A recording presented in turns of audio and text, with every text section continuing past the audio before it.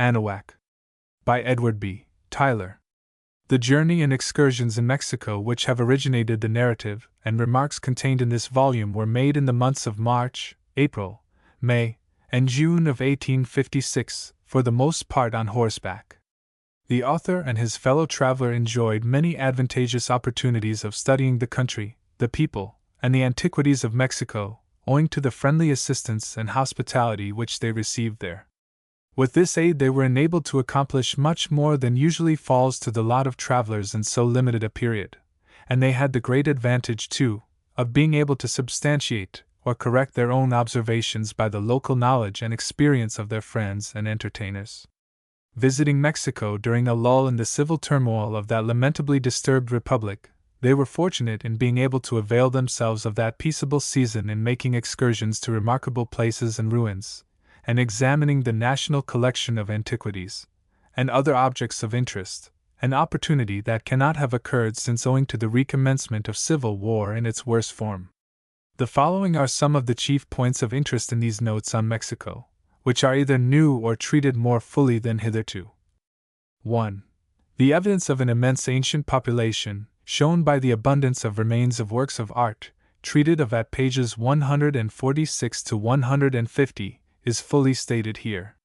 2. The notices and drawings of obsidian knives and weapons, at page 95, and c. and in the appendix, are more ample than any previously given. 3. The treatment of the Mexican numerals, at page 108, is partly new. 4. The proofs of the highly probable sophistication of the document in the library at Paris, relative to Mexican eclipses, have not previously been advanced, see appendix. 5. The notices of objects of Mexican art, and c. in the chapter on antiquities, and elsewhere, including the appendix, are for the most part new to the public. 6. The remarks on the connection between pure Mexican art and that of Central America, in the chapter on Zacacalco, are in great part new. 7. The singular native bridge at Texcoco, page 153, is another novelty. The order in which places and things were visited is shown in the annexed itinerary, or sketch of the journeys and excursions described. Itinerary. Journey 1. Cuba. Havana. Batabano. Isles of Pines. Nueva Gerona. Baños de Santa Fe. Back to Havana. Pages 1 to 14. Journey 2. Havana. Sisal. Veracruz. Pages 15 to 18. Journey 3. Veracruz. Cordova. Orizaba. Huamantla. Otumba. Guadalupe. Mexico. Pages 18 to 38. Journey 4. Mexico to Tacubaya and Chapultepec, and back. Pages 55 to 58. Journey 5. Mexico to Santa Anita and back. Pages 59 to 65. Journey 6. Mexico. Guadalupe. Pachuca. Rio del Monte. Regla. Atotonilco el Grande. Sequito and back to Rio del Monte. Rio del Monte to Mount Jackal and Cerro de Navajas, Obsidian Pits, and back to Rio del Monte. Pachuca. Guadalupe. Mexico. Pages 72 to 105. Journey 7. Mexico to Tizapan. Ravine of Magdalena. Pedregal, Lava Field, and back. Pages 118 to 120. Journey 8. Mexico to Texcoco. Pages 129, 162. Texcoco to Pyramids of Teotihuacan and back. Pages 136, 146. Texcoco to Tezcatzinco, the so-called Montezuma's Bath, and c. Aztec Bridge, and back to Texcoco. Pages 152 to 153. Texcoco to Bosque del Contador, the Grove of Ahuehuetes, where excavations were made. Pages 154 to 156. Texcoco to Mexico. Page 62. Journey 9. Mexico. San Juan de Dios. La Guarda. Cuernavaca. Temisco. Zacacalco. Mayacatlan. Cocoitla. Pages 172 to 195. Cocoitla to village and cave of Cacahuamilpan and back. Pages 196 to 205. Cocoitla to Chalma. Aquilan. El Desierto. Tenancingo. Toluca. Lerma. Las Cruces. Mexico. Pages 214 to 220. Journey 10. Mexico to Tezcuco. Miraflores. Amicamica. Popocatépetl. San Nicolas de los Ranchos. Cholula. Puebla. Amazoc. Napaluca. San Antonio de Abajo. Orizaba. Amatlan. El Potrero. Córdoba. San Andrés. Calcacamula. La Junta. Jalapa. Veracruz. West Indies and Home. Pages 260-327. Chapter 1. The Isle of Pines. In the spring of 1856, I met with Mr. Christie accidentally in an omnibus at Havana. He had been in Cuba for some months, leading an adventurous life, visiting sugar plantations, copper mines, and coffee estates, descending into caves, and botanizing in tropical jungles, cruising for a fortnight in an open boat among the coral reefs, hunting turtles and manatees, and visiting all sorts of people from whom information was to be had, from foreign consuls and Lazarus missionaries down to retired slave dealers and assassins. As for myself, I had been traveling for the best part of a year in the United States, and had but a short time since left the live oak forests and sugar plantations of Louisiana. We agreed to go to Mexico together, and the present notes are principally compiled from our memorandum books, and from letters written home on our journey. Before we left Cuba, however, we made one last excursion across the island, and to the Isla de Pinos, the Isle of Pines, off the southern coast. A volante took us to the railway station. The volante is the vehicle which the Cubans specially affect. It is like a hansom cab, but the wheels are much taller, 6.5 feet high, and the black driver sits postilion-wise upon the horse. Our man had a lace jacket, black leather leggings, and a pair of silver spurs fastened upon his bare feet, which seemed at a little distance to have well-polished boots on, they were so black and shiny. The railway which took us from Havana to Batabano had some striking peculiarities. For a part of the way the track passed between two walls of tropical jungle. The Indian fig trees sent down from every branch suckers, like smooth strings, which rooted themselves in the ground to draw up more water. Acacias and mimosas, the ceiba and the mahagua, with other hardwood trees innumerable, crowded close to one another, while epiphytes perched on every branch, and creepers bound the whole forest into a compact mass of vegetation, through which no bird could fly. We could catch the strings of convolvulus with our walking sticks, as the train passed through the jungle. Sometimes we came upon a swamp, where clusters of bamboos were growing, crowned with tufts of pointed leaves, or had a glimpse for a moment of a group of royal palms upon the rising ground. We passed sugar plantations with their wide cane fields, the sugar houses with tall chimneys, and the balconied house of the administrator, keeping a sharp lookout over the village of Negro cabins, arranged in double lines.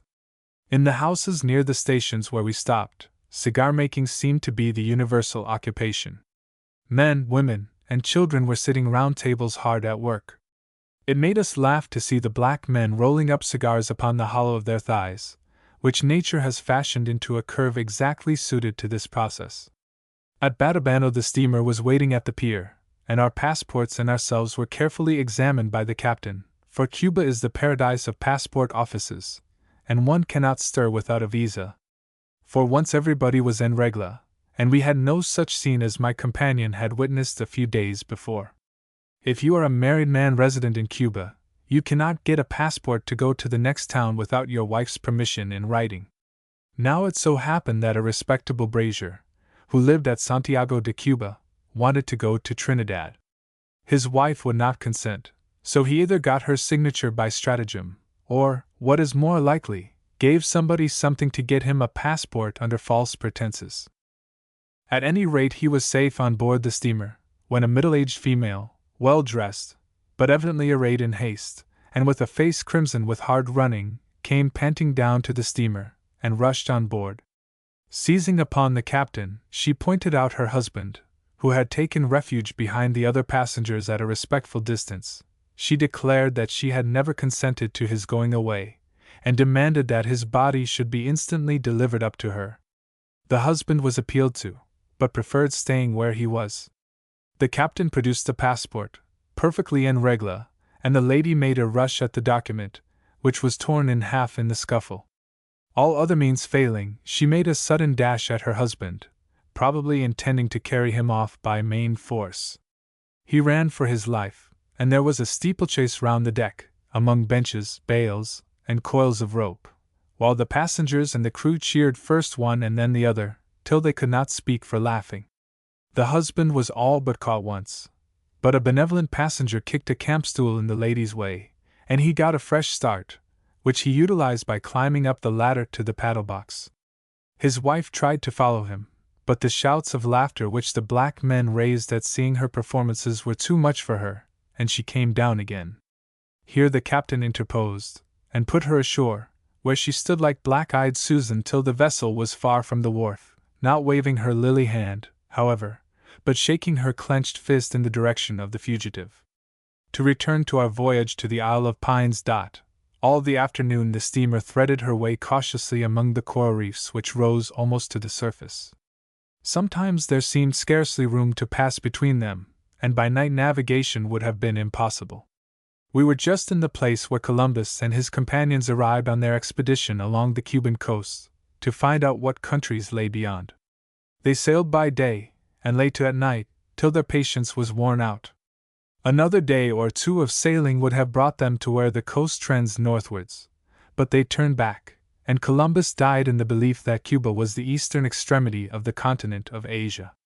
The Spaniards call these reefs Cayos, and we have altered the name to Keys, such as Key West in Florida, and Ambergris Key off Belize. It was after sunset, and the phosphorescent animals were making the sea glitter like molten metal, when we reached the Isle of Pines, and steamed slowly up the river, among the mangroves that fringed the banks, to the village of Nueva Gerona, the port of the island. It consisted of 2 rows of houses thatched with palm leaves, and surrounded by wide verandas, and between them a street of unmitigated mud. As we walked through the place in the dusk, we could dimly discern the inhabitants sitting in their thatched verandas, in the thinnest of white dresses, gossiping, smoking, and love-making, tinkling guitars, and singing seguidillas. It was quite a Spanish-American scene out of a romance. There was no romance about the mosquitoes, however. The air was alive with them. When I was new to Cuba, I used to go to bed in the European fashion, and as the beds were all 6 inches too short, my feet used to find their way out in the night, and the mosquitoes came down and sat upon them. Experience taught us that it was better to lie down half-dressed, so that only our faces and hands were exposed to their attacks. The Isle of Pines used to be the favorite resort of the pirates of the Spanish Main. Indeed, there were no other inhabitants. The creeks and rivers being lined with the densest vegetation, a few yards up the winding course of such a creek, they were lost in the forest, and a cruiser might pass within a few yards of their lurking place, and see no traces of them. Captain Kidd often came here, and stories of his buried treasures are still told among the inhabitants. Now the island serves a double purpose. It is a place of resort for the Cubans, who come to rusticate and bathe, and it serves as a settlement for those free black inhabitants of Florida who chose to leave that country when it was given up to the United States. One of these Floridinos accompanied us as our guide next day to the Baños de Santa Fe. When we left the village we passed near the mangrove trees, which were growing not only near the water but in it, and like to spread their roots among the thick black slime which accumulates so fast in this country of rapid vegetable growth, and as rapid decomposition. In Cuba, the mango is the abomination of the planters, for they supply the runaway slaves with food, upon which they have been known to subsist for months, whilst the mangroves give them shelter. A little further inland we found the guava, a thick-spreading tree, with smooth green leaves. From its fruit is made guava jelly, but as yet it was not ripe enough to eat. In the middle of the island we came upon marble quarries. They are hardly worked now, but when they were first established, a number of emancipados were employed there. What emancipados are, it is worth while to explain. They are Africans taken from captured slavers, and are set to work under government inspection for a limited number of years, on a footing something like that of the apprentices in Jamaica, in the interregnum between slavery and emancipation. In Cuba it is remarked that the mortality among the emancipados is frightful. They seldom outlive their years of probation. The explanation of this piece of statistics is curious. The fact is that every now and then, when an old man dies, they bury him as one of the emancipados, whose register is sent in to the government as dead, while the Negro himself goes to work as a slave in some out-of-the-way plantation where no tales are told. We left the marble quarries, and rode for miles over a wide savanna. The soil was loose and sandy and full of flakes of mica, and in the watercourses were fragments of granite, brought down from the hills. Here flourished palm trees and palmettos, acacias, mimosas, and cactuses, while the mango and the guava tree preferred the damper patches nearer to the coast. The hills were covered with the pine trees from which the island has its name, and on the rising ground at their base we saw the strange spectacle of palms and fir trees growing side by side. Where we came upon a stream, the change in the vegetation was astonishing. It was a sudden transition from an English plantation of fir trees into the jungle of the tropics, full of Indian figs, palms, lancewood, and great mahogany trees, all knotted together by endless creepers and parasites, while the parrots kept up a continual chattering and screaming in the tree-tops.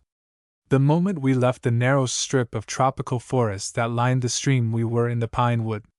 Here the first 2 or 3 feet of the trunks of the pine trees were scorched and blackened by the flames of the tall dry savanna grass, which grows close round them, and catches fire several times every year.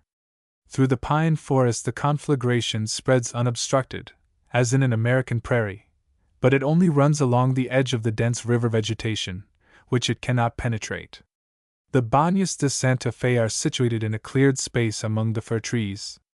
The baths themselves are nothing but a cavity in the rock, into which a stream, at a temperature of about 80 degrees, continually flows.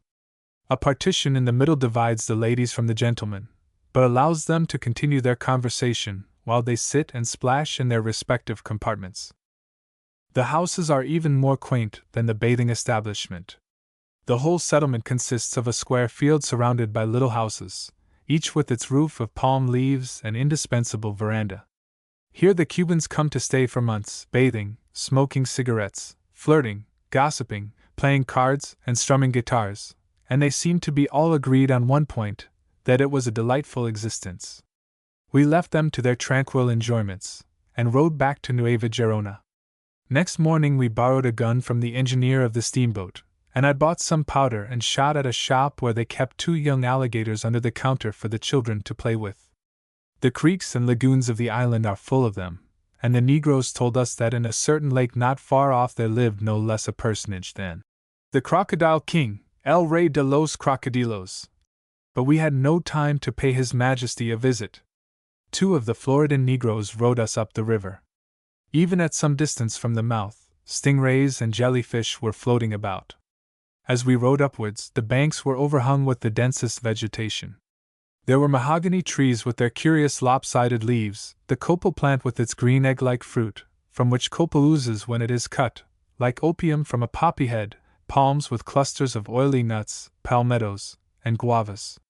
When a palm tree on the river bank would not grow freely for the crowding of other trees, it would strike out in a slanting direction till it reached the clear space above the river, and then shoot straight upwards with its crown of leaves. We shot a hawk and a woodpecker, and took them home. But not many minutes after we had laid them on the tiled floor of our room, we became aware that we were invaded. The ants were upon us. They were coming by thousands in a regular line of march up our windowsill and down again inside, straight towards the birds. When we looked out of the window, there was a black stripe lying across the courtyard on the flags, a whole army of them coming. We saw it was impossible to get the skins of the birds, so threw them out of the window, and the advance guard faced about and followed them. On the sand in front of the village the castor oil plant flourished, the Palma Christi. Its little nuts were ripe, and tasted so innocent that, undeterred by the example of the boy in the Swiss Family Robinson, I ate several, and was handsomely punished for it. In the evening I recounted my ill-advised experiment to the white-jacketed loungers in the veranda of the inn, and was assured that I must have eaten an odd number. The second nut, they told me with much gravity, counteracts the first, the fourth neutralizes the third, and so on ad infinitum. We made 2 clerical acquaintances in the Isle of Pines. One was the cura of New Gerona, and his parentage was the only thing remarkable about him. He was not merely the son of a priest, but his grandfather was a priest also. The other was a middle-aged ecclesiastic, with a pleasant face and an unfailing supply of good-humored fun. Everybody seemed to get acquainted with him directly, and to become quite confidential after the first half-hour, and a drove of young men followed him about everywhere. His Reverence kept up the ball of conversation continually, and showed considerable skill in amusing his auditors and drawing them out in their turn. It is true the jokes which passed seemed to us mild, but they appeared to suit the public exactly, and indeed, the Padre was quite capable of providing better ones when there was a market for them. We found that though a Spaniard by birth, he had been brought up at the Lazarus College in Paris, which we know as the training school of the French missionaries in China, and we soon made friends with him, as everyone else did. A day or 2 afterwards we went to see him in Havana, and found him hard at his work, which was the superintendence of several of the charitable institutions of the city, the Foundling Hospital, the Lunatic Asylum, and others. His life was one of incessant labor, and indeed people said he was killing himself with overwork, but he seemed always in the same state of chronic hilarity, and when he took us to see the hospitals, the children and patients received him with demonstrations of great delight. I should not have said so much of our friend the Padre, were it not that I think there is a moral to be got out of him. I believe he may be taken as a type, not indeed of Roman Catholic missionaries in general, but of a certain class among them, who are of considerable importance in the missionary world, though there are not many of them. Taking the Padre as a sample of his class, as I think we may, judging from the accounts of them we meet with in books, it is curious to notice how the point in which their system is strongest is just that in which the Protestant system is weakest, that is, in social training and deportment. What a number of men go to India with the best intentions, and set to work at once, flinging their doctrines at the natives before they have learnt in the least to understand what the said natives' minds are like, or how they work, dropping at once upon their pet prejudices, mortally offending them as a preliminary step towards arguing with them, and in short, stroking the cat of society backwards in the most conscientious manner. By the time they have accomplished this satisfactory result, a man like our Cuban Padre, though he may have argued but little and preached even less, would have 100 natives bound to him by strong personal attachment, and ready to accept anything from him in the way of teaching. We paid a regular round of visits to the Floridan settlers, and were delighted with their pleasant, simple ways. It is not much more than 30 years since they left Florida, and many of the children born since have learned to speak English. The patches of cultivated land round their cottages produce, with but little labor, enough vegetables for their subsistence, and to sell, procuring clothing and such luxuries as they care for. They seem to live happily among themselves, and to govern their little colony after the manner of the patriarchs. Whether any social condition can be better for the black inhabitants of the West Indies than that of these settlers, I very much doubt. They are not a hard-working people, it is true, but hard work in the climate of the tropics is unnatural, and can only be brought about by unnatural means. That they are not sunk in utter laziness one can see by their neat cottages and trim gardens. Their state does not correspond with the idea of prosperity of the political economists, who would have them work hard to produce sugar, rum, and tobacco, that they might earn money to spend in crockery and Manchester goods, but it is suited to the race and to the climate. If we measure prosperity by the enjoyment of life, their condition is an enviable one. I think no unprejudiced observer can visit the West Indies without seeing the absurdity of expecting the free blacks to work like slaves, as though any inducement but the strongest necessity would ever bring it about. There are only 2 causes which can possibly make the blacks industrious, in our sense of the word, slavery, or a population so crowded as to make labor necessary to supply their wants. In one house in the Floridan colony we found a menage which was surprising to me, after my experience of the United States. The father of the family was a white man, a Spaniard, and his wife a black woman. They received us with the greatest hospitality, and we sat in the porch for a long time, talking to the family. One or two of the mulatto daughters were very handsome, and there were some visitors, young white men from the neighboring village, who were apparently come to pay their devoirs to the young ladies. Such marriages are not uncommon in Cuba, and the climate of the island is not unfavorable for the mixed Negro and European race, while to the pure whites it is deadly. The Creoles of the country are a poor degenerate race, and die out in the 4th generation. It is only by intermarriage with Europeans, and continual supplies of emigrants from Europe, that the white population is kept up. On the morning of our departure we climbed a high hill of limestone, covered in places with patches of a limestone breccia, cemented with sandstone, and filling the cavities in the rock. All over the hill we found doubly refracting Iceland spar in quantities. Euphorbias, in Europe mere shrubs, were here smoothland trees, with large flowers. From the top of the hill, the character of the savannas was well displayed. Every watercourse could be traced by its narrow line of deep green forest, contrasting with the scantier vegetation of the rest of the plain. As we steamed out of the river, rows of brilliant red flamingos were standing in the shallow water, fishing, and here and there a pelican with his ungainly beak. Our Chinese crew were having their meal of rice when we walked forward, and the national chopsticks were hard at work. We talked to several of them. They could all speak a little Spanish, and were very intelligent. The history of these Chinese emigrants is a curious one. Agents in China persuade them to come out, and they sign a contract to work for 8 years, receiving from $3 to $5 a month, with their food and clothing. The sum seems a fortune to them, but when they come to Cuba, they find to their cost that the value of money must be estimated by what it will buy. They find that the value of a black laborer is $30 a month, and they have practically sold themselves for slaves, for there is no one to prevent the masters who have bought the contract for their work from treating them in all respects as slaves.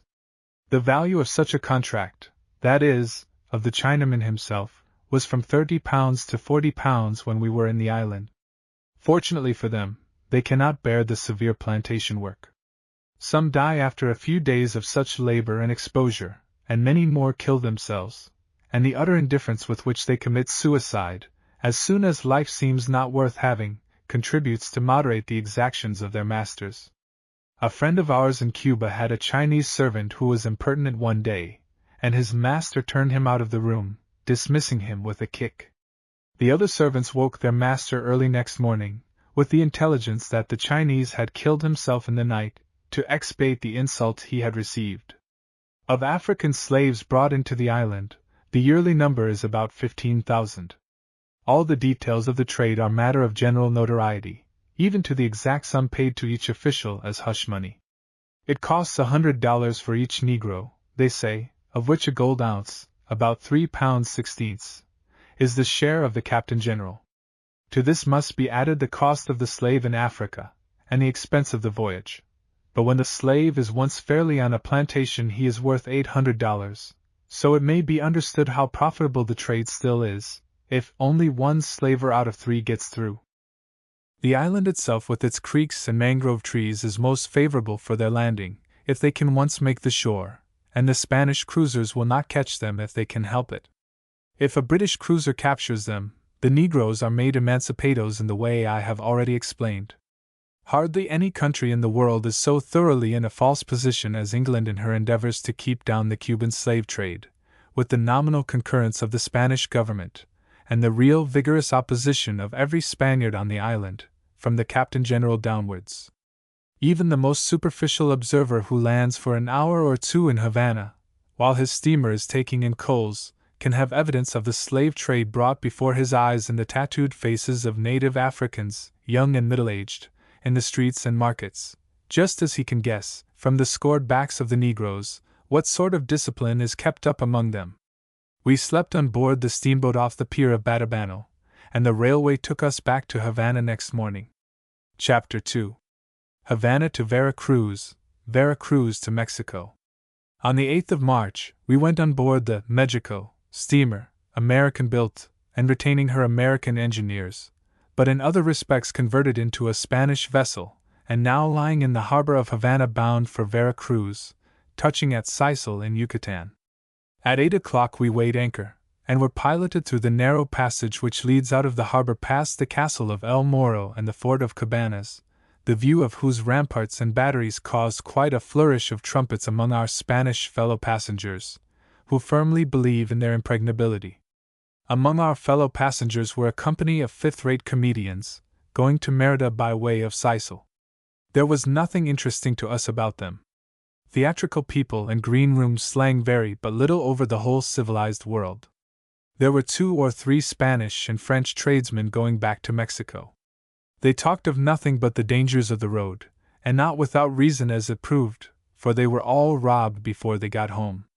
Several of the rest were gamblers or political adventurers, or both, for the same person very often unites the 2 professions out here. Spain and the Spanish-American republics produce great numbers of these people, just as Missouri breeds border ruffians and sympathizers. But the ruffian is a good fellow in comparison with these well-dressed, polite scoundrels, who could have given Fielding a hint or 2 he would have been glad of for the characters of Mr. Jonathan Wild and his friend the Count. On the morning of the 3rd day of our voyage we reached Sisal, and as soon as the captain would let us we went ashore, in a canoe that was like a flat wooden box. This said captain was a Catalan, and a surly fellow, and did not take the trouble to disguise the utter contempt he felt for our inquisitive ways, which he seemed quite to take pleasure in thwarting. It was the only place we were to see in Yucatan, a country whose name is associated with ideas of tropical fruits, where you must cut your forest path with a machete, and of vast ruins of deserted temples and cities, covered up with a mass of dense vegetation. But here there was nothing of this kind. Sisal is a miserable little town, standing on the shore, with a great salt marsh behind it. It has a sort of little jetty, which constitutes its claim to the title of port, and 2 or 3 small merchant vessels were lying there, taking in cargoes of logwood, the staple product of the district, mahogany, hides, and deerskins. The sight of these latter surprised us, but we found on inquiry that numbers of deer as well as horned cattle inhabit the thinly peopled districts round the shores of the Mexican Gulf, and flourish in spite of the burning climate, except when a year of drought comes, which kills them off by thousands.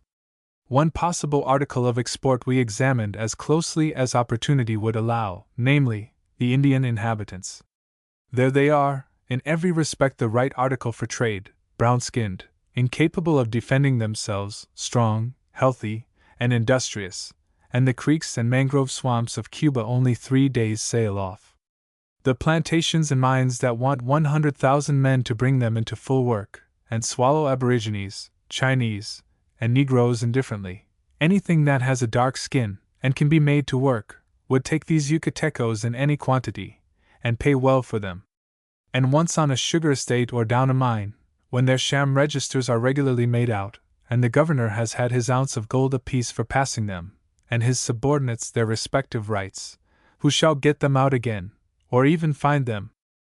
This idea struck us as we sat looking at the Indians hard at work, loading and unloading, and finding an intelligent Spaniard, we fell to talking with him. Indians had been carried off to Cuba, he said, but very few, none since 1854, when 2 Englishmen came to the coast with a schooner on pretense of trading, and succeeded in getting clear off with a cargo of 72 natives on board. But being caught in a heavy gale of wind, they put in for safety, of all places in the world, into the British port of Belize. There someone found out what their cargo consisted of, the vessel was seized, the Indians sent back, and the 2 adventurers condemned to hard labor, one for 4 years, the other for 2.5.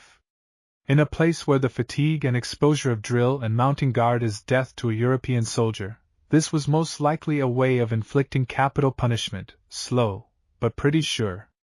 When the Spaniards came to these countries, as soon as they had leisure to ask themselves what could be the origin of the people they found there, the answer came at once. The lost tribes of Israel. Of course. And as we looked at these grave taciturn men, with their brown complexions, bright eyes, and strikingly aquiline noses, it did not seem strange that this belief should have been generally held, considering the state of knowledge on such matters in those days. We English found the 10 tribes and the red men of the north.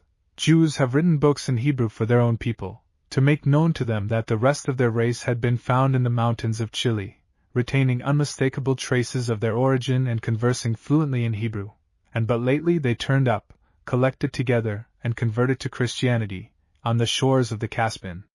The last 2 theories have their supporters at the present day. Crude as most of these ideas are, one feels a good deal of interest in the first inquiry that set men thinking seriously about the origin of races, and laid the foundation of the science of ethnology. Our return on board was a long affair, for there was a stiff breeze, almost in our teeth, and our unwieldy craft was obliged to make tack after tack before we could reach the steamer. Great Portuguese men-of-war were floating about, waiting for prey, and we passed through patches of stringy gulfweed, trailing out into long ropes. The water was hot, the thermometer standing at 84 degrees when we dipped it over the side. On the morning of the 12th, when we went on deck, there was a grand sight displayed before us. No shore visible, but a heavy bank of clouds on the horizon, and high above them, towering up into the sky, the snowy summit of Orizaba, 150 miles off. Before noon, we are entering the harbor of Vera Cruz. The little island and fort of San Juan de Ulua just opposite the wharfs, the island of Sacrificios a little farther to the left. A level line of city wall along the water's edge, and visible above it, the flat roofs of the houses, and the towers and cupolas of many churches. All gray stone, only relieved by the colored Spanish tiles on the church roofs, and a flag or 2 in the harbor. Not a scrap of vegetation to be seen, and the rays of a tropical sun pouring down upon us. Established in the Casa de Diligencias, we deliberated as to our journey to Mexico.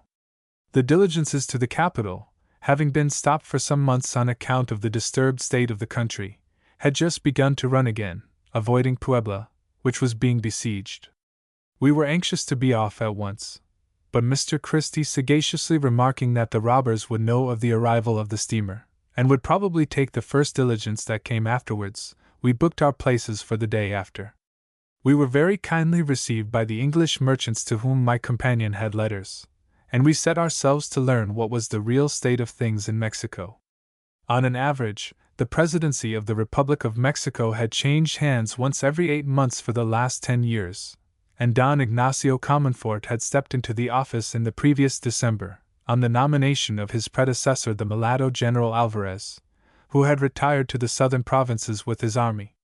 President Comonfort, with empty coffers, and scarcely any real political power, had felt it necessary to make some great effort to get popularity for himself and his government. He had therefore adopted the policy of attacking the fueros, the extraordinary privileges of the 2 classes of priests and soldiers, which had become part of the Constitution under the first viceroys, and which not even the War of Independence, and the adoption of republican forms, ever did away with. Neither class is amenable to the civil tribunals for debt, or for any offenses. The clergy have immense revenues, and much spiritual influence among the lower classes, and as soon as they discovered the disposition of the new president, they took one Don Antonio Haro y Tamirez, set him up as a counter-president, and installed him at Puebla, the second city of the Republic, where priests swarm, and priestly influence is unbounded. At the same time, they tried a pronunciamiento in the capital, but the president got the better of them after a slight struggle, and marched all his regular soldiers on Puebla. At the moment of our arrival in the country, the siege of this city was going on quite briskly, 10,000 men being engaged, commanded by 43 general officers. Whenever anything disagreeable is happening in the country, Vera Cruz is sure to get its full share. A month before our arrival, one Salcedo, who was a prisoner in the castle of San Juan de Ulua, talked matters over with the garrison, and persuaded them to make a pronunciamiento in favor of the insurgents. They then summoned the town to join their cause, which it declined doing for the present, and the castle opened fire upon it, knocking about some of the principal buildings, and doing a good deal of damage. A 30-pound shot went through the wall of our hotel, taking off the leg of an unfortunate waiter who was cleaning knives, and falling into the patio, or inner court. A daub of fresh plaster just outside our bedroom door indicated the spot, and the British consul's office had a similar decoration. The governor of this city could offer no active resistance, but he cut off the supplies from the island, and in 3 or 4 days Salcedo, finding himself out of ammunition and short of water, surrendered in a neat speech, and the revolution ended. We have but a short time to stay in Vera Cruz, so had better make our observations quickly, for when we come back again there will be a sun nearly in the zenith, and yellow fever, at the present moment hardly showing itself, will have come for the summer. Under those circumstances, the unseasoned foreigner had better lie on his back in a cool room, with a cigar in his mouth, and read novels, than go about hunting for useful information. There are streets of good Spanish houses in Vera Cruz, built of white coral rock from the reefs near the shore, but they are mildewed and dismal looking. Outside the walls is the Alameda, and close by is a line of houses, uninhabited, moldy, and in ruins. We asked who built them. Los Españoles, they said. Even now, when the nortes are blowing, and the city is comparatively healthy, Vera Cruz is a melancholy place, with a plague-stricken look about it. But it is from June to October that its name, the City of the Dead, La Ciudad de los Muertos, is really deserved. In that season comes an accumulation of evils. The sun is at its height, there is no north wind to clear the air, and the heavy tropical rains, more than 3 times as much in quantity as falls in England in the whole year, come down in a short rainy season of 4 months. The water filters through the sandhills, and forms great stagnant lagoons. A rank tropical vegetation springs up, and the air is soon filled with pestilential vapors. Add to this that the water is unwholesome. The city too is placed in a sand bath which keeps up a regular temperature, by accumulating heat by day and giving it out into the air by night, so that night gives no relief from the stifling closeness of the day. No wonder that Mr. Bullock, the Mexican traveler, as he sat in his room here in the hot season, heard the church bells tolling for the dead from morning to night without intermission. For weeks and weeks, one can hardly even look into the street without seeing a funeral. We turned back through the city, and walked along watching the zapalotes, great turkey buzzards, with their bald heads and foul dingy black plumage. They were sitting in compact rows on parapets of houses and churches, and seemed specially to affect the cross of the cathedral, where they perch, 2 on each arm, and some on the top. When some offal was thrown into the streets, they came down leisurely upon it, one after another, their appearance and deportment reminding us of the undertaker's men in England coming down from the hearse at the public-house door, when the funeral is over. In all tropical America these birds are the general scavengers, and there is a heavy fine for killing them. Scarcely any one is about in the streets this afternoon, except a gang or 2 of convicts dragging their heavy chains along, sweeping and mending the streets. This is a punishment much approved of by the Mexican authorities, as combining terror to evildoers with advantage to the community. That it puts all criminals on a level, from murderers down to vagrants, does not seem to be considered as a matter of much consequence. At the city gate stands a sentry, the strangest thing I ever saw in the guise of a soldier, a brown Indian of the coast, dressed in some rags that were a uniform once, shoeless, filthy in the extreme, and armed with an amazing old flintlock. He is bad enough to look at, in all conscience, and really worse than he looks, for, no doubt, he has been pressed into the service against his will, and hates white men and their ways with all his heart. Of course he will run away when he gets a chance, and, though he will be no great loss to the service, he will add his mite to the feeling of hatred that has been growing up for these so many years among the brown Indians against the whites and the half-caste Mexicans. But more of this hereafter. One step outside the gate, and we are among the sandhills that stretch for miles and miles round Vera Cruz. They are mere shifting sand mounds, and though some of them are 50 feet high, the fierce north wind moves them about bodily. The Texans know these winds well, and call them northers. They come from Hudson's Bay to the Gulf of Mexico, right down the continent of North America, over a level plain with hardly a hill to obstruct their course, the Rocky Mountains and the Alleghanies forming a sort of trough for them. When the norte blows fiercely you can hardly keep your feet in the streets of Vera Cruz, and vessels drag their anchors or break from their moorings in the ill-protected harbor, and are blown out to sea, lucky if they escape the ugly coral reefs and sandbanks that fringe the coast. There are a few bushes growing outside the walls, and there we found the nopal bush, the great prickly pear, the same that has established itself all round the shores of the Mediterranean, growing in crevices of rocks, and cracks in lava beds, and barren places where nothing else will live.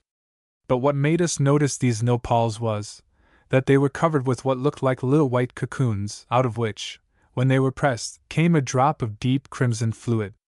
This is the cochineal insect, but only the wild variety, the fine kind, which is used for dye, and comes from the province of Oaxaca, miles off, is covered only with a mealy powder. There the Indians cultivate great plantations of nopals, and spread the insects over them with immense care, even removing them, and carrying them up into the mountains in baskets when the rainy season begins in the plains, and bringing them back when it is over.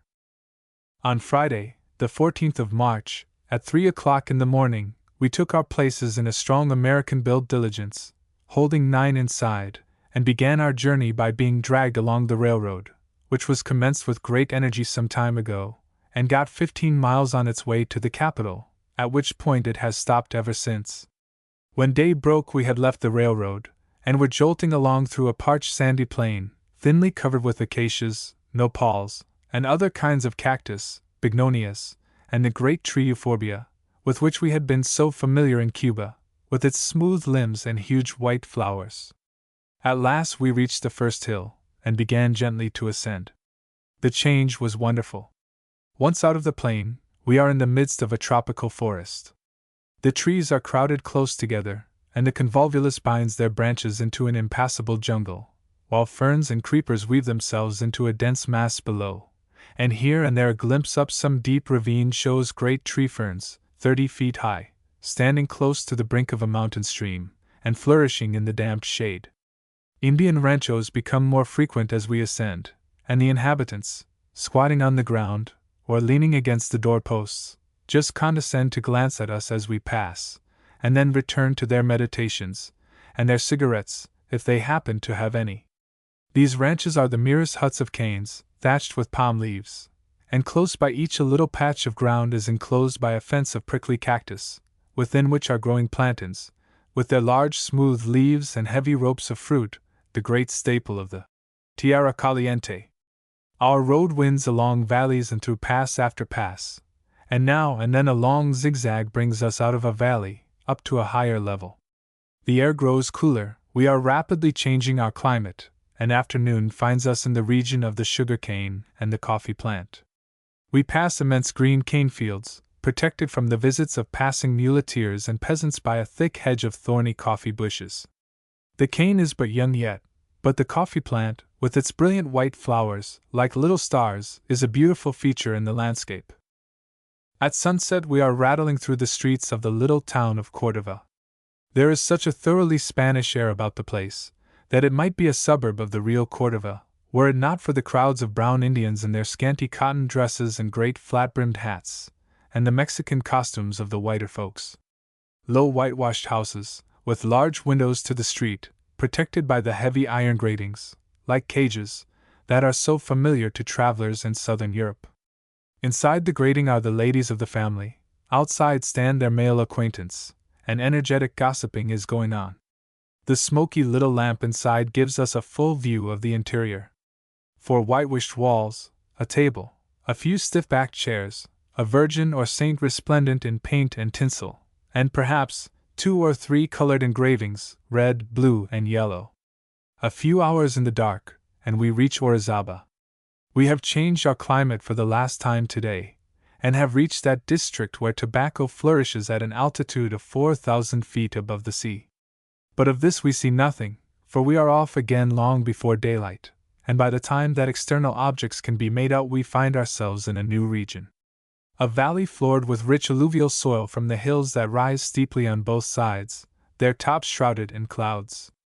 Signs of wonderful fertility in the fields of maize and barley along the roadside. The air warm, but full of mist, which has already penetrated our clothes and made them feel damp and sticky.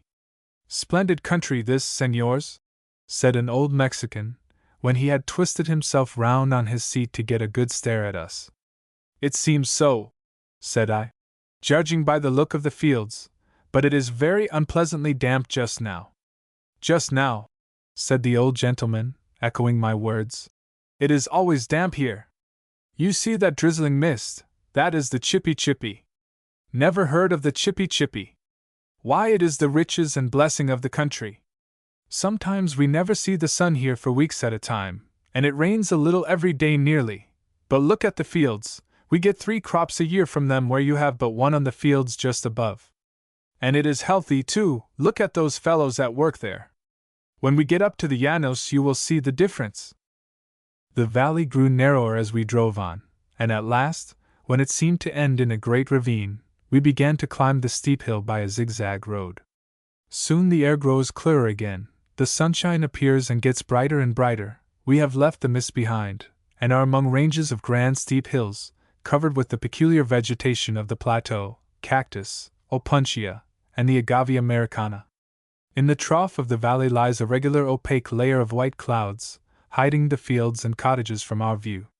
We have already passed the zone of perpetual moisture, whose incessant clouds and showers are caused by the stratum of hot air, charged with water evaporated from the Gulf, striking upon the mountains, and there depositing part of the aqueous vapor it contains. You may see the same thing happening in almost every mountainous district, but seldom on so grand a scale as here, or with so little disturbance from other agents. Yesterday was passed in the Tierra Caliente, the hot country. Our journey of today and tomorrow is through the Tierra Templada and the Tierra Fria, the temperate and the cold country. Here a change of a few hundred feet in altitude above the sea brings with it a change of climate as great as many degrees of latitude will cause, and in one day's travel it is possible to descend from the region of eternal snow to the utmost heat of the tropics. Our ascent is more gradual, but though we are 3 days on the road, we have sometimes scarcely time to notice the different zones of vegetation we pass through, before we change again. To make the account of the journey from the coast to Mexico somewhat clearer, a few words must be said about the formation of the country, as shown in a profile map or section. The interior of Mexico consists of a mass of volcanic rocks, thrust up to a great height above the sea level. The plateau of Mexico is 8,000 feet high, and that of Puebla 9,000 feet. This central mass consists principally of a grayish trachytic porphyry, in some places rich in veins of silver ore. The tops of the hills are often crowned with basaltic columns, and a soft porous amygdalite abounds on the outskirts of the Mexican Valley. Besides this, traces of more recent volcanic action abound, in the shape of numerous extinct craters in the high plateaus, and immense pedregals, or fields of lava not yet old enough for their surface to have been disintegrated into soil. Though sedimentary rocks occur in Mexico, they are not the predominant feature of the country. Ridges of limestone hills lie on the slopes of the great volcanic mass toward the coast, and at a still lower level, just in the rise from the flat coast region, there are strata of sandstone.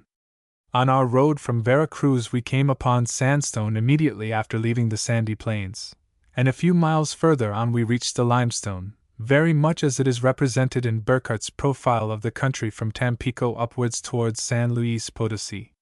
The mountain plateaus, such as the plains of Mexico and Puebla, are hollows filled up and floored with horizontal strata of tertiary deposits, which again are covered by the constantly accumulating layers of alluvium. Our heavy pull up the mountainside has brought us into a new scene. Everyone knows how the snow lies in the valleys of the Alps, forming a plain which slopes gradually downward towards the outlet.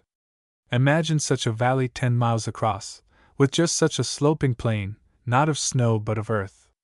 There has been no rain for months, and the surface of the ground is parched and cracked all over. There is hardly a tree to be seen except clumps of wood on the mountainsides miles off, no vegetation but tufts of coarse grass, among which herds of disconsolate-looking cattle are roaming.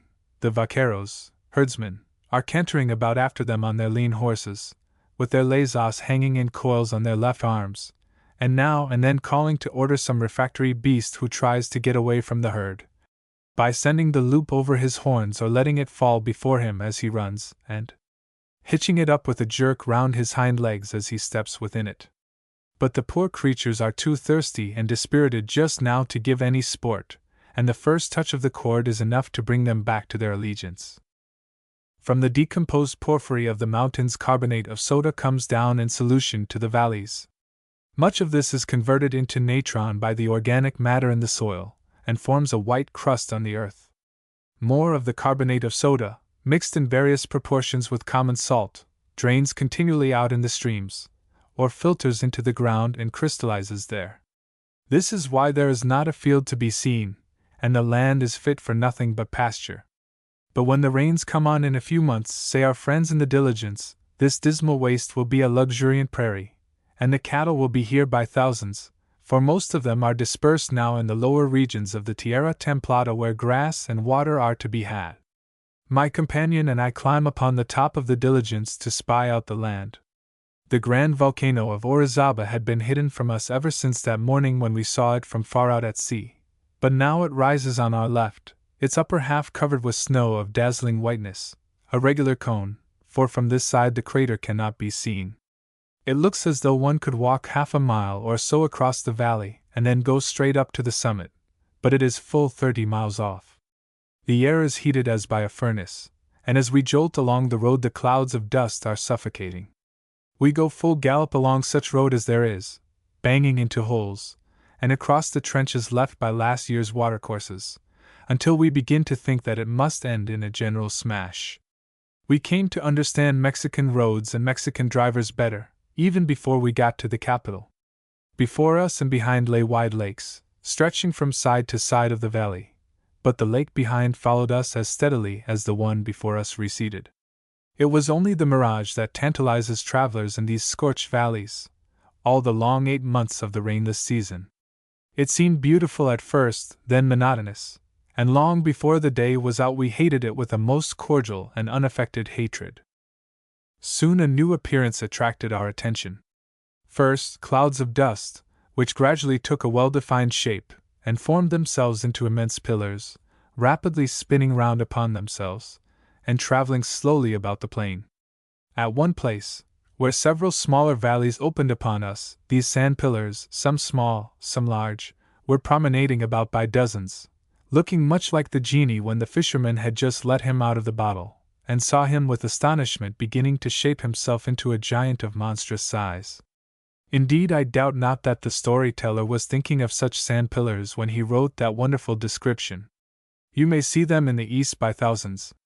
As they moved along, they sucked up small stones, dust, and leaves, and our driver declared that they had been known to take the roofs off houses, and carry flocks of sheep into the air.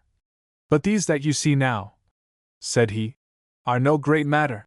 We estimated the size of the largest at about 400 feet in height, and 30 in diameter, and this very pillar, walking by chance against a house, most decidedly got the worst of it, and had its lower limbs knocked all to pieces.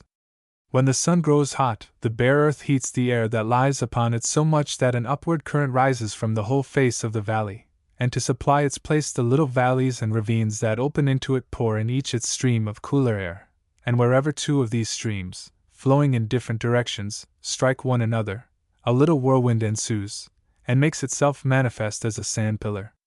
The coachman's molino de viento, as he called it, may very well have happened, but it must have been a whirlwind on a large scale, caused by the meeting of great atmospheric currents, not by the little apparatus we saw at work. There seems to be hardly a village in the plain, and the only buildings we see for miles are the herdsmen's houses of stone, flat-roofed, dark inside, and uninviting in their appearance, and the great cattle pens, the corrals, which seem absurdly too large for the herds that we have yet seen.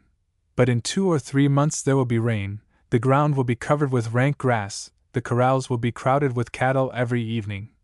The mirage will depart when real water comes, dust and sand.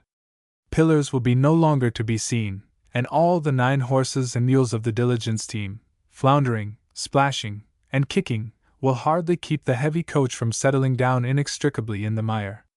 And so on until October, and then the season of water, La Estación de las Aguas, will cease, and things will be again as they are now. In the usual course of travel to the capital, the second night would have been passed at Puebla. This is the second city of the Republic, and numbers some 70,000 inhabitants. As it was then in revolt, and besieged by the President and his army, we made a detour to the north when about 20 miles from it, in order to sleep for a few hours at Wamantla, a place with a most evil reputation for thieves and vermin, and about 10 at night we drove into the courtyard of a dismal-looking inn. 3 or 4 dirty fellows stood round as we alighted, wrapped in their serapes, great woolen blankets, the universal wear of the Mexicans of the plateaus. One end of the serape was thrown across from shoulder to shoulder, and hid the lower part of their faces, and the broad-brimmed Mexican sombrero was slouched over their eyes. We particularly disliked the look of them as they stood watching us and our baggage going into the inn. A few minutes after, we returned to the courtyard to complete our observation of them, but they were all gone. A party of Spaniards and Mexicans were at the other table in the sala when we marched in, and as soon as we had taken off the edge of our fierce hunger, we began to compare notes with them. "Had a pleasant journey from Mexico?" They all answered at once, delighted to find an audience to whom to tell their sorrows, as men always are under such circumstances. It appeared that they had reached Wamantla an hour or 2 before us, and to their surprise and delight no robbers had appeared. But between the outskirts of the town and the inn, the cords behind the diligence were cut, and every particle of luggage had disappeared. At the inn gate they got out and discovered their loss. They set upon the administrator of the diligence company, who sympathized deeply with them, but had no more substantial comfort to offer. They declared the driver must have been an accomplice, and the driver was sent for them to wreak their fury upon. He appeared with his mouth full of beans, and told them, as soon as he could speak, that they ought to be very thankful they had come off so easily, and, looking at them with an expression of infinite disgust, returned to his supper. They followed his example, and seemed to have at last found consolation in hot dishes and Catalan wine. It was wonderful to hear of the fine things that were in the lost portmanteaus, the rings, the gold watches, the rouleaux of dollars, the papers of the utmost importance. I am afraid the Spanish-American has not always a very strict regard for truth. These gentlemen had indeed got off easily, as the driver said, for the last diligence from Vera Cruz, with our steamboat acquaintances in it, had been stopped just outside this very town of Wamantla as they left it before daylight in the morning. The robbers were but 3, but they had plundered the unfortunate travelers as effectually as 30 could have done. Now, all this was very pretty to hear as a tale, but not satisfactory to travelers who were going by the same road the next morning, and in the disagreeable barrack-room where our beds stood in long lines, we, the 9 passengers of the diligence, held a council, standing, like Mr. Macaulay's senators, and there decided on a most Christian line of conduct, that when the 3 bore down upon us, and the muzzle of the inevitable escapade was poked in at our window, we would descend meekly, and at the command of boca abajo, mouth downwards, we would humiliate ourselves with our noses in the dirt, and be robbed quietly. Having thus decided beforehand, according to the etiquette of the road, whether we were to fight or submit, and being tired with a long day's journey, we all turned in, and were fast asleep in a moment. It seemed that almost directly afterwards the dirtiest man possible came round, and shook us till we were conscious, and we washed in the customary saucers, by the light of a real, flaring, smoking, Spanish lamp with a beak, exactly what the Romans used in Pompeii, except that this is of brass, not bronze. With our eyes still half shut we crawled into the kitchen for our morning chocolate, and demanded our bill. Such a bill! One of us, a stout Spaniard, sent for the landlord and abused him in a set speech. The patron, divested his countenance of every trace of expression, scratched his head through his greasy nightcap, and stood listening patiently. The stout man grew fiercer and fiercer, and wound up with a climax. "If we meet with the robbers," said he, rolling himself up in his great cloak, "we must tell them that we have passed through your worship's hands, and there is none left for them." The landlord bowed gravely, saw us into the diligence, and hoped we should have a fortunate journey, and meet with no novelty on the road. A novelty, in Spanish countries, means a misfortune. We met with no novelty, though, when we looked out of the window in the early dawn and spied 3 men with muskets, following us at a short distance, we thought our time had come, and watches and valuables were plunged into boots and under seats, and through slits into the padding of the diligence. But the 3 men came no nearer, and we supposed them to be an escort of soldiers. When it was light, the difficulty was to recover the valuables, no easy matter, so securely had they been hidden. We heard afterwards of a little peculiarity which distinguished the robbers of Wamantla.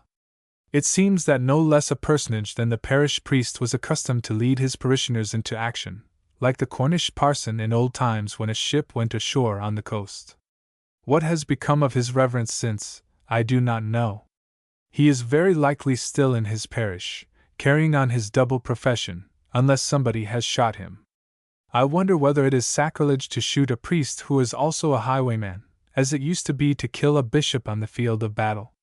We are at last on the highlands of Mexico, the districts which at least 3 different races have chosen to settle in, neglecting the fertile country below. A sharp turn in the road brings it fairly out into the plain, and then on our left are the 2 snowy mountains that lie at the edge of the Valley of Mexico, Popocatépetl and Iztaccíhuatl, famous in all Mexican books. Like Orizaba of yesterday, they seem to rise from the plain close to us, and from the valley between them there pours down upon us such a flood of icy wind that, though windows are pulled up and great coats button round our throats, we shiver piteously, and our teeth fairly chatter till we get out of the river of cold air, and then comes hot sunshine and dust again. Anxious to make sure that we have really got into the land of Aztec civilization, Mr. Christie gets down from the diligence, and hunting about for a few minutes by the roadside, returns in triumph with a broken arrowhead of obsidian. A deep channel cut by a watercourse gives us our first idea of the depth of the soil, for these plateaus were once nothing but deep hollows among the mountains, which rain and melted snow, bringing down fragments of porphyry and basalt, partly in their original state and partly decomposed, have filled up and formed into plains.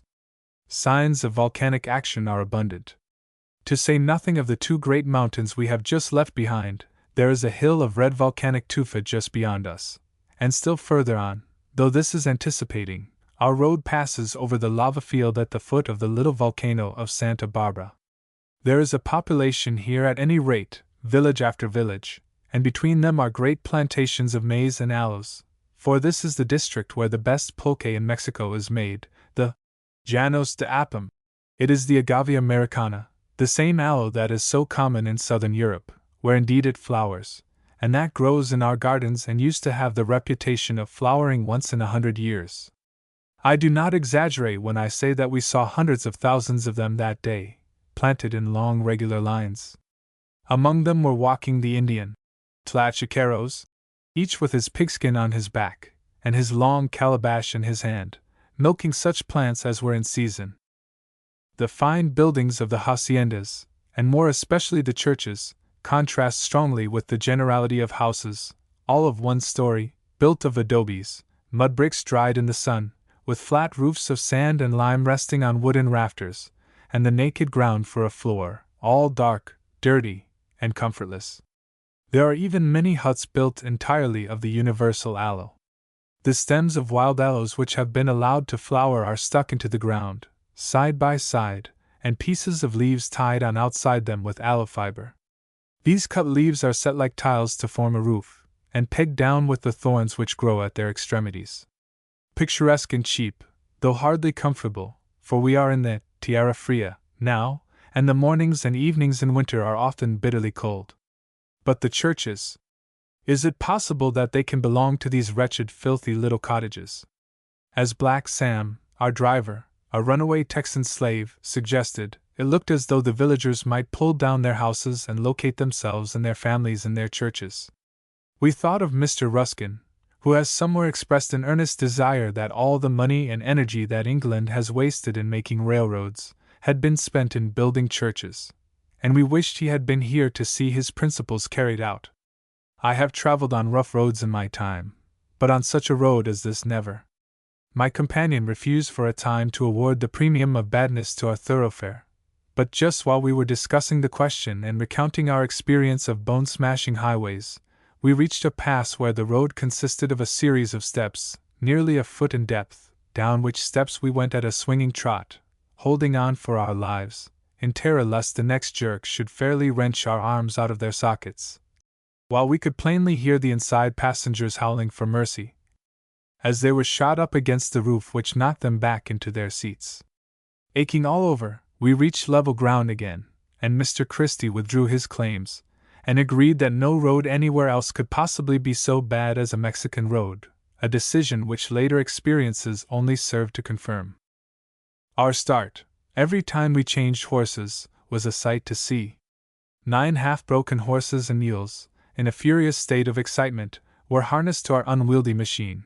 The helpers let go, and off they went, kicking, plunging, rearing, biting, and screaming, into ruts and watercourses that were like the trenches they make for gas pipes in London streets, with our wheels on one side on a stone wall, and in a pit on the other, and Black Sam leaning back with his feet on the board, waiting with perfect tranquility until the animals had got rid of their superfluous energy, and he could hold them in. We were always just going to have some frightful accident, and always just missed it. The last stage before we reached Otumba, a small dusky urchin ran across the road just before us. How Black Sam contrived to pull up I cannot tell, though, indeed, his arms were about the size of an ordinary man's thighs, but he did, and they got the child out from the horse's feet quite unhurt. It was at the inn where we stopped to breakfast that we made our first acquaintance with the great Mexican institutions, tortillas and pulque. The pulque was being brewed on a large scale in an adjoining building. The vats were made of cow skins, with the hair inside, supported by a frame of sticks, and in them was pulque in every stage, beginning with the sweet aguamiel, honey water, the fresh juice of the aloe, and then the same in different degrees of fermentation till we come to the madre pulque, the mother pulque, a little of which is used like yeast, to start the fermentation, and which has a combined odor of gasworks and drains. Pulque, as you drink it, looks like milk and water, and has a mild smell and taste of rotten eggs. Tortillas are like oat cakes, but made of Indian corn meal, not crisp, but soft and leathery. We thought both dreadfully nasty for a day or two, then we could just endure them, then we came to like them, and before we left the country we wondered how we should do without them. Chapter 3. City of Mexico. Some 30 years ago, Don Agustin Iturbide, the first and last emperor of Mexico, found that he wanted a palace wherein to house his newly fledged dignity, and began to build one accordingly, in the high street of Mexico, close to the great convent of San Francisco. It could not have been nearly finished when its founder was shot, and it became the Hotel de Iturbide. We are now settled in it, in very comfortable quarters. There is a restaurant down below, where the son of the late Iturbide dines daily, and everybody points him out to us, and moralises over him. Mr. Christie's drawer roll of letters of introduction has produced an immediate crop of pleasant acquaintances, whose hospitality is boundless. We are not idle, far from it, and a long day's work is generally followed by a social dinner, and an evening spent in noting down the results of our investigations. Prescott's Conquest of Mexico has been more read in England than most historical works, and the Mexico of Montezuma has a well-defined idea attached to it. The amphitheater of dark hills surrounding the level plain, the 2 snowy mountain peaks, the 5 lakes covering nearly half the valley, the city rising out of the midst of the waters, miles from the shore, with which it was connected by its 4 causeways, the straight streets of low flat-roofed houses, the numbers of canals crowded with canoes of Indians going to and from the market, the floating gardens moved from place to place, on which vegetables and flowers were cultivated, the great pyramid up which the Spanish army saw their captured companions led in solemn procession, and sacrificed on the top, all these are details in the mental picture. Much of this has changed since the Spaniards first saw it. Cortés tried all ordinary means to overcome the desperate obstinacy with which the Aztecs defended their capital. The Spaniards conquered wherever they went, but as they moved forward, the Mexicans closed in again behind, and from every housetop showers of darts, arrows, and stones were poured down upon them. Cortés resolved upon the utter demolition of the city. He was grieved to destroy it, he said, for it was the most beautiful thing in the whole world, but there was no alternative. He moved slowly towards the great Teocalli, his 50,000 Tlascalan allies following him, throwing down every house, and filling the canals with the ruins.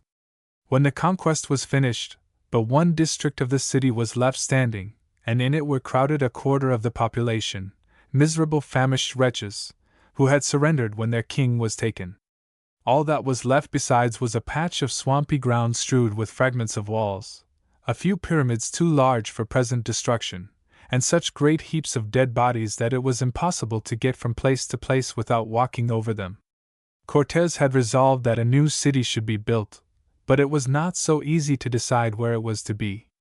The Aztecs, it seemed, had not originally established themselves on the spot where Mexico was built.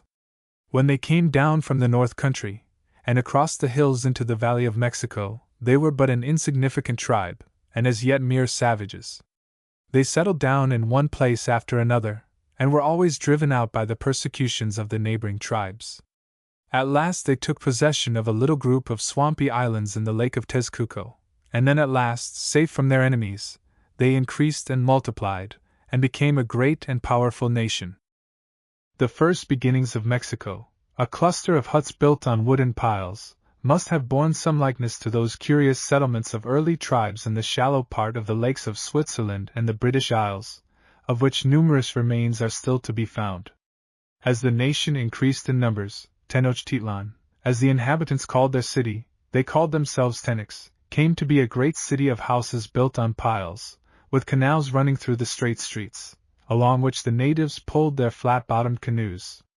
The name which the Spaniards gave to the city, the Venice of the New World, was appropriate, not only to its situation in the midst of the water, with canals for thoroughfares, but also to the history of the causes which led to its being built in such a situation. The habit of building houses upon piles, which was first forced upon the people by the position they had chosen, was afterwards followed as a matter of taste, just as it is in Holland. Even after the Aztecs became masters of the surrounding country, they built towns round the lake, partly on the shore, and partly on piles in the water. The Spanish chroniclers mention Iztapalapan, and many other towns, as built in this way. Like the Swiss tribes, the early inhabitants of Mexico depended much upon their fishing, for which their position gave them great facilities. If you look at the arms of the Mexican Republic, on a passport or a silver dollar, you will see a representation of a rock surrounded by water. On the rock grows a cactus, and on the cactus sits an eagle with a serpent in his beak. The story is that the wandering tribe preserved a tradition of an oracle which said that when they should find an eagle, holding a serpent, and perched on a cactus growing out of a rock, then they should cease their wanderings.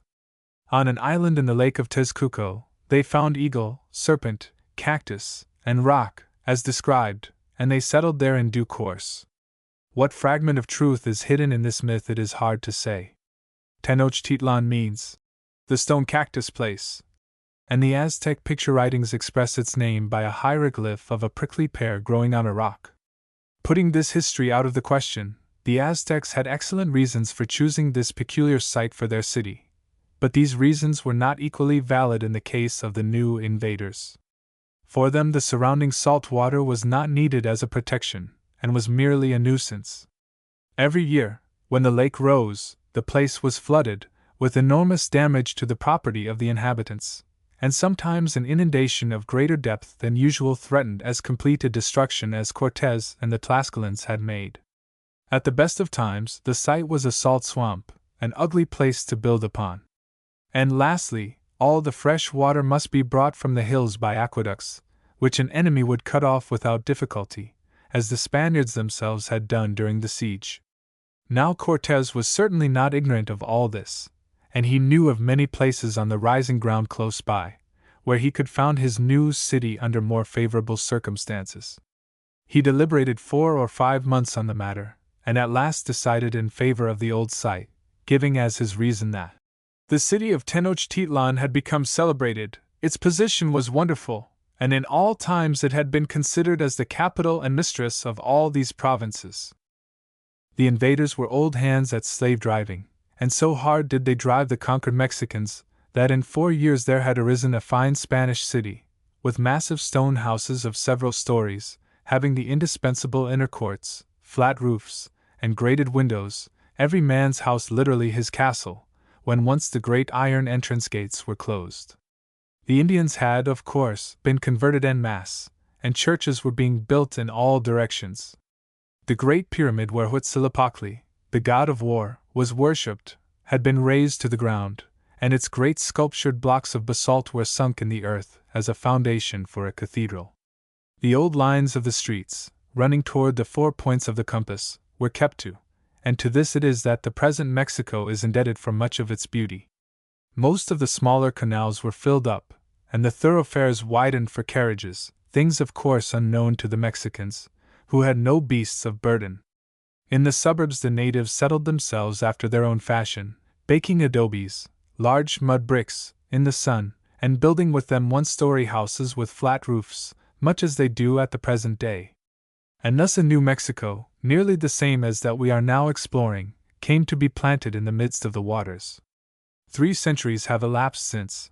The city has grown larger, churches, convents, and public buildings have increased, but the architectural character of the place has scarcely altered. It is the situation that has changed. The lake of Texcoco is 4 miles off, though the causeways which once connected the city with the dry land still exist, and have even been enlarged. They look like railway embankments crossing the low ground, and serve as dikes when there is a flood, a casualty which still often happens. This change is interesting to the student of physical geography, and Humboldt's account of the causes which have brought it about is full and explicit. When Mexico had been built a few years, the frightful inundations which threatened its very existence at length awoke the Spaniards to a sense of the mistake that had been made in placing themselves but a few feet above the lowest level of the valley, in such a way that, from whatever point the flood might come, they were sure to get the benefit of it. The Spanish authorities at home, with their usual sagacity, sent over peremptory orders that the city should be abandoned, and a new capital built at Tacubaya, a proposal something like intimating to the inhabitants of Naples that their position, at the foot of Mount Vesuvius, was most dangerous, and that they must leave it and settle somewhere else. In those days the valley was a complete basin, with no outlet, at least not one worth mentioning, and the heavy tropical rains and the melted snow from the mountains poured vast quantities of water into it. Had the valley been at the level of the sea, it would simply have become a great lake, surrounded by hills. But at 3,000 feet higher, the atmosphere is rarefied, and evaporation goes on with such rapidity as to keep the accumulation of water in check. So the affair had adjusted itself in this wise, that the land and the 5 lakes should divide the valley about equally between them.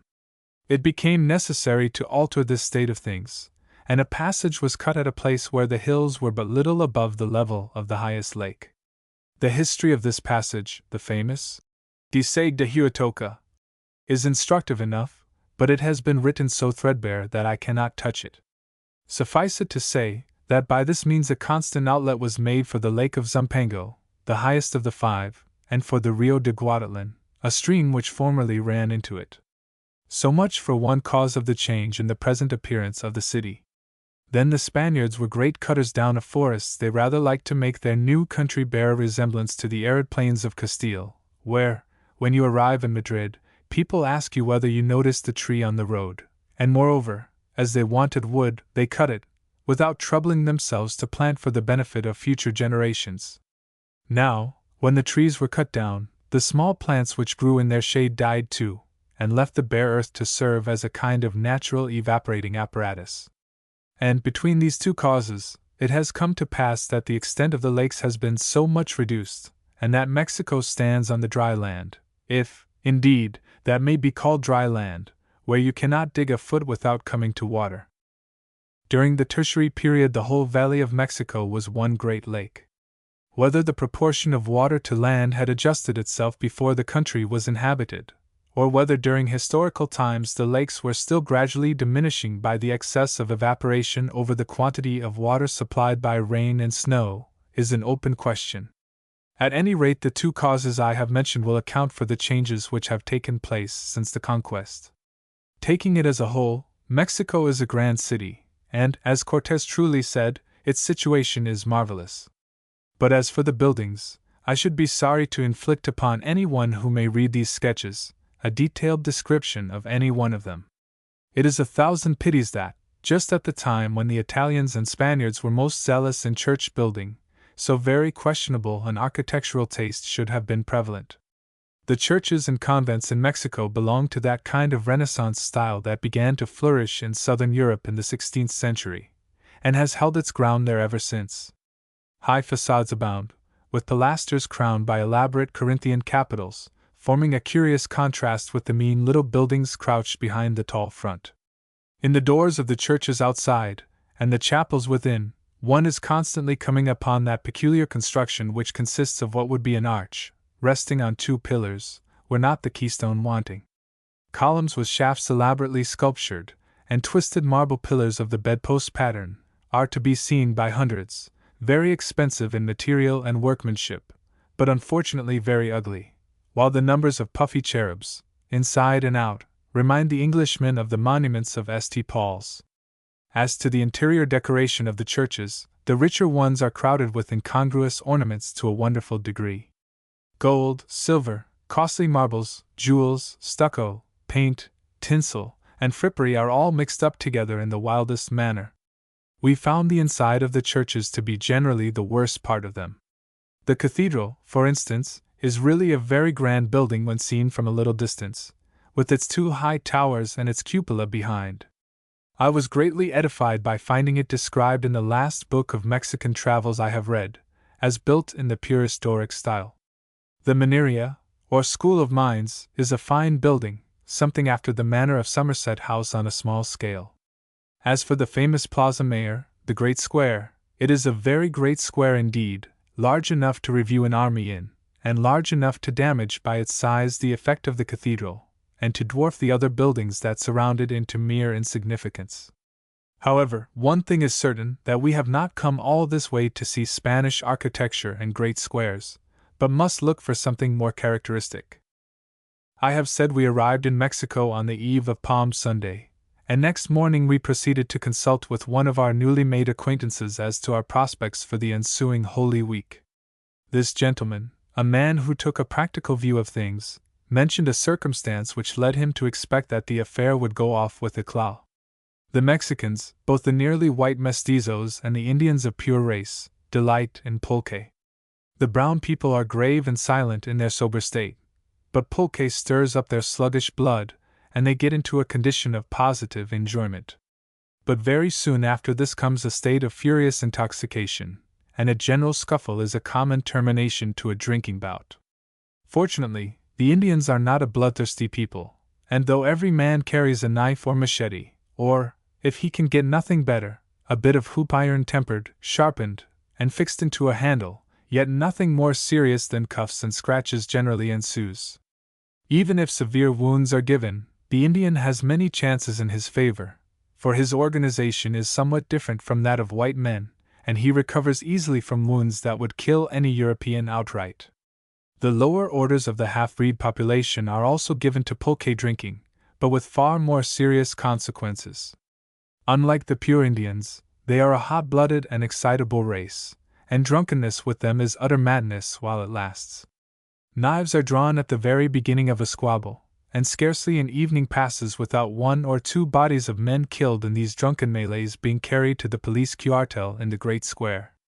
On Sundays and holidays the number increases, but on this Palm Sunday there were 14, not killed in one great battle, but brought in by ones and twos, from different parts of the city. It was this little piece of statistics that induced our friend to conclude that the citizens of Mexico had made up their minds to enjoy themselves thoroughly, and that Holy Week would be a grand affair.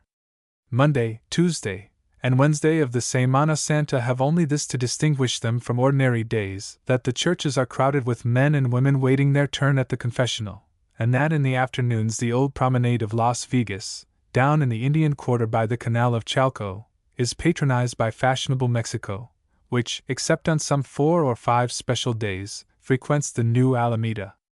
The sight of these confessionals, so constantly filled, prompts one to ask, why just before Easter? Just after would be more appropriate, for as we find the Glasgow people much worse on Sundays than on weekdays, so the Mexican population, not very virtuous at the best of times, are specially and particularly wicked when the great church festivals come round.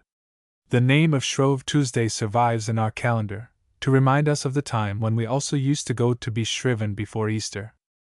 On Thursday at noon Mass is over, the bells cease to ring, the organs in the churches are silent, and all carriages disappear from the streets, except the dusty diligence which, like French law. Esthétique, and cares nothing for fasts or festivals. Now we come to understand the wonderful wooden machine like a water wheel, which was put up yesterday on one tower of the cathedral. We had asked people in the great square, just below, what it was, but could get no answer except that it was la matraca, the rattle, for tomorrow. And now we found that, the church bells being incapacitated, this rattle does duty instead, striking the hours, and occasionally going off into furious fits of clattering, without apparent reason, for 10 minutes at a time, till the two men who worked it, who were either convicts or soldiers in fatigue dress, were tired out. It was not this one rattle only that was disturbing the public peace that day and the next. Everybody was walking about with a rattle, and working it like mad, and all over the city there was a noise like the sound of the back-scratchers at Greenwich Fair, or of an American forest when the woodpeckers are busy. These little rattles stand for Judas's bones, and all good Catholics express in this odd way their desire to break them.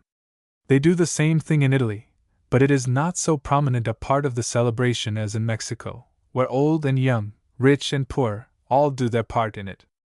As soon as we found out what it all meant, we bought matracas for ourselves, and joined the rest of the world in their noisy occupation. The breaking of his bones is but a preliminary measure. In the square a fair is being held, in the booths of which the great articles of trade now are Judas's bones, of many patterns, at all prices, and Judas himself in pasteboard, who is to be carried about and insulted till Saturday morning, and then, hanging up by a string, is to burst asunder by means of a packet of powder and a slow match in his inside, and finally to perish in a bonfire. The first sight of these pasteboard Judases convinced us of one thing, that we had unexpectedly come upon the old custom, of which our processions and burning of Guy Fawkes in England are merely an adaptation. After giving up the old custom as a popish rite, what a bright idea to revive it in this new shape, and to give the boys something to carry about, bang, blow up, and make a final bonfire of, and all in the Protestant interest. There was another thing to be noticed about the Judases. The makers had evidently tried to vary them as much as they could, and by that very means, had shown how impossible it was to them to strike out anything new. There were two types. One was the Neapolitan Policanello, whom we have naturalized as Punch, and the other the God Pan, with his horns, and hoofs, and tail, whom the whole Christian world has recognized as the devil, for these many ages. Well, some took one type and some the other, and a few tried to combine the two, of course spoiling both. But beyond this, their power of invention could not go. They were always trying to conceal the old idea, and could do no more than to distort it. We could see through their flimsy pretensions to originality much as a schoolmaster recognizes the extracts from the encyclopedia in his boys' essays. As with this Judas trade, so it is with other more important arts and sciences in this country.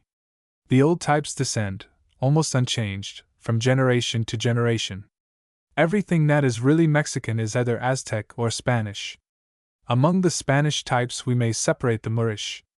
Our knowledge of Mexico is not sufficient to enable us to analyze the Aztec civilization, so we must be content with these three classes. I will not go further into the question here, for occasions will continually occur to show how, for 3 centuries at least, the inhabitants of Mexico, both white and brown, have taken their ideas at second hand, always copying but never developing anything. All this time my companion and I have been walking about the streets, in evening dress, as the etiquette of the place demands, on these 3 days from the better classes. The Mexican ladies may be advantageously studied just now in their church-going black silk dress and mantilla, one of the most graceful costumes in the world. It is not often that one has the chance of seeing them out of doors, except hurrying to and from Mass in the morning, or in carriages on the Alameda, but on these festival days one meets them by hundreds. They do not contrast favorably with the ladies of Cadiz and Seville. The mixture of Aztec blood seems to have detracted from the beauty of the Spanish race. The dryness of the atmosphere spoils their complexions, and the monstrous quantity of capsicums that are consumed at every meal cannot possibly leave the Mexican digestion in its proper state. We dined that day with Don Jose de A., who, though Spanish-American by birth, was English by education and feeling, and had known my companion's family well. Our dinner was half English, half Mexican, and the favorite dishes of the country were there, to aid in our initiation into Mexican manners and customs. The cooks at the inns, mindful of our foreign origin, had dealt out the red pepper with a sparing hand, but today the dish of mole was the genuine article, and the first mouthful set us coughing and gasping for breath, while the tears streamed down our faces, and Don Pepe and Don Pancho gravely continued their dinner, assuring us that we should get quite to like it in time. Pepe and Pancho, by the way, are short for Jose and Francisco. Dinner over, it was time to visit the churches, to which people crowd by thousands, this evening and tomorrow, to see the monuments, as they are called. Pancho departed, being on duty as escort to his sisters, and we having, by Pepe's advice, left our watches and valuables in his room, and put our handkerchiefs in our breast pockets, started with him. Mr. Christie, always on the lookout for a new seed or plant, had taken possession of the seeds of 2 mamais, which are fleshy fruits, as big as coconuts, each containing a hard smooth seed as large as a hen's egg. These not being of great value, he put one in each tail pocket of his coat. When we got out, we found the streets full of people, hurrying from one church to another, anxious to get as many as possible visited in the evening. We went first to the monastery of San Francisco, close to our hotel, the largest, and perhaps the richest convent in the country. Entering through a great gate, we find ourselves in a large courtyard, full of people, who are visiting, one after another, the 4 churches which the establishment contains, going in at one door and out at the other. At the door of the largest church stands a tall monk, soliciting customers for the rosaries of olive wood, crosses, and medals from Jerusalem, which are displayed on a stall close by, shouting in a stentorian voice, every 2 or 3 minutes, "He who gives alms to Holy Church shall receive plenary indulgence, and deliver one soul from purgatory." We bought some, but there did not seem to be many other purchasers. Indeed, we found, when we had been longer in the country, that a few pence would buy all sorts of church indulgences, from the permission to eat meat on fast days up to plenary absolution in the hour of death, and the trade, once so flourishing here, is almost used up. The churches were hung with black, and lighted up, and in each was a monument, a kind of bower of green branches decorated with flowers, mirrors, and gold and silver church plate, and supposed to stand for the Garden of Gethsemane. Inside was reclining a wax figure of our Savior, gaudily dressed in silk and velvet, and there were also representations of the Last Supper, with waxwork figures as large as life. To visit and criticize these monuments was the object of the sort of pilgrimage people were making from church to church, and they seemed thoroughly to enjoy it. It was not a superfluous precaution that we had taken, in leaving our valuables in a place of safety, for, on our exit from the first church, we found that Pepe had lost his handkerchief and a cigar case, which he had stowed away in an inner pocket, and Mr. Christie had been relieved of one of his mamey seeds by some lepero, who probably took it for a snuff-box. His feelings must have been like those of the English pickpocket in Paris, when he robbed the Frenchman of the article he had pocketed with so much care, and found it was a lump of sugar. And so, relieved of further care for our worldly goods, we went through with the work of seeing monuments, till we were tired and disgusted with the whole affair, and at last went home to bed. Next day, appropriate sermons in the churches, processions in the afternoon, in which wax figures of Christ and the Virgin Mary were carried by men got up in fancy dresses as soldiers and centurions, and so-called penitents, walking covered with black shrouds and veils, with small round holes to look through, or in the yellow dress and extinguisher cap, both with flames and devils painted on them. These are exactly the costumes worn in old times, the first by the familiars of the Inquisition, and the second by the criminals it condemned, and the sight of them set us thinking of the processions they used to figure in, when the Holy Office was flourishing at Santo Domingo, a little way down the street where we are standing. In the evening the crucifixion is represented in wax in the churches, and the visiting goes on as the night before, and the next morning is the Sábado de Gloria, the Saturday which ends Lent. We go to the Jesuits' church in the morning to hear the last sermon. Since Thursday at noon, as the organs have been silenced, harps and violins have taken their places. The sermon is long and prosy, and we rejoice that it is the last. Then the service of the day goes on until they come to the Gloria in excelsis! The organ peals out again, the black curtain, which has hidden the high altar, parts in the middle, and displays a perfect blaze of gold and jewels. All the bells in the city begin to ring. The carriages, which have been waiting ready harnessed in courtyards, pour out into the streets. The lumbering hackney coaches go racing to the great square, striving to get the first fare for luck. The Judases, which have been hanging all the morning out of windows and across streets, are set light to as the first bell begins to ring, and fizzing and popping burst all to pieces, and then are thrown into a heap in the street, where a bonfire is made of them, and the children join hands and dance round it. So Holy Week ends. The arrangement of the day in Mexico is this. Early in the morning your servant knocks at your door, and brings in a little cup of coffee or chocolate and a small roll, which desayuno, literally breakfast, you discuss while dressing. Going down into the courtyard, you find your horse waiting for you, and off you go for an hour or two's ride, and back to a déjeuner la fourchette somewhere between 10 and 1 o'clock. Then you have 7 or 8 hours before dinner, so that a good deal of work may be got into a day so divided. Things are managed very differently in country places, but this is the fashion in the capital among the higher class, that is, of course, the class of people who put on dress coats in the evening. When we had been a day or two in Mexico, we took our first ride to Tacubaya and Chapultepec. Mexican saddles and bridles were a novelty to us, but when we come to describe our Mexican and his appurtenances it will be time enough to speak of them. The barricades in the streets constructed during the last revolution of 2 or 3 weeks back had not yet been removed, but an opening at one side allowed men and horses to get past. Carriages had to go round, an easy matter in a city built as this is in squares like a chessboard. The barricades mount 2 guns each, and as the streets are quite straight they can sweep them in both directions, to the whole length of their range. As in Turin, you can look backward and forward along the straight streets from every part of the city, and see mountains at each end. The suburbs of the city are quite as repulsive as our first glimpse of them led us to expect, and, as far as one could judge by the appearance of the half-caste inhabitants, it is not good to go there alone after dark. Here is the end of the aqueduct of Chapultepec, the Salto del Agua, and, crowded round it, a thoroughly characteristic group of women and water-carriers, filling their great earthen jars with water, which they carry about from house to house. The women are simply and cheaply dressed, and though not generally pretty, are very graceful in their movements.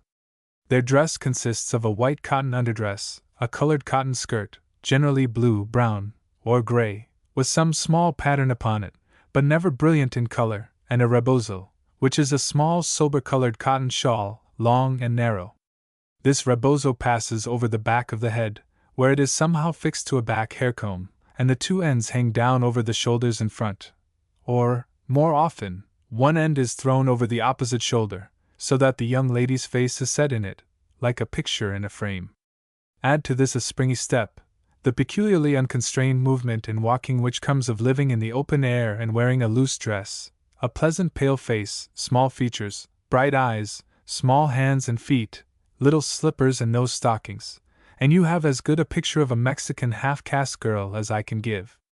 A book of Mexican engravings, however, will give a much better idea of her. Then we went past the great prison, the Acordada, and out at the gate. We had purposely gone out of our way to see more of the city, and so into the great promenade, the Paseo or Alameda. The latter is the Spanish name for this necessary appendage to every town. It comes from Alamo, which means a poplar. Imagine a long wide level road, a mile or so long, generally so chosen as to have a fine view, with footpaths on each side, lines of poplar trees, a fountain at each end and a statue in the middle, and this description will stand pretty nearly for almost every promenade of the kind I have seen in Spain or Spanish America. Tacubaya is a pleasant place on the side of the first hills that begin to rise towards the mountain wall of the valley. Here rich Mexicans have country houses and large gardens, which are interesting from the immense variety of plants which grow there, though badly kept up, and systematically stripped by the gardeners of the fruit as it gets ripe, for their own benefit, of course. From Tacubaya we go to Chapultepec, Grasshopper Mountain, which is a volcanic hill of porphyry rising from the plain. On the top is the palace on which the Viceroy Galvez expended great sums of money some 70 years ago, making it into a building which would serve either as a palace or as a fortress in cases of emergency. Though the Americans charged up the hill and carried it easily in '47, it would be a very strong place in proper hands. It is a military school now. On the hill is the famous grove of cypresses, ahuehuetes, as they are called, grand trees with their branches hung with fringes of the long gray Spanish moss, Barba Española, Spanish beard. I do not know what painters think of the effect of this moss, trailing in long festoons from the branches of the trees, but to me it is beautiful, and I shall never forget where I first saw it, on a bayou of the Mississippi, winding through the depths of a great forest in the swamps of Louisiana. In this grove of Chapultepec, there were sculptured on the side of the hill, in the solid porphyry, likenesses of the two Montezumas, colossal in size. For some reason or other, I forget now what, one of the last Spanish viceroys thought it desirable to destroy them, and tried to blow them up with gunpowder. He only partially succeeded, for the two great bas-reliefs were still very distinguishable as we rode past, though noseless and considerably knocked about. We went home to breakfast with our friends, and looked at the title deeds of their house in crabbed Spanish of the 16th century, and the great Chinese treasure chest, still used as the strong box of the firm, with an immense lock, and a key like the key of Dover Castle. Fine old Chinese jars, and other curiosities, are often to be found in Mexico, and they date from the time when the great galleon from Manila, which was called El Nao, the ship, to distinguish it from all other ships, came once a year to Acapulco. After breakfast, business hours begin, so we took ourselves off to visit the Canal of Chalco, and the famous floating gardens, as they are called. On our way we had a chance of studying the conveyances our ancestors used to ride in, and availed ourselves of it. In books on Spanish America, written at the beginning of this century, there are wonderful descriptions of the gilt coaches, with 6 or 8 mules, in which the great folks used to drive in state on the promenades. They are exactly the carriages that it was the height of a lady's ambition to ride in the days of Sir Charles Grandison and Mr. Tom Jones. Here, in Mexico, they were still to be found, after they had disappeared from the rest of the habitable globe, and even now, though the private carriages are all of a more modern type, there are still left a few of these amazing vehicles, now degraded to the cab stand, and we got into one that was embellished with sculptured cupids, their faces as much mutilated as the two Montezumas, and with the remains of the painting and gilding, which once covered the whole affair, just visible in corners, like the coloring of the ceilings of the Alhambra. We had to climb up 3 high steps, and haul ourselves into the body of the coach, which hung on strong leather straps. Springs belonged to a later period. By the time we had got to the Paseo de Las Vegas we were glad enough to get out, wondering at the sacrifice of comfort to dignity those highly respectable grandees must have made, and not surprised at the fate of some inquisitive travelers who have done as we did, and have been obliged to stop by the qualms of seasickness. At the bridge we chartered a canoe to Santa Anita. This Santa Anita is a little Indian village on the Canal of Chalco, and today there is to be a festival there. For this, however, we shall be too early, as we have to be back in time to see Mexico turn out for a promenade on the Paseo de Las Vegas, and then to go out to dinner. So we must just take the opportunity of looking at the Indian population as they go up and down the canal in canoes, and see their gardens and their houses. However, as the Indian notion of a festival consists in going to Mass in the morning, and getting drunk and fighting in the afternoon, we are perhaps as well out of it. We took our passage to Santa Anita and back in a canoe, a mere flat-bottomed box with sloping sides, made of boards put together with wooden pegs. There was a mat at the stern for us to squat upon, and an awning over our heads. An old Indian and his son were the crew, and they had long poles, which they set against the banks or the bottom of the shallow canal, and so pushed us along. Besides these two, an old woman with 2 little girls got in, as we were starting, without asking our leave, by the way, and sat down at the other end of the canoe. Of course, the old woman began to busy herself with the 2 little girls, in the usual occupation of old women here, during their idle moments, and though she left off at our earnest request, she evidently thought us very crotchety people for objecting. The scene on the canal was a curious one. There were numbers of boats going up and down, and the Indians, as soon as they caught sight of an acquaintance, began to shout out a long string of complimentary phrases, sometimes in Spanish and sometimes in Mexican. "How is your worship this morning? I trust that I have the happiness of seeing your worship in good health. If there is anything I can have the honor of doing for your worship, pray dispose of me." And so forth, till they are out of hearing. All this is accompanied by a taking off of hats, and a series of low bows and complimentary grimaces. As far as we could ascertain, it is all mere matter of ceremony. It may be an exaggeration of the formal, complimentary talk of the Spaniards, but its origin probably dates further back. The Indians here no longer appeared the same dull, melancholy men whom we had seen in the richer quarter of the town. There they were under a strong feeling of constraint, for their language is not understood by the whites and mestizos, and they, for their part, know but little Spanish, and besides, there is very little sympathy between the two classes. One thing will shew this clearly enough. By a distinct line of demarcation, the Indians are separated from the rest of the population, who are at least partly white. These latter call themselves gente de razón, people of reason, to distinguish themselves from the Indians, who are people without reason.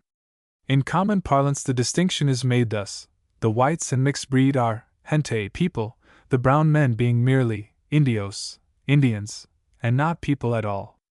Here, in their own quarter, and among their own people, they seem talkative enough. We can only tell what they are chattering about when they happen to speak Spanish, either for our benefit, or to show off their proficiency in that tongue. People who can speak the Aztec language say that their way of forming compound words gives constant occasion for puns and quibbles, and that the talk of the Indians is full of such small jokes.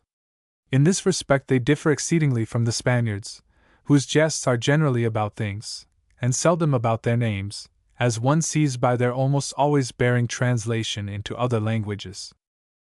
Most of the canoes were tastefully decorated with flowers, for the Aztecs have not lost their old taste for ornamenting themselves, and everything about them, with garlands and nosegays. The fruits and vegetables they were carrying to market were very English in their appearance.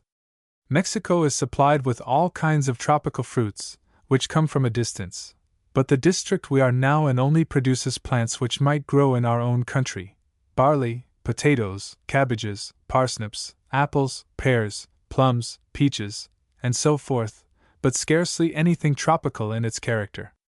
One thing surprises us, that the Indians, in a climate where the mornings and evenings are often very chilly, should dress so scantily. The men have a general appearance of having outgrown their clothes, for the sleeves of the kind of cotton shirt they wear only reach to their elbows, and their trousers, of the same material, only fall to their knees. To these two garments add a sort of blanket, thrown over the shoulders, a pair of sandals, and a palm-leaf hat, and the man is dressed. His skin is brown, his limbs muscular, especially his legs, his lips thick, his nose Jewish, his hair coarse, black, and hanging straight down. The woman's dress is as simple as the man's. She has on a kind of cotton sack, very short in the sleeves, and very open at the shoulders, and some sort of a skirt or petticoat besides. Sometimes she has a folded cotton cloth on her head, like a Roman contadina, but generally, nothing covers her thick black hair, which hangs down behind in long twisted tails. In old times, when Mexico was in the middle of a great lake, and the inhabitants were not strong enough to hold land on the shores, they were driven to strange shifts to get food.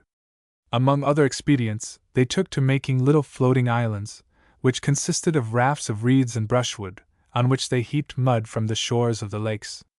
On the banks of the lake of Texcoco the mud was, at first, too full of salt and soda to be good for cultivation, but by pouring the water of the lake upon it, and letting it soak through, they dissolved out most of the salts, and the island was fit for cultivation, and bore splendid crops of vegetables.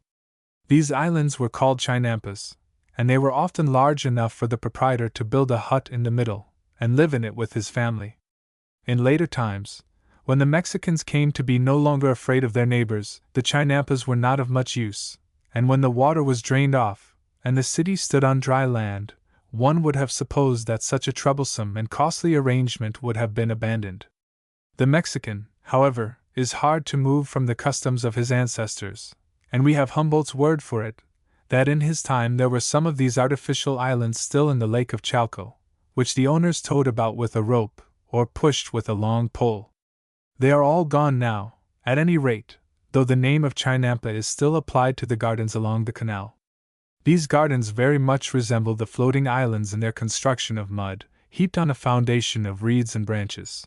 And though they are not the real thing, and do not float, they are interesting, as the present representatives of the famous Mexican floating gardens. They are narrow strips of land, with a frontage of 4 or 5 yards to the canal, and a depth of 100 or 150 yards. Between the strips are open ditches, and one principal occupation of the proprietor seems to be bringing up mud from the bottom of the ditch with a wooden shovel, and throwing it on the garden, in places where it has sunk. The reason of the narrowness of the strips is that he may be able to throw mud all over them from the ditches on either side. While we are busy observing all these matters, and questioning our boatmen about them, we reach Santa Anita. Here there are swampy lanes and more swampy gardens, a little village of Indian houses, 3 or 4 pulque shops, and a church. Outside the pulque shops are fresco paintings, representing Aztec warriors carousing, and draining great bowls of pulque.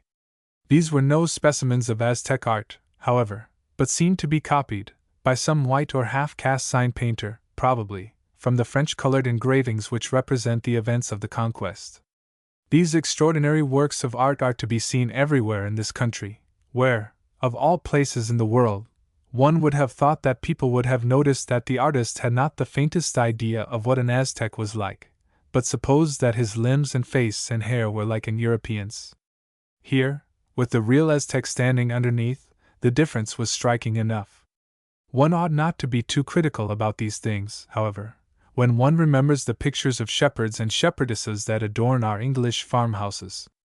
We drank pulque at the sign of the cacique, and liked it, for we had now quite got over our aversion to its putrid taste and smell. I wonder that our new faculty of pulque drinking did not make us able to relish the suspicious eggs that abound in Mexican inns, but it had no such effect, unfortunately. Our canoe took us back to the promenade of Las Vegas, which is a long drive, planted with rows of trees, and extends along the last mile or 2 of the canal. Indeed, its name comes from the beam, viga, which swings across the canal at the place where the canoes pay toll. This was the great promenade, once upon a time, but the new Alameda has taken away all the promenaders to a more fashionable quarter, except on certain festival days 3 or 4 times in the year, when it is the correct thing for society to make a display of itself, on horseback or in carriages, in this neglected Indian quarter. We had happened upon one of these festival days, so, as we crawled along the side path, tired and dusty, we had a good opportunity of seeing the Mexican beau monde. The display of really good carriages was extraordinary, but it must be recollected that many families here are content to live miserably enough at home, if they can manage to appear in good style at the theater and on the promenade. This is one reason why so many of the Mexicans who are so friendly with you out of doors, and in the cafes, are so very shy of letting you see the inside of their houses. They say, and very likely it is true, that among the richer classes, it is customary to put a stipulation in the marriage contracts, that the husband shall keep a carriage and pair, and a box at the theater, for his wife's benefit.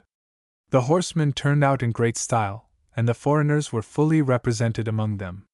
It was noticeable that while these latter generally adopted the high-peaked saddle, and the jacket, and broad-brimmed felt hat of the country, and looked as though the new arrangements quite suited them, the native dandies, on the other hand, were prone to dressing in European fashion, and sitting upon English saddles, in which they looked neither secure nor comfortable.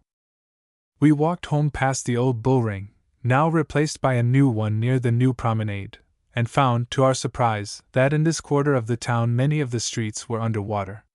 We knew that the level of the lake of Texcoco had been raised by a series of 3 very wet seasons, but had no idea that things had got so far as this.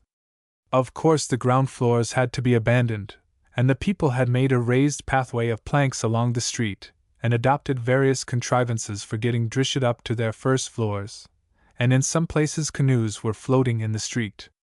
The city looked like this some 200 years ago, when Martinez the engineer tried an unfortunate experiment with his draining tunnel at Huatoca, and flooded the whole city for 5 years. It was by the interference, they tell us, of the patroness of the Indians, Our Lady of Guadalupe, who was brought from her own temple on purpose, that the city was delivered from the impending destruction. A number of earthquakes took place, which caused the ground to split in large fissures, down which the superfluous water disappeared. For none of her many miracles has the Virgin of Guadalupe got so much credit as for this. To be sure, it is not generally mentioned in Orthodox histories of the affair, that she was brought to the capital a year or two before the earthquakes happened. Talking of earthquakes, it is to be remembered that we are in a district where they are of continual occurrence. If one looks carefully at a line of houses in a street, it is curious to see how some walls slope inwards, and some outwards, and some are cracked from top to bottom. There is hardly a church tower in Mexico that is not visibly out of the perpendicular. Anyone who has noticed how the walls of the Cathedral of Pisa have been thrown out of the perpendicular by the settling down of the foundations, will have an idea of the general appearance of the larger buildings of Mexico. On different occasions the destruction caused by earthquakes has been very great. By the way, the liability of Mexico to these shocks explains the peculiarity of the building of the houses. A modern English town with 2 or 3-storied houses, with their thin brick walls, would be laid in ruins by a shock which would hardly affect Mexico. Here, the houses of several stories have stone walls of such thickness that they resist by sheer strength, and the 1-story mud houses, in the suburbs, are too low to suffer much by being shaken about. A few days before we arrived here, our friends Pepe and Pancho were playing at billiards in the Lanja, the merchants' exchange, and Pepe described to us the feeling of utter astonishment with which he saw his ball, after striking the other, go suddenly off at an absurd angle into a pocket. The shock of an earthquake had tilted the table up on one side. While we were in Mexico there was a slight shock, which set the chandeliers swinging, but we did not even notice it. In April, a solemn procession goes from the cathedral, on a day marked in the calendar as the Patrocinio de Señor San Jose, to implore the Santissimo Patriarca to protect the city from earthquakes, temblors. In connection with this subject there is an opinion, so generally received in Mexico that it is worth notice. Everybody there, even the most educated people, will tell you that there is an earthquake season, which occurs in January or February, and that the shocks are far more frequent than at any other time of the year. My impression is that this is all nonsense, but I should like to test it with a list of the shocks that have been felt, if such a thing were to be had. It does not follow that, because the Mexicans have such frequent opportunities of trying the question, they should therefore have done so. In fact, experience as to popular beliefs in similar matters rather points the other way. I recollect that in the earthquake districts of southern Italy, when shocks were of almost daily occurrence, people believed that they were more frequent in the middle 4 hours of the night, from 10 to 2, than at other times. Of course, this proved on examination to be quite without foundation. To take one more case in point. How many of our almanac books, even the better class of them, contain prophecies of wet and fine weather deduced from the moon's quarters? How long will it be before we get rid of this queer old astrological superstition? We made a few rough observations of the thermometer and barometer during our stay in Mexico.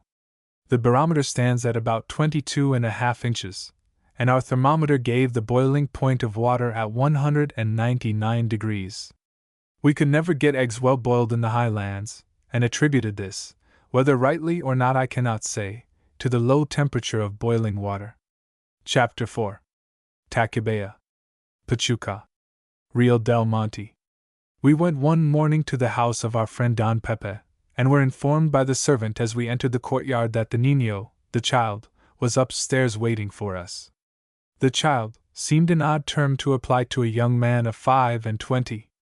The young ladies, in the same way, are called the niñas, and keep the appellation until they marry. We went off with the niño to his uncle's house at Tacubaya, on the rising ground above Mexico. In the garden there we found a vegetation such as one would find in southern Europe: figs, olives, peaches, roses, and many other European trees and flowers, growing luxuriantly, but among them the passion flower, which produces one of the most delicious of fruits, the granadilla, and other semi-tropical plants. The live creatures in the garden, however, were anything but European in their character. There were numbers of immense butterflies of the most brilliant colors, and the garden was full of hummingbirds, darting backwards and forwards with wonderful swiftness, and dipping their long beaks into the flowers. They call them chupamirtos, myrtle suckers, and the Indians take them by blowing water upon them from a cane, and catching them before they have recovered from the shock. One day we bought a cage full of them, and tried to keep them alive in our room by feeding them with sugar and water, but the poor little things pined away. In old times the Mexicans were famous for their ornaments of hummingbirds' feathers. The taste with which they arranged feathers of many shades of color excited the admiration of the conquerors, and the specimens we may still see in museums are beautiful things, and their great age has hardly impaired the brilliancy of their tints. This curious art was practiced by the highest nobility, and held in great esteem, just as working tapestry used to be in Europe, only that the feather work was mostly done by men. It is a lost art, for one cannot take much account of such poor things as are done now, in which, moreover, the designs are European. In this garden at Tacubaya we saw for the first time the praying mantis, and caught him as he sat in his usual devotional attitude. His Spanish name is El Predicator, the preacher. We got back to Mexico in time for the Corrida de Toros. The bull ring was a large one, and there were many thousands of people there, but as to the spectacle itself, whether one took it upon its merits, or merely compared it with the bullfights of old Spain, it was disgusting. The bulls were cautious and cowardly, and could hardly be got to fight, and the matadors almost always failed in killing them, partly through want of skill, partly because it is really harder to kill a quiet bull than a fierce one who runs straight at his assailant.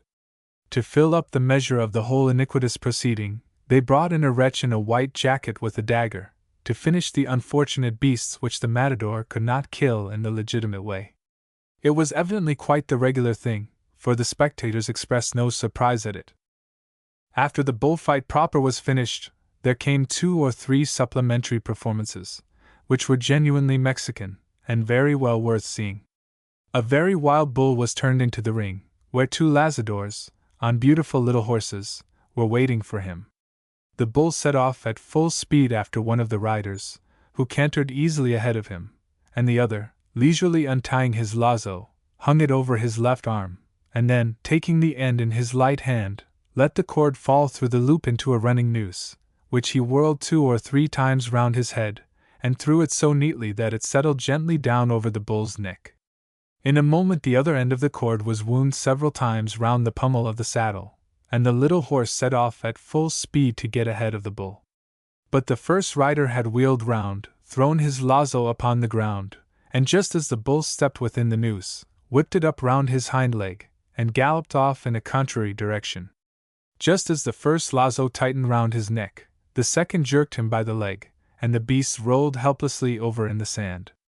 Then they got the lazos off, no easy matter when one isn't accustomed to it, and set him off again, catching him by hind legs or fore legs just as they pleased, and inevitably bringing him down, till the bull was tired out and no longer resisted. Then they both lazoed him over the horns, and galloped him out, amid the cheers of the spectators. The amusements finished with the collier. This is quite peculiar to Mexico, and is done on this wise. The colliator rides after the bull, who has an idea that something is going to happen, and gallops off as fast as he can go, throwing out his hind legs in his awkward bullish fashion. Now suppose you are the colliator, sitting in your peaked Mexican saddle, that rises behind and before, and keeps you in your seat without an effort on your part.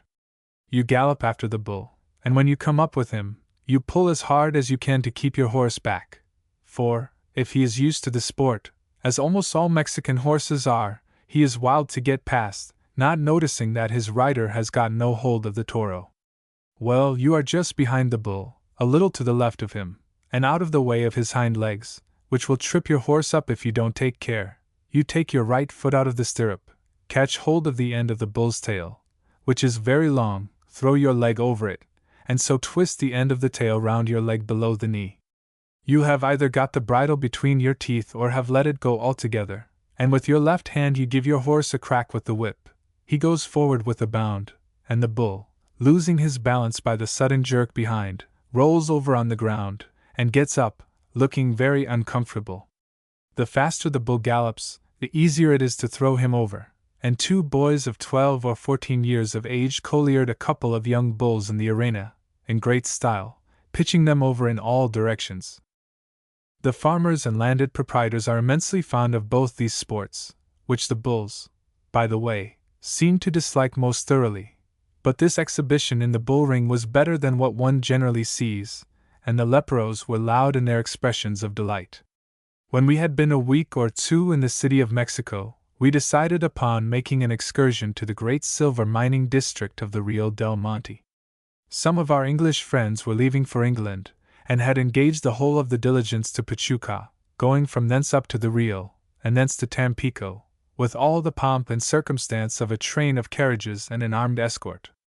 We were invited to go with them as far as Pachuca, and accordingly we rose very early on the 28th of March, got some chocolate under difficulties, and started in the diligence, 7 grown-up people, and a baby, who was very good, and was spoken of and to as Leoncito.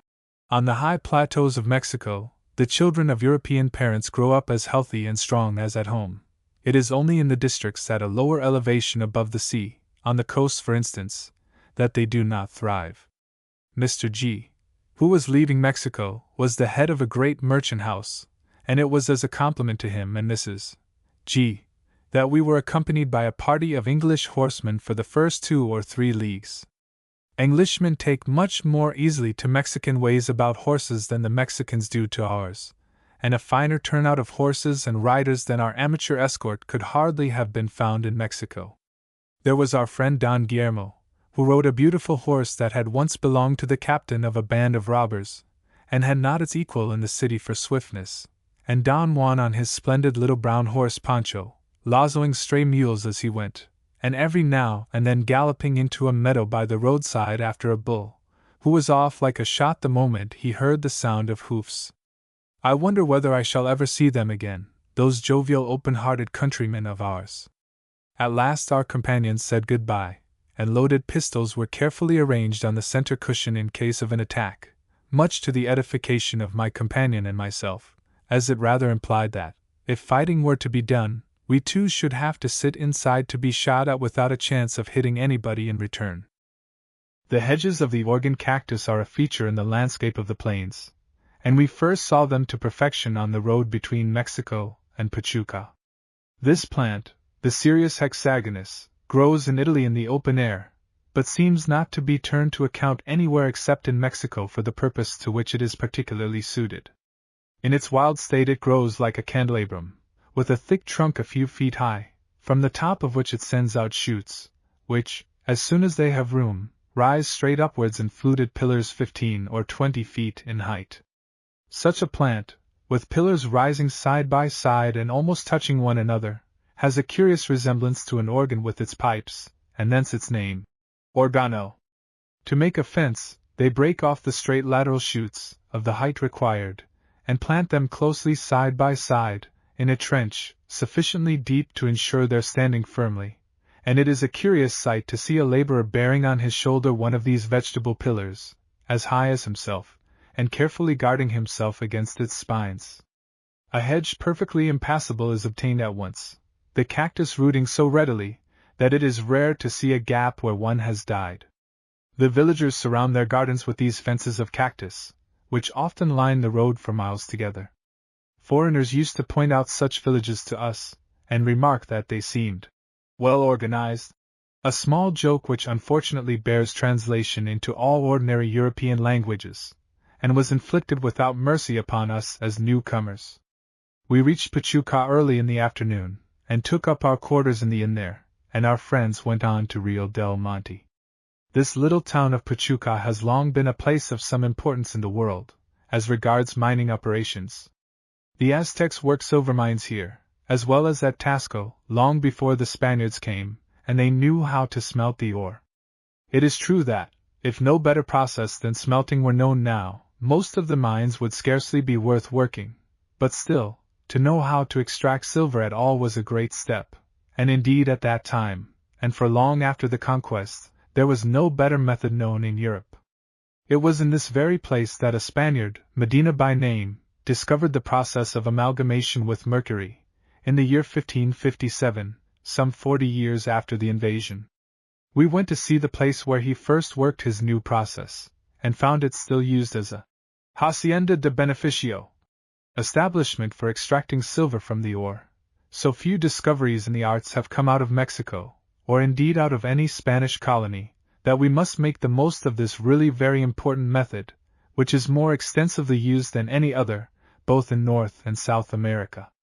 As for the rest of the world, it produces, comparatively, so little silver that it is scarcely worth taking into account.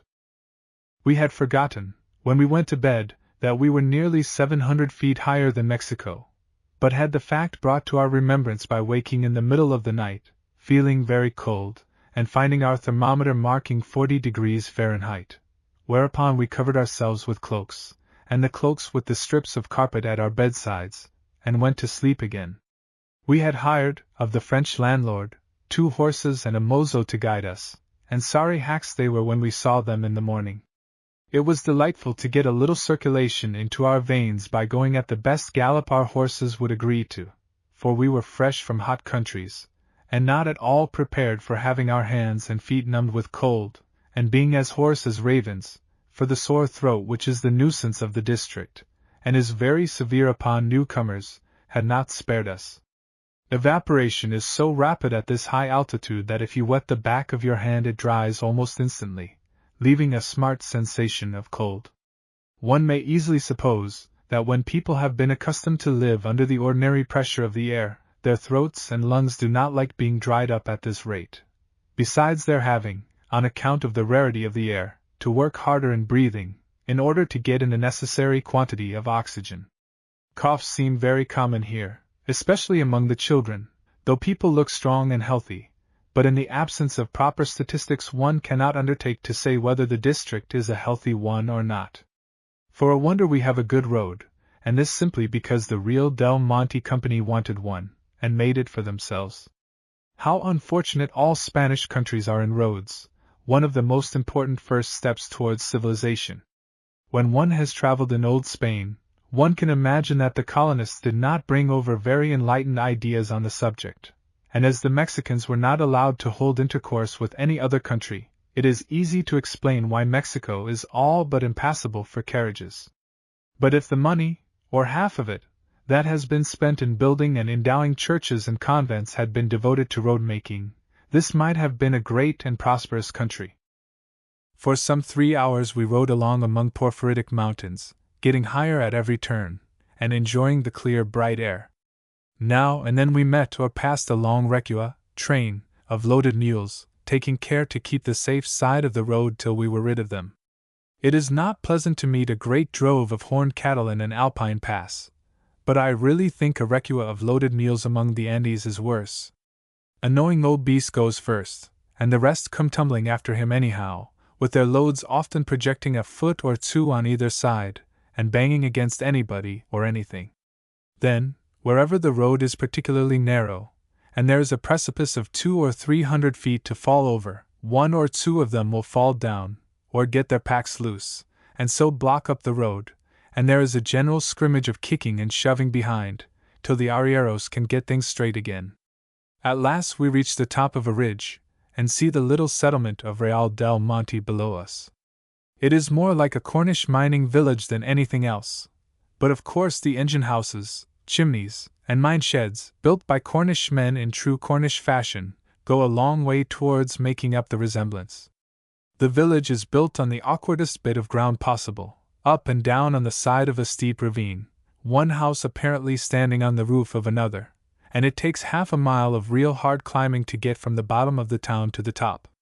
We put up our horses at a neat little inn kept by an old Englishwoman, and walked or climbed up to the company's house. We made several new acquaintances at the Real, though we left within a few hours, intending to see the place thoroughly on our return. One peculiarity of the Casa Grande, the great house of the company, was the warlike appearance of everybody in it.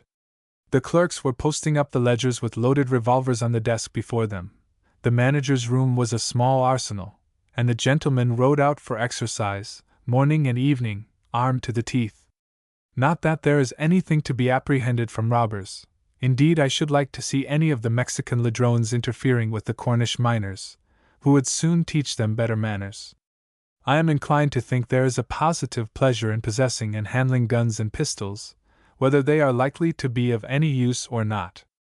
Indeed, while traveling through the western and southern states of America, where such things are very generally carried, I was the possessor of a 5-barreled revolver, and admit that I derived an amount of mild satisfaction from carrying it about, and shooting at a mark with it, that amply compensated for the loss of $2 I incurred by selling it to a Jew at New Orleans. We rode on to Regla, soon finding that our guide had never been there before. So, next morning, we kept the 2 horses and dismissed him with ignominy. A fine road leads from the Rio to Regla, for all the silver ore from the mines is conveyed there to have the silver separated from it. My notes of our ride mention a great waterwheel, sections of porphyritic rocks, with enormous masses of alluvial soil lying upon them, steep ravines, arroyos, cut by mountain streams, and forests of pine trees, a thoroughly alpine district altogether. At Regla it became evident that our letter of introduction was not a mere complimentary affair. There is not even a village there, it is only a great hacienda, belonging to the company, with the huts of the workmen built near it. The company, represented by Mr. Bell, received us with the greatest hospitality.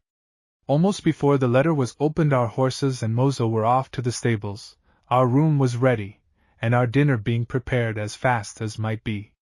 What a pleasant evening we had, after our long day's work!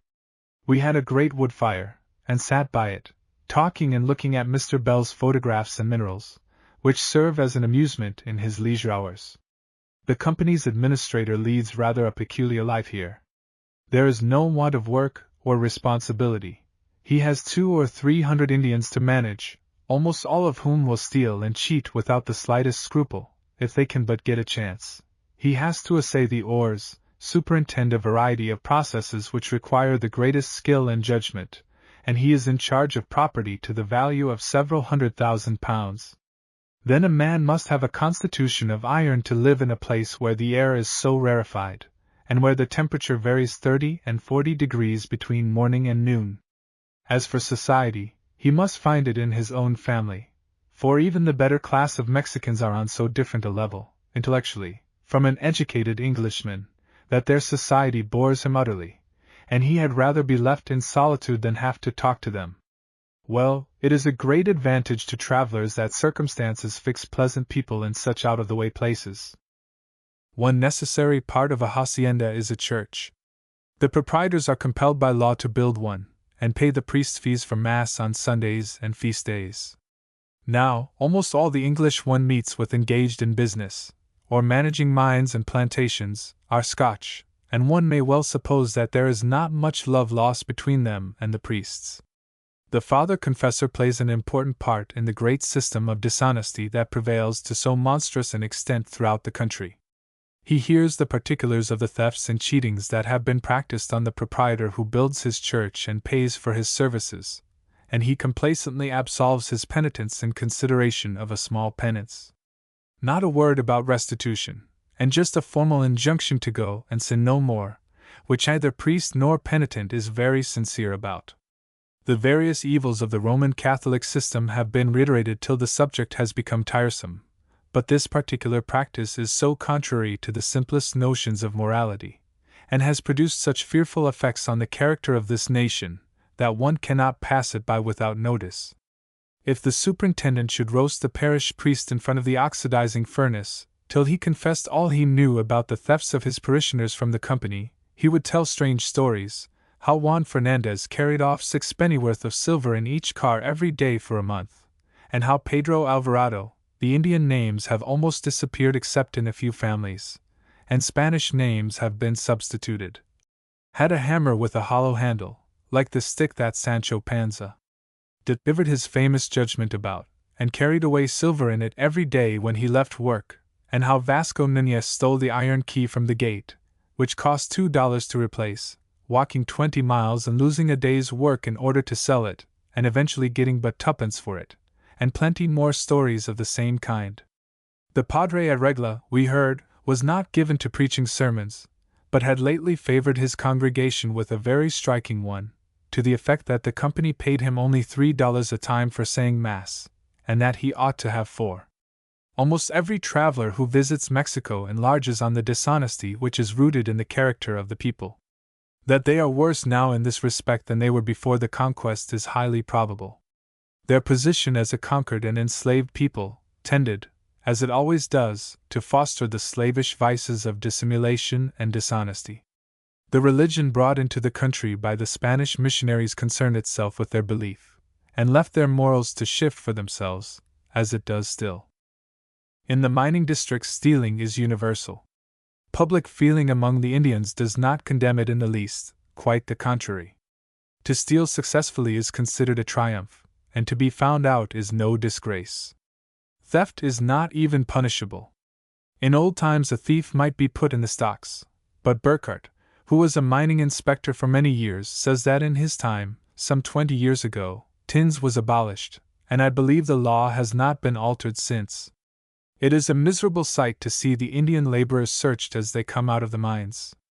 They are almost naked, but rich or packs in such a small compass, and they are so ingenious in stowing it away, that the doorkeepers examine their mouths and ears, and their hair, and constantly find pieces that have been secreted, while a far greater quantity escapes.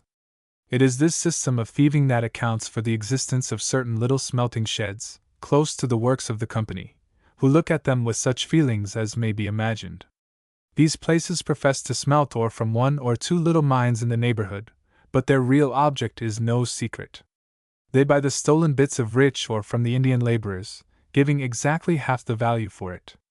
Of course, we must not judge these Mexican laborers as though we had a very high standard of honesty at home. That we should see workmen searched habitually in England, at the doors of our national dockyards, is a much greater disgrace to us. And not merely a disgrace, but a serious moral evil, for to expose an honest man to such a degradation is to make him half a thief already. People who know the Indian population best assure us that their lives are a perpetual course of intrigue and dissimulation. Always trying to practice some small fraud upon their masters, and even upon their own people, they are in constant fear that every one is trying to overreach them. They are afraid to answer the simplest question, lest it should be a trap laid to catch them. They ponder over every word and action of their European employers, to find out what hidden intrigue lies beneath, and to devise some counterplot. Sartorius says that when he has met an Indian and asked his name, the brown man always gave a false one, lest the inquirer should want to do him some harm. Never did any people show more clearly the effects of ages of servitude and oppression. But, hopeless as the moral condition of this mining population seems, there is one favorable circumstance to be put on record. The Cornish miners, who have been living among them for years, have worked quite perceptibly upon the Indian character by the example of their persevering industry, their love of saving, and their utter contempt for thieves and liars. Instead of squandering their wages, or burying them in the ground, many of the Indian miners take their savings to the banks, and the opinions of the foreigners are gradually, though very slowly, altering the popular standard of honesty, the first step towards the moral improvement of the Mexican population. In the morning we went off for an excursion, having got a lively young fellow from the hacienda in exchange for our stupid mozo. There was hoar frost on the ground, and the feeling of cold was intense at first. But the sun began to warm the ground about 8 o'clock, and we were soon glad to fasten our great coats and shawls to our saddles. 3 leagues took us to the town of Atotonilco el Grande, which gives its name to the plateau we were crossing. Here we are no longer in the Valley of Mexico, which is separated from this plain by the mountains of the Rio del Monte. We rode on 2 leagues more to the village of Saquito where, it being Sunday, we found the inhabitants, mostly Indians, amusing themselves by standing in the sun, doing nothing. I can hardly say doing nothing, though, for we went into the tienda, or shop, and found a brisk trade going on in raw spirits. Tienda, in Spanish, means a tent or booth. The first shops were tents or booths at fairs or in marketplaces, and thence, tienda, came to mean a shop in general, a derivation which corresponds with that of the word shop itself. Such of the population as had money seemed to drop in at regular intervals for a dram, which consisted of a small wine-glassful of white corn brandy, called chingarito. We tasted some, while the people at the shop were frying eggs and boiling beans for our breakfast, and found it so strong that a small sip brought tears into our eyes, to the amusement of the bystanders. It seemed that everybody was drinking who could afford it, from the old men and women to the babies in their mothers' arms. Everybody had a share, except those who were hard up, and they stood about the door looking stolidly at the drinkers. There was nothing like gaiety in the whole affair, only a sort of satisfaction appeared in the face of each as he took his dose. It is the drinkers of pulque who get furiously drunk, and fight. Here it is different. These drinkers of spirits are not much given to that enormous excess that kills off the Red Indians. Indeed, they are seldom drunk enough to lose their wits, and they never have delirium tremens, which would come upon a European, with much less provocation. They get into a habit of daily, almost hourly, dram drinking, and go on, year after year, in this way, seeming, as far as we could judge, to live a long while, such a life as it is. As we mounted our horses and rode on, we agreed that we had seldom seen a more melancholy and depressing sight. We met some arrieros, who had brought up salt from the coast, and they, seeing that we were English, judged we had something to do with mines, and proposed to sell us their goods. The price of salt here is actually 3 pence per pound, in a district where its consumption is immense, as it is used in refining the silver ore.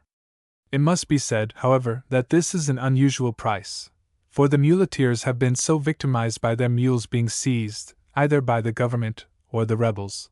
One seems about as bad as the other in this respect, that they must have a high price to pay them for the risk. Generally 7 reals, or 3s. per arroba of 25 pounds, is the price. This salt is evaporated in the salinas of Campeche, taken by water to Tuzpan, and then brought up the country on mules' backs, each beast carrying 300 pounds. Of course, this salt is very coarse and very watery. All salt made in this way is. It suits the New Orleans people better to import salt from England than to make it in this way in the Gulf of Mexico, though the water there is very salt and the sun very hot. The fact that it pays to carry salt on mules' backs tells volumes about the state of the country. At the lowest computation, the mules would do 4 or 5 times as much work if they were set to draw any kind of cart, however rough, on a carriageable road. It is true that there is some sort of road from here to Tampico, but an English wagoner would not acknowledge it by that name at all, and the muleteers are still in possession of most of the traffic in this district, as indeed they are over almost all the country. It was midday by this time, and, as we could not get to the Rio Grande without taking our chance for the night in some Indian rancho, we turned back. The heat had become so oppressive that we took off our coats, and Mr. Christie, riding in his shirt sleeves and holding a white umbrella over his head, which he had further protected with a turban, declared that even in the East he had not had so fatiguing a ride. We passed through Sequito, and there the natives were idling and drinking spirits as before, and seemed hardly to have moved since we left. This plateau of Atotonilco el Grande, called for shortness Grande, is, like most of the high plains of Mexico, composed mostly of porphyry and obsidian, a valley filled up with debris from the surrounding mountains, which are all volcanic, embedded in reddish earth. The mountain torrents, in which the water, so to speak, comes down all at once, not flowing in a steady stream all the year round as in England, have left evidences of their immense power in the ravines with which the sides of the hills, from their very tops downward, are fluted. These fluted mountain ridges resemble the combs of the Swiss Alps, called so from their toothed appearance. We had met numbers of Indians, bringing their wares to the Sunday market in the great square of Atotonilco el Grande, and when we reached the town on our way home, business was still going on briskly, so we put up our horses, and spent an hour or 2 in studying the people and the commodities they dealt in. It was a real old-fashioned Indian market, very much such as the Spaniards found when they first penetrated into the country. A large proportion of the people could speak no Spanish, or only a few words. The unglazed pottery, palm leaf mats, ropes and bags of aloe fiber, dressed skins, and were just the same wares that were made 3 centuries ago, and there is no improvement in their manufacture. This people, who rose in 3 centuries from the condition of wandering savages to a height of civilization that has no equal in history, considering the shortness of the time in which it grew up, have remained, since the conquest, without making one step in advance. They hardly understand any reason for what they do, except that their ancestors did things so, they therefore must be right.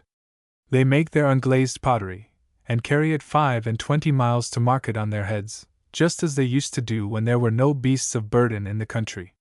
The same with their fruits and vegetables, which they have brought great distances, up the most difficult mountain paths, at a ruinous sacrifice of time and trouble, considering what a miserable sum they will get for them after all, and how much even of this will be spent in brandy. By working on a hacienda they would get double what their labor produces in this way, but they do not understand this kind of reasoning. They cultivate their little patches of maize by putting a sharp stick into the ground and dropping the seed into the hole. They carry pots of water to irrigate their ground with, instead of digging trenches. This is the more curious, as at the time of the conquest irrigation was much practiced by the Aztecs in the plains, and remains of water canals still exist, showing that they had carried the art to great perfection. They bring logs of wood over the mountains by harnessing horses or mules to them, and dragging them with immense labor over the rough ground. The idea of wheels or rollers has either not occurred to them, or is considered as a pernicious novelty. It is very striking to see how, while Europeans are bringing the newest machinery and the most advanced arts into the country, there is scarcely any symptom of improvement among the people, who still hold firmly to the wisdom of their ancestors. An American author, Mayer, quotes a story of a certain people in Italy, as an illustration of the feeling of the Indians in Mexico respecting improvements. In this district, he says that the peasants loaded their panniers with vegetables on one side, and balanced the opposite pannier by filling it with stones, and when a traveler pointed out the advantage to be gained by loading both panniers with vegetables, he was answered that their forefathers from time immemorial had so carried their produce to market, that they were wise and good men, and that a stranger showed very little understanding or decency who interfered in the established customs of a country. I need hardly say that the Indians are utterly ignorant, and this of course accounts to a great extent for their obstinate conservatism. There were several shops round the marketplace at Grande, and the brandy drinking was going on much as at Sequito. The shops in these small towns are general stores, like the shop in coal and iron districts in England. It is only in large towns that the different retail trades are separated. One thing is very noticeable in these country stores: the certainty of finding a great stock of sardines in bright tin boxes. The idea of finding sardines à l'eau while in Indian villages seemed odd enough, but the fact is that the difficulty of getting fish up from the coast is so great that these sardines are not much dearer than anything else, and they go a long way. Montezuma's method of supplying his table with fresh fish from the Gulf, by having relays of Indian porters to run up with it, is too expensive for general use, and there is no efficient substitute. It is in consequence of this scarcity of fish that church fasts have never been very strictly kept in Mexico. The method of keeping accounts in the shops, which, it is to be remembered, are almost always kept by white or half-white people, hardly ever by Indians, is primitive enough. Here is a score which I copied, the hieroglyphics standing for dollars, half-dollars, medios or half-reals, quartillos or quarter-reals, and tlacos, or clacos, which are eighths of a real, or about 3/4 d. While account-keeping among the comparatively educated tradespeople is in this condition, one can easily understand how very limited the Indian notions of calculation are. They cannot realize any number much over 10, and 20, sempoali, is with them the symbol of a great number, as 100 was with the Greeks. There is in Mexico a mountain called in this indefinite way, Sempoatepetl, the 20 mountain. Sartorius mentions the Indian name of the many-petaled marigold, Sempoaxocotl, the 20 flower. We traded for some trifles of aloe fiber, but soon had to count up the reckoning with beans. I have delayed long enough for the present over the Indians and their market, so, though there is much more to be said about them, I will only add a few words respecting the commodities for sale, and then leave them for a while. There seemed to be a large business doing in costales, bags, made of aloe fiber, for carrying or about in the mines. True to the traditions of his ancestors, the Indian much prefers putting his load in a bag on his back, to the far easier method of wheeling it about. Les are sold at 1 to 4 reals 60 to 2s, according to quality. There are two kinds of aloe fiber, one coarse, Ickley, the other much finer, Pito, the first made from the great aloe that produces pulque, the other from a much smaller species of the same genus. The stones with which the boiled maize is ground into the paste of which the universal tortillas are made were to be had here. Indeed, they are made in the neighborhood of the basalt and lava which abound in the district. The metate is a sort of little table, hewn out of the basalt, with 4 little feet, and its surface is curved from the ends to the middle. The metal pile is of the same material, and like a rolling pin. The old-fashioned Mexican pottery I have mentioned already. It is beautifully made, and very cheap. They only asked us 9 pence for a great olla, or boiling pot, that held 4 or 5 gallons, and no doubt this was double the market price. I never so thoroughly realized before how climate is altered by altitude above the sea as in noticing the fruits and vegetables that were being sold at this little market, within 15 or 20 miles of which they were all grown. There were wheat and barley, and the pinones, the fruit of the stone pine, which grows in Italy, and is largely used instead of almonds, and from these representatives of temperate climates the list extended to bananas and zapotes, grown at the bottom of the great barrancas, 3,000 or 4,000 feet lower in level than the plateau, though in distance but a few miles off. 3 or 4,000 miles of latitude would not give a greater difference. It would never do to be late, and break our necks in one of the awkward watercourses that cut the plateau about in all directions, so we started homewards, soon having to unfasten greatcoats and shawls from our saddles, to keep out the cold of the approaching sunset, and so we got back to the hospitable hacienda, and were glad to warm ourselves at the fire. Next morning, we went off to get a view of the great barranca of Regla. A ride over the hills brought us to a wood of oaks, with their branches fringed with the long gray Spanish moss, and a profusion of epiphytes clinging to their bark, some splendidly in flower, showing the fantastic shapes and brilliant colors one sees in English orchid houses. Cactuses of many species complete the picture of the vegetation in this beautiful spot. This is at the top of the barranca. Then imagine a valley a mile or 2 in width, with sides almost perpendicular and capped with basaltic pillars, and at the bottom a strip of land where the vegetation is of the deepest green of the tropics, with a river winding along among palm trees and bananas. This great barranca is between 2,000 and 3,000 feet deep, and the view is wonderful. We went down a considerable way by a zigzag road, my companion collecting armfuls of plants by the way, but unfortunately losing his thermometer, which could not be found, though a long hunt for it produced a great many more plants, and so the trouble was not wasted. The prickly pear was covered with ripe purple fruit a little way down, and we refreshed ourselves with them, I managing, in my clumsiness, to get into my fingers 2 or 3 of the little sheaves of needles which are planted on the outside of the fruit, and thus providing myself with occupation for leisure moments for 3 or 4 days after in taking them out. Many species of cactus, and the nopal, or prickly pear, especially, are full of watery sap, which trickles out in a stream when they are pierced. In these thirsty regions, when springs and brooks are dry, the cattle bite them to get at the moisture, regardless of the thorns. On the north coast of Africa the camels delight in crunching the juicy leaves of the same plant.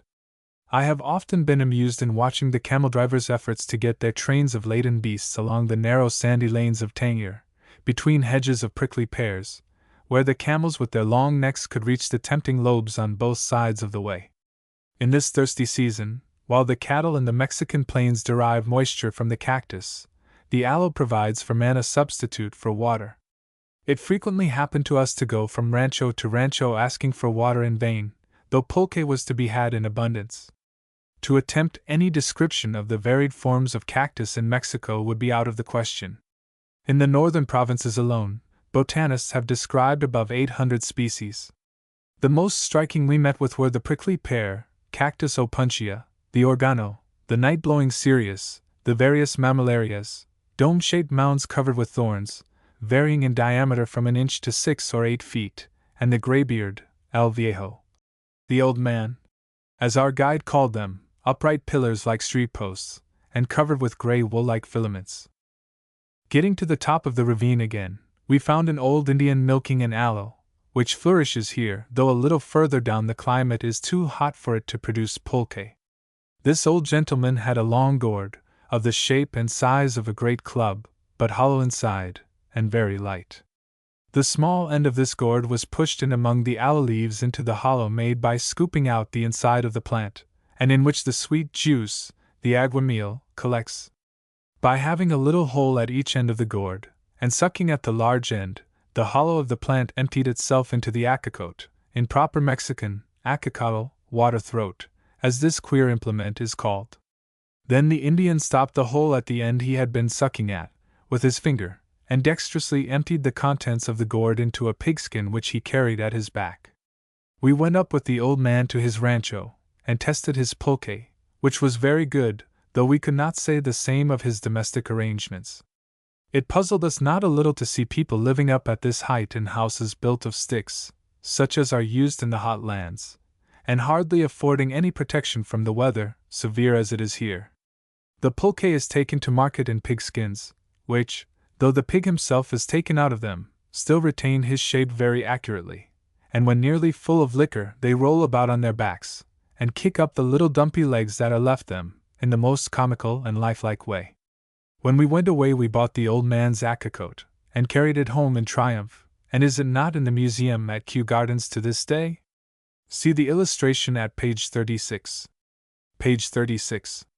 At the hacienda of Regla are to be seen on a large scale most of the processes which are employed in the extraction of silver from the ore, the beneficio, or making good, as it is called.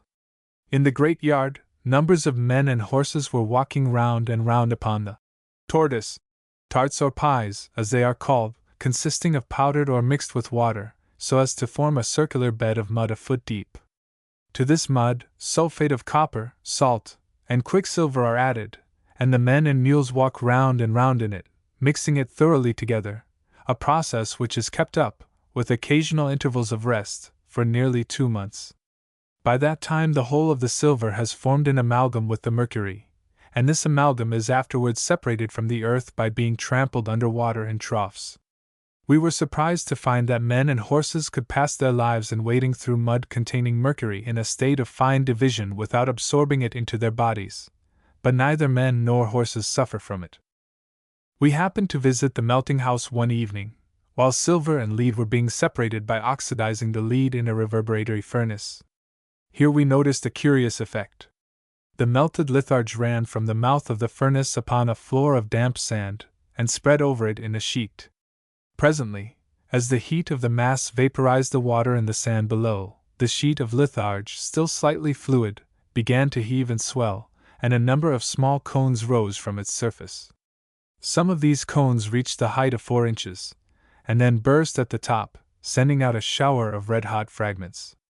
I removed one of these cones when the litharge was cool. It had a regular funnel-shaped crater, like that which Vesuvius had until 3 or 4 years ago. The analogy is complete between these little cones and those on the lava field at the foot of the volcano of Jorullo, the celebrated Hornitos, the concentric structure of which, as described by Burckhardt, proves that they were formed in precisely the same manner.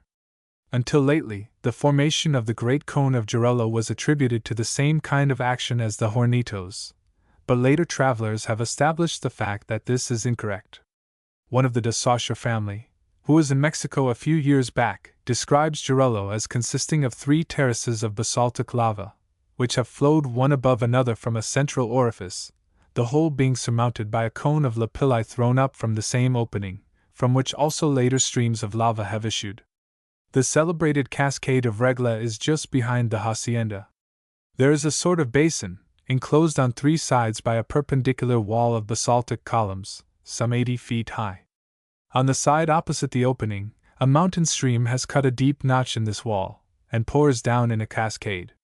The basaltic pillars rest upon an undisturbed layer of basaltic conglomerate 5 feet thick, and that upon a bed of clay.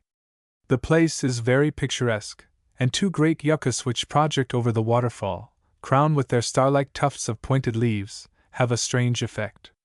These basalt columns are very regular, with from 5 to 8 sides, and are almost black in color. They have a curiously well-defined circular core in the middle, 5 or 6 inches in diameter. This core is light gray, almost white. The Indians bring down numbers of short lengths or joints of the columns, and they are used at the hacienda in making a primitive kind of ore-crushing mill, in which they are dragged round and round by mule power, on a floor also of basalt. When we had visited the falls, we took leave of our hospitable friend, and set off to return to the Rio. We stopped at San Miguel, another of the haciendas of the company, where the German barrow process is worked. Just behind the hacienda is the Ojo de Agua, the Eye of Water, a beautiful basin, surrounded by a green sward and a wood of oaks and fir trees. A little stream takes its rise from the spring which bubbles up into this basin, and the name, Ojo de Agua, is a general term applied to such fountainheads. When one looks down from a high hill upon one of these eyes of water, one sees how the name came to be given, and indeed, the idiom is thousands of years older than the Spanish tongue, and belongs as well to the Hebrew and Arabic. A Mexican calls a lake Atascatl, water mirror, an expressive word, which reminds one of the German Wasserspiegel. Soon after nightfall we got back to the English inn, and went to bed without any further event happening, except the burning of some outhouses, which we went out to see. The custom of roofing houses with pine shingles, tacumiles, and the general use of wood for building all the best houses, make fires very common here. During the few days we spent in the Real district, I find in my notebook mention of 3 fires which we saw. We spent the next day in resting, and in visiting the mineworks near at hand. The day after, an Englishman who had lived many years at the Real offered to take us out for a day's ride, and the company's administrator lent us 2 of his own horses, for the poor beast from Pachuca could hardly have gone so far. The first place we visited was Peñas Cargadas, the Loaded Rocks. Riding through a thick wood of oaks and pines, we came suddenly in view of several sugarloaf peaks, some 300 feet high, tapering almost to a point at the top, and each one crowned with a mass of rocks which seemed to have been balanced in unstable equilibrium on its point, looking as though the first puff of wind would bring them down. The pillars were of porphyritic conglomerate, which had been disintegrated and worn away by wind and rain, while the great masses resting on them, probably of solid porphyry, had been less affected by these influences. It was the most curious example of the weathering of rocks that we had ever seen. From Peñas Cargadas we rode on to the farm of Guajalote, where the company has forests, and cuts wood and burns charcoal for the mines and the refining works. Don Alejandro, the tenant of the farm, was a Scotchman, and a good fellow. He could not go on with us, for he had invited a party of neighbors to eat up a kid that had been cooked in a hole in the ground, with embers upon it, after Sandwich Island fashion. This is called a barbacoa, a barbecue. We should have liked to be at the feast, but time was short, so we rode on to the top of Mount Jackal, 12,000 feet above the sea, where there was a view of mountains and valleys, and heat that was positively melting. Thence down to the Cerro de Navajas, the Hill of Knives. It is on the sides of this hill that obsidian is found in enormous quantities. Before the conquerors introduced the use of iron, these deposits were regularly mined, and this place was the Sheffield of Mexico. We were curious to see all that was to be seen, for Mr. Christie's Mexican collection, already large before our visit, and destined to become much larger, contained numbers of implements and weapons of this very peculiar material. Any one who does not know obsidian may imagine great masses of bottle glass, such as our orthodox ugly wine bottles are made of, very hard, very brittle, and, if one breaks it with any ordinary implement, going, as glass does, in every direction but the right one. We saw its resemblance to this port wine bottle glass in an odd way at the Ojo de Agua, where the wall of the hacienda was armed at the top, after our English fashion, apparently with bits of old bottles, but which turned out to be chips of obsidian. Out of this rather unpromising stuff the Mexicans made knives, razors, arrow and spearheads, and other things, some of great beauty. I say nothing of the polished obsidian mirrors and ornaments, nor even of the curious masks of the human face that are to be seen in collections, for these were only laboriously cut and polished with jeweler's sand, to us a commonplace process. Cortez found the barbers at the great market of Tlatelolco busy shaving the natives with such razors, and he and his men had experience of other uses of the same material in the flights of obsidian-headed arrows which darkened the sky, as they said, and the more deadly wooden maces stuck all over with obsidian points, and of the priests' sacrificial knives too, not long after. These things were not cut and polished, but made by chipping or cracking off pieces from a lump. This one can see by the traces of conchoidal fracture which they all show. The art is not wholly understood, for it perished soon after the conquest, when iron came in. But, as far as the theory is concerned, I think I can give a tolerably satisfactory account of the process of manufacture. In the first place, the workman who makes gunflints could probably make some of the simpler obsidian implements, which were no doubt chipped off in the same way. The section of a gunflint, with its one side flat for sharpness, and the other side ribbed for strength, is one of the characteristics of obsidian knives. That the flint knives of Scandinavia were made by chipping off strips from a mass is proved by the many-sided prisms occasionally found there, and particularly by that one which was discovered just where it had been worked, with the knives chipped off it lying close by, and fitting accurately into their places upon it. Now, to make the case complete, we ought to find such prisms in Mexico, and accordingly, some months ago, when I examined the splendid Mexican collection of Mr. Ude at Heidelberg, I found one or two. No one seemed to have suspected their real nature, and they had been classed as maces, or the handles of some kind of weapon. I should say from memory that they were 7 or 8 inches long, and as large as one could conveniently grasp, and one or both of them, as if to remove all doubt as to what they were, had the stripping off of ribbons not carried quite round them, but leaving an intermediate strip rough. There is another point about the obsidian knives which requires confirmation. One can often see, on the ends of the Scandinavian flint knives, the bruise made by the blow of the hard stone with which they were knocked off. I did not think of looking to this point when at Mr. Ude's museum, but the only obsidian knife I have seen since seems to be thus bruised at the end. Once able to break his obsidian straight, the workman has got on a long way in his trade, for a large proportion of the articles he has to make are formed by planes intersecting one another in various directions. But the Mexican knives are generally not pointed, but turned up at the end, as one may bend up a druggist's spatula.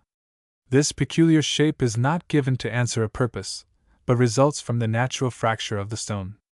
Even then, the way of making several implements or weapons is not entirely clear. We got several obsidian maces or lance heads, one about 10 inches long, which were taper from base to point, and covered with taper flutings. And there are other things which present great difficulties. I have heard on good authority that somewhere in Peru, the Indians still have a way of working obsidian by laying a bone wedge on the surface of a piece, and tapping it till the stone cracks. Such a process may have been used in Mexico. We may see in museums beautiful little articles made in this intractable material, such as the mirrors and masks I have mentioned, and even rings and cups. But, as I have said, these are mere lapidaries' work. The situation of the mines was picturesque, grand hills of porphyritic rock, and pine forest everywhere. Not far off is the broad track of a hurricane, which had walked through it for miles, knocking the great trees down like ninepins, and leaving them to rot there. The vegetation gave evident proof of a severe climate, and yet the heat and glare of the sun were more intolerable than we had ever felt it in the region of sugar canes and bananas. About here, some of the trachytic porphyry which forms the substance of the hills had happened to have cooled, under suitable conditions, from the molten state into a sort of slag or volcanic glass, which is the obsidian in question, and in places, this vitreous lava, from one layer having flowed over another which was already cool, was regularly stratified. The mines were mere wells, not very deep, with horizontal workings into the obsidian where it was very good, and in thick layers. Round about were heaps of fragments, hundreds of tons of them, and it was clear, from the shape of these, that some of the manufacturing was done on the spot. There had been great numbers of pits worked, and it was from these Manilas, little mines as they are called, that we first got an idea how important an element this obsidian was in the old Aztec civilization. In excursions made since, we traveled over whole districts in the plains, where fragments of these arrows and knives were to be found, literally at every step, mixed with morsels of pottery, and here and there a little clay idol. Among the heaps of fragments were many that had become weathered on the upper side, and had a remarkable luster, like silver. Obsidian is called biscle by the Indians, and the silvery sort is known as biscle platera. They often find bits of it in the fields, and go with great secrecy and mystery to Mr. Bell, or some other authority in mining matters, and confide to him their discovery of a silver mine. They go away angry and unconvinced when told what their silver really is, and generally come to the conclusion that he is deceiving them, with a view of throwing them off the scent, that he may find the place for himself, and cheat them of their share of the profits, just what their own miserable morbid cunning would lead them to do under such circumstances. The family likeness that exists among the stone tools and weapons found in so many parts of the world is very remarkable. The flint arrows of North America, such as Mr. Longfellow's arrowmaker used to work at in the land of the Dakotas, and which, in the wild northern states of Mexico, the Apaches and Comanches use to this day, might be easily mistaken for the weapons of our British ancestors, dug up on the banks of the Thames. It is true that the finish of the Mexican obsidian implements far exceeds that of the chipped flint and agate weapons of Scandinavia, and still more those of England, Switzerland, and Italy, where they are dug up in such quantities, in deposits of alluvial soil, and in bone caves in the limestone rocks. But this higher finish we may attribute partly to the superiority of the material, for the Mexicans also used flint to some extent, and their flint weapons are as hard to distinguish by inspection as those from other parts of the world.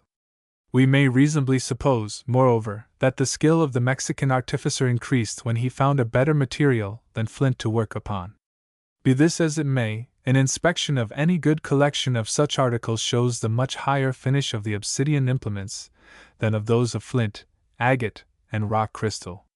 They say there is an ingenious artist who makes flint arrowheads and stone axes for the benefit of English antiquarians, and earns good profits by it.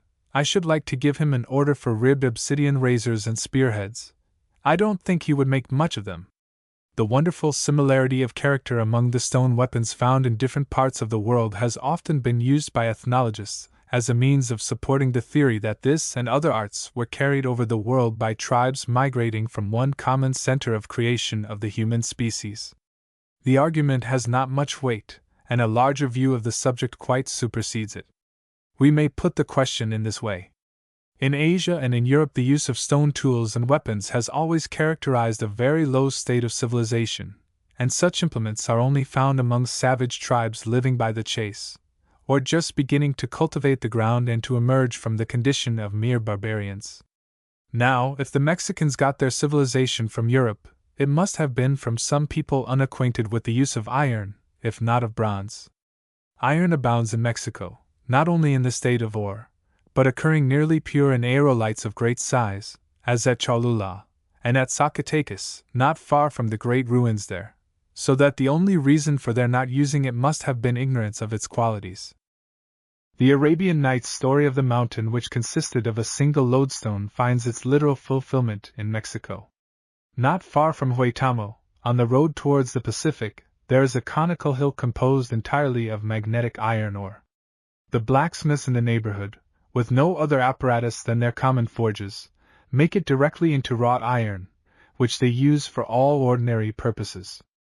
Now, in supposing civilization to be transmitted from one country to another, we must measure it by the height of its lowest point, as we measure the strength of a chain by the strength of the weakest link. The only civilization that the Mexicans can have received from the Old World must have been from some people whose cutting implements were of sharp stone, consequently, as we must conclude by analogy, some very barbarous and ignorant tribe. From this point we must admit that the inhabitants of Mexico raised themselves, independently, to the extraordinary degree of culture which distinguished them when Europeans first became aware of their existence. The curious distribution of their knowledge shows plainly that they found it for themselves, and did not receive it by transmission. We find a wonderful acquaintance with astronomy, even to such details as the real cause of eclipses, and the length of the year given by intercalations of surprising accuracy, and, at the same time, no knowledge whatever of the art of writing alphabetically, for their hieroglyphics are nothing but suggestive pictures. They had carried the art of gardening to a high degree of perfection, but though there were two kinds of ox, and the buffalo at no great distance from them, in the countries they had already passed through in their migration from the north, they had no idea of the employment of beasts of burden, nor of the use of milk. They were a great trading people, and had money of several kinds in general use, but the art of weighing was utterly unknown to them, while, on the other hand, the Peruvians habitually used scales and weights, but had no idea of the use of money. To return to the stone knives. The Mexicans may very well have invented the art themselves, as they did so many others, or they may have received it from the Old World. The things themselves prove nothing either way. The real proof of their having, at some early period, communicated with inhabitants of Europe or Asia rests upon the traditions current among them, which are recorded by the early historians, and confirmed by the Aztec picture writings, and upon several extraordinary coincidences in the signs used by them in reckoning astronomical cycles. Further on I shall allude to these traditions. On the whole, the most probable view of the origin of the Mexican tribe seems to be the one ordinarily held, that they really came from the Old World, bringing with them several legends, evidently the same as the histories recorded in the book of Genesis.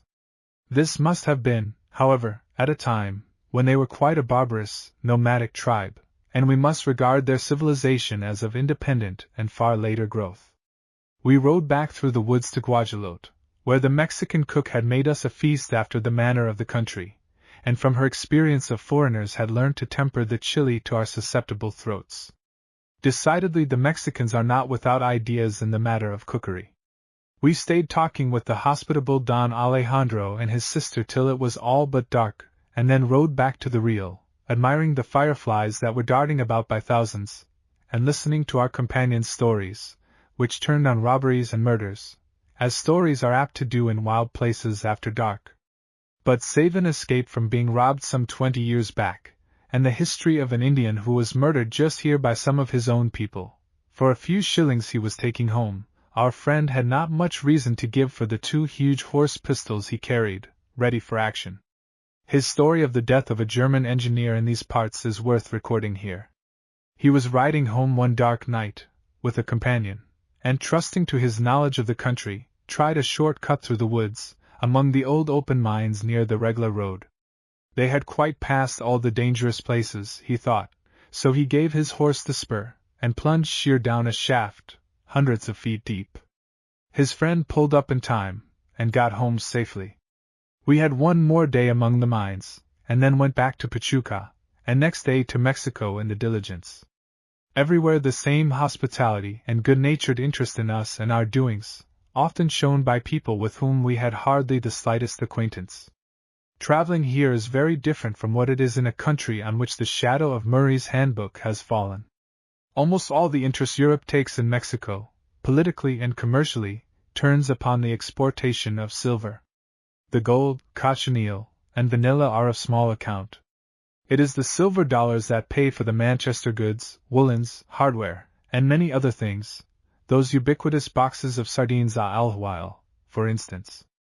The Mexicans send to Europe some 5 million sterling in silver every year, that is, about 12 shillings apiece for all the population. It is just about what their government spends annually in promoting the maladministration of the country, and looking at the matter in that point of view, they don't do their work badly for the money. The income of the Mexican church is not quite so much, but not far off. Baron Humboldt has expressed a hope that, at some future day, the Mexicans will turn their attention to producing articles of real intrinsic value, and not those which are merely assigned to represent it. He tells us, quite feelingly, how the Peace of Amiens stopped the working of the iron mines that had been opened when they could get no iron from abroad, for, when trade was reopened, people preferred buying in Europe probably a better article at 1/3 the price. He even hopes an enlightened government will encourage, that is, protect, more useful industries. This was written 50 years ago, though. If an enlightened government will give people some security for life and property, and make reasonable laws, and execute them, leaving men of business to find out for themselves how it suits them to employ their capital, it seems probable that the balance between articles of real value and articles of imaginary value will adjust itself, perhaps better than an enlightened government could do it. The Mexican government has, unfortunately, followed Humboldt's advice in some respects. Cotton goods, woolens, and hardware are thus protected. We may sum up the statistics of the Mexican cotton manufacture in a rough way thus, taking merely into question the coarse cotton cloth called manta, and used principally by the Indians. We may reckon roughly that for this article alone the Mexicans have to pay £1,000,000 annually more than they could get it for if there were no protection duty. The only advantage anybody gets by this is that a certain part of the population is employed in a manufacture unsuited to the country, and is thus taken away from work that may be done profitably. The actual amount of money paid in wages to the class of operatives thus forced into existence is much less than the amount which the country forfeits for the sake of making its manta at home. Thus, a sum actually amounting to 1/3 of the annual taxation of the country is thrown away upon this one article, and more goes the same way, to encourage similar and profitable manufactures. With respect to the silver mines, it is stated, on competent authority, that the northern states of Mexico are very rich in silver, but there is scarcely any population, and that consisting mostly of red Indians who will not work. When this district becomes a territory of the United States, as seems almost certain, this silver will, no doubt, be worked. We may make 3 periods in the history of Mexican silver mining. Before the conquest, the Aztecs worked the silver ore at Tasco and other places, and were very familiar with silver, though they did not value it much. Under the Spaniards, the working of silver became the prominent industry of the country, and until the Mexican independence, the production steadily increased.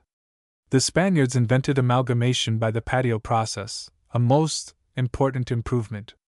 Then came above 20 years of confusion, when little was done. But when the Republic had fairly got under way, and the country was in some measure open to foreigners, Europe, especially England, in hot haste to take advantage of the opportunity, sent over engineers and machinery, and great sums of money, much of which was quite wasted, to the hopeless ruin of a great part of the adventurers. The improvements and the machinery remained, however, and the mines passed into other hands. Of late years the companies have been doing very well, and now export nearly as much silver as during the latter years of the Spanish government, nearly, but not quite. The financial history of the real Del Monte Company is worth putting down. The original English company spent nearly £1,000,000 on it, without getting any dividend. They sold it to 2 or 3 Mexicans for about £27,000, and the Mexicans spent 80,000 more on it, and then began to make profits. The annual profit is now some £200,000. I have said that the modern Mexican Indian has but little idea of arithmetic. This was not the case with his ancestors, who had a curious notation, serving for the highest numbers. The Indians of the present day use the old Aztec numerals, and from these there is something to be learnt. Baron Humboldt, speaking of the Muisca Indians of South America, says that their word for 11 is Quihicha Ada, that is, foot 1, meaning that they have counted all their fingers, and are beginning their toes. He proceeds to compare the Persian words, pencha, hand, and penge, 5, as being connected with one another, and gives various other curious instances of finger numeration. We may carry the theory further. The Zulu language reckons from 1 up to 5, and then goes on with Tatisatup. Take the thumb, meaning 6, Tatakamba. Take the pointer, or forefinger, meaning 7, and so on. The Vai language counts from 1 up to 19, and for 20 says Mo band. A person is finished. That is, both fingers and toes. I venture to add another suggestion. Eichhoff gives a Sanskrit word for finger, daisini, taken apparently from Piaradaisini, forefinger, and which corresponds curiously with Dakan, 10, and we have the same resemblance running through many of the Indo-European languages, as delta epsilon cap alpha and delta alpha capit au upsilon lambda omicron, decim and digitus, German, Zen and Z, and so on. Here the Mexican numerals will afford us a new illustration.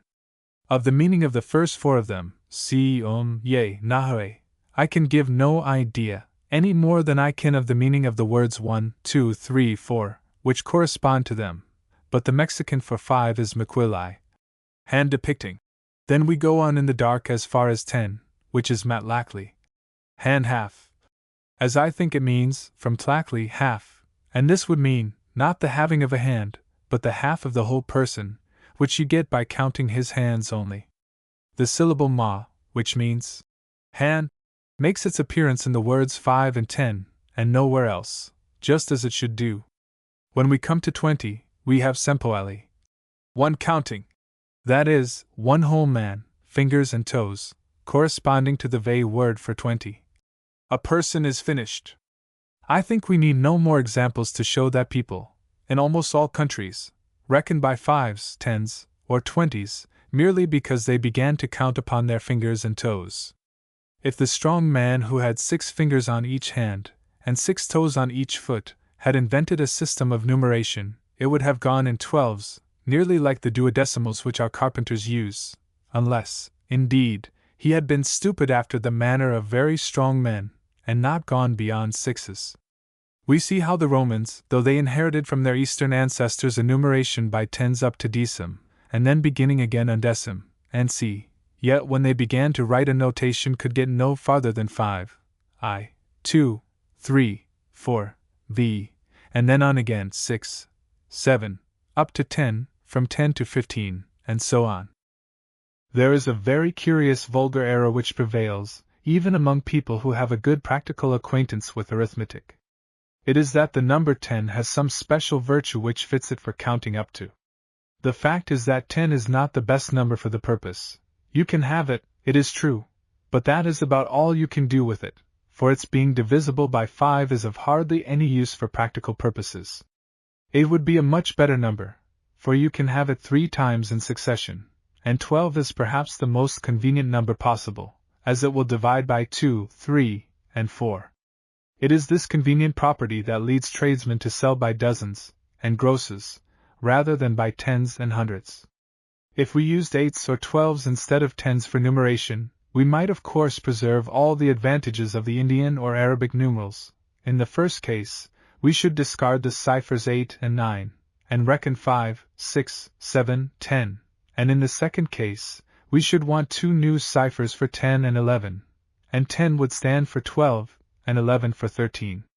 Our happening to have 10 fingers has really led us into a rather inconvenient numerical system. Chapter 5. Mexico. Guadalupe. While we were away at the Rio del Monte, the news had reached Mexico that Puebla had capitulated, and that the rebel leader had fled. The victory was celebrated in the capital with the most triumphal entries, harangues, bullfights, and illuminations done to order. If you had a house in one of the principal streets, the police would make you illuminate it, whether you liked or not. The newspapers loudly proclaimed the triumph of the constitutional principle, and the inauguration of a reign of law and order that was never to cease. As for the newspapers, indeed, one looked in vain in them for any free expression of public opinion. They were all either suppressed, or converted into the merest mouthpieces of the government. The telegraph was under the strictest surveillance, and no messages were allowed to be sent which the government did not consider favorable to their interests, a precaution which rather defeated itself, as the people soon ceased to believe any public news at all. In all these mean little shifts, which we in England consider as the special property of despotic governments, the authorities of the Mexican Republic showed themselves great proficients. We were left, therefore, to form what idea we could of the real state of Mexican affairs, from the private information received by our friends. Just for once it may be worth while to give a few details, not because the people engaged were specially interesting, but because the affair may serve to give an idea of the condition of the country.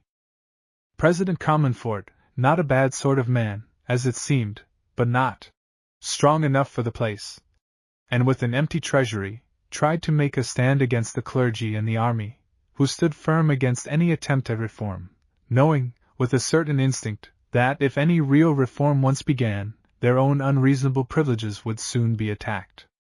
So the clergy and part of the army set up an anti-president, one Haro, and he installed himself at Puebla, which is the second city of the Republic, and there Comonfort besieged him. So far I have already described the doings of the reaccionarios. The newspapers gave wonderful accounts of attacks and repulses, and reckoned the killed on both sides at 2,500. There were 10,000 regular troops, and 10,000 irregulars, very irregular troops indeed, and these were commanded by a complete regiment of officers, and 40 generals. This is reckoning both sides. But as, on pretty good authority, Tejada's statistical table, the troops in the Republic are only reckoned at 12,000, no doubt the above numbers are much exaggerated. As for the 2,500 killed, the fact is that the siege was a mere farce, and judging by what we heard at the time in Mexico, and soon afterwards in Puebla itself, 25 was a much more correct estimate, and some facetious people reduced it, by one more division, to 2.5. The President had managed, by desperate efforts, to borrow some money in Mexico, on the credit of the state, at 60%, and it seems certain that it was this money, judiciously administered to some of Haro's generals, that brought about the flight of the anti-president, and the capitulation of Puebla.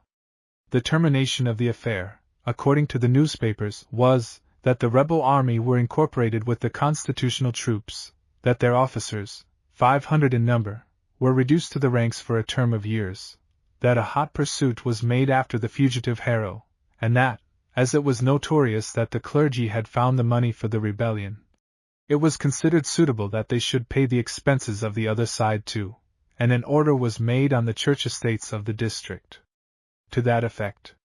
Of course, it was an understood thing that the officers thus degraded would desert at the first opportunity, and thus the government would be rid of them. As for Haro, it is not probable that they ever intended to catch him, and they were very glad when he disguised himself in sailor's clothes, and shipped himself off somewhere. When the Mexicans first took to civil wars, the victorious leader used to finish the contest by having his adversary shot.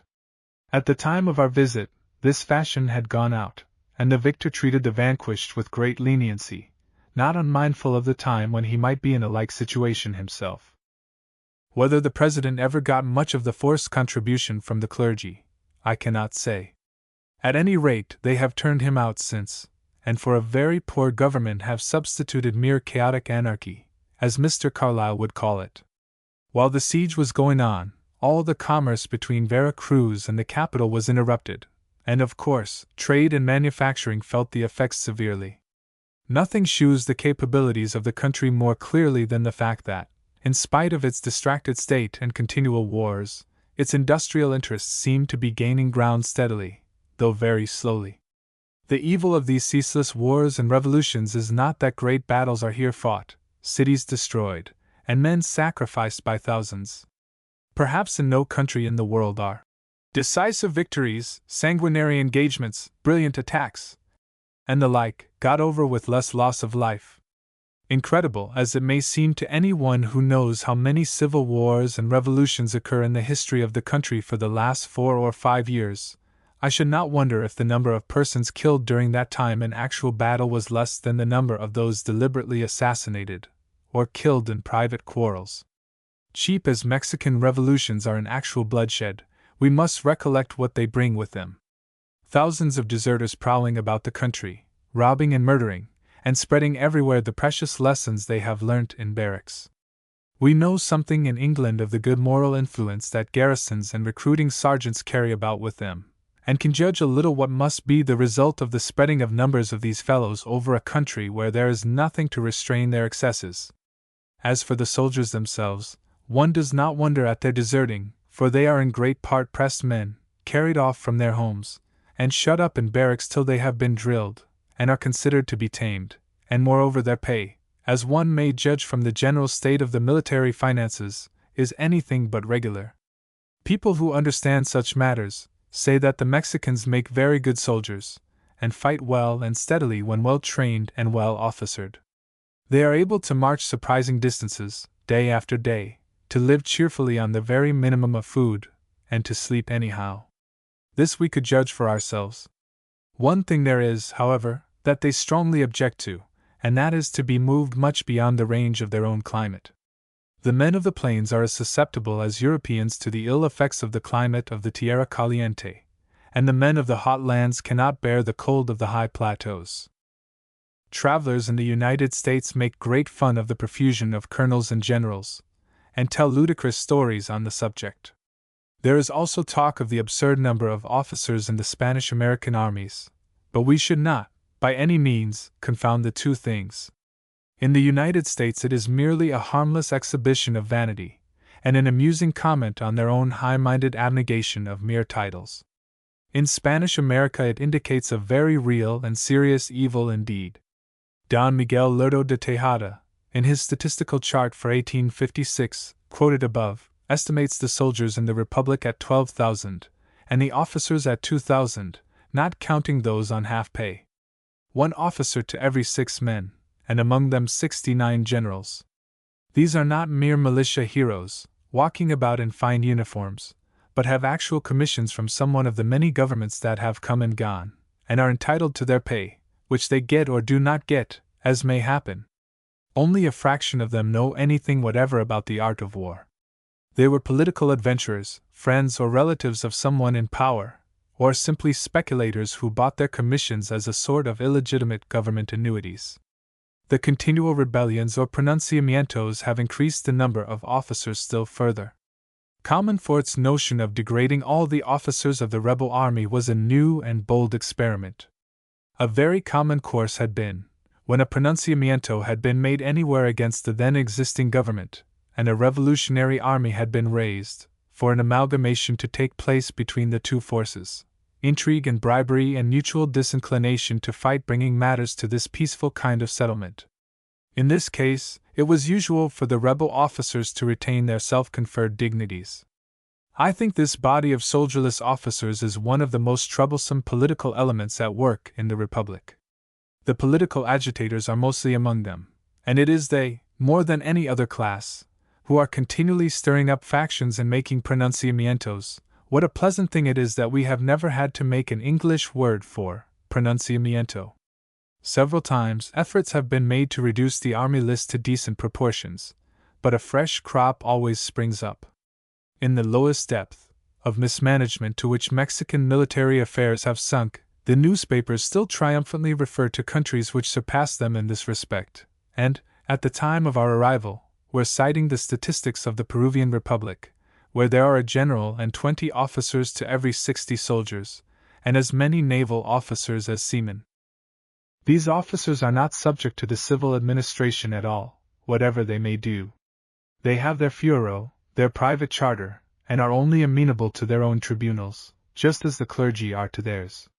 To the ill effects of the presence of such armies and such officers in the country, we must add the continual interruptions to commerce arising from the distracted state of the Republic, and the uncertain tenure by which every one holds his property, not to say his life, and this, in its effect on the morale of the whole country, is worse than the positive suffering they inflict. So much for soldiering, for the present. We leave the President trying, with the aid of his Congress, to organize the government, and set things straight generally. This august assembly is selected from the people by universal suffrage, in the most approved manner, and ought to be a very important and useful body, but unfortunately can do nothing but talk and issue decrees, which no one else cares about. In consequence of the alarming increase of highway robbery, steps are taken to diminish the evil. It is made lawful to punish such offenders on the spot, by lynch law. This is all. You may do justice on him when caught, but really you must catch him yourself. Sober citizens are even regretting the days of Santa Anna. Recollect, I speak now of 1856, and they might regret him still more in 1860. He was a great scoundrel, it is true, but he sent down detachments of soldiery to where the robbers practiced their profession, and garroted them in pairs, till the roads were as safe as ours are in England. A president who sells states and pockets the money may have even that forgiven him in consideration of roads kept free from robbers, and some attempt at an effectual police. There is a lesson in this for Mexican rulers. The Congress profess to be hard at work cleaning out the Augean stable of laws, rescripts, and proclamations, and making a working constitution. We went to see them one day, and heard talking going on, but it all came to nothing. Of one thing we may be quite sure, that if this unlucky country ever does get set straight, it will not be done by a Mexican Congress sitting and cackling over it. On our return from the Rio, we spent 2 days at the house of an English friend at Tisapan, at the edge of the great Pedregal, or lava field, which lies south of the capital. It was across this lava field that a part of the American army marched in '47, and defeated a division of the Mexican forces encamped at Contrivas. On the same day, the American army attacked the Mexicans, who held a strongly fortified position at Churubusco, some 4 miles nearer Mexico, and routed the main army there. They beat them again at Molino del Rey, carried the hill of Chapultepec by storm, and then entered the city without meeting with further resistance, though the Mexicans, after they had formally yielded possession of the city, disgraced themselves by assassinating stray Americans, stabbing them in the streets, and lassoing them from the tops of the low mud houses in the suburbs. An acquaintance of ours in Mexico met some American soldiers, with a corporal, in the street close to his house, and asked them in. Presently the corporal sent one of the men off into the next street to execute some commission. But half an hour elapsed, and the man not returning, the corporal went out to see what was the matter. He came back presently, and remarked that some of those cursed Mexicans had stabbed the man as he was turning the corner of the street, and left him lying there. "So," said the corporal, "I may as well finish his brandy and water for him." He did so accordingly, and the men went home to their quarters. The American soldiers were, as one may imagine, a rough lot. Only the smaller part of them were born Americans, the rest were emigrants from Europe, to judge by what we heard of them, both in the States and in Mexico, the very refuse of all the scoundrels in the Republic. But they were well officered, and rigid discipline was maintained. So effectually were they kept in order, that the Mexicans confessed that it was a smaller evil to have the enemy's forces marching through the country, than their own army. An elaborate account of the American invasion is given in Meyer's Mexico. To those who do not care for details of military operations, there are still points of interest in the history. That 10,000 Americans should have been able to get through the mountain passes, and to reach the capital at all, is an astonishing thing, and after that, their successes in the Valley of Mexico follow as a matter of course.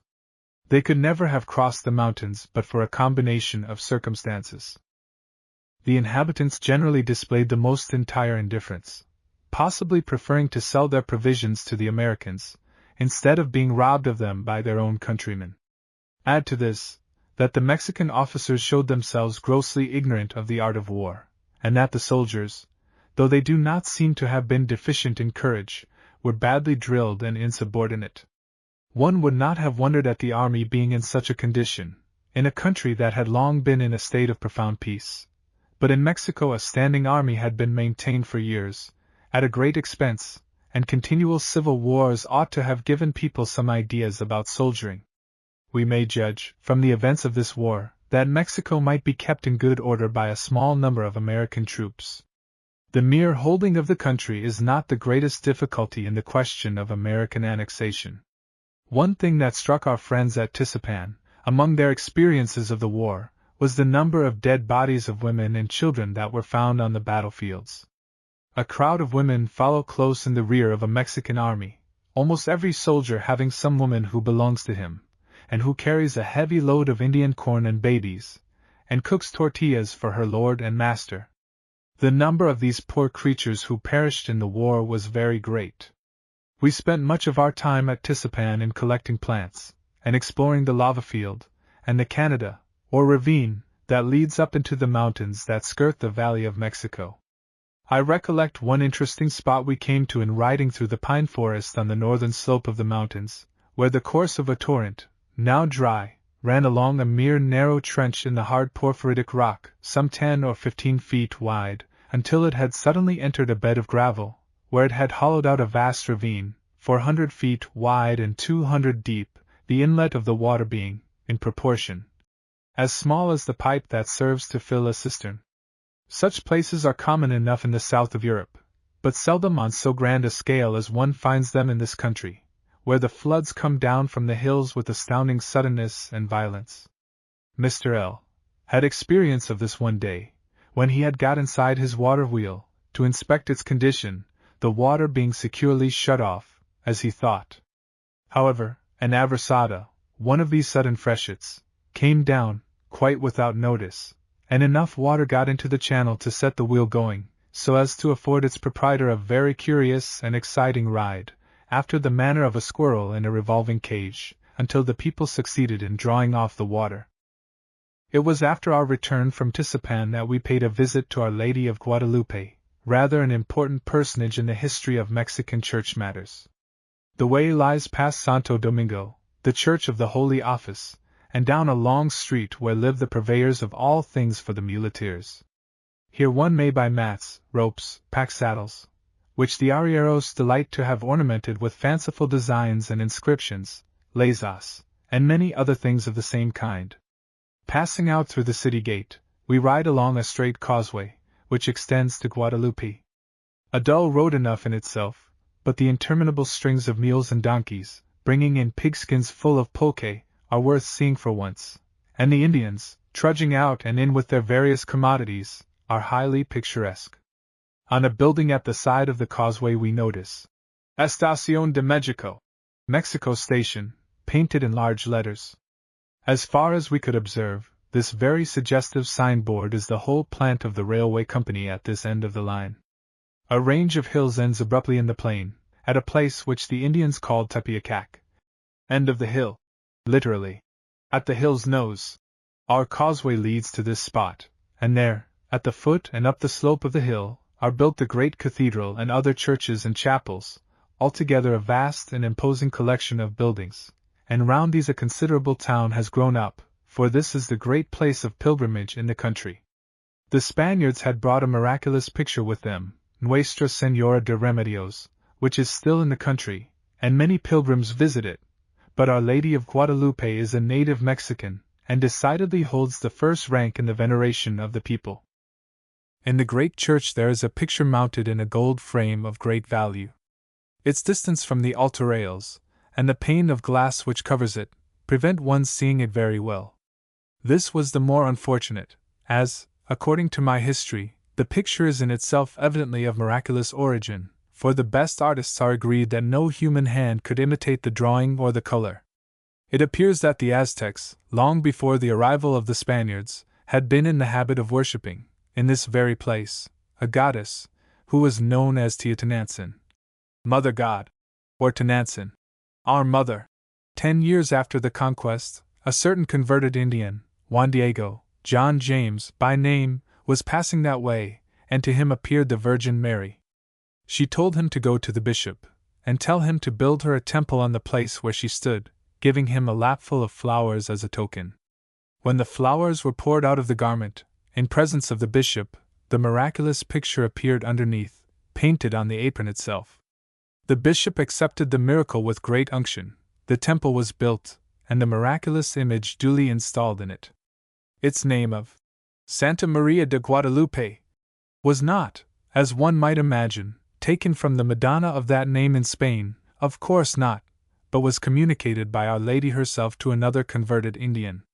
She told him that her title was to be Santa Maria de Tecuatlanacu, Saint Mary of the Rocky Hill, of which hard word the Spaniards made Guadalupe, just as they had turned Anahuac into Cuernavaca, and Coaxacalan into Guadalajara, substituting the nearest word of Spanish form for the unpronounceable Mexican names. This at least is the ingenious explanation given by my author, the bachelor Tanco, professor of the Aztec language, and of astrology, in the University of Mexico, in the year 1666. The bishop who authenticated the miracle was no less a person than Fray Juan de Zumarraga, whose name is well known in Mexican history, for it was he who collected together all the Aztec picture writings that he could find. Quite a mountain of them, say the chroniclers, and made a solemn bonfire of them in the great square of Tlatelolco. The miracles worked by the Virgin of Guadalupe, and by copies of it, are innumerable, and the faith which the lower orders of Mexicans and the Indians have in it is boundless. On the 12th of December, the anniversary of the apparition is kept, and an amazing concourse of the faithful repair to the sanctuary. Heller, a German traveler who was in Mexico in 1846, saw an Indian taken to the church. He had broken his leg, which had not even been set, and he simply expected Our Lady to cure him without any human intervention at all. Unluckily, the author had no opportunity of seeing what became of him. The great miracle of all was the deliverance of Mexico from the great inundation of 1626, and the fact is established thus. The city was under water, the inhabitants in despair. The picture was brought to the cathedral in a canoe, through the streets of Mexico, and between 1 and 2 years afterwards the inundation subsided. Ergo, it was the picture that saved the city. For centuries a fierce rivalry existed between the Spanish Virgin, called de Remedios, and Our Lady of Guadalupe, the Spaniards supporting the first, and the native Mexicans the second. A note of Humboldt's illustrates this feeling perfectly. He relates that whenever the country was suffering from drought, the Virgin de Remedios was carried into Mexico in procession, to bring rain, till it came to be said, quite as a proverb, hasta el agua nos debe venir de la gachapina. We must get even our water from that Spanish creature. If it happened that the Spanish Madonna produced no effect after a long trial, the native Madonna was allowed to be brought solemnly in by the Indians, and never failed in bringing the wish for rain, which always came sooner or later. It is remarkable that the Spanish party, who were then all-powerful, should have allowed their own Madonna to be placed at such a disadvantage, in not having the last innings. I need hardly say that the shrine of Guadalupe is monstrously rich.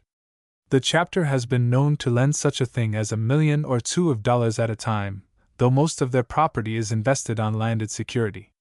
They are allowed to have lotteries, and make something handsome out of them, and they even sell medals and prints of their patroness, which have great powers. You may have plenary indulgence in the hour of death for 6 pence or less.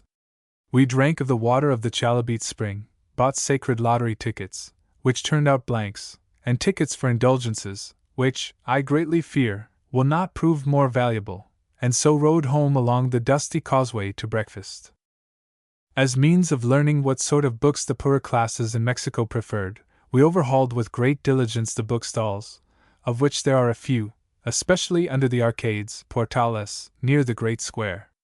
The Mexican public have not much cheap literature to read, and the scanty list of such popular works is half filled with Our Lady of Guadalupe, and other miracle books of the same kind.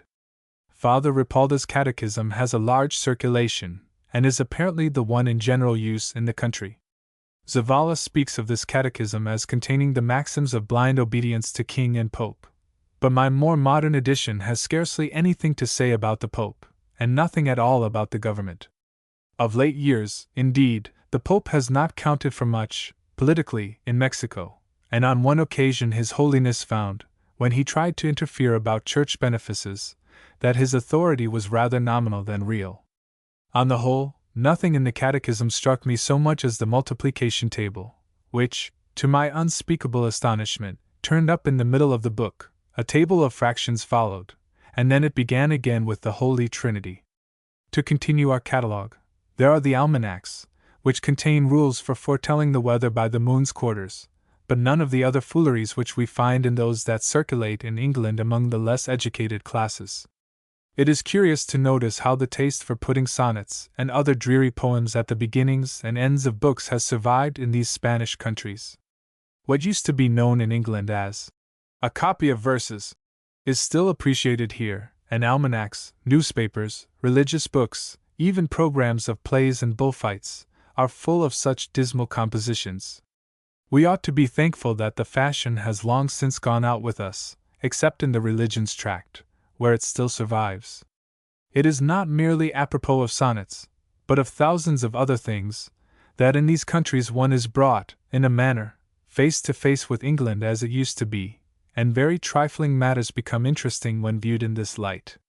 The last item in the list comprises translations, principally of French novels, those being preferred in which the agony is, piled up, to the highest point.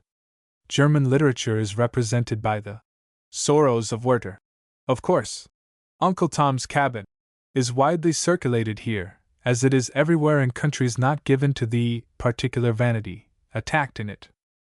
One need hardly say that both literature and education are at a very low ebb in Mexico. Referring to Tejada again, I find that he reckons that in the capital, out of a population of 185,000, there are 12,000 scholars at primary schools.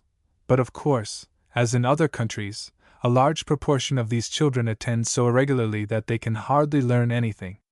For the country generally, he estimates one child receiving instruction out of 37 inhabitants, a very significant piece of statistics. Efforts are being made, especially in the capital, to raise the population out of this state. Mr. Christie took much trouble in investigating the subject, with the assistance of our friend Don Jose Miguel Cervantes, the head of the Ayuntamiento, or Municipal Council. This gentleman, with a few others, has been doing much uphill work of this kind for years past, establishing schools, and trying to make head against the opposition of the priests, and the indifference of the people, as yet with but small success. It seems hard to be always attacking the Roman Catholic clergy, but of one thing we cannot remain in doubt, that their influence has had more to do than anything else with the doleful ignorance which reigns supreme in Mexico.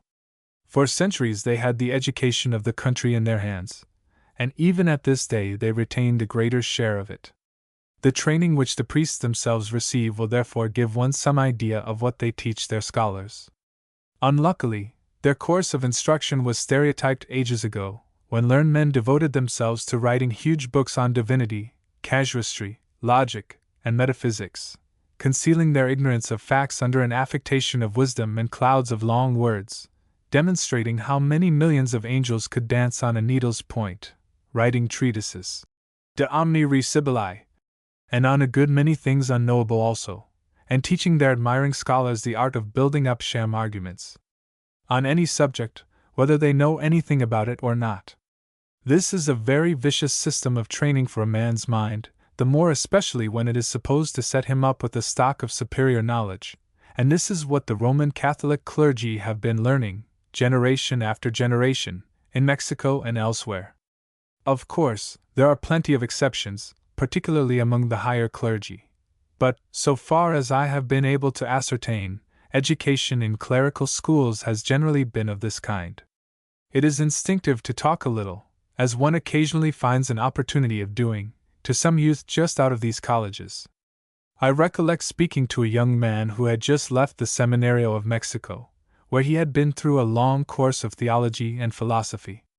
He was astonished to hear that bullfighting and colliery were not universally practiced in Europe, and when his father began to question me about the Crimean War, the young gentleman's remarks showed that he had not the faintest idea where England and France were, nor how far they were from one another.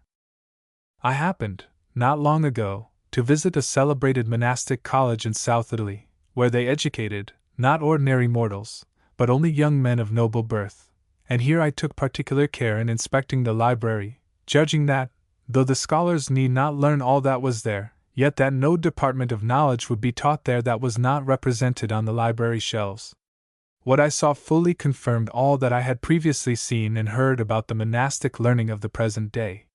There were to be seen many fine manuscripts, and black-letter books, and curious old editions of great value, good store of classics, mostly Latin, however, works of the Fathers by the hundredweight, and quartos and folios of canon law, theology, metaphysics, and such like by the ton.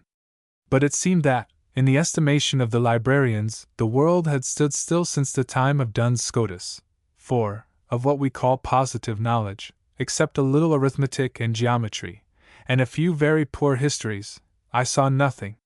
It is easy to see how one result of the clerical monopoly of education has therefore come about, that the intellectual standard is very low in Mexico. The Holy Office, too, has had its word to say in the matter. This institution had not much work to do in burning Indians, who were anything but skeptical in their turn of mind, and, indeed, were too much like Theodore Hook, and would believe 40 if you pleased. They even went further, and were apt to believe not only what the missionaries taught them, but to cherish the memory of their old gods into the bargain. It was 3 centuries after the conquest that Mr. Bullock got the goddess Teoyamiki dug up in Mexico, and the old Indian remarked to him that it was true the Spaniards had given them 3 very good new gods, but it was rather hard to take away all their old ones. At any rate, the functions of the Inquisition were mostly confined to working the Index Expurgatorius, and suppressing knowledge generally, which they did with great industry until not long ago. Here, then, are 2 causes of Mexican ignorance, and a third may be this: that Mexico was a colony to which the Spaniards generally came to make their fortunes, with a view of returning to their own land, and this state of things was unfavorable to the country as regards the progress of knowledge, as well as in other things. Chapter 6. Tezcuco. Across the lake of Tezcuco is Tezcuco itself, a great city and the capital of a kingdom at the time of the conquest, and famous for its palaces and its learned men. Now it is an insignificant Spanish town, built, indeed, to a great extent, of the stones of the old buildings. Mr. Bowring, who has evaporating works at the edge of the lake, and lives in the Casa Grande, the great house, just outside Tezcuco, has invited us to pay him a visit, so we get up early one April morning, and drive down to the Street of the Solitude of Holy Cross, Calle de la Soledad de Santa Cruz. There we find Mr. Millard, a Frenchman, who is an employee of Mr. Bowling's, and is going back to Tezcuco with us, and we walk down to the canal with him, half a dozen Indian porters with baskets following us, and trotting along in the queer shuffling way that is habitual to them. At the landing place we find a number of canoes, and a crowd of Indians, men and women, in scanty cotton garments which show the dirt in an unpleasant manner. A canoe is going to Tezcuco, a sort of regular packet boat, in fact, and of this canoe Mr. Millard has retained for us three the stern half, over which is stretched an awning of aloe fiber cloth. The canoe itself is merely a large shallow box, made of rough planks, with sloping prow and stern, more like a bread tray in shape than anything else I can think of.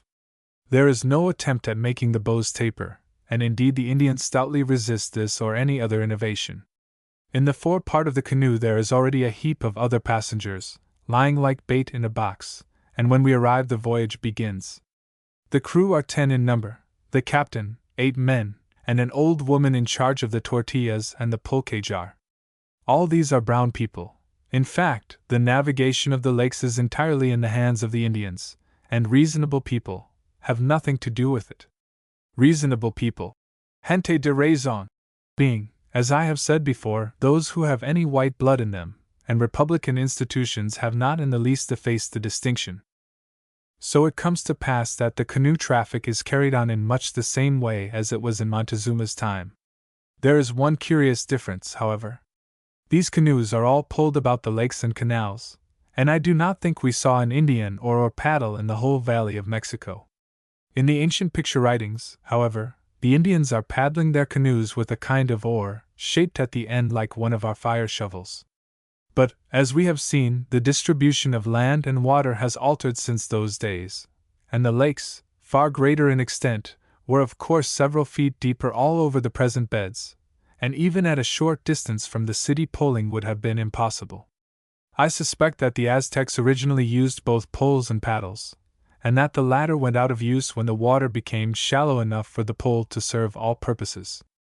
Otherwise, we must suppose that the Mexicans, since the Spanish conquest, introduced a new invention, which is not easy to believe. We had first to get out of the canal, and fairly out into the lake. This was the more desirable, as the canal is one of the drains of the city, an office that it fills badly enough, seeing that there is scarcely any fall of water from the lower quarters of the city to the lake. I never saw water snakes in numbers to compare with those in the canal, and by the side of it. They were swimming in the water, wriggling in and out, and on the banks they were writhing in heaps, like our passengers forward. 2 of our crew tow us along, and we are soon clear of the canal, and of the salt swamp that extends on both sides of it, where the bottom of the lake was in old times. Once fairly out, we look round us. We see Mexico from a new point of view, and begin to understand why the Spaniards called it the Venice of the New World. Even now, though the lake is so much smaller than it was then, the city, with its domes and battlement roofs, seems to rise from the water itself, for the intervening flat is soon foreshortened into nothing. At the present moment it is evident that the level of the lake is much higher than usual. A little way off, on our right, is the Peñón de los Baños, the Rock of Baths, a porphyritic hill forced up by volcanic agency, where there are hot springs. It is generally possible to reach this hill by land, but the water is now so high that the rock has become an island as it used to be. When the first 2 brigantines were launched on the Lake of Tezcuco by the Spaniards, Cortés took Montezuma with him to sail upon the lake, soon leaving the Aztec canoes far behind. They went to a peñón or rocky hill where Montezuma preserved game for his own hunting, and not even the highest nobility were allowed to hunt there on pain of death. The Spaniards had a regular battue there, killing deer, hares, and rabbits till they were tired. This pennon may have been the Pennon de los Baños which we are just passing, but was more probably a similar hill a little further off, of larger extent, now fortified and known as El Pennon, the hill. Both were in those days complete islands at some distance from the shore. Now that we are out of the canal, our Indians begin to pole us along, thrusting their long poles to the bottom of the shallow lake, and walking on two narrow planks which extend along the sides of the canoe from the prow to the middle point. For walk on each plank, each man throwing up his pole as he gets to the end, and running back up the middle to begin again at the prow. The dexterity with which they swing the poles about, and keep them out of each other's way, is wonderful, and, as seen from our end of the canoe, looks like a kind of exaggerated quarterstaff playing, only nobody is ever hit. The great peculiarity of the Lake of Texcoco is that it is a salt lake, containing much salt and carbonate of soda. The water is quite brackish and undrinkable. How it has come to be so is plain enough. The streams from the surrounding mountains bring down salt and soda in solution, derived from the decomposed porphyry, and as the water of the lake is not drained off into the sea, but evaporates, the solid constituents are left to accumulate in the lake. In England, I think, we have no example of this, but the Dead Sea, the Caspian, the Great Salt Lake of Utah, and even the Mediterranean, have various salts accumulated in solution in the same way. It seems to me that, by taking into account the proportion of soluble material contained in the water that flows down from the mountains, the probable quantity of water that flows down in the year, and the proportion of salt in the lake itself, some vague guess might be made as to the time this state of things has been lasting. I have no data, unfortunately, even for such a rough calculation as this, or I should like to try it. In spite of the splendid climate, a great portion of the Valley of Mexico is anything but fertile, for the soil is impregnated with salt and soda, which in many places are so abundant as to form, when the water evaporates, a white efflorescence on the ground, which is called tequesquite, and regularly collected by the Indians. Some of it is stopped on its way down from the higher ground, by the evaporation of the water that was carrying it, and some is left by the lake itself, in its frequent floodings of the ground in its neighborhood. So small is the difference of level between the lake and the plain that surrounds it, that the slightest rise in the height of the water makes an immense difference in the size of the lake, and even a strong wind will drive the water over great tracts of ground, from which it retires when the gale ceases. It must have been this, or something similar, that set Cortez upon writing home to Spain that the lakes were like inland seas, and even had tides like the ocean. Of course, this impregnation with salts is ruinous to the soil, which will produce nothing in such places but tufts of coarse grass, and the shores of the lake are the most dismal districts one can imagine. All the lakes, however, are not so salt as Texcoco. Chalco, for instance, is a fresh-water lake, and there the fertility of the shores is very great, as I have already had occasion to notice. As soon as the novelty of this kind of traveling had worn off, we began to find it dull, and retired under our awning to breakfast in bitter beer, which latter luxury, thanks to a suitable climate and an English brewer, is very well understood in Mexico, and is even accepted as a great institution by the Mexicans themselves. We were just getting into a drowsy state, when an unusual bustle among the crew brought us out of our den, and we found that 3 hours of assiduous poling had taken us halfway across the lake, just 6 miles, a good test of the value of the Aztec system of navigation. Here was a wooden cross set up in the water, and here, from time out of mind, the boatmen have been used to sing a little hymn to the Madonna, by whose favor we had got so far, and hoped to get safe to the end of our voyage. Very well they sang it too, and the scene was as striking as it was unexpected to us. It seemed to us, however, to be making a great matter of crossing a piece of water only a few feet deep, but Mr. Millard assured us that when a sudden gale came on, it was a particularly unpleasant place to be afloat in a Mexican canoe, which, being flat-bottomed, has no hold at all on the water, and from its shape is quite unmanageable in a wind. He himself was once caught in this way, and kept out all night, with a heavy sea, on the lake, the boat drifting helplessly, and threatening to overturn every moment, and that in places where the water was quite deep enough to drown them all. The Indians lost their heads entirely, and throwing down their poles fell on their knees, and joined in the chorus with the women and children and the rest of the helpless brown people, beating their breasts, and presenting medals and prints of Our Lady of Guadalupe to each wave as it dashed into them. The wind dropped, however, and Mr. Millard got safe to Tezcuco next morning, but, instead of receiving sympathy for his misfortunes when he got there, found that the idea of a tempest on the lake was reckoned a mere joke, and that the drawing-room of the Casa Grande had been decorated with a fancy portrait of himself, hanging to the halfway cross, with his legs in the water, and underneath, a poetical description of his sufferings to the tune of Malbrook s'en va-t en guerre, and essayes quand reviendra. More poling across the lake, and then another little canal, also constructed since the diminishing of the water of the lake, which once came close to the city, and along which our Indians towed us. Then came a short ride, which brought us to the Casa Grande, where Mrs. Bowring received us with overflowing hospitality. We went off presently into the town, to see the glassworks.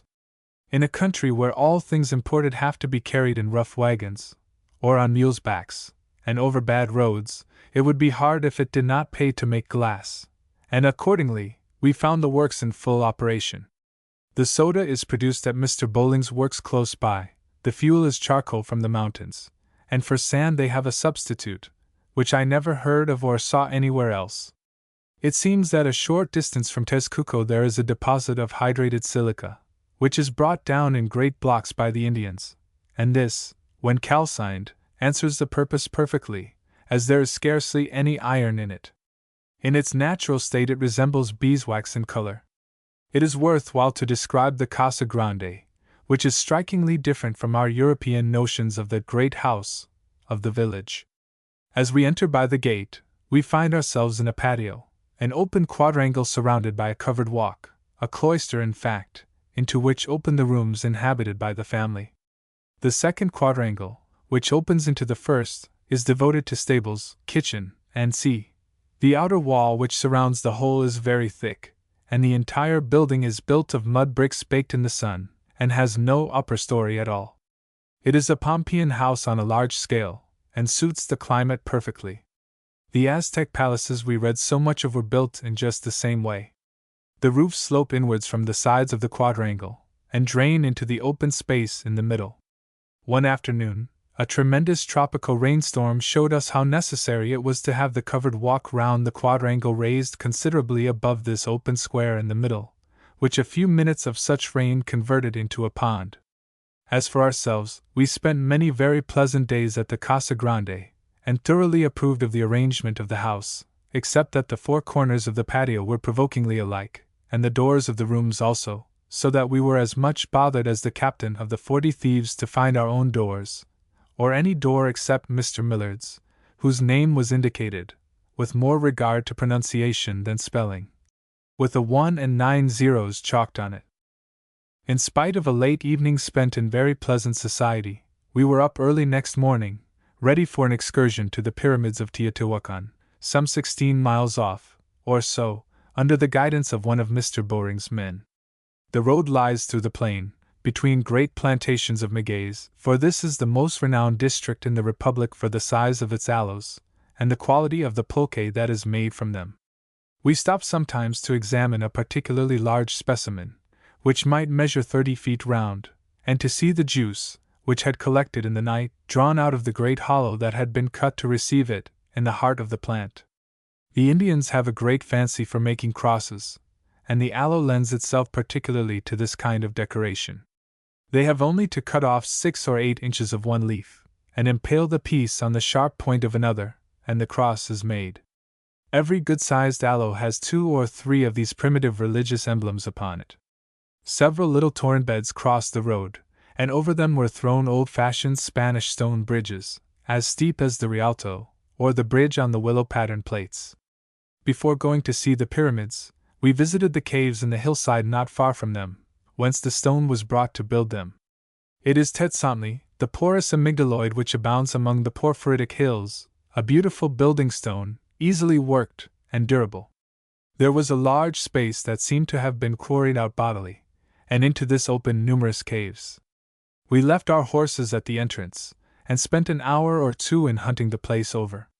The ground was covered with pieces of obsidian knives and arrowheads, and fragments of what seemed to have been larger tools or weapons, and we found numbers of hammerheads, large and small, mostly made of greenstone, some whole, but most broken. We find two sorts of stone hammers in Europe.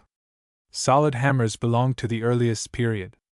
They are made of longish rolled pebbles. Some are shaped a little artificially, and are grooved round to hold the handle, which was a flexible twig bent double and with the two ends tied together, so as to keep the stone head in its place. The hammers of a later period of the Stone Age are shaped more like the iron ones our smiths use at the present day, and they have a whole board in the middle for the handle. In Brittany, where Celtic remains are found in such abundance, it is not uncommon to see stone hammers of the latter kind hanging up in the cottages of the peasants, who use them to drive in nails with. They have an odd way of providing them with handles, by sticking them tight upon branches of young trees, and when the branch has grown larger, and has thus revet itself tightly on both sides of the stone head, they cut it off, and carry home the hammer ready for use. Though the Mexicans carried the arts of knife and arrow making and sculpturing hard stone to such perfection, I do not think they ever discovered the art of making a hole in a stone hammer.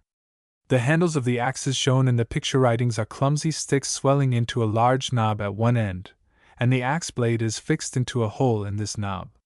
Some of the Mexican hammers seem to have had their handles fixed in this way, while others were made with a groove, in the same manner as the earlier kind of European stone hammers just described. When we consider the beauty of the Mexican stonecutters' work, it seems wonderful that they should have been able to do it without iron tools. It is quite clear that, at the time of the Spanish conquest, they used bronze hatchets, containing that very small proportion of tin which gives the alloy nearly the hardness of steel. We saw many of these hatchets in museums, and Mr. Christie bought some good specimens in a collection of antiquities which had belonged to an old Mexican, who got them principally from the suburb of Tlatelolco, in the neighborhood of the ancient marketplace of the city. Such axes were certainly common among the ancient Mexicans. One of the items of the hieroglyphic tribute roll in the Mendoza Codex is 80 bronze hatchets. A story told by Bernal Diaz is to the point. He says that he and his companions, noticing that the Indians of the coast generally carried bright metal axes, the material of which looked like gold of a low quality, got as many as 600 such axes from them in the course of 3 days' bartering, giving them colored glass beads in exchange. Both sides were highly satisfied with their bargain, but it all came to nothing, as the chronicler relates with considerable disgust, for the gold turned out to be copper, and the beads were found to be trash when the Indians began to understand them better.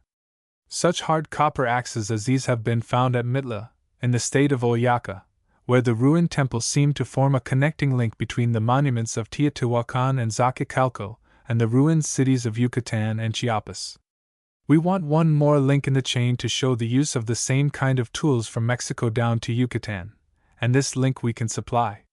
In Lord Kingsborough's great work on Mexican antiquities there is one picture writing, the Dresden Codex, which is not of Aztec origin at all. Its hieroglyphics are those of Palenque and Uxmal, and in this manuscript we have drawings of hatchets like those of Mexico, and fixed in the same kind of handles, but of much neater workmanship. But here we come upon a difficulty. It is supposed that the pyramids of Teotihuacan, as well as most of the great architectural works of the country, were the work of the Toltec race, who quitted this part of the country several centuries before the Spanish conquest. It seems incredible that bronze should have been in use in the country for so long a time, and not have superseded so bad a material as stone for knives and weapons. We have good evidence to show that in Europe the introduction of bronze was almost simultaneous with the complete disuse of stone for such purposes. It is true that Herodotus describes the embalmers, in his time, as cutting open the bodies with an Ethiopic stone, though they were familiar with the use of metal. Indeed, the flint knives which he probably meant may be seen in museums. But this peculiar usage was most likely kept up for some mystical reason, and does not affect the general question. Almost as soon as the Spaniards brought iron to Mexico, it superseded the old material. The Bronze Age ceased within a year or two, and that of iron began. The Mexicans called copper or bronze tepuzli, a word of rather uncertain etymology. judging from the analogous words and languages allied to the Aztec, it seems not unlikely that it meant originally hatchet or breaker, just as itztli, or obsidian, appears to have meant originally knife.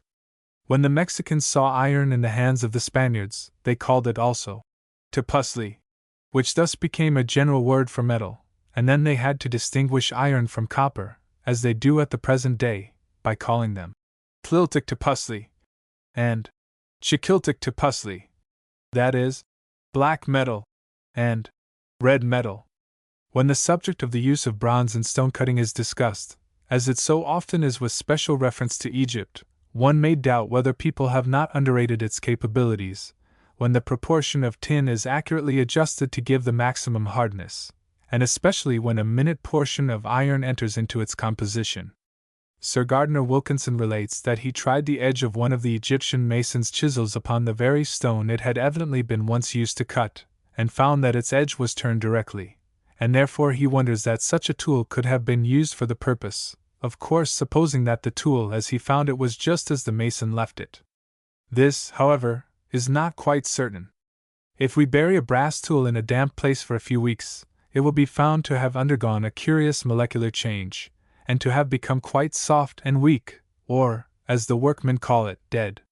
We ought to be quite sure whether lying for centimes underground may not have made some similar change in bronze.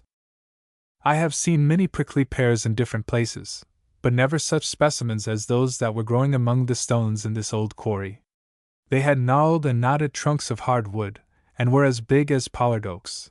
Their age must have been immense, but, unfortunately, one could not measure it, or it would have been a good criterion of the age of the quarry, which had not only been excavated but abandoned before their time. In one of the caves was a human skeleton, blanched white and clean, and near it someone has stuck a cross, made of 2 bits of stick, in the crevices of a heap of stones. Returning to the entrance of the quarry, well loaded with stone hammers and knives, we sat down to breakfast, in a cave, where our man had established himself with the horses. An attempt on my part to cut German sausage with an obsidian knife proved a decided failure. We had already been struck by the appearance of the 2 pyramids of Teotihuacan, when we passed by Otumba on our way to Mexico. The hills which skirt the plain are so near them as to diminish their apparent size, but even at a distance they are conspicuous objects. Now, when we came close to them, and began by climbing to their summits, and walking round their terraces, to measure ourselves against them, we began gradually to realize their vast bulk, and this feeling continually grew upon us. Modern architecture strives to unite the greatest possible effect with the least cost, and the modern churches of southern Europe and Spanish America, with their fine tall facades fronting the street, and insignificant little buildings behind, show this idea in its fullest development.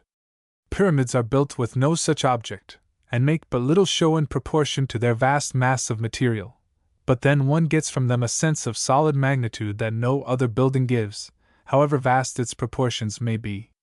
Neither of us had ever seen the Egyptian pyramids. Even in Mexico these of Teotihuacan are not the largest, for, though the pyramid of Cholula is no higher, it covers far more ground. Were these monuments in Egypt, they would only rank, from their size, in the second class. As has often been remarked, such buildings as these can only be raised under peculiar social conditions. The ruler must be a despotic sovereign, and the mass of the people slaves, whose subsistence and whose lives are sacrificed without scruple to execute the fancies of the monarch, who is not so much the governor as the unrestricted owner of the country and the people. The population must be very dense, or it would not bear the loss of so large a proportion of the working class, and vegetable food must be exceedingly abundant in the country, to feed them while engaged in this unprofitable labor. We know how great was the influence of the priestly classes in Egypt, though the pyramids there, being rather tombs than temples, do not prove it. In Mexico, however, the pyramids themselves were the temples, serving only incidentally as tombs, and their size proves that, as respects priestly influence, the resemblance between the 2 people is fully carried out. Like the Egyptian pyramids, these fronted the 4 cardinal points. Their shape was not accurately pyramidal, for the line from base to summit was broken by 3 terraces, or perhaps 4, running completely round them, and at the top was a flat square space, where stood the idols and the sacrificial altars. This construction closely resembled that of some of the smaller Egyptian pyramids. Flights of stone steps led straight up from terrace to terrace, and the procession of priests and victims made the circuit of each before they ascended to the one above. The larger of the two teocallis is dedicated to the sun, has a base of about 640 feet, and is about 170 feet high. The other, dedicated to the moon, is rather smaller. These monuments were called teocallis, not because they were pyramids, but because they were temples. Teocalli means God's house. Teodo, God, Calli, house, a name which the traveler hears explained for the first time with some wonder, and Humboldt cannot help adverting to its curious correspondence with Theta Epsilon Omicron Upsilon Kappa Alpha Lambda Iota Alpha, De Sella. Another odd coincidence is found in the Aztec name for their priests, Papa Hua, the root of which Papa, the Hua, is merely a termination. In the Old World, the word Papa, Pope, or priest, was connected with the idea of father or grandfather, but the Aztec word has no such origin. When the Aztecs abandoned their temples and began to build Christian churches, they called them also teocallis, and perhaps do so to this day. The heavy tropical rains have to a great extent broken the sharpness of the outline of these structures, and brought them more nearly to the shape of real pyramids than they were originally. But, as we climbed up their sides, we could trace the terraces without any difficulty, and even flights of steps. The pyramids consist of an outer casing of hewn stone, faced and covered with smooth stucco, which has resisted the effects of time and bad usage in a wonderful manner. Inside this casing were adobes, stones, clay, and mortar, as one may see in places where the exterior has been damaged, and by creeping into the small passage which leads into the Temple of the Moon. Both pyramids are nearly covered with a coating of debris, full of bits of obsidian, arrows and knives, and broken pottery. On the teocalli of the Moon we found a number of recent seashells, which mystified us extremely, and the only explanation we could give of their presence there was that they might have been brought up as offerings. A passage in Humboldt, which I met with long after, seems to clear up the mystery. Speaking of the great teocalli of the city of Mexico, he says, quoting an old description, that the moon had a little temple in the great courtyard, which was built of shells. Those that we found may be the remains of a similar structure on the top of the pyramid. Prickly pears, aloes, and mesquite bushes have overgrown the pyramids in all directions, as though they had been mere natural hills. In Sicily one may see the lava fields of Etna planted with prickly pears. In the ordinary course of things, it requires several centuries before even the surface of this hard lava will disintegrate into soil, but the roots of the cactus soon crack it, and a few years suffice to break it up to a sufficient depth to allow of vineyards being planted upon it. Here the same plant has in the same way affected the porous amygdaloid with which the pyramids are faced, and has cut up the surface sadly, but the vegetation which covers them will at any rate defend them from the rains, and now centuries will make but little change in the appearance of these remarkable buildings. Near Nice there is a hill which gives a wonderfully correct idea of the appearance of the terraced teocallis of Mexico, as they must have looked before time effaced the sharpness of their lines. Where the valley of the Paglione and that of St. Andre meet, the hill between them terminates in a half-pyramid, the angle of which lies toward the south, and the inhabitants, as their custom is in southern Europe, have turned the two slopes to account by building them up into terraces, to prevent the soil they have laboriously carried up from being swept down by the first heavy rain. Seen from the proper point of view, the resemblance is complete. From the south side of the Temple of the Moon runs an avenue of burial mounds, the Micatli, the path of the dead. On these mounds, and round the foot of the pyramids themselves, the whole population of the once great city of Teotihuacan and its neighborhood used to congregate, to see the priests and the victims march round the terraces and up the stairs in full view of them all. Standing here, one could imagine the scene that Cortez and his men saw from their camp, outside Mexico, on that dreadful day when the Mexicans had cut off their retreat along the causeways, and taken more than 60 Spanish prisoners. Bernal Diaz was there, and tells the tale how they heard from the city the great drum of Huitzilopochtli sending forth a strange and awful sound that could be heard for miles, and with it many horns and trumpets, and how, when they had looked towards the great teocalli, they saw the Mexicans dragging up the prisoners, pushing and beating them as they went, till they had got them up to the open space at the top, where the cursed idols stood. Then they put plumes of feathers on their heads, and fans in their hands, and made them dance before the idol. And when they had danced, they threw them on their backs on the sacrificial stone that stood there, and sawing open their breasts with knives of stone, they tore out their hearts, and offered them up in sacrifice, and the bodies they flung down the stairs to the bottom. More than this the Spaniards cannot have seen, though Diaz describes the rest of the proceedings as though they had been done in his sight. But it was not the first time they had witnessed such things, and they knew well enough what was happening down below, how the butchers were waiting to cut up the carcasses as they came down, that they might be cooked with chili, and eaten in the solemn banquet of the evening. The day was closing in by this time, and our man was waiting with the horses at the foot of the Great Pyramid, and with him an Indian, whom we had caught half an hour before, and sent off with a reel to buy pulque, and to collect such obsidian arrows and clay heads as were to be found at the ranchos in the neighborhood.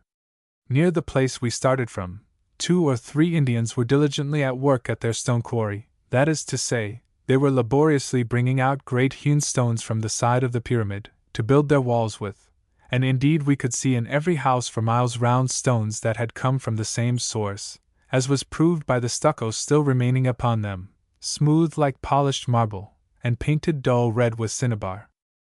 As I write this, it brings to my recollection an old Roman trophy in North Italy, built, like these pyramids, of a shell of hewn stone, filled with rough stones and cement, now as hard as the rock itself. There I saw the inhabitants of the town which stands at its foot, carrying off the great limestone blocks, but first cutting them up into pieces of a size that they could move about, and build into their houses. Here and there, in this little Italian town, there were to be seen in the walls letters of the old inscription which were once upon the trophy, and the age of the houses shewed that the monument had served as a quarry for centuries. As we rode home, we noticed by the sides of the road, and where ditches had been cut, numbers of old Mexican stone floors covered with stucco. The earth has accumulated above them to the depth of 2 or 3 feet, so that their position is like that of the Roman pavements so often found in Europe, and we may guess, from what we saw exposed, how great must be the number of such remains still hidden, and how vast a population must once have inhabited this plain, now almost deserted. 2 days afterwards we came back. In the plowed fields in the neighborhood we made repeated trials whether it was possible to stand still in any spot where there was no relic of old Mexico within our reach, but this we could not do. Everywhere the ground was full of unglazed pottery and obsidian, and we even found arrows and clay figures that were good enough for a museum. When we left England, we both doubted the accounts of the historians of the conquest, believing that they had exaggerated the numbers of the population and the size of the cities, from a natural desire to make the most of their victories, and to write as wonderful a history as they could, as historians are prone to do. But our examination of Mexican remains soon induced us to withdraw this accusation, and even made us inclined to blame the chroniclers for having had no eyes for the wonderful things that surrounded them. I do not mean by this that we felt inclined to swallow the monstrous exaggerations of Solis and Gamera and other Spanish chroniclers, who seemed to think that it was as easy to say 1,000 as 100, and that it sounded much better. But when this class of writers are set aside, and the more valuable authorities severely criticized, it does not seem to us that the history thus extracted from these sources is much less reliable than European history of the same period. There is, perhaps, no better way of expressing this opinion than to say that what we saw of Mexico tended generally to confirm Prescott's history of the conquest, and but seldom to make his statements appear to us improbable. There are other mounds near the pyramids, besides the Micatli. 2 sides of the Pyramid of the Sun are surrounded by them, and there are 2 squares of mounds at equal distances, north and south of it, besides innumerable scattered hillocks. There are some sculptured blocks of stone lying near the pyramids, and inside the smaller one is buried what appears to be a female bust of colossal size, with the mouth like an oval ring, so common in Mexican sculptures. The same abundance of ancient remains that we found here characterizes the neighborhood of all the Mexican monuments in the country, with one curious exception. Burckhardt declares that in the vicinity of the extensive remains of temples known as Los Edificios, near Zacatecas, no traces of pottery or of obsidian were to be found. Before going away, we held a solemn market of antiquities. We sat cross-legged on the ground, and the Indian women and children brought us many curious articles in clay and obsidian, which we bought and deposited in 2 great bags of aloe fiber which our man carried at his saddle-bow. Among the articles we bought were various pipes or whistles of pottery, pitos, as they are called in Spanish, and just as we were mounting our horses to ride off, a lad ran to the top of one of the mounds, and blew on one of these pipes a long dismal note that could be heard a mile off.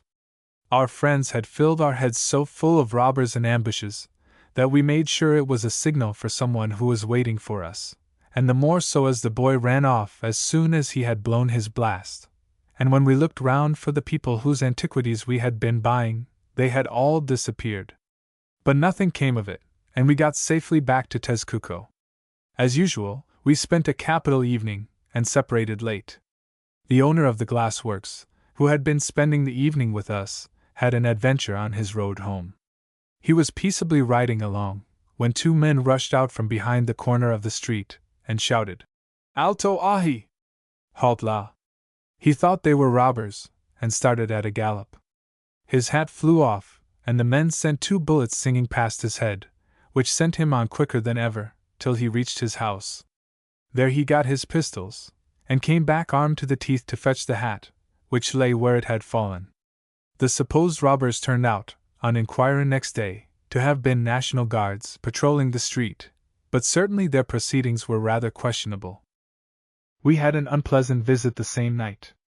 The custom of the Casa Grande was that after dark a watchman patrolled all night, giving a long blast every quarter of an hour on one of these same doleful Mexican whistles, to show that he was not sleeping on his rounds. This was for the outside.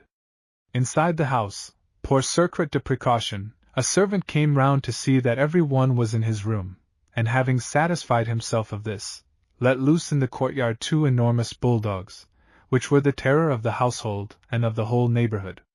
On this particular night, a noise at our own door woke me from a sound sleep, and I had the pleasure of seeing a creature walk deliberately in, looking huge and terrific in the moonlight. The beast had been into the stable 2 nights before, and had pinned a cow which was there, keeping his hold upon her till next morning, when he was got off by the keeper. With this specimen of the bulldog's abilities fresh in my recollection, I preferred not making any attempt to resent his impertinent intrusion, but lay still, till he had satisfied himself with walking about the room and sniffing at our beds, when he lay down on my carpet. I soon fell asleep again, and next morning he was gone. The foreigners in Mexico seem to delight in fierce bulldogs. The Casa Grande at Tezcuco is not by any means the only place where they form part of the garrison. One English acquaintance of ours in the capital kept 2 of these beasts up in his rooms, and not even the servants dared go up, unless the master was there. Every one who has read Prescott's Mexico will recollect Nezahualcóyotl, the king of Tezcuco, and the palaces he built there for his wives, and his poets, and the rest of his great court. These palaces were built chiefly of mud bricks, and time and the Spaniards have dealt so hardly with them, that even their outlines can no longer be traced. Traces of 2 large teocallis are just visible, and Mr. Bowring has some burial mounds in his grounds which will be examined some day. There is a Mexican calendar built into the wall of one of the churches, and, as we walked about the streets of the present town, we noticed stones that must have been sculptured before the Spaniards brought in their broken-down classic style, and so stopped the development of native art. As for the rest of old Tezcuco, it has become heaps. Wherever they dig ditches or lay the foundations of houses, you may see the ground full of its remains. As I said before, when speaking of the stuccoed floors near Teotihuacan, the accumulation of alluvial soil goes on very rapidly and very regularly all over the plains of Mexico and Puebla, where everything favors its deposit, and the human remains preserved in it are so numerous that its age may readily be seen. We notice this in many places, but in no instance so well as between Tezcuco and the hacienda of Miraflores. There a long ditch, some 5 feet deep, had just been cut in anticipation of the rainy season. As yet it was dry, and, as we walked along it, we found 3 periods of Mexican history distinctly traceable from one end to the other. First came mere alluvium, without human remains. Then, just above, came fragments of obsidian knives and bits of unglazed pottery. Above this again, a third layer, in which the obsidian ceased, and much of the pottery was still unglazed, but many fragments were glazed, and bore the unmistakable Spanish patterns in black and yellow. It is a pity that these alluvial deposits, which give such good evidence as to the order in which different peoples or different states of society succeeded one another on the earth, should be so valueless as a means of calculating the time of their duration. But one can easily see that they must always be so, by considering how the thickness of the deposits is altered by such accidents as the formation of a mud bank, or the opening of a new channel, things that must be continually occurring in districts where this very accumulation is going on. The only place where any calculation can be based upon its thickness is on the banks of the Nile, where its accumulations round the ancient monuments may perhaps give a criterion as to the time which has elapsed since man ceased to clear away the deposits of the river. As an instance of the tendency of alluvial deposits to entomb such monuments of former ages, I must mention the Temple of Segest, which stands on a gentle slope among the hills of northern Sicily. I had heard talk of the graceful proportions of this Doric temple, built by the Greek colonists, and great was my surprise, on first coming in sight of it, to see a pediment supported by 2 rows of short squat columns, without bases, and rising directly from the ground. A nearer inspection showed the cause of this extraordinary distortion. The whole slope had risen full 6 feet during the 2,500 years, or so, that have elapsed since its desertion, and the temple now stands in a large oblong pit, which has lately been excavated. As we left the spot, and turned to see it again a few yards off, the beautiful symmetry of the whole had disappeared again. To return to Tezcuco. Some 3 or 4 miles from the town stands the hill of Tezcatzinco, where Nezahualcóyotl had his pleasure gardens, and to this hill we made an excursion early one morning, with Mr. Bowring for our guide. We did not go first to Tezcatzinco itself, but to another hill which is connected with it by an aqueduct of immense size, along which we walked. The mountains in this part are of porphyry, and the channel of the aqueduct was made principally of blocks of the same material, on which the smooth stucco that had once covered the whole, inside and out, still remained very perfect. The channel was carried, not on arches, but on a solid embankment, 150 or 200 feet high, and wide enough for a carriage road. The hill itself was overgrown with brushwood, aloes, and prickly pears, but numerous roads and flights of steps cut in the rock were distinguishable. Not far below the top of the hill, a terrace runs completely round it, whence the monarch could survey a great part of his little kingdom. On the summit itself I saw sculptured blocks of stone, and on the side of the hill are 2 little circular baths, cut in the solid rock. The lower of the 2 has a flight of steps down to it. The seat for the bather, and the stone pipe which brought the water, are still quite perfect. His Majesty used to spend his afternoons here on the shady side of the hill, apparently sitting up to his middle in water, like a frog, if one may judge by the height of the little seat in the bath. If, as some writers say, these were only tanks with streams of running water, and not baths at all, why the steps cut in their sides, which are just large enough and high enough for a man to sit in. No water has come there for centuries now, and the morning sun nearly broiled us, till we got into a sort of cave, excavated in the hill, it is said, with an idea of finding treasure. It seems there was once a Mexican calendar cut in the rock at this spot, and some white people who were interested in such matters used to come to see it, and poke curiously about in search of other antiquities. Naturally enough, the Indians thought that they expected to find treasure, and with a view of getting the first chance themselves, they cut down the calendar, and made this large excavation behind it. Here we sat in the shade, breakfasting, and hearing Mr. Bowring's stories of the art of medicine as practiced in the northern states of Mexico, where decoction of shirt is considered an invaluable specific when administered internally, and the recognized remedy for lumbago is to rub the patient with the drawers of a man named John. No doubt the latter treatment answers very well. There is an old Mexican bridge near Tezcuco which seems to be the original Puente de las Brigantines, the bridge where Cortés had the brigantines launched on the lake of Tezcuco. This bridge has a span of about 20 feet, and is curious as showing how nearly the Mexicans had arrived at the idea of the arch. It is made in the form of a roof resting on two buttresses, and composed of slabs of stone with the edges upwards, with mortar in the interstices, the slabs being sufficiently irregular in shape to admit of their holding together. Like the stones of a real arch one may now and then see in Europe the roofs of small stone hovels made in the same way, but 20 feet is an immense span for such a construction. I have seen such buildings in North Italy, in places where the limestone is so stratified as to furnish rough slabs, 3 or 4 inches thick, with very little labor in quarrying them out.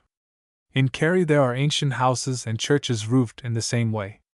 What makes the Tezcuco Bridge more curious is that it is set askew, which must have made its construction more difficult.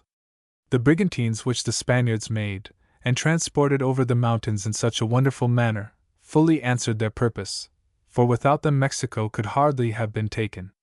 After the conquest they were kept for years, for the good service they had done, but vessels of such size do not seem to have been used upon the lake since then, and I believe the only sailing craft at present is Mr. Boring's boat, which the Indians look at askance, and decidedly decline to imitate. It is true that, somewhere near the city, there is moored a little steamer, looking quite civilized at a distance.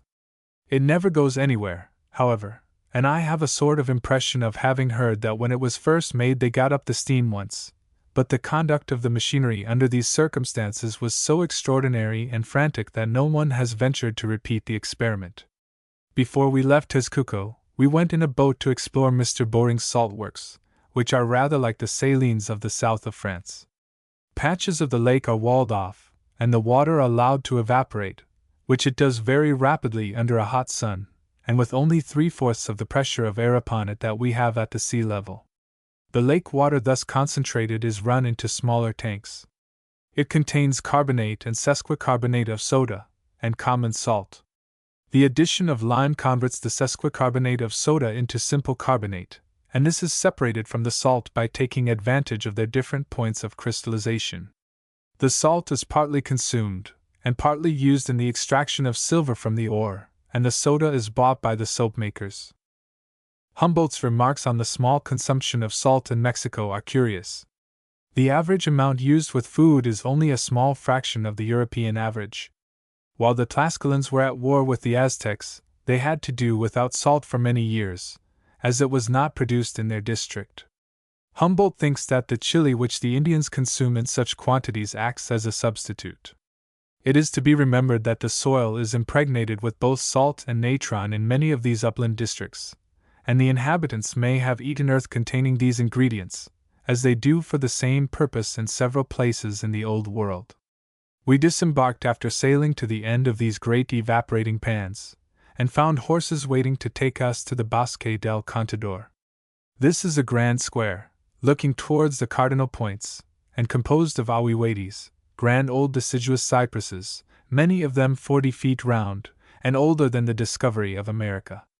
My companion, not content with buying collections at second hand, wished to have some excavations made on his own account, and very judiciously fixed on this spot, where, though there were no buildings standing, the appearance of the ground and the mounds in the neighborhood, together with the historical notoriety of the place, made it probable that something would be found to repay a diligent search.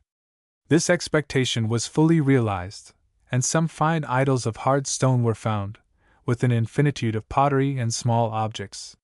When I look through my notes about Tezcuco, I do not find much more to mention, except that a favorite dish here consists of flies' eggs fried. These eggs are deposited at the edge of the lake, and the Indians fish them out and sell them in the marketplace.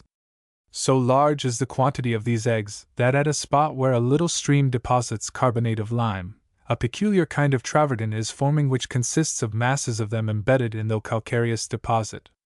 The flies which produce these eggs are called by the Mexicans axayacatl, or water face. There was a celebrated Aztec king who was called Axayacatl, and his name is indicated in the picture writings by a drawing of a man's face covered with water. The eggs themselves are sold in cakes in the market, pounded and cooked, and also in lumps au naturel, forming a substance like the roe of a fish. This is known by the characteristic name of ahuatli, that is, water wheat. The last thing we did at Tezcuco was to witness the laying down of a new line of water pipes for the saltworks. This I mention because of the pipes, which were exactly those introduced into Spain by the Moors and brought here by the Spaniards. These pipes are of glazed earthenware, taper at one end, and each fitting into the large end of the next. The cement is a mixture of lime, fat, and hair, which gets hard and firm when cold, but can be loosened by a very slight application of heat. 1,000 years has made no alteration in the way of making these pipes. Here, however, the ground is so level that one great characteristic of Moorish waterworks is not to be seen. I mean the water columns which are such a feature in the country round Palermo, and in other places where the system of irrigation introduced by the Moorish invaders is still kept up. These are square pillars 20 or 30 feet high, with a cistern at the top of each, into which the water from the higher level flowed, and from which other pipes carried it on, the sole object of the whole apparatus being to break the column of water, and reduce the pressure to the 30 or 40 feet which the pipes of earthenware would bear. This subject of irrigation is very interesting with reference to the future of Mexico. We visited 2 or 3 country houses in the plateaus, where the gardens are regularly watered by artificial channels, and the result is a vegetation of wonderful exuberance and beauty, converting these spots into oases in the desert. On the lower levels of the Tierra Templada, where the sugarcane is cultivated, a costly system of water supply has been established in the haciendas with the best results. Even in the plains of Mexico and Puebla, the grain fields are irrigated to some small degree. But notwithstanding this progress in the right direction, the face of the country shows the most miserable waste of one of the chief elements of the wealth and prosperity of the country, the water. In this respect, Spain and the high lands of Mexico may be compared together. There is no scarcity of rain in either country, and yet both are dry and parched, while the number and size of their torrent beds show with what violence the mountain streams descend into lakes or rivers, rather agents of destruction than of benefit to the land. Strangely enough, both countries have been in possession of races who understood that water was the very lifeblood of the land, and worked hard to build systems of arteries to distribute it over the surface. In both countries, the warlike Spaniards overcame these races, and irrigating works already constructed were allowed to fall to ruin. When the Moriscos were expelled from their native provinces of Andalusia and Granada, their places were but slowly filled up with other settlers, so that a great part of their aqueducts and watercourses fell into decay within a few years. These new colonists, moreover, came from the northern provinces, where the Moorish system of culture was little understood, and incredible as it may seem, though they must have had ocular evidence of the advantages of artificial irrigation, they even neglected to keep in repair the water channels on their own ground. Now the traveler, riding through southern Spain, may see in desolate barren valleys remains of the Moorish works which centuries ago brought fertility to grain fields and orchards, and made the country the garden of Europe. There was another nation who seemed to have far surpassed both Moors and Aztecs in the magnitude of their engineering works for this purpose. The Peruvians cut through mountains, filled up valleys, and carried whole rivers away in artificial channels to irrigate their thirsty soil.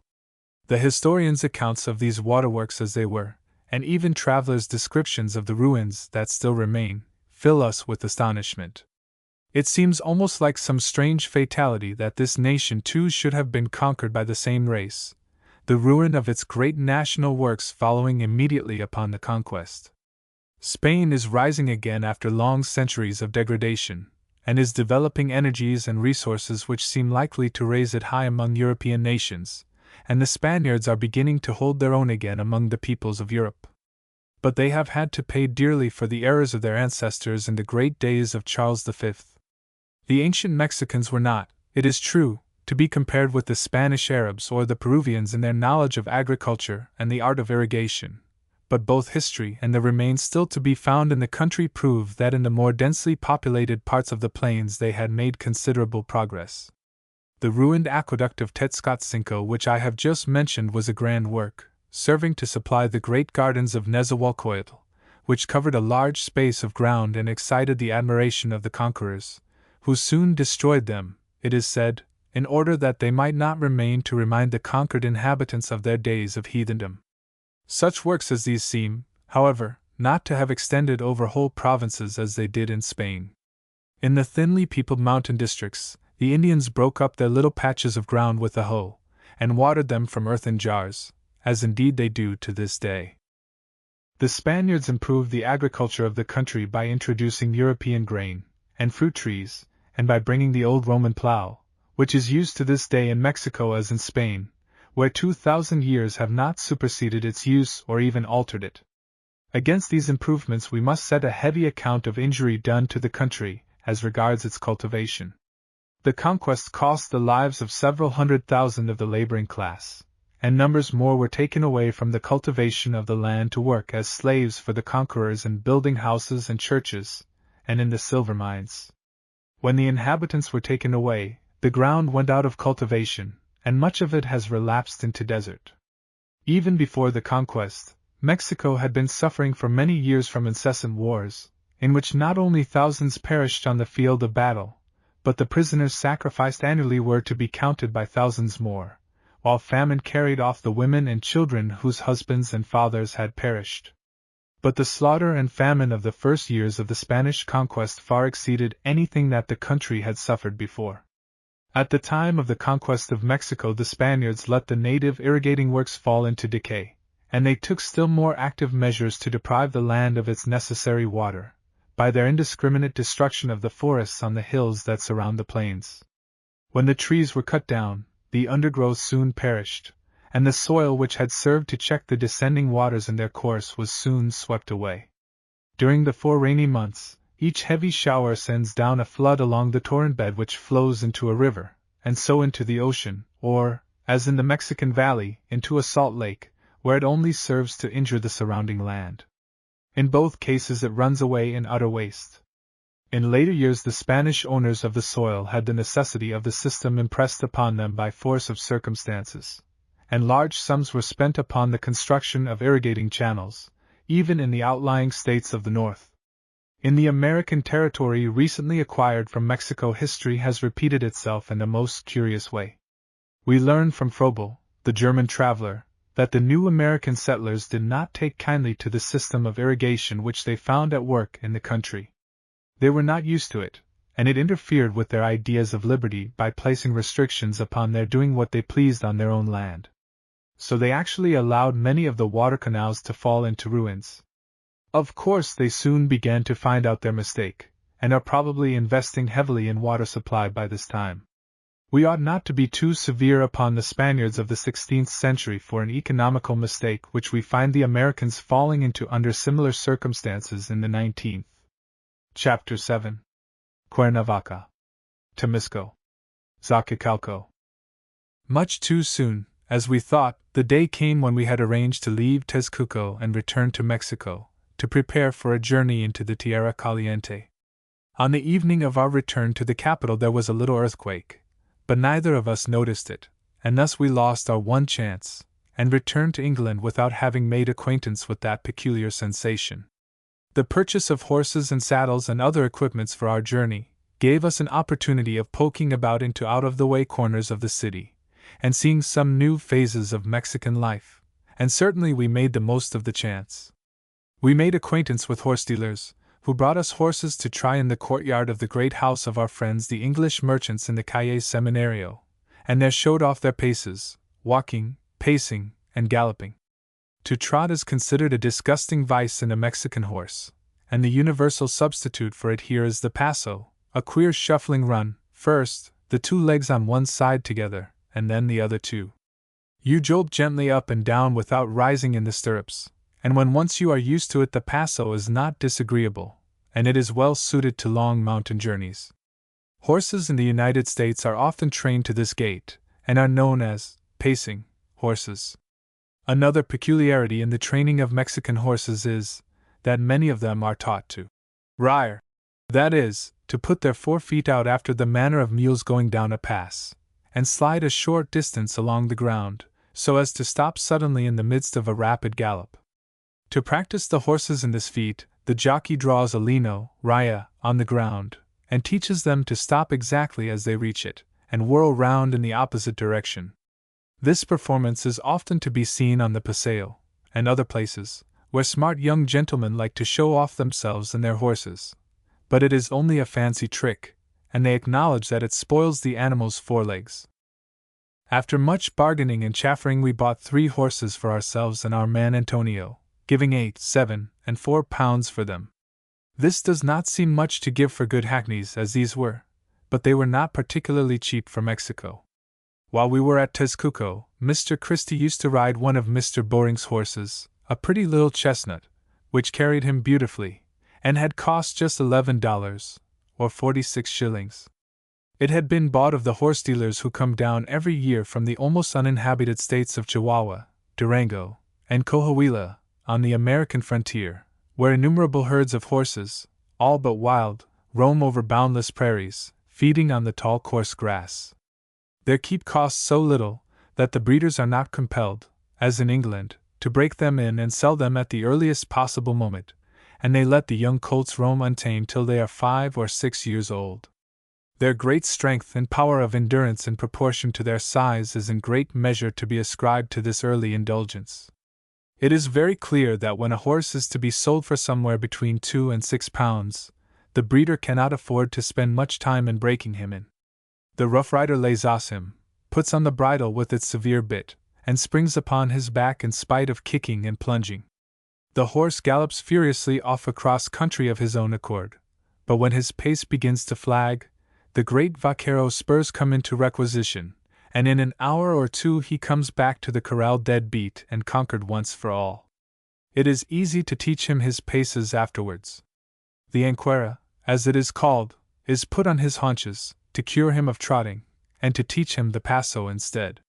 It is a leather covering fringed with iron tags, which is put on behind the saddle, and allows the horse to pace without annoying him, but the least approach to a trot brings the pointed tags rattling upon his haunches. We bought one of these anqueras at Puebla. It was very old, and curiously ornamented with carved patterns. In the last century, these anqueras were a regular part of Mexican horse equipment, but now, except in horse-breaking yards or old curiosity shops, they are seldom to be seen. Almost all the Mexican horses descend from the Arab breed, the gentlest and yet the most spirited in the world, which have not degenerated since the Spaniards brought them over in the early days of the conquest, but retain unchanged their small graceful shape, their swiftness, and their power of bearing fatigue. There seem really to be no large horses bred in the country.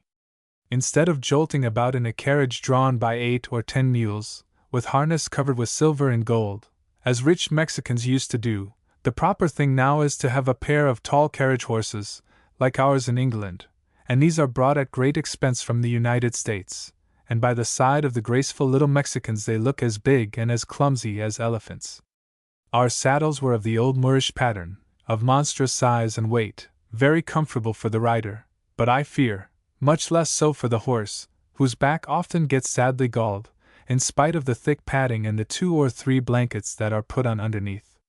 These saddles run into high peaks behind and before, so that you can hardly fall out of them, even when you go to sleep in the saddle on a long journey, as many people habitually do. In front, the saddle rises into a pommel which is made of hard wood, and is something like a large mushroom with its stalk. Round this the end of the lazo is wound, after the noose has been thrown. All Mexican saddles are provided with these heads in front, and have, moreover, several pairs of little thongs attached to them on each side, which serve to tie on bags, whips, water gourds, and other odds and ends. Behind the seat of the saddle are more straps, where cloaks and serapes are fastened, and in case of need even a carpet bag will travel there. We were in the habit of returning from our expeditions with our horses so covered with the plants and curiosities we had collected, that it became no easy matter to get our legs safely over the horses' backs, into their proper places among the clusters of miscellanea. Our acquaintances used to compare us to the perambulating butchers' shops, which are a feature in Mexican streets, and consist of a horse with a long saddle covered with hooks, and on every hook a joint.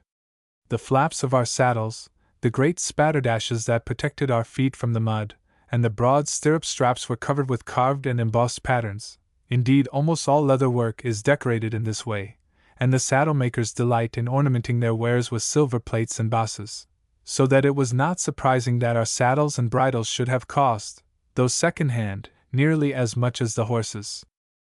In books of travels in Mexico up to the beginning of the present century, one of the staple articles of wondering description was the gorgeous trappings of the horses, and the spurs, bits, and stirrups of gold and silver.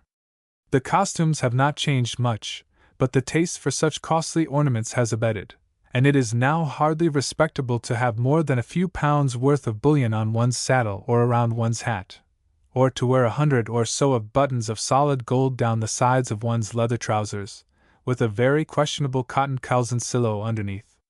The horse's bits are made with a ring, which pinches the underlip when the bridle is tightened, and causes great pain when it is pulled at all hard. At first sight it seems cruel to use such bits, but the system works very well, and the horses, knowing the power their rider has over them, rarely misbehave themselves. One rides along with the loop at the end of the twisted horsehair bridle hanging loose on one finger, so that the horse's mouth is much less pulled about than with the bridles we are accustomed to in England. When it is necessary to guide the horse, the least pressure is enough, but, as a general rule, the little fellow can find his way as well as his rider can. We used continually to let our reins drop on our horses' necks, and jog on careless of pits and stumbling blocks. I have even seen my companion take out his pocket-book, and improve the occasion by making notes and sketches as he went. The distance from Mexico to Vera Cruz is about 250 miles, and what the roads are I have in some measure described. Rafael Bereza, the courier of the English mission at Mexico, used to ride this with dispatches regularly once a month in 40 hours, and occasionally in 35. He changed horses about every 10 or 15 miles, and now and then, when, overcome by sleep, he would let the boy who accompanied him to the next stage ride first, his own horse following, and the rider comfortably dozing as he went along. As for our own equipment, Mr. Christie adopted the attributes of the Eastern traveler when he came into the country: the great umbrella, the veil, and the felt hat with a white handkerchief over it. As for me, my wardrobe was scanty, so, when my traveling coat wore out at the elbows and my trousers were sat through, like the little bear's chair in the story, I replaced the garments with a jacket of chamois leather, and a pair of loose trousers made of the same, after the manner of the country. Then came a grey felt hat, as stiff as a boiler plate, and of more than Quakerish lowness of crown and broadness of brim, but secularized by a silver serpent for a hatband; also, a red silk sash, which, fastening round the waist, held up my trousers, and interfered with my digestion; lastly, a woolen serape to sleep under, and to wear in the mornings and evenings. This is the genuine ranchero costume, and it did me good service. Indeed, ever since my Mexican journey I have considered that George Fox decidedly showed his good sense by dressing himself in a suit of leather, much more so than the people who laughed at him for it. In the country, all Mexicans, high and low, wear this national dress, and in this they are distinguished from the Indians, who keep to the cotton shirts and drawers, and the straw hats of their ancestors. In the towns, it is only the lower classes who dress in the ranchero costume for nous autres, wear European garments and follow the last Paris fashion, with these exceptions, that for riding, people wear jackets and calzoneras of the national cut though made of cloth, and that the Mexican hat is often worn even by people who adopt no other parts of the costume. There never were such hats as these for awkwardness. The flat, sharp brims of passers-by are always threatening to cut your head off in the streets. You cannot get into a carriage with your hat on, nor sit there when you are in. But for walking and riding under a fierce sun, they are perhaps better than anything else that can be used.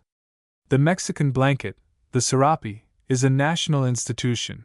It is wider than a Scotch plaid, and nearly as long, with a slit in the middle, and it is woven in the same gaudy Oriental patterns which are to be seen on the prayer carpets of Turkey and Palestine to this day.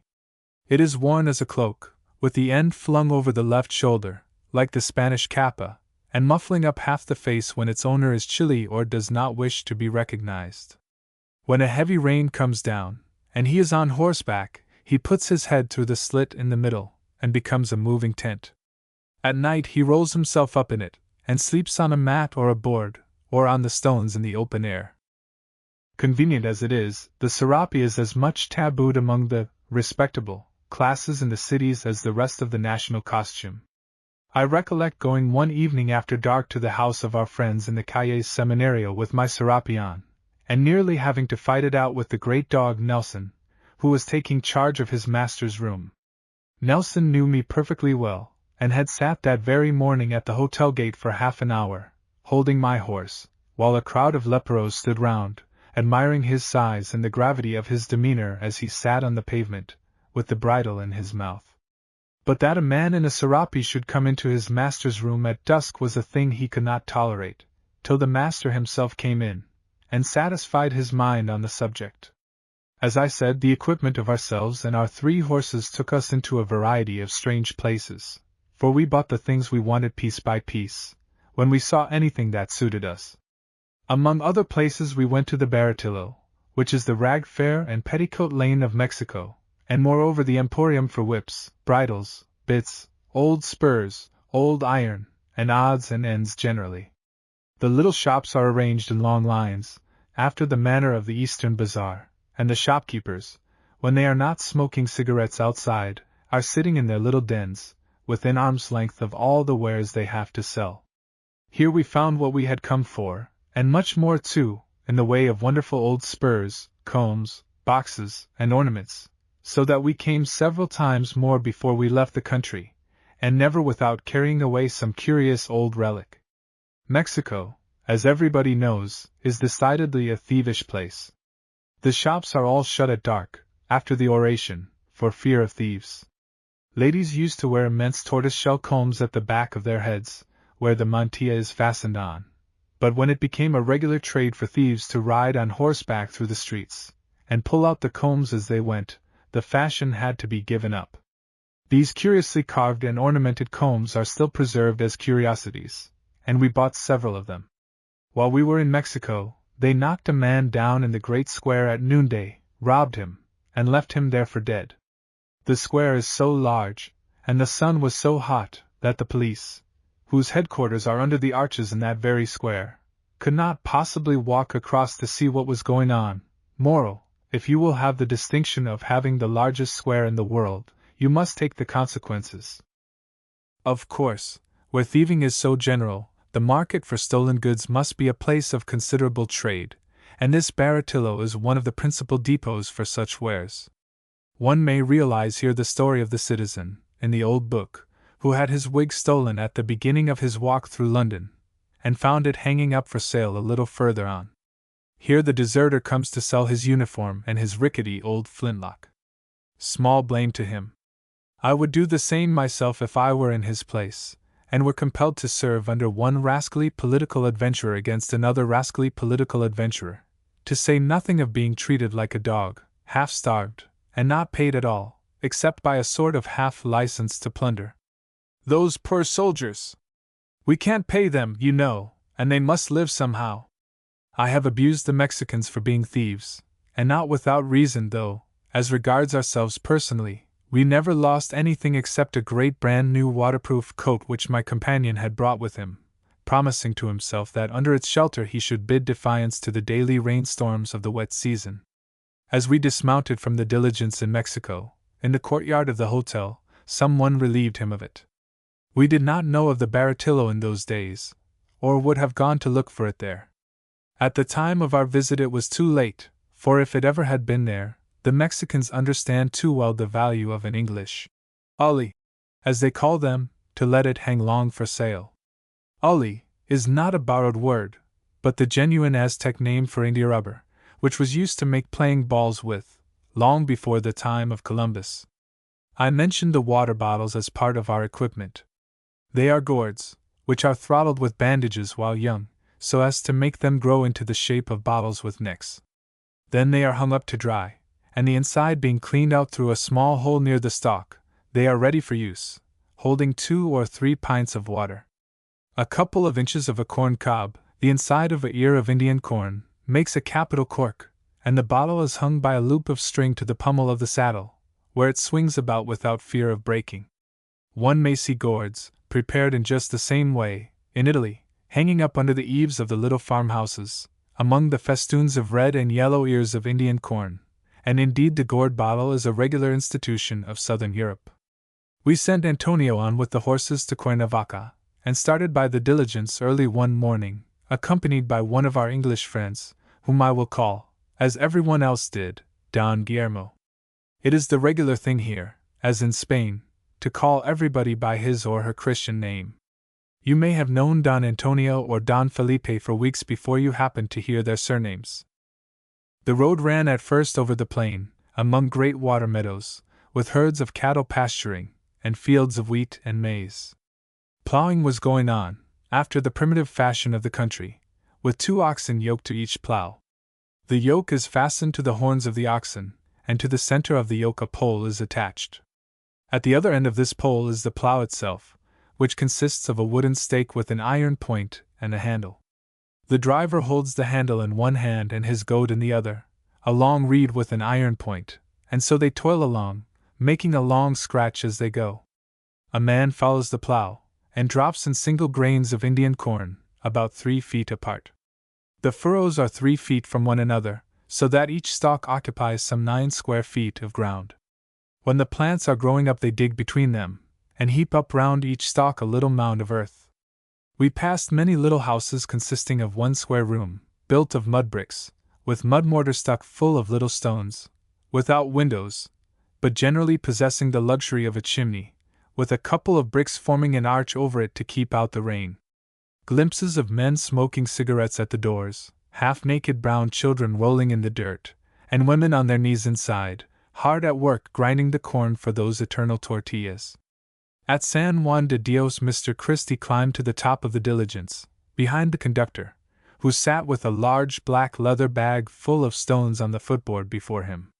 Whenever one of the 9 mules showed a disposition to shirk his work, a heavy stone came flying at him, always hitting him in a tender place, for long practice had made the conductor almost as good a shot as the goatherds in the mountains, who are said to be able to hit their goats on whichever horn they please, and so to steer them straight when they seem inclined to stray.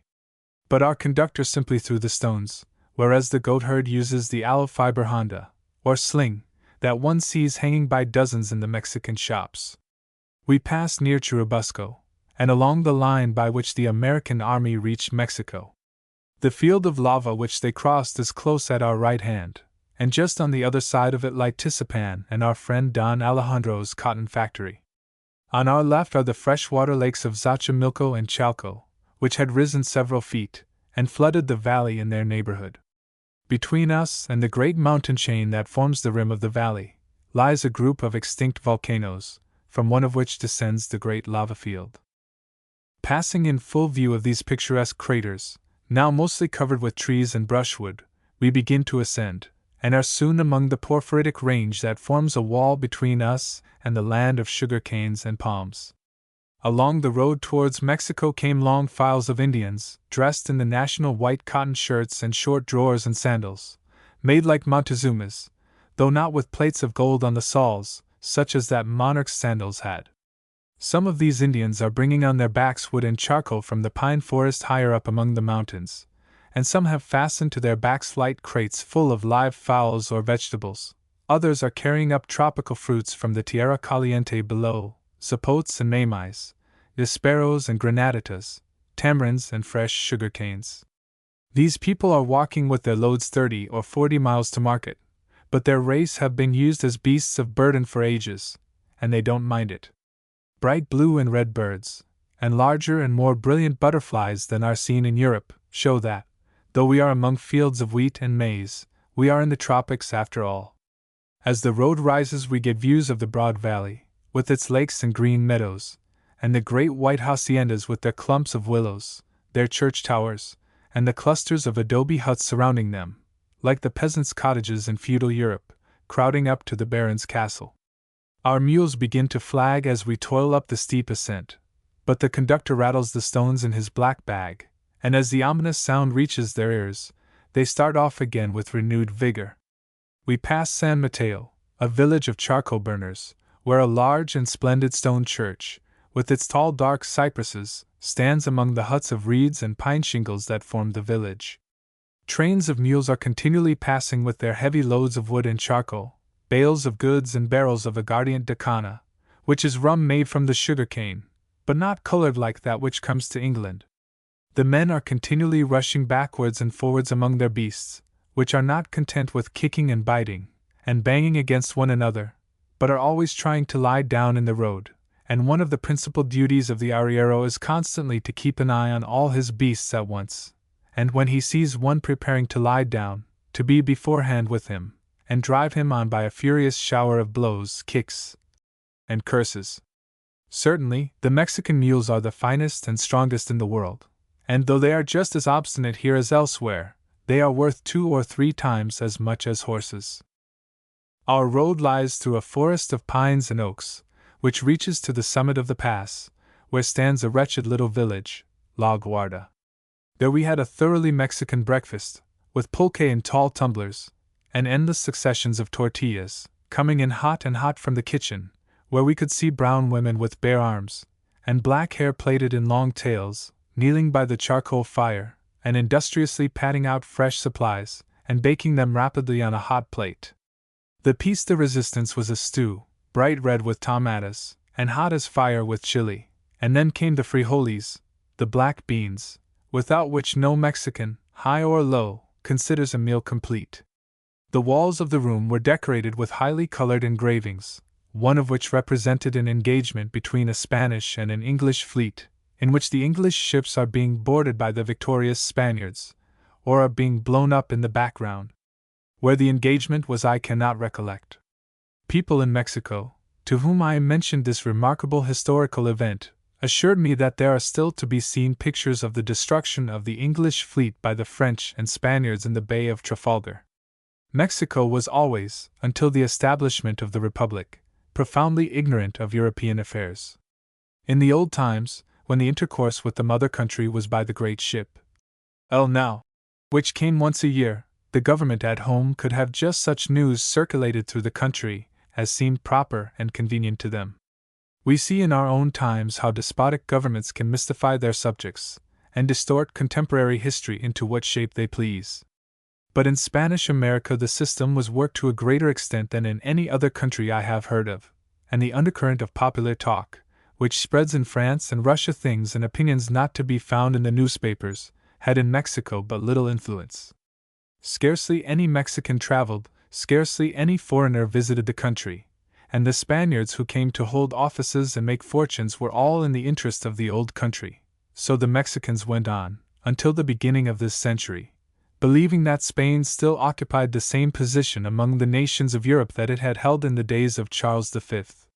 While my companion was outside the diligence, Don Guillermo and I were left to the conversation of an Italian fellow-passenger. One finds such characters in books, but never before or since have I seen the reality. He might have been the original of the great Braggadocio. His conversation was like a chapter out of the autobiography of his countryman Alfieri. He had accompanied the Italian nobleman who was killed in an affray with the Mexican robbers, some years ago, and on that occasion his defense had been most heroic. He himself had shot several of the robbers, till at last, his friend being killed, the rest of the party yielded to the overwhelming numbers of the brigands, and he ran off to fetch assistance. Whenever he was riding along a Mexican road, and any suspicious-looking person asked him for a light, his habit was to hand him his cigar stuck in the muzzle of a pistol. "And they always take the hint," he said, "and see that it won't do to interfere with us." Alone, he had been attacked by 3 armed men, but with a pistol in each hand he had compelled them to retreat. But this was not all. Our champion was victorious in love as well as in arms. Like the great Alfieri, to whom I have compared him, in every country where he traveled, the most beautiful and distinguished ladies hardly waited for him to ask before they cast themselves at his feet. Refusing the rich jewels that he offered them, they declared that they loved him for himself alone.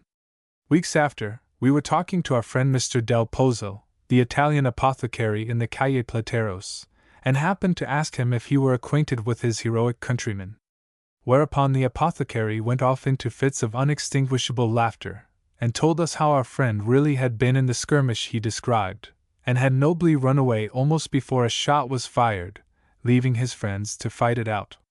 An hour or 2 after, he was found shaking with terror in a ditch. To return to our road. The forest is on both sides of the Sierra, but it is on the southern slope, over which we look down from the pass, that the pines attain their fullest size and beauty, for here they are as grand as in the Scandinavian forests, with all the beauty of the pine trees on the Italian hills. The pass, with its deep forest skirting the road, has been a resort of robbers for many years, and the driver pointed out to my companion a little grassy dell by the roadside, from which 40 men had rushed out and plundered the diligence just 10 days before. With his mind just prepared, one may imagine his feelings when he caught sight of some 20 wild-looking fellows in all sorts of strange garments, with the bright sunshine gleaming on the barrels of their muskets. A man was riding a little in front of us, and as he approached the others they descended, and ranged themselves by the side of the road. They were only the guard, after all, and such a guard! Their thick matted black hair hung about over their low foreheads and wild brown faces. Some had shoes, some had none, and some had sandals. They had straw hats, glazed hats, no hats, leather jackets and trousers, cotton shirts and drawers, or drawers without any shirt at all, and, what looked worst of all, some had ragged old uniforms on, like deserters from the army, and there are no worse robbers than they. When the diligence reached them, the guard joined us, some galloping on before, some following behind, whooping and yelling, brandishing their arms, and dashing in among the trees and out into the road again. Every now and then my friend outside got a glimpse down the muzzle of a musket, which did not add to his peace of mind. At last we got through the dangerous pass, and then we made a subscription for the guard, who departed making the forest ring again with war whoops, and firing off their muskets in our honor until we were out of hearing.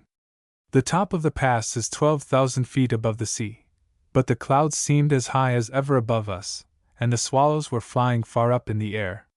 3,000 feet lower we were in a warmer region, among oaks and arbutus, and here, as in our higher latitudes, the climate is far hotter than on the northern slope at the same height. Bananas are to be found at an elevation of 9,000 feet, 3 times the height at which they ceased on the eastern slope, as we came up from Vera Cruz. This difference between the two slopes depends, in part, on the different quantity of sunshine they receive, which is of some importance, although we are within the tropics. But the sheltering of the southern sides from the chilling winds from the north still further contributes to give their vegetation a really tropical character. We felt the heat becoming more and more intense as we descended, and when we reached Cuernavaca we lay down in the beautiful garden of the inn, among orange trees and coconut palms, listening to the pleasant cool sound of running water, and looking down into the great barranca with its perpendicular walls of rock, and the luxuriant vegetation of the Tierra Caliente covering the banks of the stream that flowed far below us. We could easily shout to the people on the other edge of the ravine, but it would have taken hours of toiling down the steep paths and up again before we could have reached them. Here our horses were waiting for us, and an hour or two's ride brought us to the great sugar hacienda of Temisco, where we were to pass the night, for towns and inns are few and far between in Mexico when one leaves the more populous mountain plateaus. So much the better, for my companion had provided himself with letters of introduction, and we had already seen something of hacienda life, and liked it. As we approached Temisco, we saw upon the slopes immense fields of sugar cane, now grown into a dense mass, 5 or 6 feet high, most pleasant to look upon for the delicate green tint of the leaves that belongs to no other plant. The color of our English turf is beautiful, and so are the tints of our English woods in spring, but our fields of grain have a dull and dingy green compared to the sugar cane and the young Indian corn. In this beautiful valley we cannot charge the inhabitants with entirely neglecting the irrigation of the land. Indeed, the culture of the sugar cane cannot be carried on without it, and the cost of the watercourses on the large estates has been very great. Unfortunately, even here agriculture is not flourishing. The small number of the white inhabitants, and the distracted state of the country make both life and property very insecure, and the brown people are becoming less and less disposed to labor on the plantations.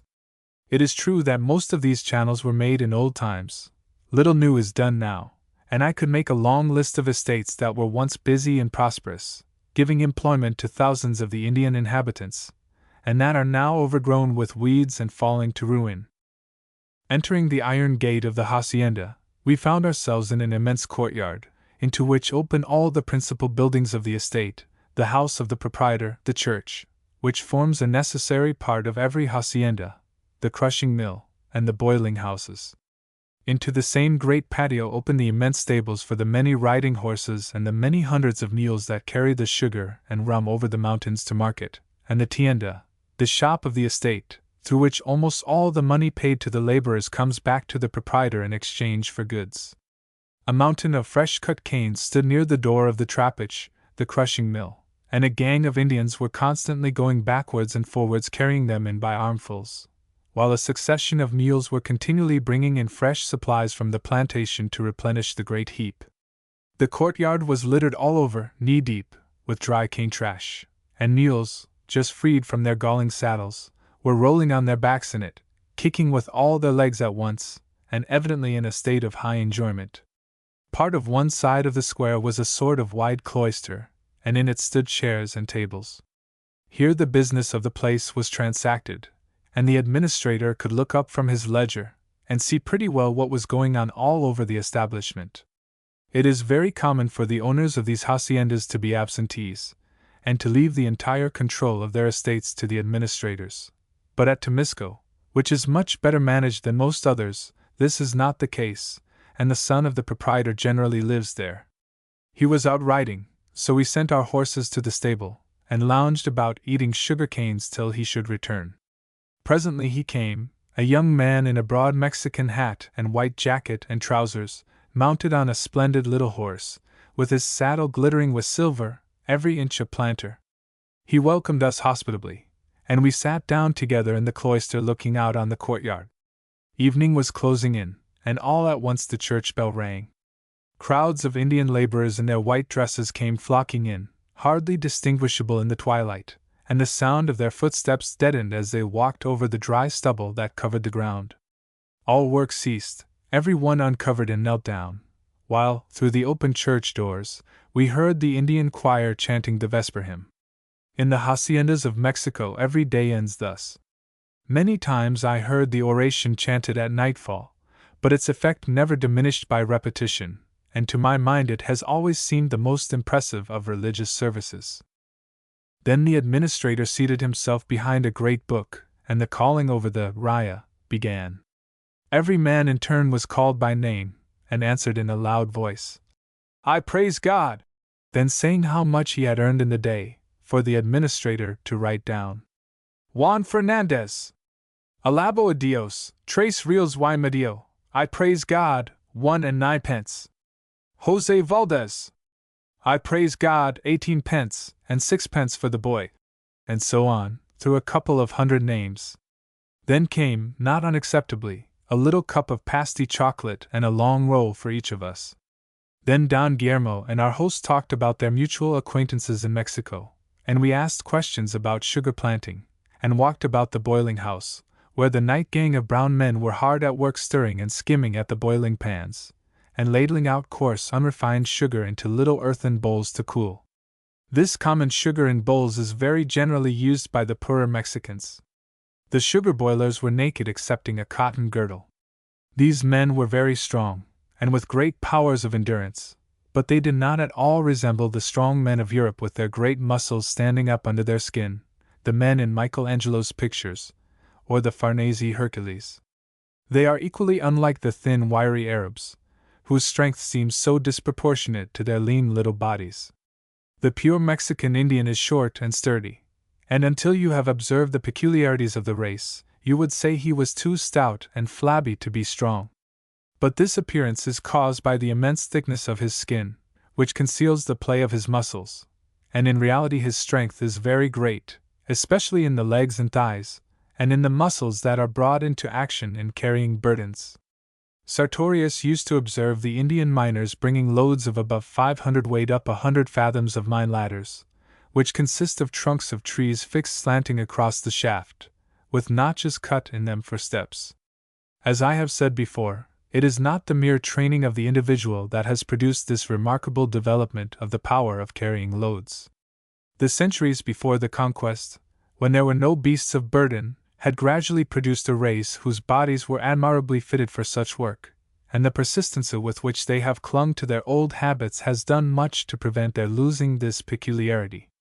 To complete the description of the Indians which I have been led into by speaking of the sugar boilers, they are chocolate brown in color, with curved noses, straight black hair hanging flat round their heads and covering their wonderfully low foreheads, and occasionally a scanty black beard.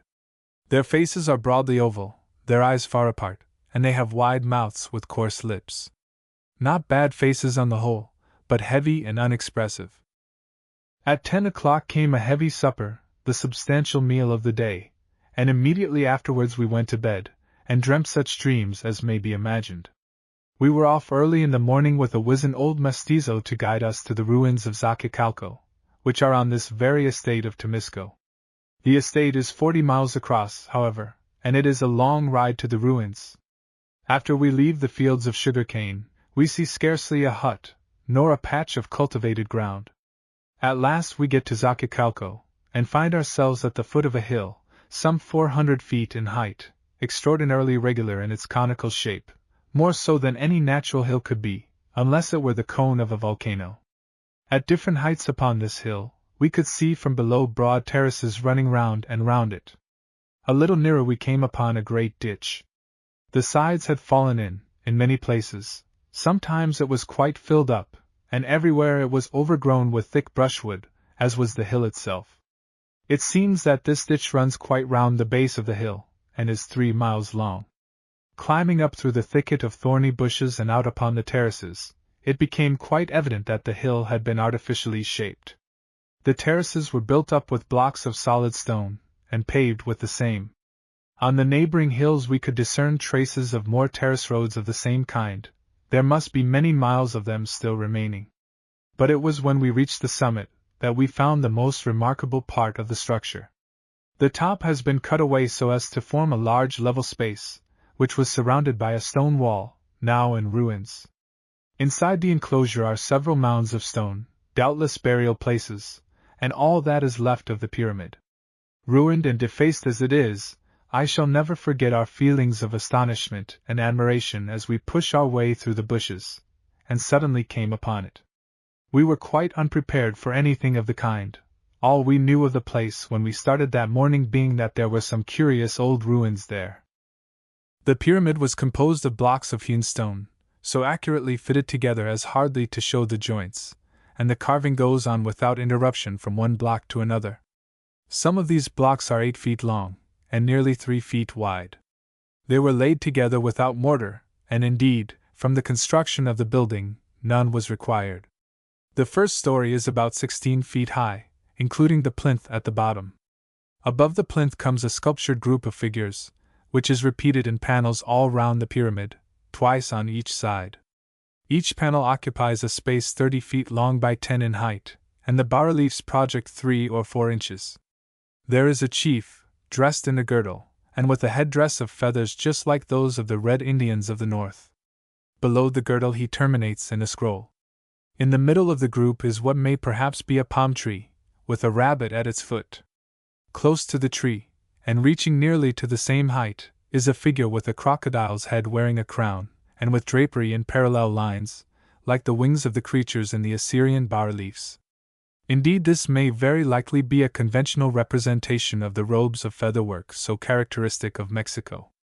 Above these bas-reliefs is a frieze between 3 and 4 feet high, with another sculptured panel repeated 8 times on each side of the pyramid. This remarkable sculpture represents a man sitting barefoot and cross-legged. On his head is a kind of crown or helmet, with a plume of feathers, and from the front of this helmet there protrudes a serpent, just where in the Egyptian sculptures the royal basilisk is fixed on the crowns of kings and queens. The eyes of this personage are protected by round plates with holes in the middle, held on by a strap round the head, like the colored glasses used in the United States to keep off the glare of the sun, and known as goggles. In front of this figure are sculptured a rabbit and some unintelligible ornaments, or weapons. Rabbit may have been his name. The frieze is surmounted by a cornice, and above the cornice of the second story enough remains to show that it was covered with reliefs. In the same way as the first there were 5 stories originally, the others have only been destroyed about a century. The former proprietor of the hacienda of Temisco pulled down the upper stories, and carried away the blocks of stone to build walls and dams with. The perfect execution of the details in the bas-reliefs, and the accuracy with which they are repeated show clearly that it was not so much want of skill as the necessity of keeping to the conventional mode of representing objects that has given so grotesque a character to the Mexican scriptures. Certain figures became associated with religion and astrology in Mexico, as in many other countries, and the sculptor, though his facility in details shows that he could have made far better figures if he had had a chance, never had the opportunity, for he was not allowed to depart from the original rude type of the sacred object. Humboldt remarks that the same undeviating reproduction of fixed models is as striking in the Mexican sculptures done since the conquest. The clumsy outlines of the rude figures of saints brought from Europe in the 16th century were adopted as models by the native sculptors, and have lasted without change to this day. It is evident that Xochicalco answered several purposes. It was a fortified hill of great strength, also a sacred shrine, and a burial place for men of note, whose bodies, no doubt, still lie under the ruined cairns near the pyramid. The magnitude of the ditch, and the terraces, as well as the great size of the blocks of stone brought up the hill without the aid of beasts of burden, indicate a large population and a despotic government. The beauty of the masonry and sculpture show that the people who erected this monument had made no small progress in the arts. We must remember, too, that they had no iron, but laboriously cut and polished the hardest granite and porphyry with instruments of stone and bronze. We can hardly tell how. The resemblances which people find between Assyrian and Egyptian sculptures and the American monuments are of little value, and do not seem sufficient to ground any argument upon.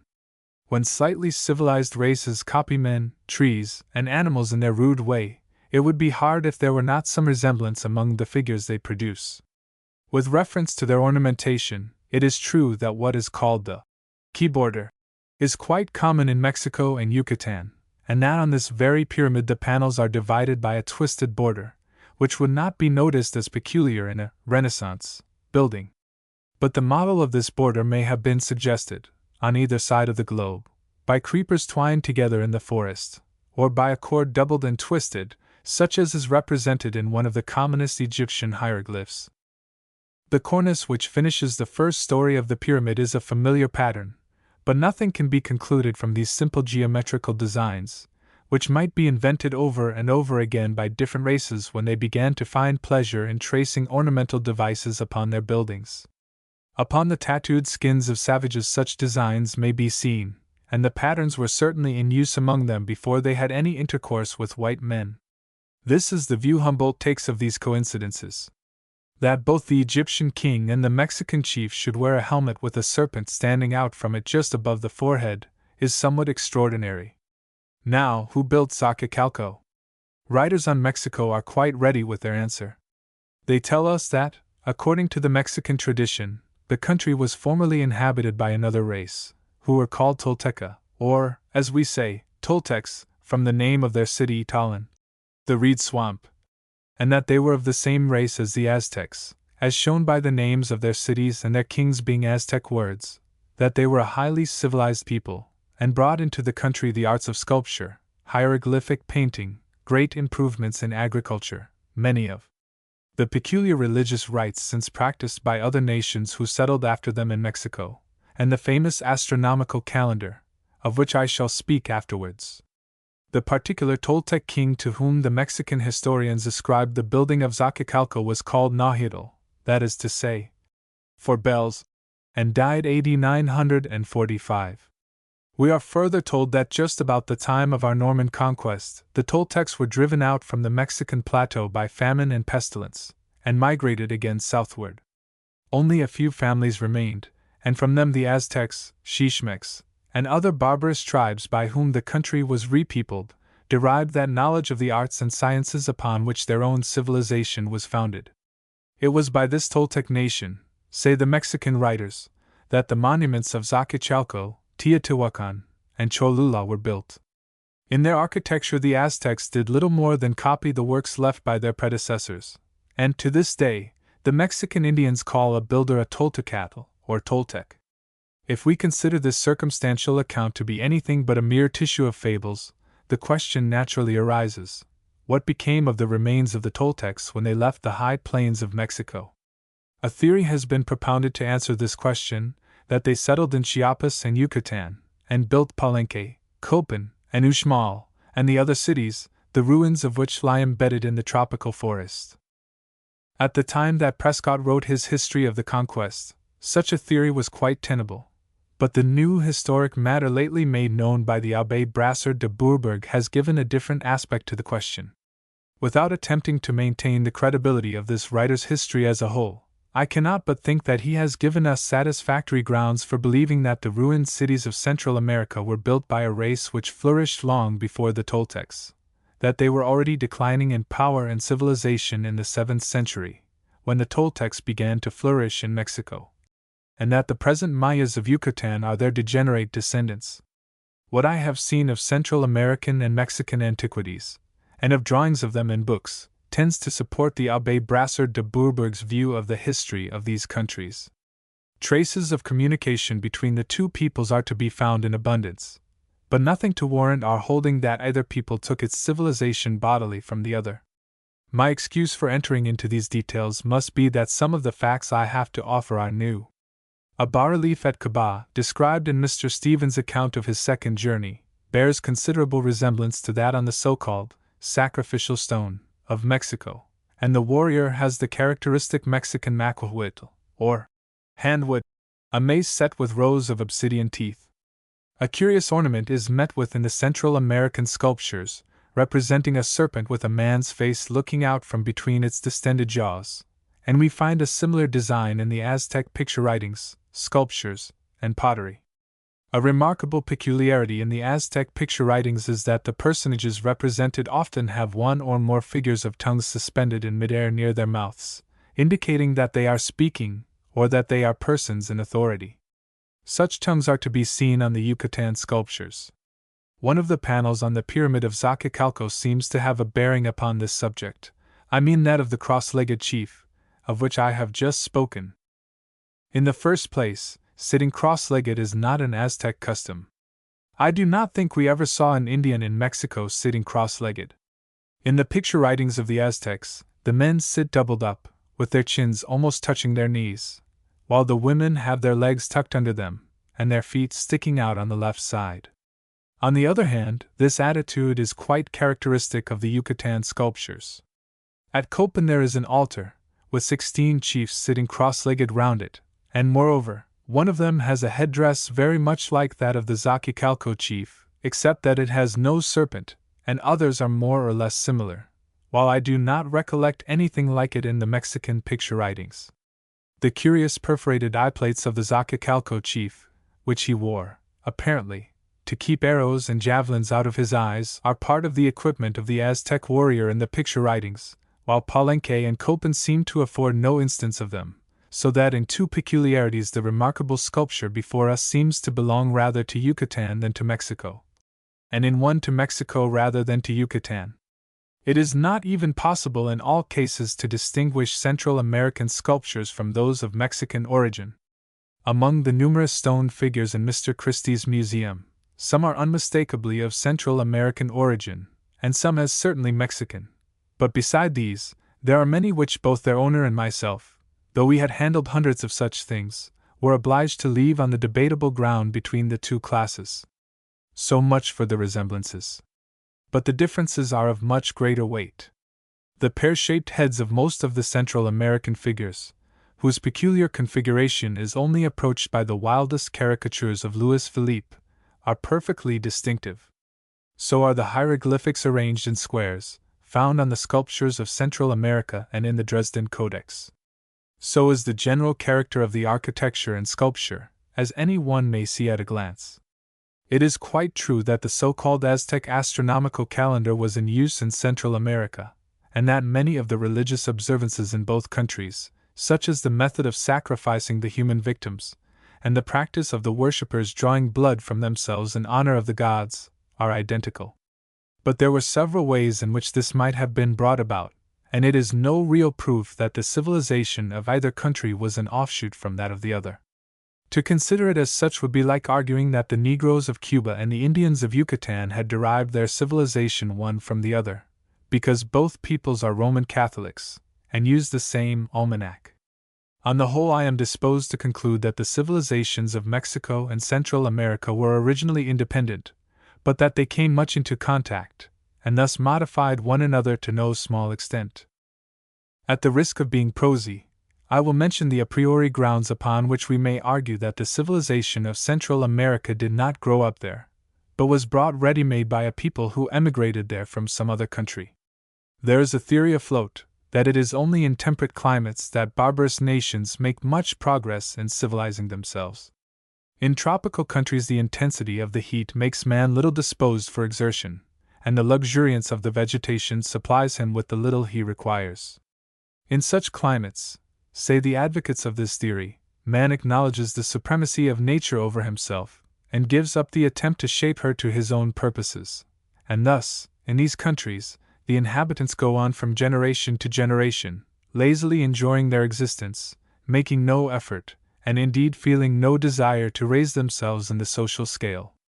Upon this theory, therefore, when we find a high civilization in hot countries, as in the plains of India, we have to account for it by supposing an immigration of races bringing their civilization with them from more temperate climates. This theory of civilization favors the idea of the Central American cities having been built by a people from Mexico.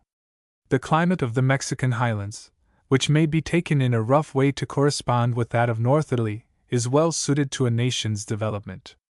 But the cities of Yucatan and Chiapas, though geographically not far removed from the Mexican plateau, are brought by their small elevation above the sea into a very different climate.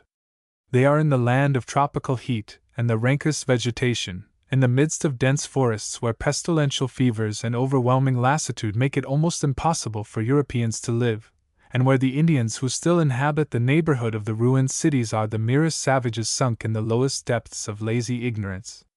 If this climate theory of progress have any truth in it, no barbarous tribe could have raised itself in such a country to the social state which is indicated by the ruins of such temples and cities. They must have been settlers from some more temperate region. While wandering about the hill of Xochicalco, we came upon a spot that strongly excited our curiosity. It was simply a small paved oval space with a little altar at one end, and lying round about it some fragments of what seemed to have been a hideous grotesque idol of baked clay.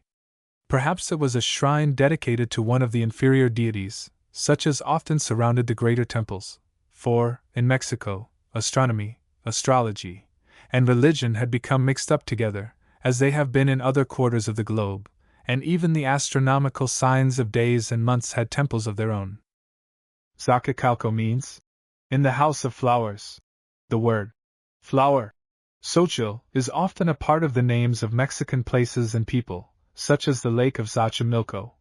In the flower plantation, Tloxoquitl, literally, black flower, is the Aztec name for vanilla, so that the name of that famous Mexican historian, Ixtloxochtl, whose name sticks in the throats of readers of Prescott, means vanilla face.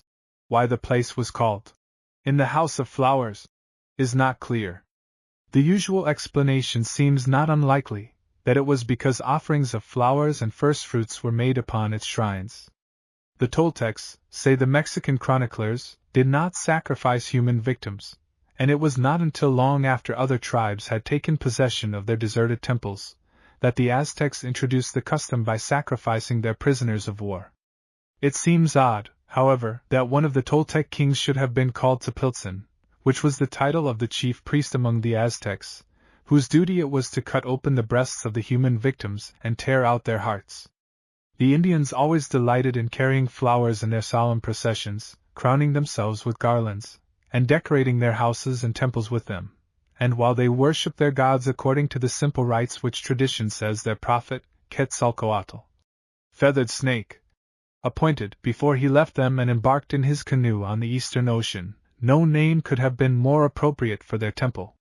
This pleasant custom did not disappear after the conquest, and to this day the churches in the Indian districts are beautiful with their brilliant garlands and nosegays, and are as emphatically houses of flowers as were the temples in ages long past. Since writing the above notice of the pyramid of Xochicalco, I have come upon a new piece of evidence, which, if it may be depended on, proves more about the history of this remarkable monument than all the rest put together. Dupaix made a drawing of the ruins at Xochicalco in 1805, which is to be found in Lord Kingsborough's Antiquities of Mexico, and among the sculptures of the upper tier of blocks is represented a reed, with its leaves set in a square frame, with 3 small circles underneath, the whole forming, in the most unmistakable way, the sign 3 Acatl, 3 Cain, of the Mexican astronomical calendar. Now it must be admitted that Dupaix's drawing of these ruins is most grossly incorrect. But still no amount of mere carelessness in an artist will justify us in supposing him to have invented and put in out of his own head a design so entirely sui generis as this. It does not even follow that the drawing is wrong because the sign may not be found there now, for it was in an upper tier, and no doubt many stones have been removed since 1805, for building purposes. If the existence of the sign 3 Acatl on the pyramid may be considered as certain, it will fit in perfectly with the accounts of the Mexican historians, who state that Xochicalco was built by a king of the Toltec race, and also that the Aztecs adopted the astronomical calendars of years and days in use among the Toltecs. It was afternoon when we left Xochicalco and rode on over a gently undulating country, crossing streams here and there, and had our breakfast at Mayacatlan under a shed in front of the village shop, where all the activity of the little Indian town seemed to be concentrated. By the roadside were beautiful tamarind trees with their dark green foliage, and the mame tree as large as a fine English horse chestnut, and not unlike it at a distance. On the branches were hanging the great mameis, just like the inside of coconuts when the inner shell has been cracked off. It appeared that nature was not acquainted with M. de La Fontaine's works, or she would probably have got a hint from the fable of the acorn and the pumpkin, and not have hung mameis and coconuts at such a dangerous height. Chapter 8. Cocoayatla, Cacahuamilpan, Chalma, Aquilan, Tenancingo, Toluca. A little before dark we came to the hacienda of Santa Rosita de Cocoayatla, another sugar plantation which was to be our headquarters for some days to come. We presented our letter of introduction from the owner of the estate, and the 2 administrators received us with open arms. We were conducted into the stranger's sleeping room, a long barrack-like apartment with stone walls and a stone floor that seemed refreshingly dark and cool. We could look out through its barred windows into the garden, where a rapid little stream of water running along the channel just outside made a pleasant gurgling sound. Appearances were delusive, however, and it was only the change from the outside that made us feel the inside cool and pleasant. For days our clothes clung to us as if we had been drowned, and the pocket handkerchiefs with which we mopped our faces had to be hung on chair backs to dry. Except in the early morning, there was no coolness in that sweltering place. In one corner of our room I discerned a brown toad of monstrous size squatting in great comfort on the damp flags. He was as big as a trussed chicken, and looked something like one in the twilight. We pointed him out to the administrator, who brought in 2 fierce watchdogs, but the toad set up his back and spurred his acrid liquor, and the dogs could not be got to go near him. We stirred him up with a bamboo and drove him into the garden, but he left his portrait painted in slime upon our floor. The Indian choir chanted the oration as we had heard it the night before at Temisco, and then came the calling over of the raya. After that we walked about the place, and sat talking in the open corridor. Owners of estates, and indeed all white folks living in this part of the country, were beginning to feel very anxious about their position, and not without reason. Ordinary political events excite but little interest in these Indian districts, and so trifling a matter as a revolution and a change of people in power does not affect them perceptibly. The Indians are absolutely free, and have their votes and their civil privileges like any other citizens. All that the owners of the plantations ask of them is to work for high wages, and hitherto they have done this, but for years it has been becoming more and more difficult to get them to work. All they do with the money when they get it is to spend it in drinking and gambling, if they are of an extravagant turn of mind, or to bury it in some out-of-the-way place, if they are given to saving. If they were whites or half-caste Mexicans they would spend their money upon fine clothes and horses, but the Indian keeps to the white cotton dress of his fathers, and is never seen on horseback. Now, this being the case, it does not seem unreasonable that they should not much care about working hard for money that is of so little use to them when they have got it, and that they should prefer living in their little huts walled with canes and thatched with palm leaves, and cultivating the little patch of garden ground that lies round it, which will produce enough fruit and vegetables for their own subsistence, and more besides, which they can sell for clothes and tobacco. A day or two of this pleasant easy work at their own ground will provide this, and they do not see why they should labor as hired servants to get more. This is bad enough, think the hacendados, but there is worse behind.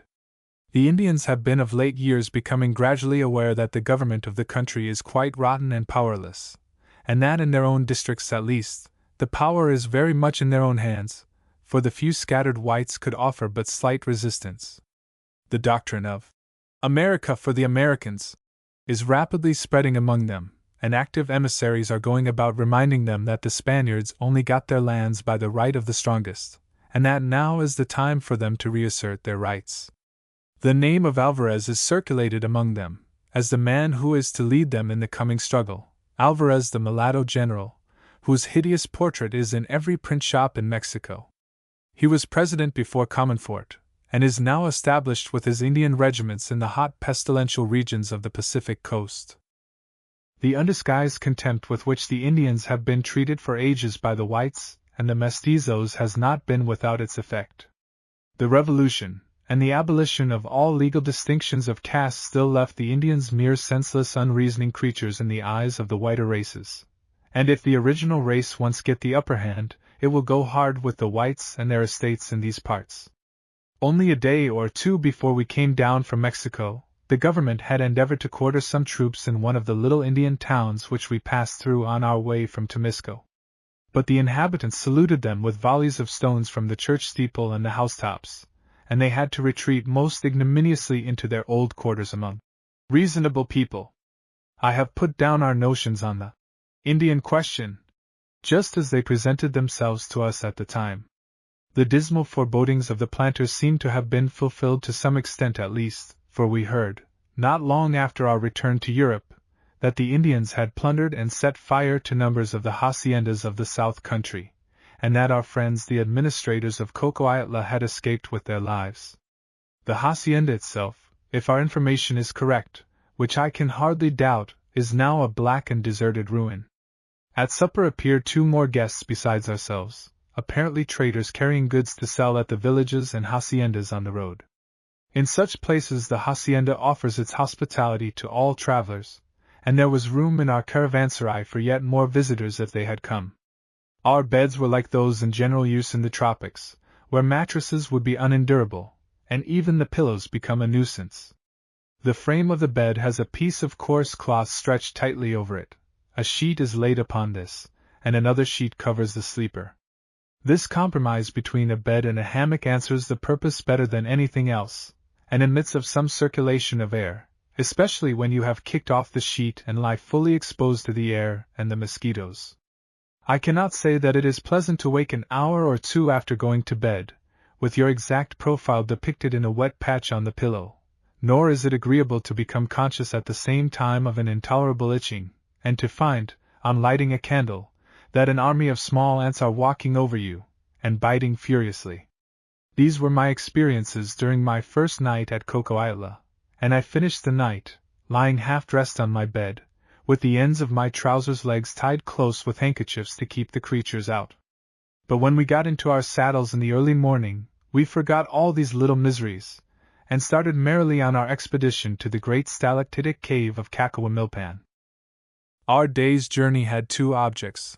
One was to see the cave, and the other to visit the village close by, one of the genuine unmixed Indian communities, where even the alcalde and the cura, the temporal and spiritual heads of the society, are both of pure Indian blood, and white influence has never been much felt. A ride of 2 or 3 hours from the hacienda brought us into a mountainous district, and there we found the village of Cacahuamilpan on the slope of a hill. In the midst of neat trim gardens stood the little white church, and the ranches of the inhabitants, cottages of 1 room, with walls of canes which one can see through in all directions, and roofs of thatch, with the ground smoothed and trodden hard for a floor. Everything seemed clean and prosperous, and there was a bright sunny look about the whole place. But to Englishmen, accustomed to the innumerable appliances of civilized life, it seems surprising how very few and simple are the wants of these people. The inventory of their whole possessions will only occupy a few lines. The metate for grinding or rubbing down the maize to be patted out into tortillas, a few calabashes for bottles, and pieces of calabashes for bowls and cups, prettily ornamented and painted, and hanging on pegs round the walls. A few palm leaf mats, pied-à-terres to sleep upon, some pots of thin unglazed earthenware for the cooking, which is done over a wood fire in the middle of the floor. A chimney is not necessary in houses which are like the Irishman's coat, consisting principally of holes. A wooden box somewhere contains such of the clothes of the family as are not in wear. There is really hardly anything I can think of to add to this catalogue, except the agricultural implements, which consist of a wooden spade, a hoe, some sharp stakes to make the drills with, and the machete, which is an iron billhook, and serves for pruning, woodcutting, and now and then for less peaceful purposes. Sometimes one sees women weaving cotton cloth, or manta, as it is called, in a loom of the simplest possible construction, or sitting at their doors in groups, spinning cotton thread with the malacates, and apparently finding as much material for gossip here as elsewhere. The Mexicans spun and wove their cotton cloth just in this way before the conquest, and malacates of baked clay are found in great numbers in the neighborhood of the old Mexican cities. They are simple, like very large button molds, and a thin wooden skewer stuck in the hole in the middle makes them ready for use. Such spindles were used by the lake men of Switzerland, but the earthen heads were not quite the same in shape, being like balls pierced with a hole, as are those at present used in Mexico. The Indians here had not the dull sullen look we saw among those who inhabit the colder regions, and though belonging to the same race, they were better formed and had a much freer bearing than their less fortunate countrymen of the colder districts. Our business in the village was to get guides for the cavern. While some men were gone to look for the alcalde, we walked about the village, and finally encamped under a tree. One of our men had got us a bag full of fruit, limes, sapotes, and nisperos, which last are a large kind of medlar, besides a number of other kinds of fruit, which we ate without knowing what they were. Though rather insipid, the limes are deliciously refreshing in this thirsty country, and they do no harm, however enormously one may indulge in them. The whole neighborhood abounds in fruit, and its name Cacahuamilpan means the plantation of cacahuate nuts. It soon became evident that the alcalde was keeping us waiting as a matter of dignity, and to show that, though the white men might be held in great estimation elsewhere, they did not think so much of them in this free and independent village. At last a man came to summon us to a solemn audience. In a hut of canes, the alcalde, a little lame Indian, was sitting on a mat spread on the ground in the middle, with his escribano or secretary at his left hand. Other Indians were standing outside at the door. The little man scarcely condescended to take any notice of us when we saluted him, but sat bolt upright, positively bursting with suppressed dignity, and the escribano inquired in a loud voice what our business was. We told him we wanted guides to the cave, which he knew as well as we did, but instead of answering, he began to talk to the alcalde. We quite appreciated the pleasure it must have been to the two functionaries to show off before us and their assembled countrymen, who were looking on at the proceedings with great respect, and we had not minded affording them this cheap satisfaction. But at last the joke seemed to be getting stale, so we proceeded some to sit and some to lie down at full length, and to go on eating limes in the presence of the august company. Thereupon they informed us what would be the cost of guides and candles, and we eventually made a bargain with them and started on foot. On looking at the map of the state of Mexico, there is to be seen a river which stops suddenly on reaching the mountains of Cacahuamilpan, and begins again on the other side, having found a passage for itself through caves in the mountain for 6 or 7 miles. Not far from the place where this river flows out of the side of the hill is a path which leads to the entrance of the cave. A long downward slope brought us into the first great vaulted chamber, perhaps 1/4 of a mile long and 80 feet high, then a long scramble through a narrow passage, and another hall still grander than the first. At the end of this hall is another passage leading on into another chamber. Beyond this we did not go. As it was, We must have walked between 1 and 2 miles into the cavern, but people have explored it to twice this distance, always finding a repetition of the same arrangement, great vaulted chambers alternating with long passages almost choked by fallen rocks. In one of the passages, I think the last we came to, the roaring of the river in its subterranean bed was distinctly audible below us. Excepting the Great Cave of Kentucky, I believe there is no stalactitic cavern known so vast and beautiful as this. The appearance of the largest hall was wonderful when some 20 of our Indian guides stationed themselves on pinnacles of stalagmite, each one holding up a blazing torch, while 2 more climbed upon a great mass at one end called the altar, and burnt Bengal lights there. The rest stood at the other extremity of the cave, sending up rockets in rapid succession into the vaulted roof, and making the millions of grotesque incrustations glitter as if they had been masses of diamonds. All the quaint shapes that are found in such caverns were to be seen here on the grandest scale: columns, arched roof, organ pipes, trees, altars, and squatting monsters ranged in long lines like idols in a temple. There may very well be some truth in the notion that the origin of Gothic architecture was in stalactites of a limestone cavern, so numerous and perfect are the long, slender columns crowned with pointed Gothic arches. Our procession through the cave was a picturesque one. We carried long wax altar candles and our guides' huge torches made of threads of aloe fiber soaked in resin and wrapped round with cloth, in appearance and texture exactly like the legs and arms of mummies. As we went, the Indians sang Mexican songs to strange, monotonous, plaintive tunes, or raced about into dark corners shouting with laughter. They talked about adventures in the cave, to them of course the great phenomenon of the whole world, but it did not seem, as far as we could hear, that they associated with it any recollections of the old Aztec divinities and the mystic rites performed in their honor. No fossil bones have been found in the cavern, nor human remains except in one of the passages far within, where a little wooden cross still marks the spot where the skeleton of an Indian was found. Whether he went alone for mere curiosity to explore the cave, or, what is more likely, with an idea of finding treasure, is not known. Nothing is certain but that his candle was burned out while he was still far from the entrance, and that he died there. I said no fossil remains had been found, but the level floors of the great halls are continually being raised by fresh layers of stalagmite from the water dropping from the roof, and no one knows what may lie under them.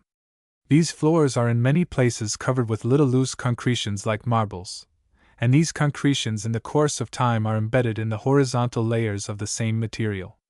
As we left the entrance hall and began to ascend the sloping passage that leads to daylight, we saw an optical appearance which, had we not seen it with our own eyes, we could never have believed to be a natural effect of light and shade.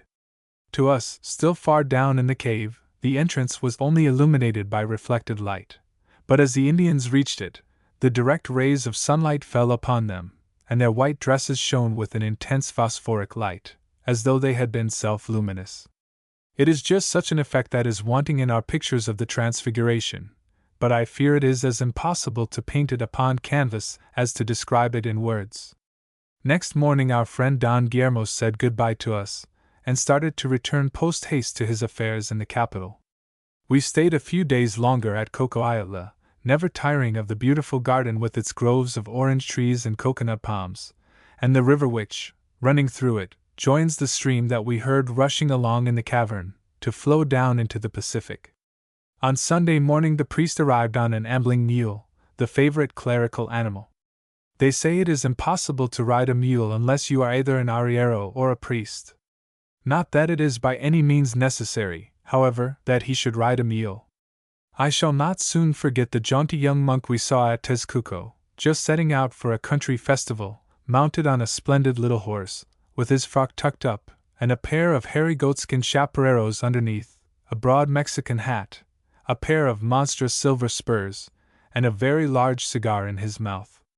The girls came out of the cottage doors to look at him, as he made the fiery little beast curvet and prance along the road, and he was evidently not insensible to the looks of admiration of these young ladies, as they muffled up their faces in their blue rebozos and looked at him through the narrow opening. Nearly 200 Indians crowded into the church to Mass, and went through the service with evident devotion.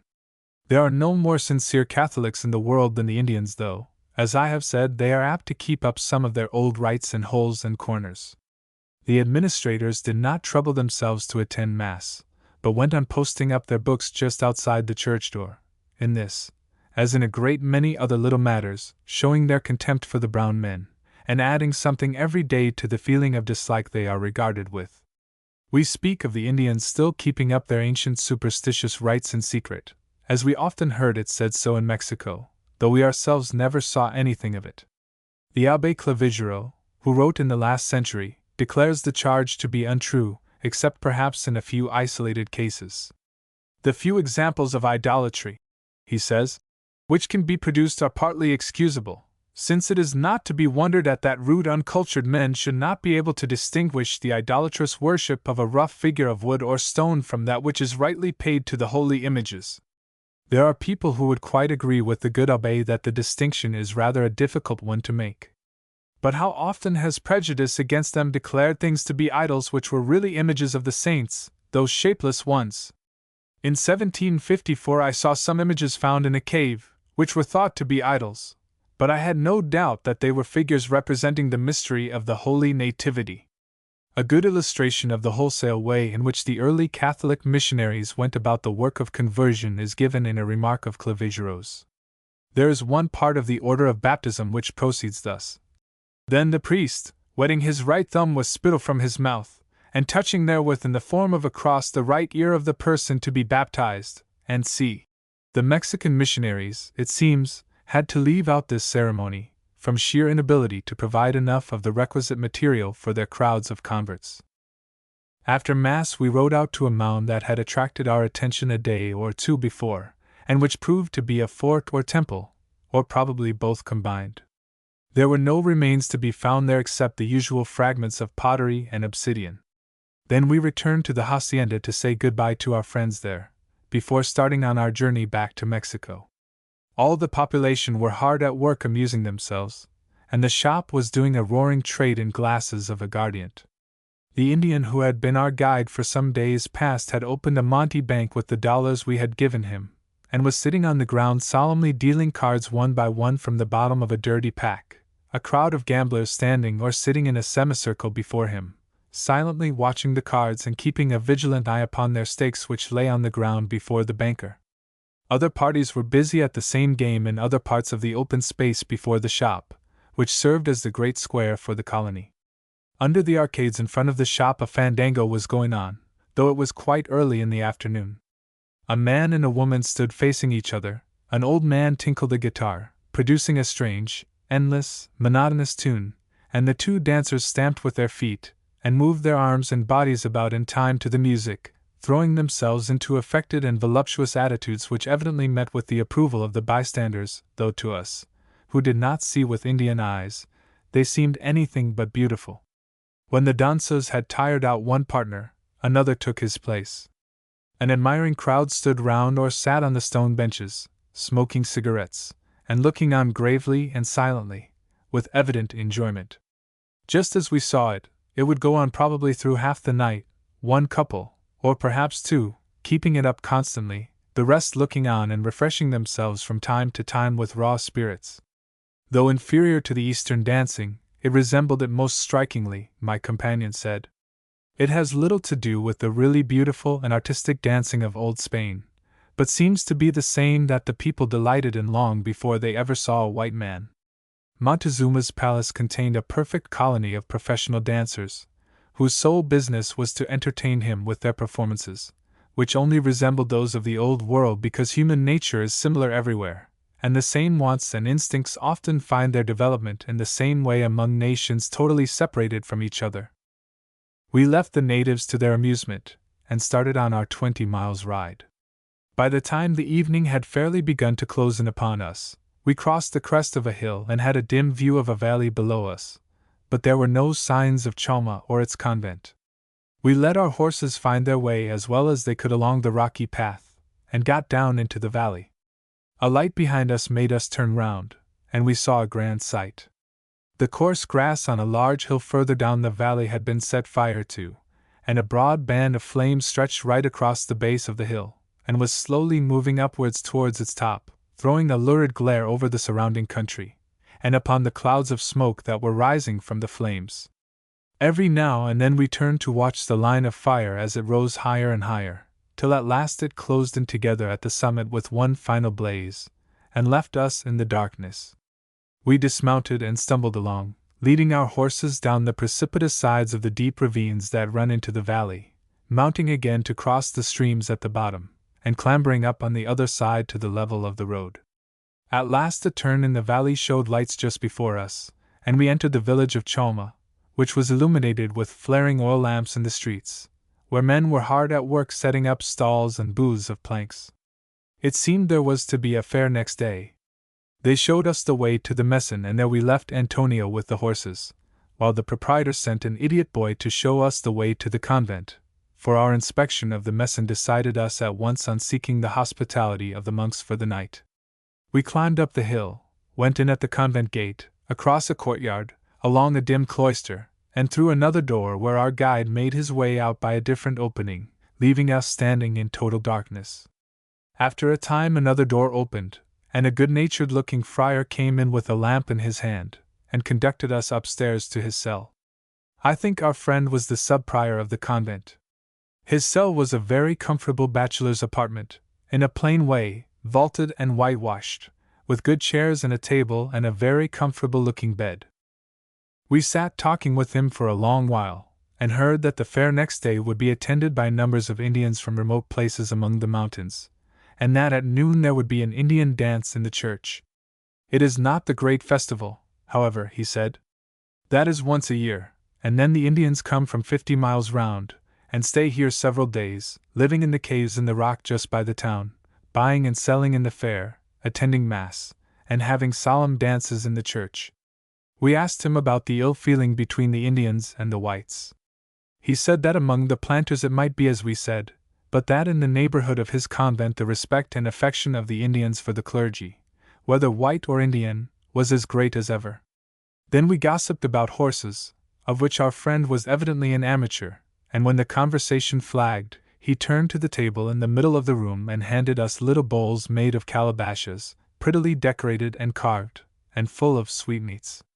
There were 10 or 12 of these little bowls on the table, each with a different kind of tuck in it. We inquired where all those good things came from, and learnt that making them was one of the favorite occupations of the Mexican nuns, who keep their brethren in the monasteries well supplied. At last the good monk went away to his duties and left us, when I could not resist the temptation of having a look at the little books in blue and green paper covers which were lying on the table with the sweetmeat bowls and the venerable old missal. They proved to be all French novels done into Spanish, and Notre Dame de Paris was lying open, under a sheet of paper, so I conclude that our visit had interrupted the sub-prior while deep in that improving work. Presently a monk came to conduct us down into the refectory, and there they gave us an uncommonly good supper of wonderful Mexican stews, red-hot as usual, and plenty of good Spanish wine withal. The great dignitaries of the cloister did not appear, but some 15 or 20 monks were at table with us, and never tired of questioning us, exactly in the same fashion that the ladies of the harem questioned Dona Juana. We delighted them with stories of the miraculous Easter fire at Jerusalem, and the illumination of St. Peter's, of the Sistine Chapel and the Pope, and we parted for the night in high good humor. Next morning a monk attached himself to us as our cicerone, a fine young fellow with a handsome face, and no end of fun in him. Now that we saw the convent by daylight, we were delighted with the beauty of its situation. The broad fertile valley grows narrower and narrower until it becomes a gorge in the mountains, and here the convent is built, with the mountain stream running through its beautiful gardens, and turning the wheel of the convent mill before it flows on into the plain to fertilize the broad lands of the Reverend Fathers. When we had visited the gardens and the stables, our young monk brought us back to the great church of the convent, where we took our places near the monks, who had mustered in full force to be present at the dancing. Presently the music arrived, an old man with a harp, and a woman with a violin, and then came the dancers, 8 Indian boys with short tunics and headdresses of feathers, and as many girls with white dresses, and garlands of flowers on their heads. The costumes were evidently intended to represent the Indian dresses of the days of Montezuma, but they were rather modernized by the necessity of wearing various articles of dress which would have been superfluous in old times. They stationed themselves in the middle of the church, opposite the high altar, and, to our unspeakable astonishment, began to dance the polka. Then came a waltz, then a schottische, then another waltz, and finally a quadrille, set to unmitigated English tunes. They danced exceedingly well, and behaved as though they had been used to European ballrooms all their lives. The spectators looked on as though it were all a matter of course for these brown-skinned boys and girls to have acquired so singular an accomplishment in their out-of-the-way village among the mountains. As for us, we looked on in open-mouthed astonishment, and when, in the middle of the quadrille, the harp and violin struck up no less a tune than "The King of the Cannibal Islands," we could hardly help bursting out into fits of laughter. We restrained ourselves, however, and kept as grave a countenance as the rest of the lookers-on, who had not the faintest idea that anything odd was happening. The quadrille finished in perfect order. Each dancer took his partner by the hand and led her forward, and so, forming a line in front of the high altar, they all knelt down, and the rest of the congregation followed their example. There was a dead silence in the church for about the space of an Ave Maria, then everyone rose, and the ceremony was over. Our young monk asked permission of his superior to take us out for a walk, and we went down together to the convent mill.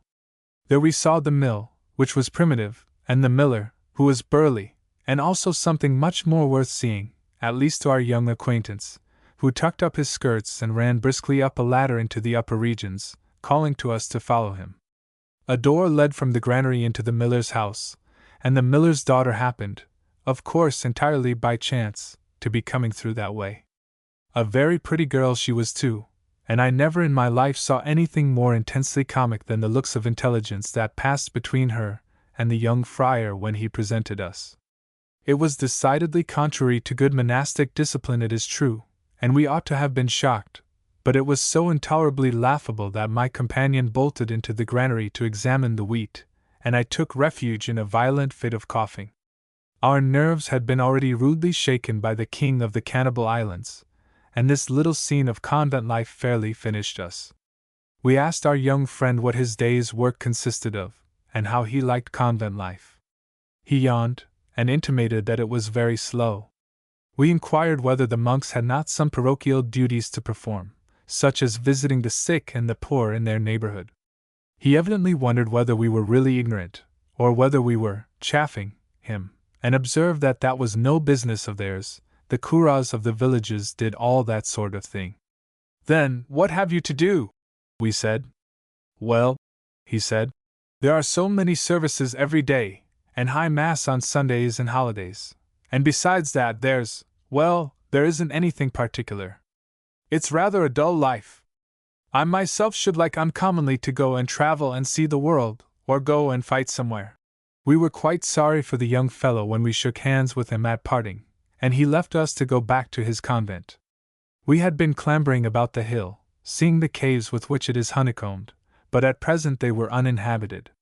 At the time of the great festival, when they are full of Indian families, the scene must be a curious one. The monks had hospitably pressed us to stay till their midday meal, but we preferred having it at the shop down in the village, so as to start directly afterwards. Here the people gave us a regular reception, entertained us with their best, and could not be prevailed upon to accept any payment whatever. The proprietor of the messan sat down before the barley bin which served him for a desk, and indited a long and eloquent letter of introduction for us to a friend of his in Aquilan, who was to find a night's lodging for us. Before he sealed up the dispatch he read it to us in a loud voice, sentence by sentence. It might have been an autograph letter from King Philip to some foreign potentate. Armed with this important missive, we mounted our horses, shook hands with no end of well-wishers, and rode off up the valley. For a little while our path lay through a sort of suburb of Chalma, houses lying near one another, each surrounded by a pleasant garden, and both houses and people looking prosperous and cheerful. Our directions for finding the way were simple enough.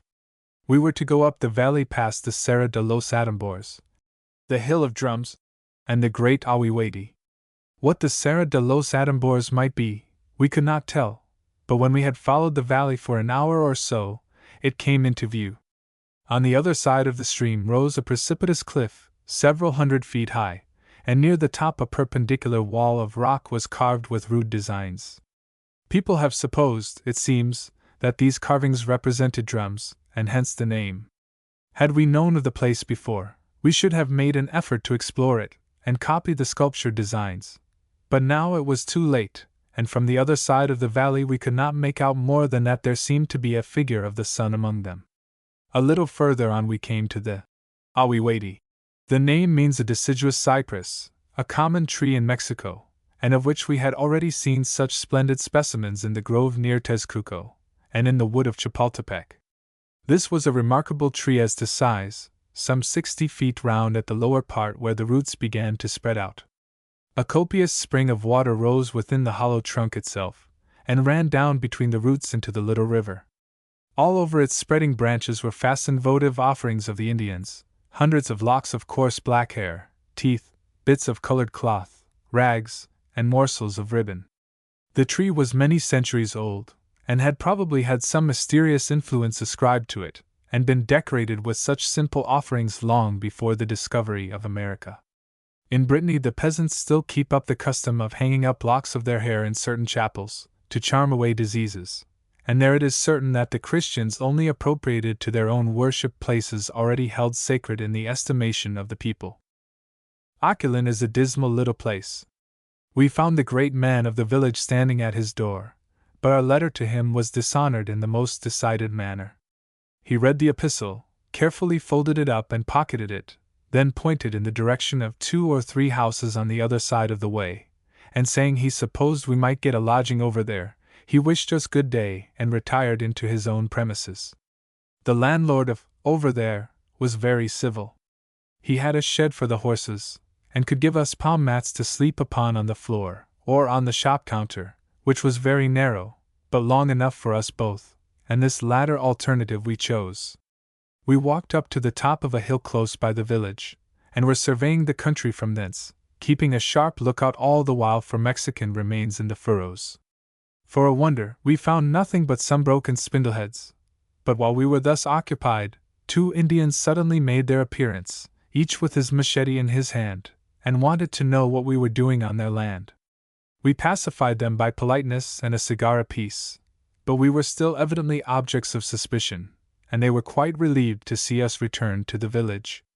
There, an old woman cooked us hard-boiled eggs and tortillas, and then we went tranquilly to bed on our counter, with our saddles for pillows, and our serapes for bedclothes.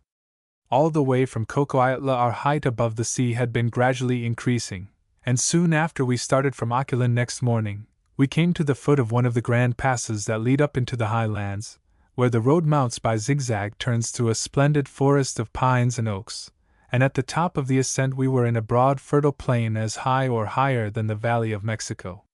It was like England to ride between large fields of wheat and barley, and to pick blackberries in the hedges. It was only April, and yet the grain was almost ready for the sickle, and the blackberries were fully ripe. Fresh green grass was growing in the woods under the oak trees, and the banks were covered with alpine strawberries. We are in the great grain district of the Republic. Wheat is grown for the supply of the large towns, and barley for the horses. Green barley is the favorite fodder for the horses in the Mexican highlands, and in the hotter districts the leaves of young Indian corn. Oats are to be seen growing by chance among other grain, but they are never cultivated.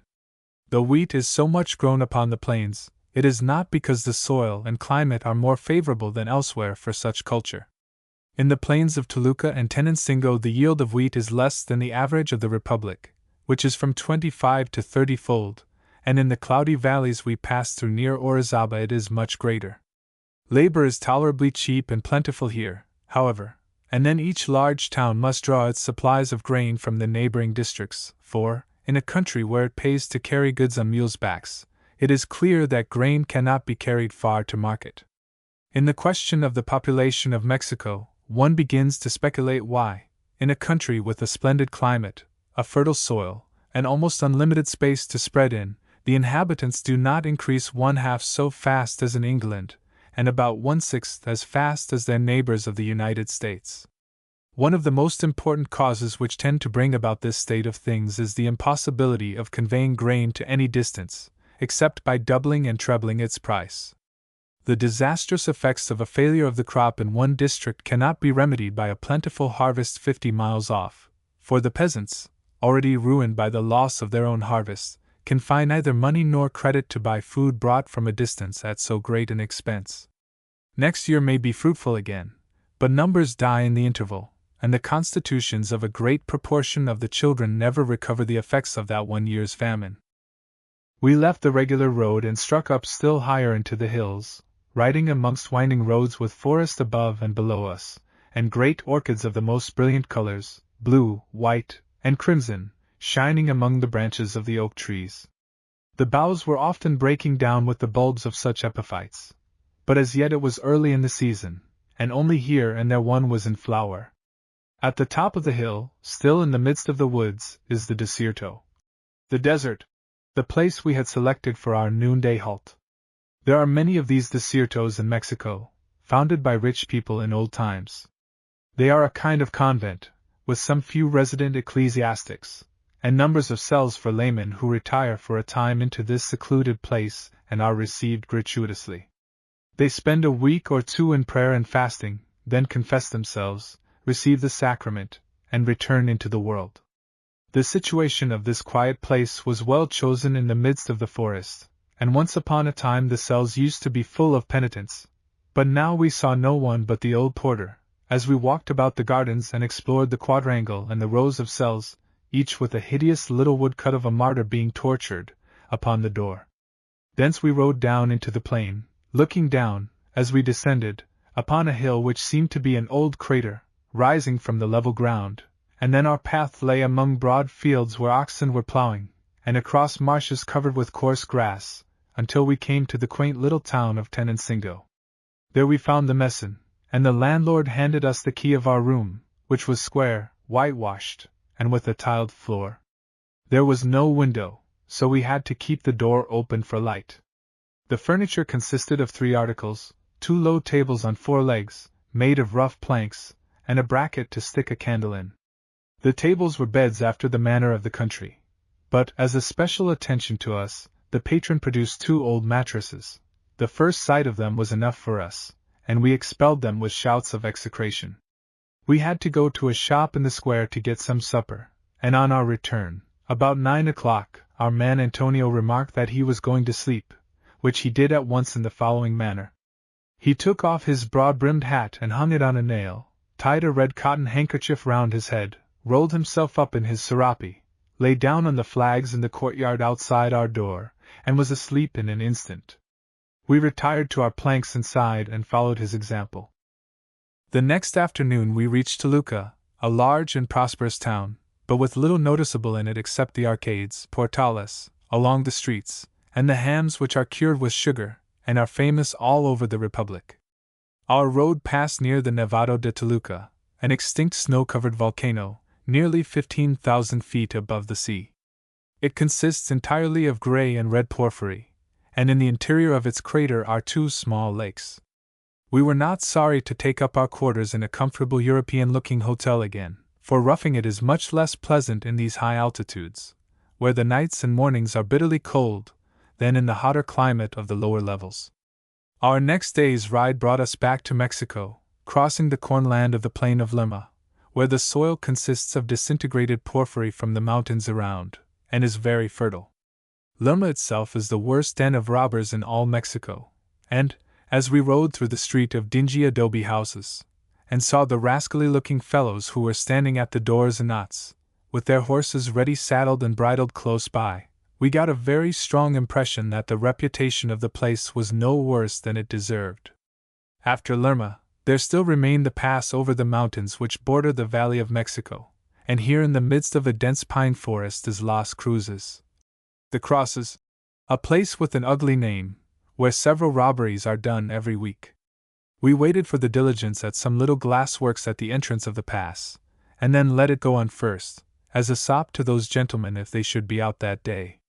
I suppose they knew pretty accurately that no one had much to lose, for they never made their appearance. Chapter 9. Antiquities.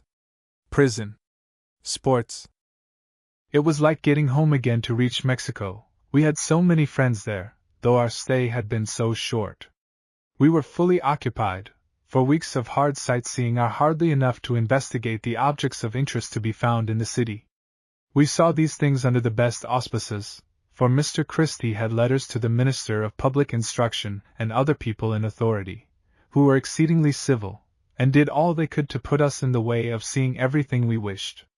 Among the places we visited, the museum must have some notice. It is in part of the building of the university, but we were rather surprised, when we reached the gate leading into the courtyard, to be stopped by a sentry who demanded what we wanted. The lower story had been turned into a barrack by the government, there being a want of quarters for the soldiers. As the ground floor under the cloisters is used for the heavier pieces of sculpture, the scene was somewhat curious. The soldiers had laid several of the smaller idols down on their faces, and were sitting on the comfortable seat on the small of their backs, busy playing at cards. An enterprising soldier had built up a hutch with idols and sculptured stones against the statue of the great war goddess Tilyamiki herself, and kept rabbits there. The state which the whole place was in when thus left to the tender mercies of a Mexican regiment may be imagined by any one who knows what a dirty and destructive animal a Mexican soldier is. The guardians of the museum have treated it even worse. People who know how often the curators of the museums of Southern Europe are ready to sell anything not very likely to be missed will not be astonished to hear of the same thing being done to a great extent some 6 or 8 years before our visit.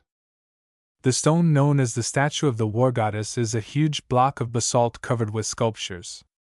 The antiquaries think that the figures on it stand for different personages, and that it is 3 gods, Huitzilopochtli the god of war, Tilyamiki his wife, and Mictlantecuhtli the god of hell. It has necklaces of alternate hearts and dead man's hands, with death's heads for a central ornament. At the bottom of the block is a strange sprawling figure, which one cannot see now, for it is the base which rests on the ground, but there are 2 shoulders projecting from the idol, which show plainly that it did not stand on the ground, but was supported aloft on the tops of 2 pillars. The figure carved upon the bottom represents a monster holding a skull in each hand, while others hang from his knees and elbows. His mouth is a mere oval ring, a common feature of Mexican idols, and 4 tusks project just above it. The new moon laid down like a bridge forms his forehead, and a star is placed on each side of it. This is thought to have been the conventional representation of Mictlantecuhtli, lord of the land of the dead, the god of hell, which was a place of utter and eternal darkness. Probably each victim as he was led to the altar could look up between the 2 pillars and see the hideous god of hell staring down upon him from above. There is little doubt that this is the famous war idol which stood on the great Teocalli of Mexico, and before which so many thousands of human victims were sacrificed. It lay undisturbed underground in the great square, close to the very site of the Teocalli, until 60 years ago. For many years after that it was kept buried, lest the sight of one of their old deities might be too exciting for the Indians, who, as I have mentioned before, had certainly not forgotten it, and secretly ornamented it with garlands of flowers while it remained above ground. The sacrificial stone, so called, which also stands in the courtyard of the museum, was not one of the ordinary altars on which victims were sacrificed. These altars seem to have been raised slabs of hard stone with a protuberant part near one end, so that the breast of the victim was raised into an arch, which made it more easy for the priest to cut across it with his obsidian knife. The Breton altars, where the slab was hollowed into the outline of a human figure, have some analogy to this. But, though there were very many of these altars in different cities of Mexico, none are now known to exist. The stone we are now observing is quite a different thing, a cylindrical block of basalt 9 feet across and 3 feet high, and Humboldt considers it to be the stone described by early Spanish writers, and called Temelacatl, spindlestone, from its circular shape, something like a distaff head. Upon this the captive chiefs stood in the gladiatorial fights which took place within the space surrounding the great Teocalli. Slightly armed, they stood upon this raised platform in the midst of the crowd of spectators, and 6 champions in succession, armed with better weapons, came up to fight with them. If the captive worsted his assailants in this unequal contest, he was set free with presents. But this success was the lot of but few, and the fate of most was to be overpowered and dragged off ignominiously to be sacrificed like ordinary prisoners. On the top of the stone is sculptured an outline of the sun with its 8 rays, and a hollow in the center, whence a groove runs to the edge of the stone, probably to let the blood run down. All round it is an appropriate bas-relief repeated several times. A vanquished warrior is giving up his stone sword and his spears to his conqueror, who is tearing the plumed crest from his head. The above explanation by Humboldt is a plausible one. But in Central America altars not unlike this, and with grooves upon the top, stand in front of the great stone idols, and this curious monument may have been nothing after all but an ordinary altar to sacrifice birds and small animals upon. Señor Leon Ramirez, the curator, had come to the museum to meet us, and we went over the collection of smaller objects, which are kept upstairs in glass cases, at any rate out of the way of the soldiers. Here are the stone clamps shaped like the letter U, which were put over the wrists and ankles of the victims, to hold them down on the sacrificial stone. They are of hard stone, very heavy and covered with carvings. It is remarkable that, though the altars for human sacrifices are no longer to be found, these accessory stone clamps, or yoke-like collars, are not uncommon. A fine one from Mr. Christie's collection is figured. See opposite page. The obsidian knives and arrowheads are very good, but these I have spoken of already, as well as of the stone hammers. The axes and chisels of stone are so exactly like those found in Europe that it is quite impossible to distinguish them. The bronze hatchet blades are thin and flat, slightly thickened at the sides to give them strength, and mostly of a very peculiar shape, something like a T, but still more resembling the section of a mushroom cut vertically through the middle of the stalk. The obsidian mask is an extraordinary piece of work, considering the difficulty of cutting such a material. It was chipped into a rude outline, and finished into its exact shape by polishing down with jeweler's sand. The polish is perfect, and there is hardly a scratch upon it. At least one of the old Spanish writers on Mexico gives the details of the process of cutting precious stones and polishing them with teoxali or God's sand. Masks in stone, wood, and terracotta are to be seen in considerable number in museums of Mexican antiquities.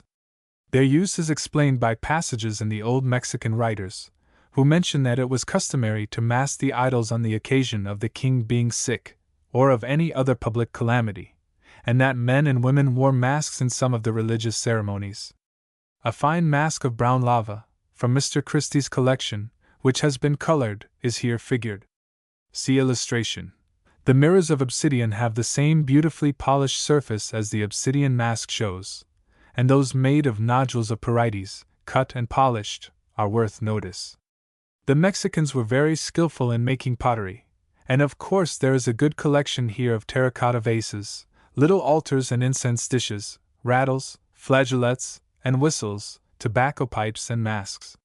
Some of the large vases, which were formerly filled with skulls and bones, are admirable in their designs and decorations, and many specimens are to be seen of the red and black ware of Cholula, which was famous at the time of the conquest, and was sent to all parts of the country.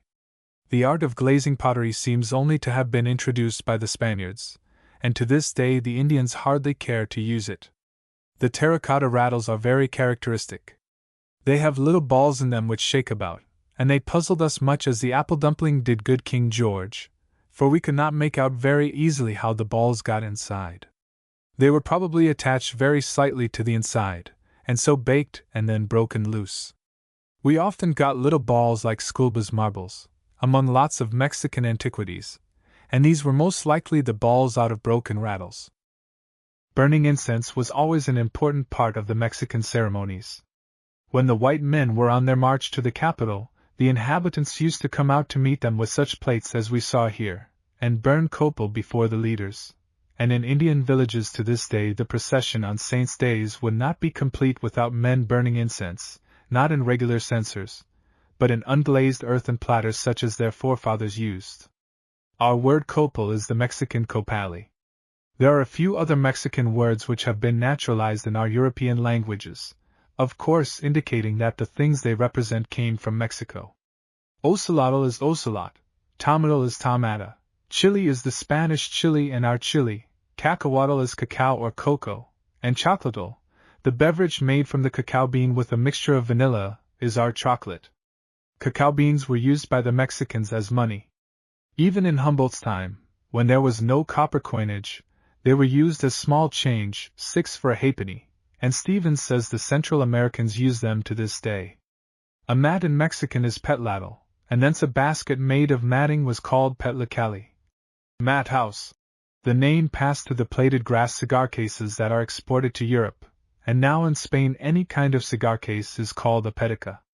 The pretty little ornamented calabashes, used, among other purposes, for drinking chocolate out of, were called by the Mexicans zicali, a word which the Spaniards made into jicara, and now used to mean a chocolate cup, and even the Italians have taken to it, and call a teacup a chichara. There is a well-known West Indian fruit which we call an avocado or alligator pear, and which the French call avocat and the Spaniards aguacate. All these names are corruptions of the Aztec name of the fruit, ahuacatl. Vanilla and cochineal were first found in Mexico, but the Spaniards did not adopt the unpronounceable native names, Tloxicatl and Nochetli. Vanilla, means a little bean, from vina, which signifies a scabbard or sheath, also a pod. Cochinilla is from cocos, a berry, as it was at first supposed to be of vegetable origin. The Aztec name for cochineal, Nochetli, means cactus blood, and is a very apt description of the insect, which has in it a drop of deep crimson fluid, in which the coloring matter of the dye is contained. The turkey, which was introduced into Europe from Mexico, was called huexilaba from the gobbling noise it makes. It must be remembered that X and J in Spanish are not the same letters as in English, but a hard guttural aspirate, like the German ch. The name, slightly altered into guajolote, is still used in Mexico, but when these birds were brought to Europe, the Spaniards called them peacocks, pavos. To get rid of the confusion, it became necessary to call the real peacock, pavon big peacock, or pavo real, royal peacock. The German name for a turkey, Walscherhahn, Italian fowl, is reasonable, for the Germans got them from Italy, but our name, turkey, is wonderfully absurd. There may be other Mexican words to be found in our language, but not many. The Mexicans were cultivating maize and tobacco when the Spaniards invaded the country, and had done so for ages, but these vegetables had been found already in the West India Islands, and had got their name from the language of Haiti, maíz and tabaco, the latter word, it seems, meaning not the tobacco itself, but the cigars made of it. I do not recollect anything else worthy of note that Europe has borrowed from ancient Mexico, except botanic gardens, and dishes made to keep hot at dinner time, which the Aztecs managed by having a pan of burning charcoal underneath them. To return to the museum. There are stamps in terracotta with geometrical patterns, for making lines and ornaments on the vases before they were baked, and for stamping patterns upon the cotton cloth which was one of their principal manufactures, as it is now. Connected with the same art are the malacates, or winders, which I have already described. Little grotesque heads made of baked clay, like those I have mentioned as being found in such immense numbers on the sites of old Mexican cities, are here by hundreds. I think there were, besides, some of the molds, also in terracotta, in which they were formed. At any rate, they are to be seen, so that making the little heads must have been a regular trade. What they were for is not so easy to say. Some have bodies, and are made with flat backs to stand against a wall, and these were probably idols. The ancient Mexicans, we read, had household gods in great numbers, and called them tepetotans, little ones. The greatest proportion, however, are mere heads which never had bodies, and will not stand anyhow. They could not have been personal ornaments, for there is nothing to fasten them on by. They are rather a puzzle. I have seen a suggestion somewhere, that when a man was buried, each surviving member of his family put one of these heads into his grave. This sounds plausible enough, especially as both male and female heads are found. One shelf in the museum is particularly instructive. We called it the Chamber of Horrors, after the manner of Marlborough House, and it contains numbers of the sham antiquities, the manufacture of which is a regular thing in Mexico, as it is in Italy. They are principally vases and idols of earthenware, for the art of working obsidian is lost, and there can be no trickery about that, and as to the hammers, chisels, and idols in green jade, serpentine, and such like hard materials, they are decidedly cheaper to find than to make. The Indians in Mexico make their unglazed pottery just as they did before the conquest, so that, if they imitate real antiques exactly, there is no possibility of detecting the fraud. But when they begin to work from their own designs, or even to copy from memory, they are almost sure to put in something that betrays them. As soon as the Spaniards came, they began to introduce drawing as it was understood in Europe, and from that moment the peculiarities of Mexican art began to disappear. The foreheads of the Mexican races are all very low, and their painters and sculptors even exaggerated this peculiarity, to make the faces they depicted more beautiful, so producing an effect which to us Europeans seems hideously ugly, but which is not more unnatural than the ideal type of beauty we see in the Greek statues. After the era of the Spaniards we see no more of such foreheads, and the eyes, which were drawn in profiles as one sees them in the full face, are put in their natural position. The short, squat figures become slim and tall, and in numberless little details of dress, modeling, and ornament, the acquaintance of the artist with European types is shown, and it is very seldom that the modern counterfeiter can keep clear of these and get back to the old standard. Among the things on the condemned shelf were men's faces too correctly drawn to be genuine, grotesque animals that no artist would ever have designed who had not seen a horse, headdresses and drapery that were European and not Mexican. Among the figures in Myers, Mexico, a vase is represented as a real antique, which, I think, is one of the worst cases I ever noticed. There is a man's head upon it, with long projecting pointed nose and chin, a long thin pendant mustache, an eye drawn in profile, and a cap. It is true the pure Mexican race occasionally have mustaches, but they are very slight, not like this, which falls in a curve on both sides of the mouth, and no Mexican of pure Indian race ever had such a nose and chin, which must have been modeled from the face of some toothless old Spaniard. Mention must be made of the wooden drums, teponazli, of which some few specimens are still to be seen in Mexico. Such drums figured in the religious ceremonies of the Aztecs, and one often hears of them in Mexican history. I have mentioned already the great drum which Bernal Diaz saw when he went up the Mexican Teocalli with Cortez, and which he describes as a hellish instrument, made with skins of great serpents, and which, when it was struck, gave a loud and melancholy sound that could be heard at 2 leagues' distance. Indeed, they did afterwards hear it from their camp a mile or 2 off, when their unfortunate companions were being sacrificed on the Teocalli. The Aztec drums, which are still to be seen, are altogether of wood, nearly cylindrical, but swelling out in the middle, and hollowed out of solid logs. Some have the sounding board made unequally thick in different parts, so as to give several notes when struck.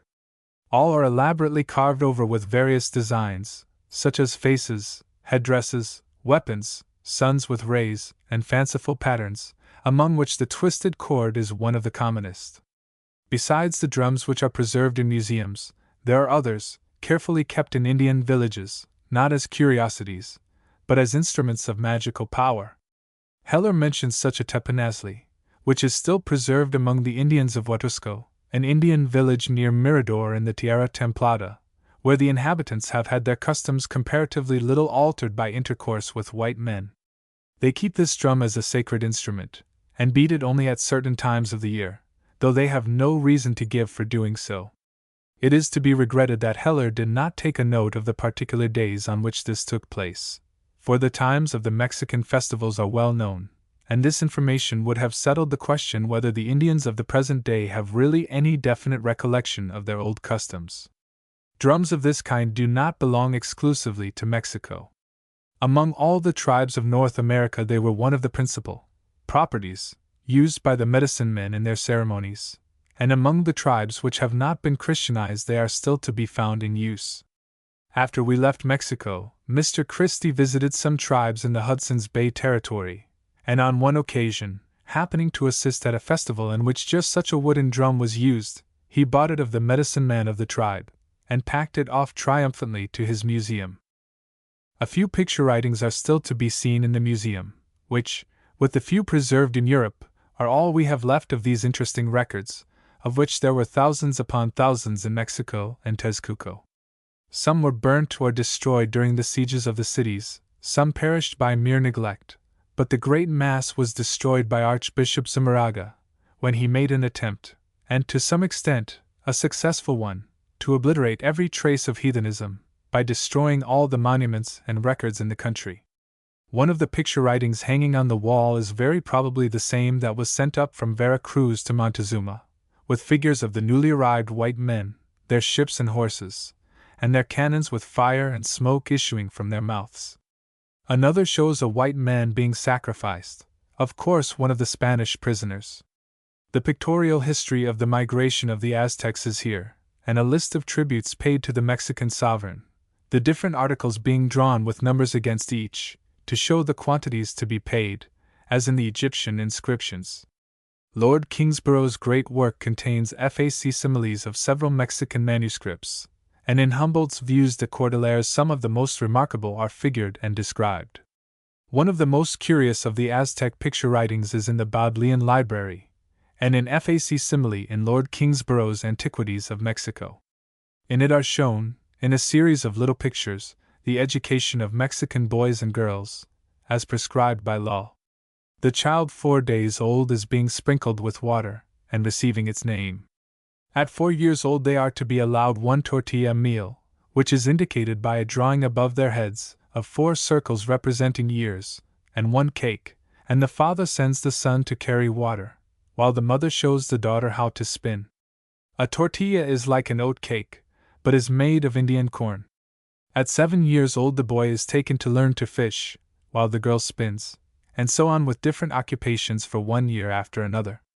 At 9 years old the father is allowed to punish his son for disobedience, by sticking aloe points all over his naked body, while the daughters only have them stuck into their hands, and at 11 years old, both boy and girl were to be punished by holding their faces in the smoke of burning capsicums.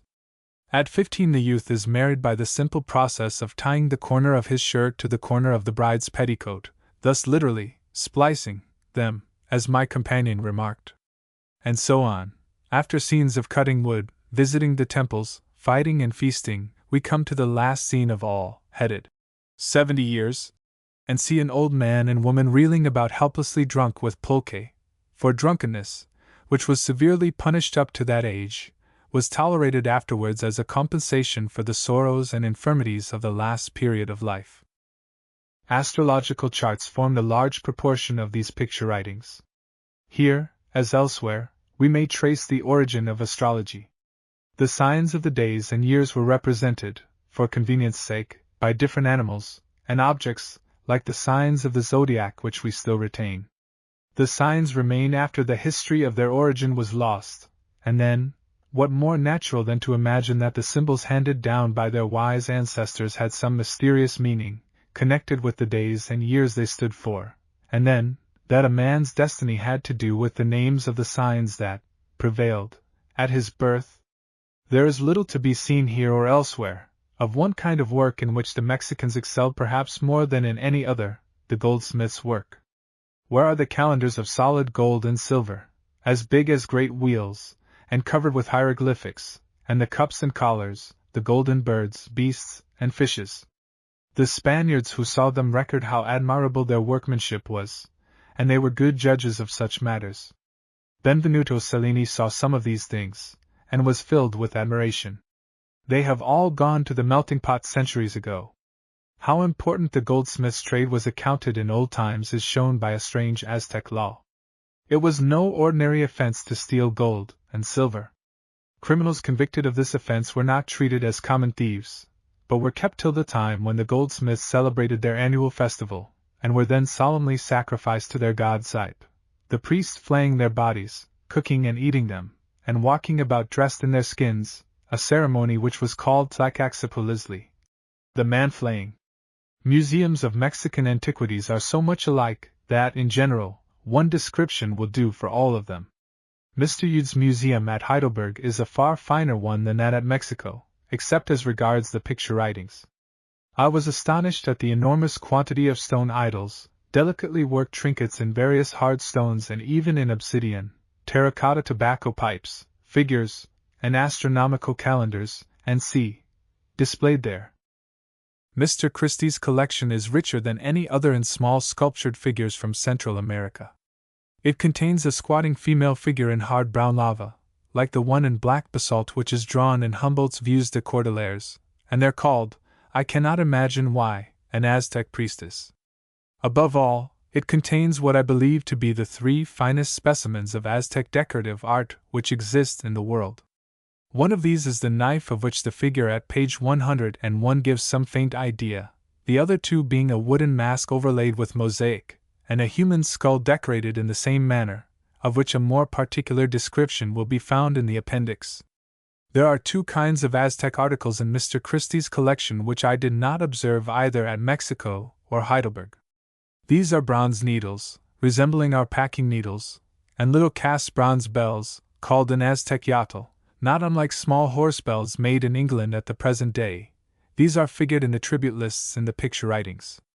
Page 101.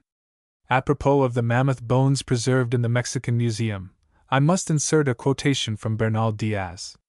It is clear that the traditions of giants which exist in almost every country had their origin in the discovery of fossil bones, whose real character was not suspected until a century ago.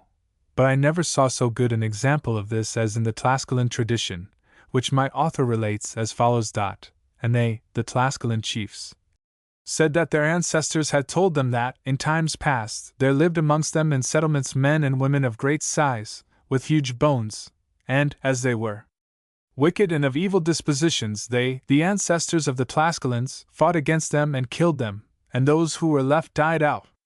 And that we might see what stature they were of, they brought a bone of one of them, and it was very big, and its height was that of a man of reasonable stature.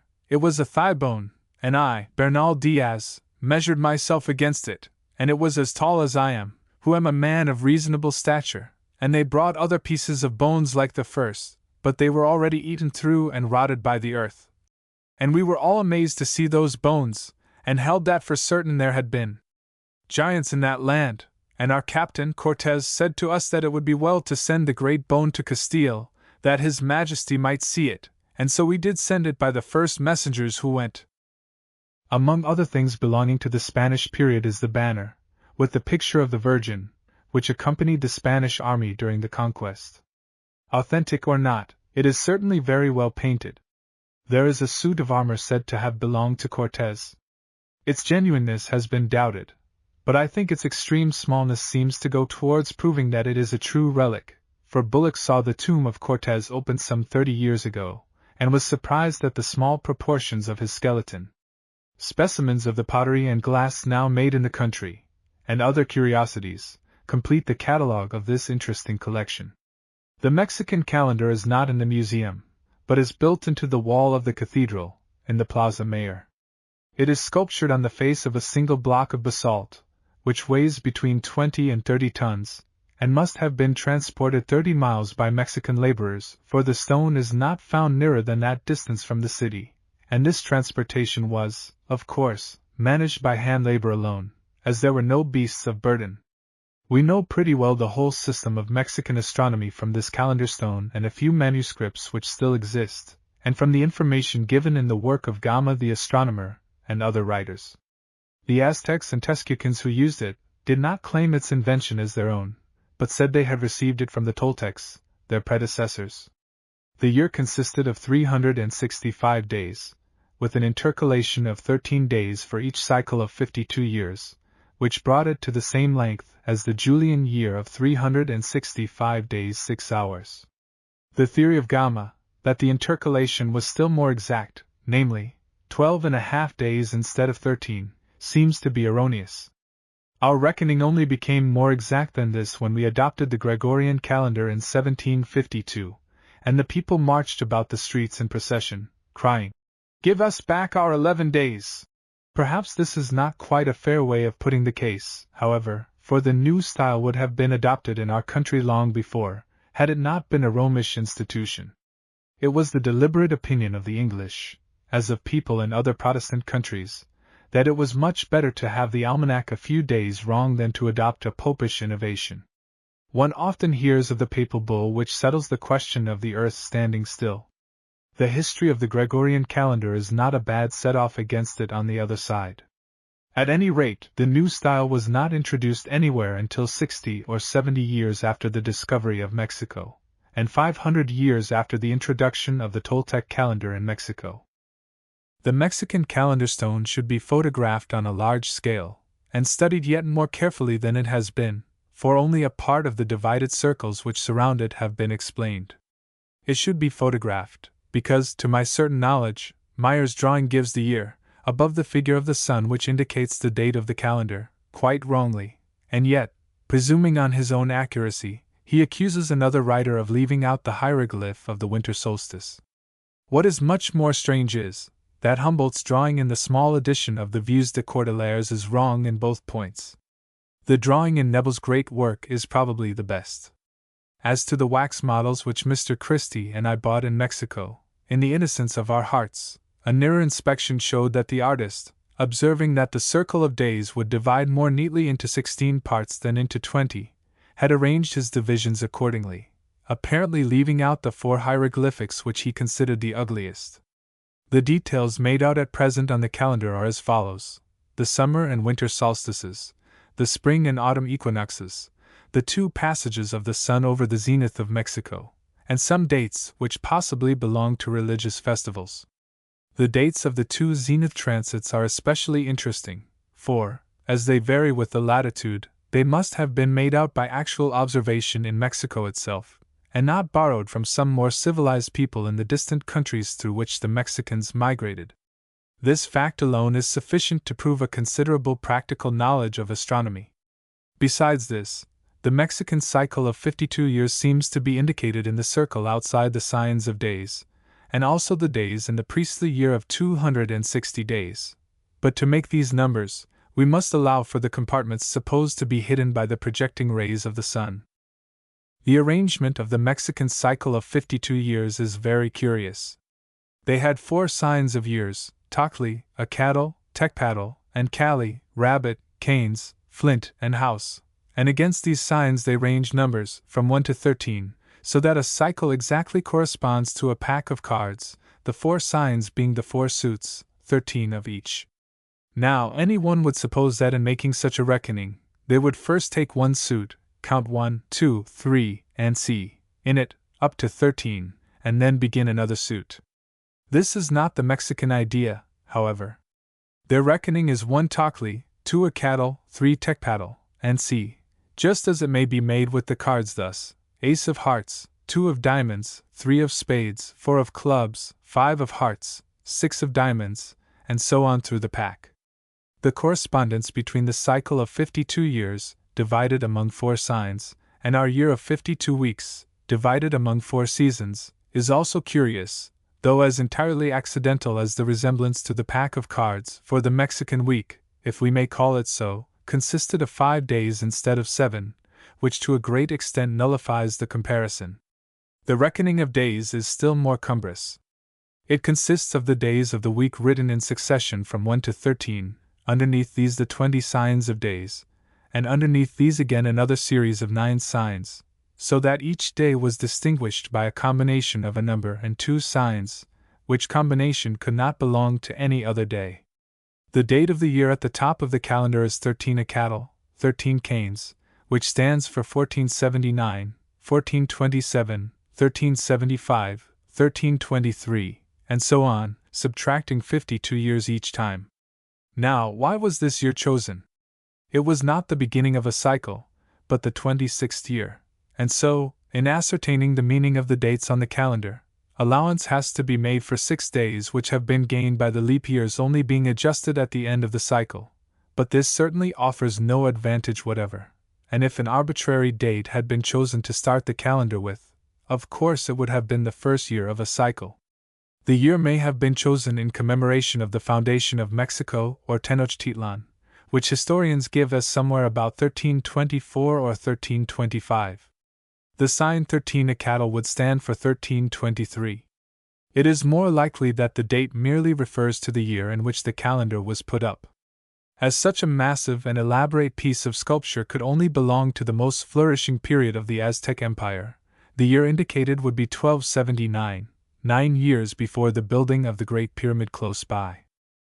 Baron Humboldt's celebrated argument to prove the Asiatic origin of the Mexicans is principally founded upon the remarkable resemblance of this system of cycles and reckoning years to those found in use in different parts of Asia. For instance, we may take that described by Hugh and Gabbett as still existing in Tartary and Thibet, which consists of one set of signs: wood, fire, earth, and sea, combined with a set of names of animals: mouse, ox, tiger, and sea. The combination is made almost exactly in the same way as that in which the Aztecs combine their signs and numbers, as for instance, the year of the fire pig, the iron hare, and sea. If these were simple systems of counting years, or even if, although difficult, they had some advantages to offer, we might suppose that two different races in want of a system to count their years by had devised them independently. But in fact, both the Asiatic and the Mexican cycles are not only most intricate and troublesome to work, but by the constant liability to confound one cycle with another, they lead to endless mistakes.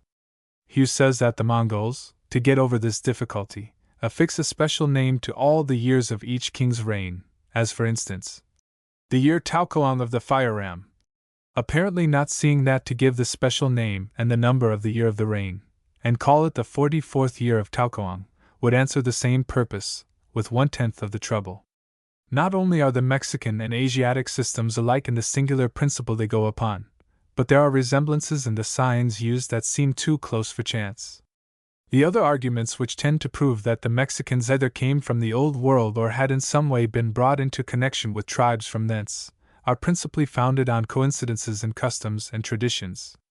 We must be careful to eliminate from them all such as we can imagine to have originated from the same outward causes at work in both hemispheres, and from the fact that man is fundamentally the same everywhere. To take an instance from Peru, we find the Incas there calling themselves Child of the Sun, and marrying their own sisters, just as the Egyptian kings did. But this proves nothing whatever as to connection between the two people. The worship of the sun, the giver of light and heat, may easily spring up among different people without any external teaching, and what more natural, among imperfectly civilized tribes, than that the monarch should claim relationship with the divinity? And the second custom was introduced that the royal race might be kept unmixed. Thus, when we find the Aztecs burning incense before their gods, kings, and great men, and propitiating their deities with human sacrifices, we can conclude nothing from this.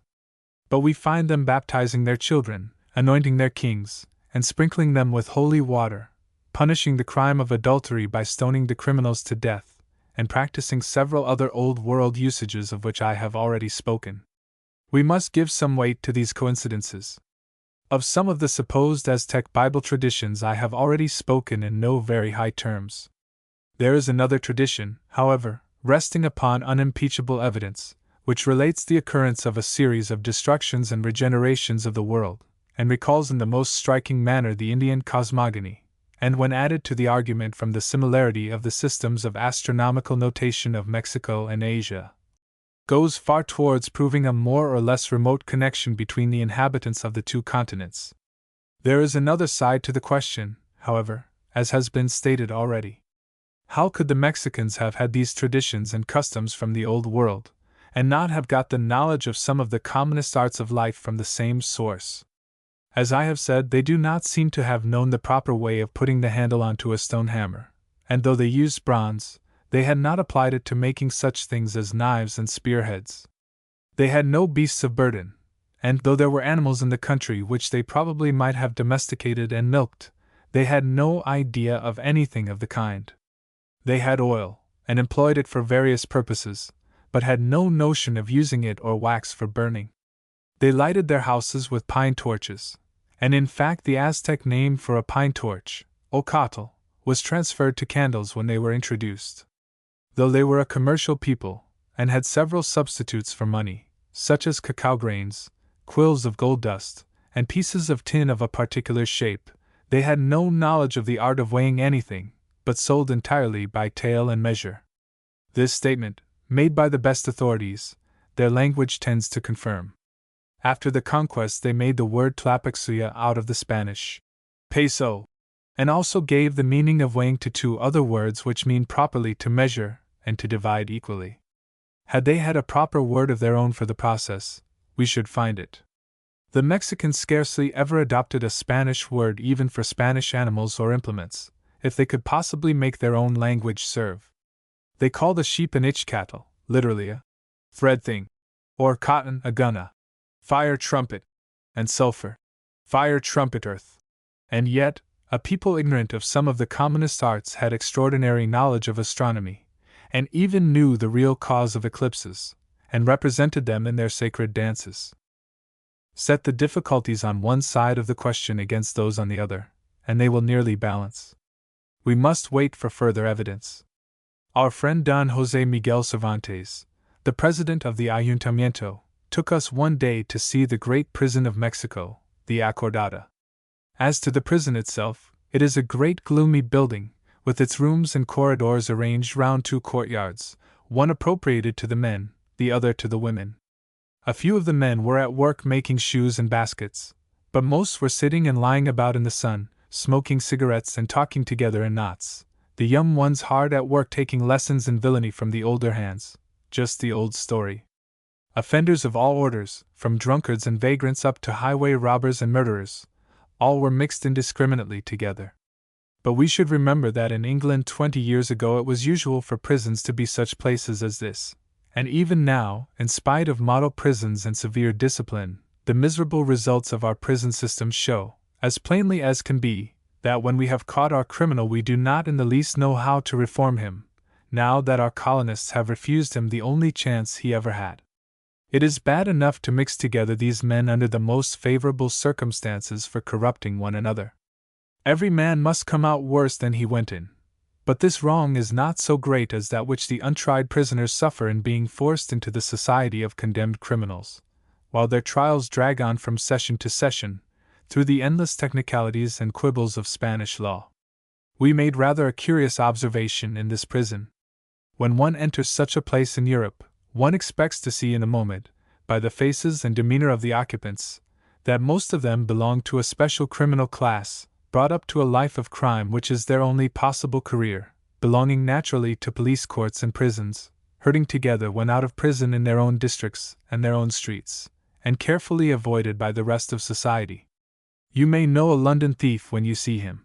He carries his profession in his face and in the very curl of his hair. Now in this prison there was nothing of the kind to be seen.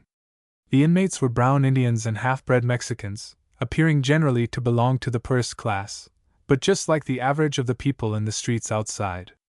As my companion said, "If these fellows are thieves and murderers, so are our servants, and so is every man in a serape we meet in the streets, for all we can tell to the contrary."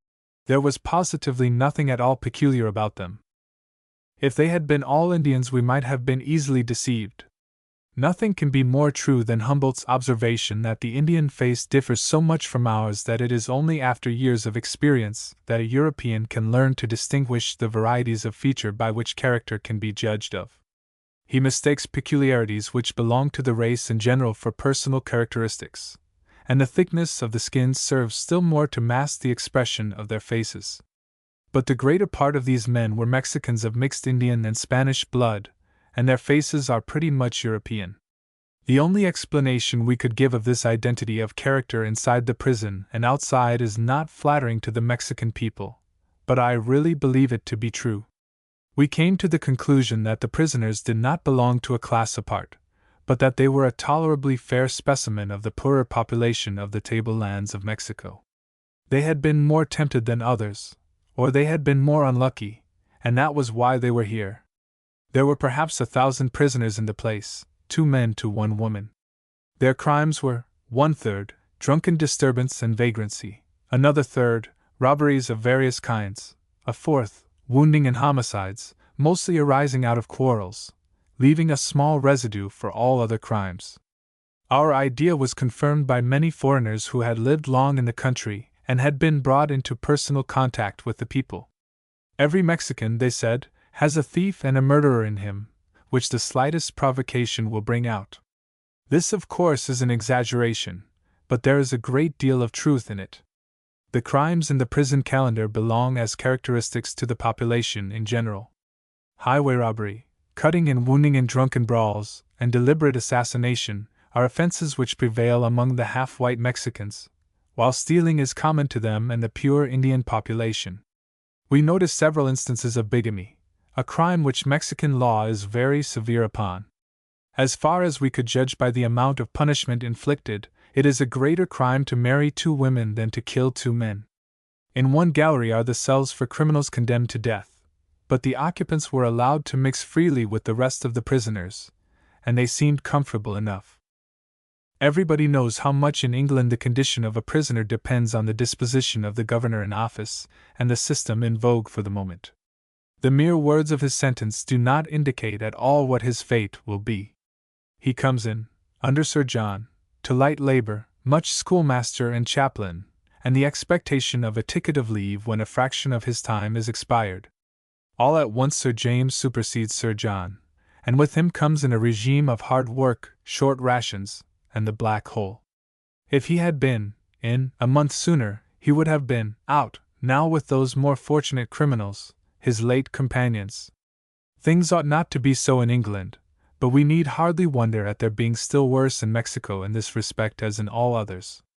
There have been 20 changes of government in 10 years, and sometimes extreme severity has been the rule, which may change at a day's notice into the extreme of mildness. In Santa Anna's time the utmost rigor of the law prevailed.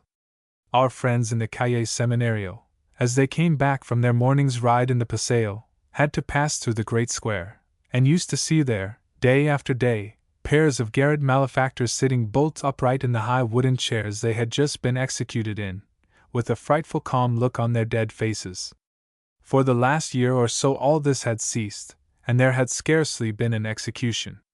It seems that one principal reason of this lenity is that the government is too weak to support its judges, and that the ministers of justice are actually intimidated by threats mysteriously conveyed to witnesses and authorities, that, if such or such a criminal is executed, his friends have sworn to avenge his death, and are on the lookout, every man with his knife ready. To political offenses the same mercy is extended. In the early times of the War of Independence, and for years afterwards, when one leader caught an officer on the other side, he had him tried by a drumhead court-martial, and shot. Since then it has come to be better understood that civil war is waged for the benefit of individuals who wish for their turn of power and their pull at the public purse, and the successful leader spares his opponent, not caring to establish a precedent which might prove so very inconvenient to himself. We were taken to see the garrote by the President, who took it out of its little mahogany case, into which it was fitted like any other surgical instrument. We noticed that it was rusty, and indeed it had not been used for many months. It is not worth while to describe it. Mexican law well administered is bad enough, not essentially unjust, but hampered with endless quibbles and technicalities, quite justifying the Spanish proverb, Más vale una mala composición que un buen pleito. A bad compromise is better than a good lawsuit. As things stand now, the law of any case is the least item in the account. There are so many ways of working upon judges and witnesses. Bribery first and foremost, and if that fails, personal intimidation, political influence, private friendship, and the compadrazgo. Naturally, if you have a lawsuit or are tried for a crime, you should lay a good foundation. This is done by working upon the juez de primera instancia, who corresponds in some degree to the juge d'instruction in France. This functionary is wretchedly paid, so that a small sum is acceptable to him, and moreover, the records of the case, as tried by him, form the basis of all future litigation, so that it is very bad economy not to get him into proper order. If you do not, it will cost you 3 times as much afterwards. If your suit is with a soldier or a priest, the ordinary tribunals will not help you. These 2 classes, the most influential in the community, have their fuero, their special jurisdiction, and woe to the unfortunate civilian who attacks them in their own courts. Don Miguel Lerdo de Tejada, whose sense of humor occasionally peeps out from among his statistics, remarks gravely that the clergy has its special legislation, which consists of the sacred volumes, the decision of general and provincial councils, the pontifical decretals, and doctrines of the Holy Fathers. Of what sort of justice is dealt out in that court, one may form some faint idea. One of our friends in Mexico had a house which was too large for him, and in a moment of weakness he let part of it to a priest. 2 years afterwards, when we made his acquaintance, he was hard at work trying, not to get his rent, he had given up that idea long before, but to get the priest out. I believe that, eventually, he gave him something handsome to take his departure. I have often quoted Don Miguel Lerdo de Tejada, and shall do so again. His statistics of the country for 1856 are given in a broad sheet, and seem to be generally reliable. The annual balance sheet of the country he sums up in 3 lines. The president of the Ayuntamiento was a pleasant person to know among the dishonest, intriguing Mexican officials. He received but little pay in return for a great deal of hard work, but he liked to be in office for the opportunities it afforded him of improving the condition of the poor of the city. It was a sight to see the prisoners crowd round him as he entered the court. They all knew him, and it was quite evident they all considered him as a friend. In what little can be done for the ignorant and destitute under the unfavorable circumstances of the country, Don Miguel has had a large share, but until an orderly government, that is, a foreign one, succeeds to the present anarchy, not very much can be done. I mentioned the word compadrazgo a little way back. The thing itself is curious, and quite novel to an Englishman of the present day. The godfathers and godmothers of a child become, by their participation in the ceremony, relations to one another and to the priest who baptizes the child, and call one another ever afterwards compadre and comadre. Just such a relationship was once expressed by the word gossip, that is, akin in God. Gossip has quite degenerated from its old meaning, and even sib, though good English in Chaucer's time, is now only to be found in provincial dialects, but in German, sip still means kin.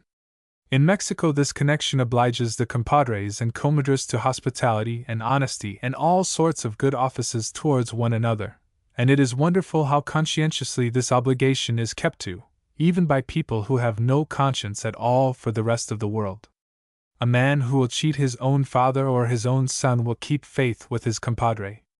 To such an extent does this influence become mixed up with all sorts of affairs, and so important is it, that it is necessary to count it among the things that tend to alter the course of justice in the country.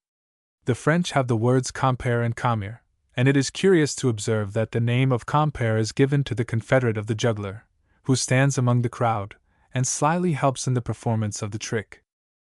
We went one day to the hospital of San Lazaro. I have mentioned the word lepero, as applied to the poor and idle class of half-caste Mexicans. It is only a term of reproach, exactly corresponding to the Lazzaroni of Naples, who resembles the Mexican lepers in his social condition, and whose name implies the same thing, for, of course, Saint Lazarus is the patron saint of lepers and foul beggars. There are some few real lepers in Mexico, who are obliged by law to be shut up in this hospital.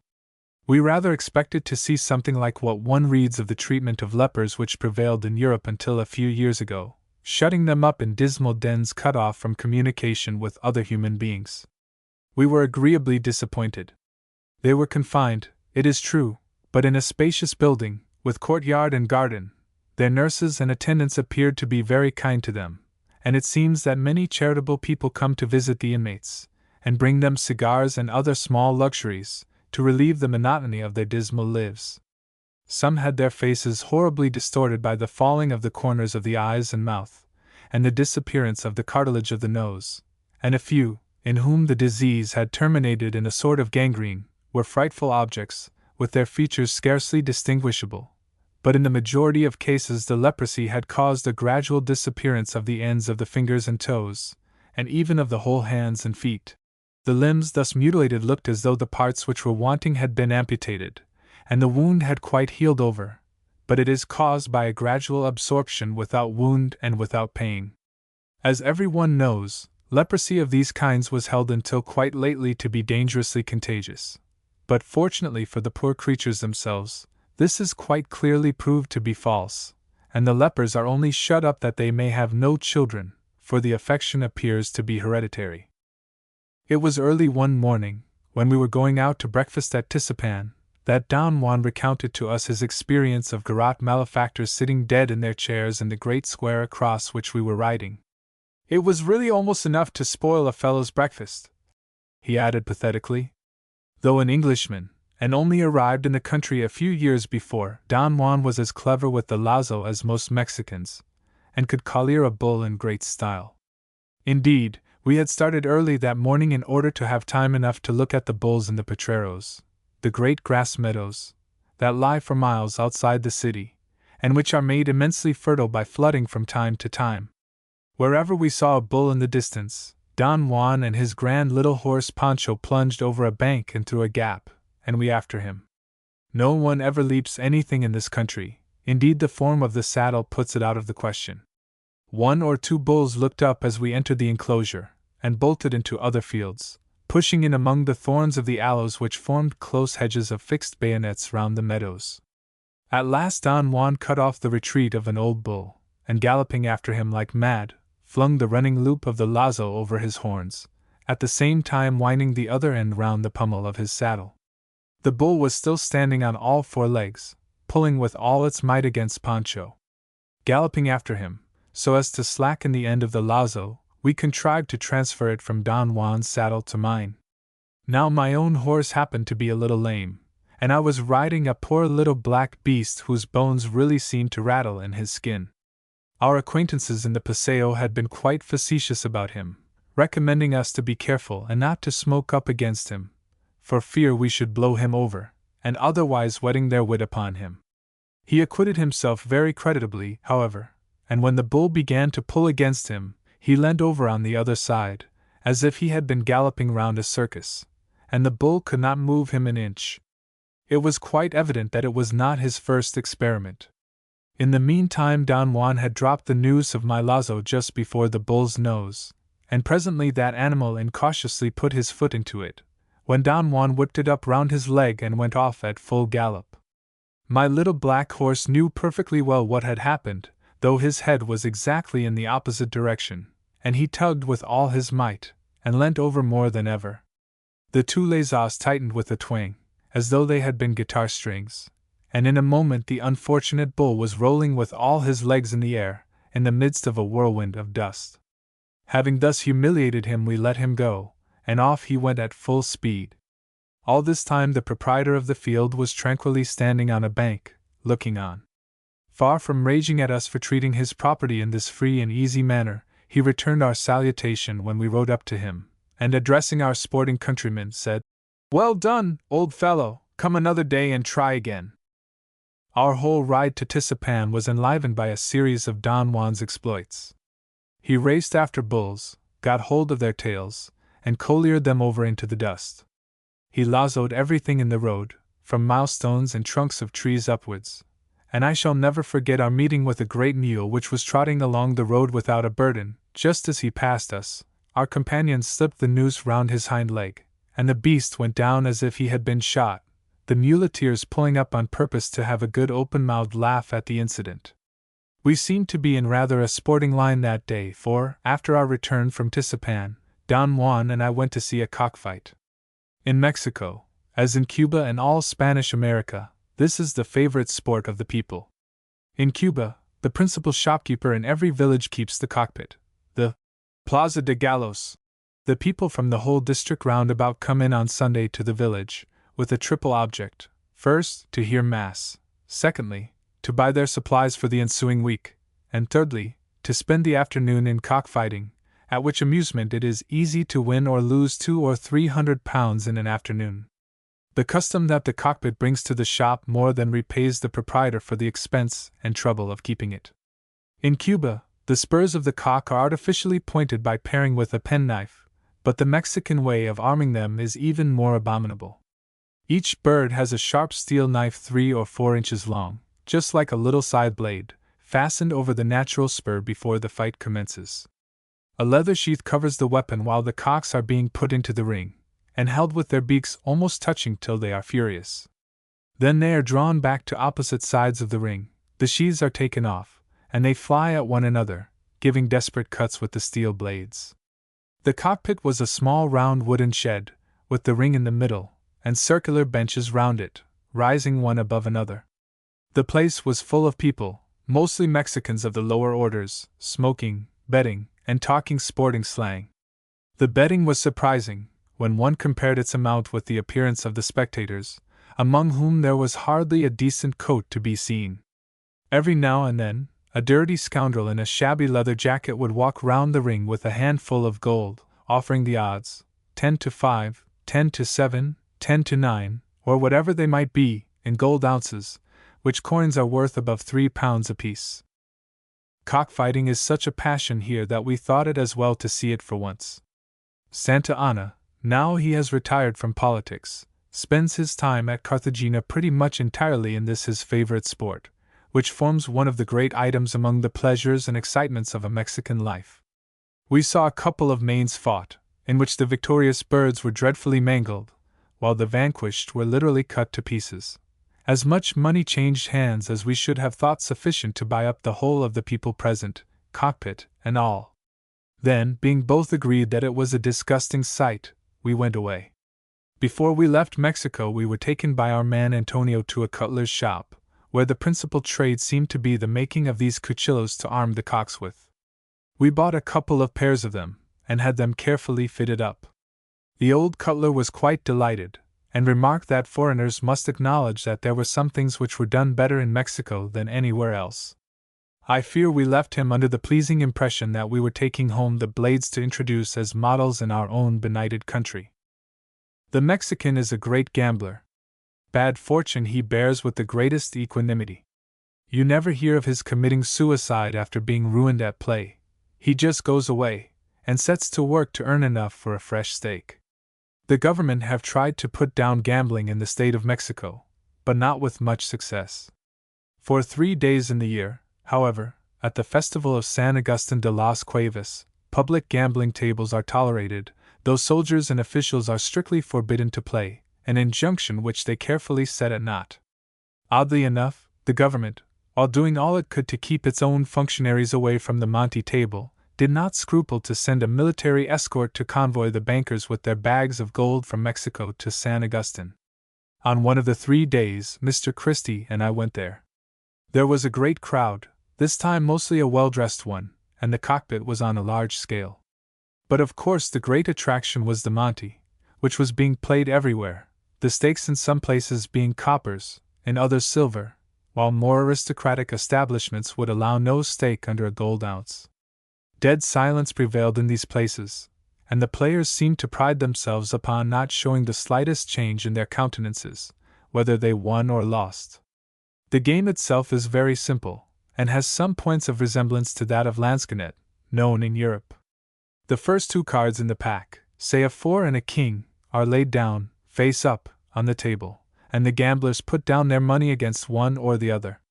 Then the croupier deals the cards out slowly and solemnly one after another, calling out their names as they fall, until he comes, say to a king, when those who have bet on the king have their stakes doubled, and the others lose theirs. The banker has a great advantage to compensate him for his expense and risk. If the first card which is thrown out be one of the 2 numbers on the table, the banker withholds a quarter of the stake he would otherwise have lost, paying only a stake and 3/4, instead of 2 stakes. Now, as there are 40 cards in a Spanish pack, 2 of which have been already thrown out, the chances for a throw favorable to the banker are about 1 in 6, so that he may reckon on an average profit of about 2% on all the money staked.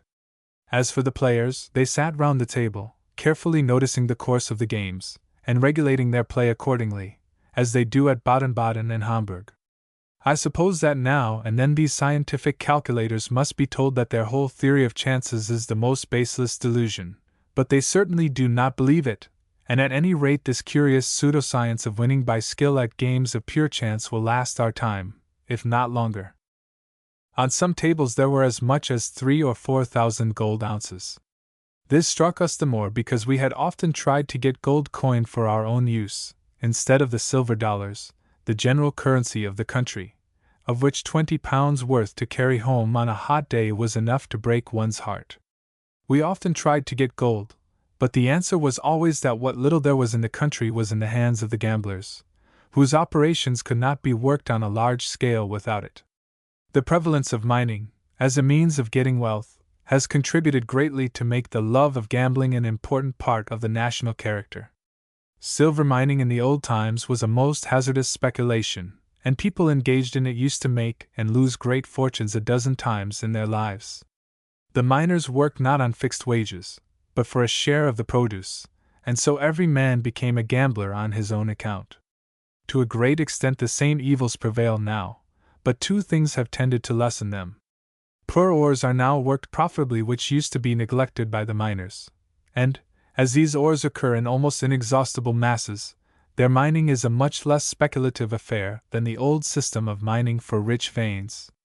Moreover, the men are, in some of the largest mines, paid by the day, so that their life has become more regular. In many places, however, the work is still done on shares by the miners, who pass their lives in alternations of excessive riches and all kinds of extravagance, succeeded by times of extreme poverty. An acquaintance of ours was telling us one day about the lives of these men. One week, a party of 3 miners had come upon a very rich bit of ore, and went away from the raya, each man with a handkerchief full of dollars. This was on Saturday evening. On Monday morning our informant went out for a ride, and on the road he met 3 dirty, haggard-looking men, dressed in some old rags. One of the 3 came forward, taking off the sort of apology for a hat which he had on, and said, "Good morning, Senor Doctor. Would you mind doing us the favor of lending us $50 to get something to eat?" They were the 3 successful miners, and when, a few days afterwards, the man who had asked for the money came back to return it, the doctor inquired what had happened. It seemed that the 3, as soon as they had received their money on Saturday, got a lift to the nearest town, and there rigged themselves out with new clothes, silver buttons, 5-pound serapes, and a horse for each, with magnificent silver mountings to the saddle and spurs. Here they have dinner, and lots of pulque, and swagger about outside the door, smoking cigarettes. There, quite by chance, an acquaintance meets them, and admires the horses, but would like to see their paces tried a little outside the town. So they pace and gallop along for half a mile or so, when, also quite accidentally, they find 2 men sitting outside a rancho, playing at cards. The 2 men, strangely enough, are old acquaintances of the curious friend, and they produce a bowl of cool pulque from within, which our miners find quite refreshing after the ride. Thereupon they sit down to have a little game at monte, then more pulque, then more cards, and when they awake the next morning, they find themselves possessed of a suit of old rags, with no money in the pockets. They had dim recollections of losing, first money, then horses, and lastly clothes, the night before. But, as they were informed by the old woman, who was the only occupant of the place besides themselves, their friends had been obliged to go away on urgent business, and could not be so impolite as to disturb them. So they walked back to the mines, ragged and hungry, and borrowed the doctor's $50. Chapter 10, Tezcuco. Miraflores. Popocatépetl. Cholula. The wet season was fast coming on when we left Mexico for the last time. We had to pass through Veracruz, where the rain and the yellow fever generally set in together, so that to stay longer would have been too great a risk. Our first stage was to Tezcuco, across the lake in a canoe, just as we had been before. We noticed on our way to the canoes a church, apparently from 1 to 2 centuries old, with the following doggerel inscription in huge letters over the portico, which shows that the dogma of the Immaculate Conception is by no means a recent institution in Mexico, which may be translated into verse of equal quality. Nothing particular happened on our journey, except that a well-dressed Mexican turned up at the landing place, wanting a passage, and as we had taken a canoe for ourselves, we offered to let him come with us. He was a well-bred young man, speaking 1 or 2 languages besides his own, and he presently informed us that he was going on a visit to a rich old lady at Tezcuco, whose name was Dona Maria Lopez, or something of the kind.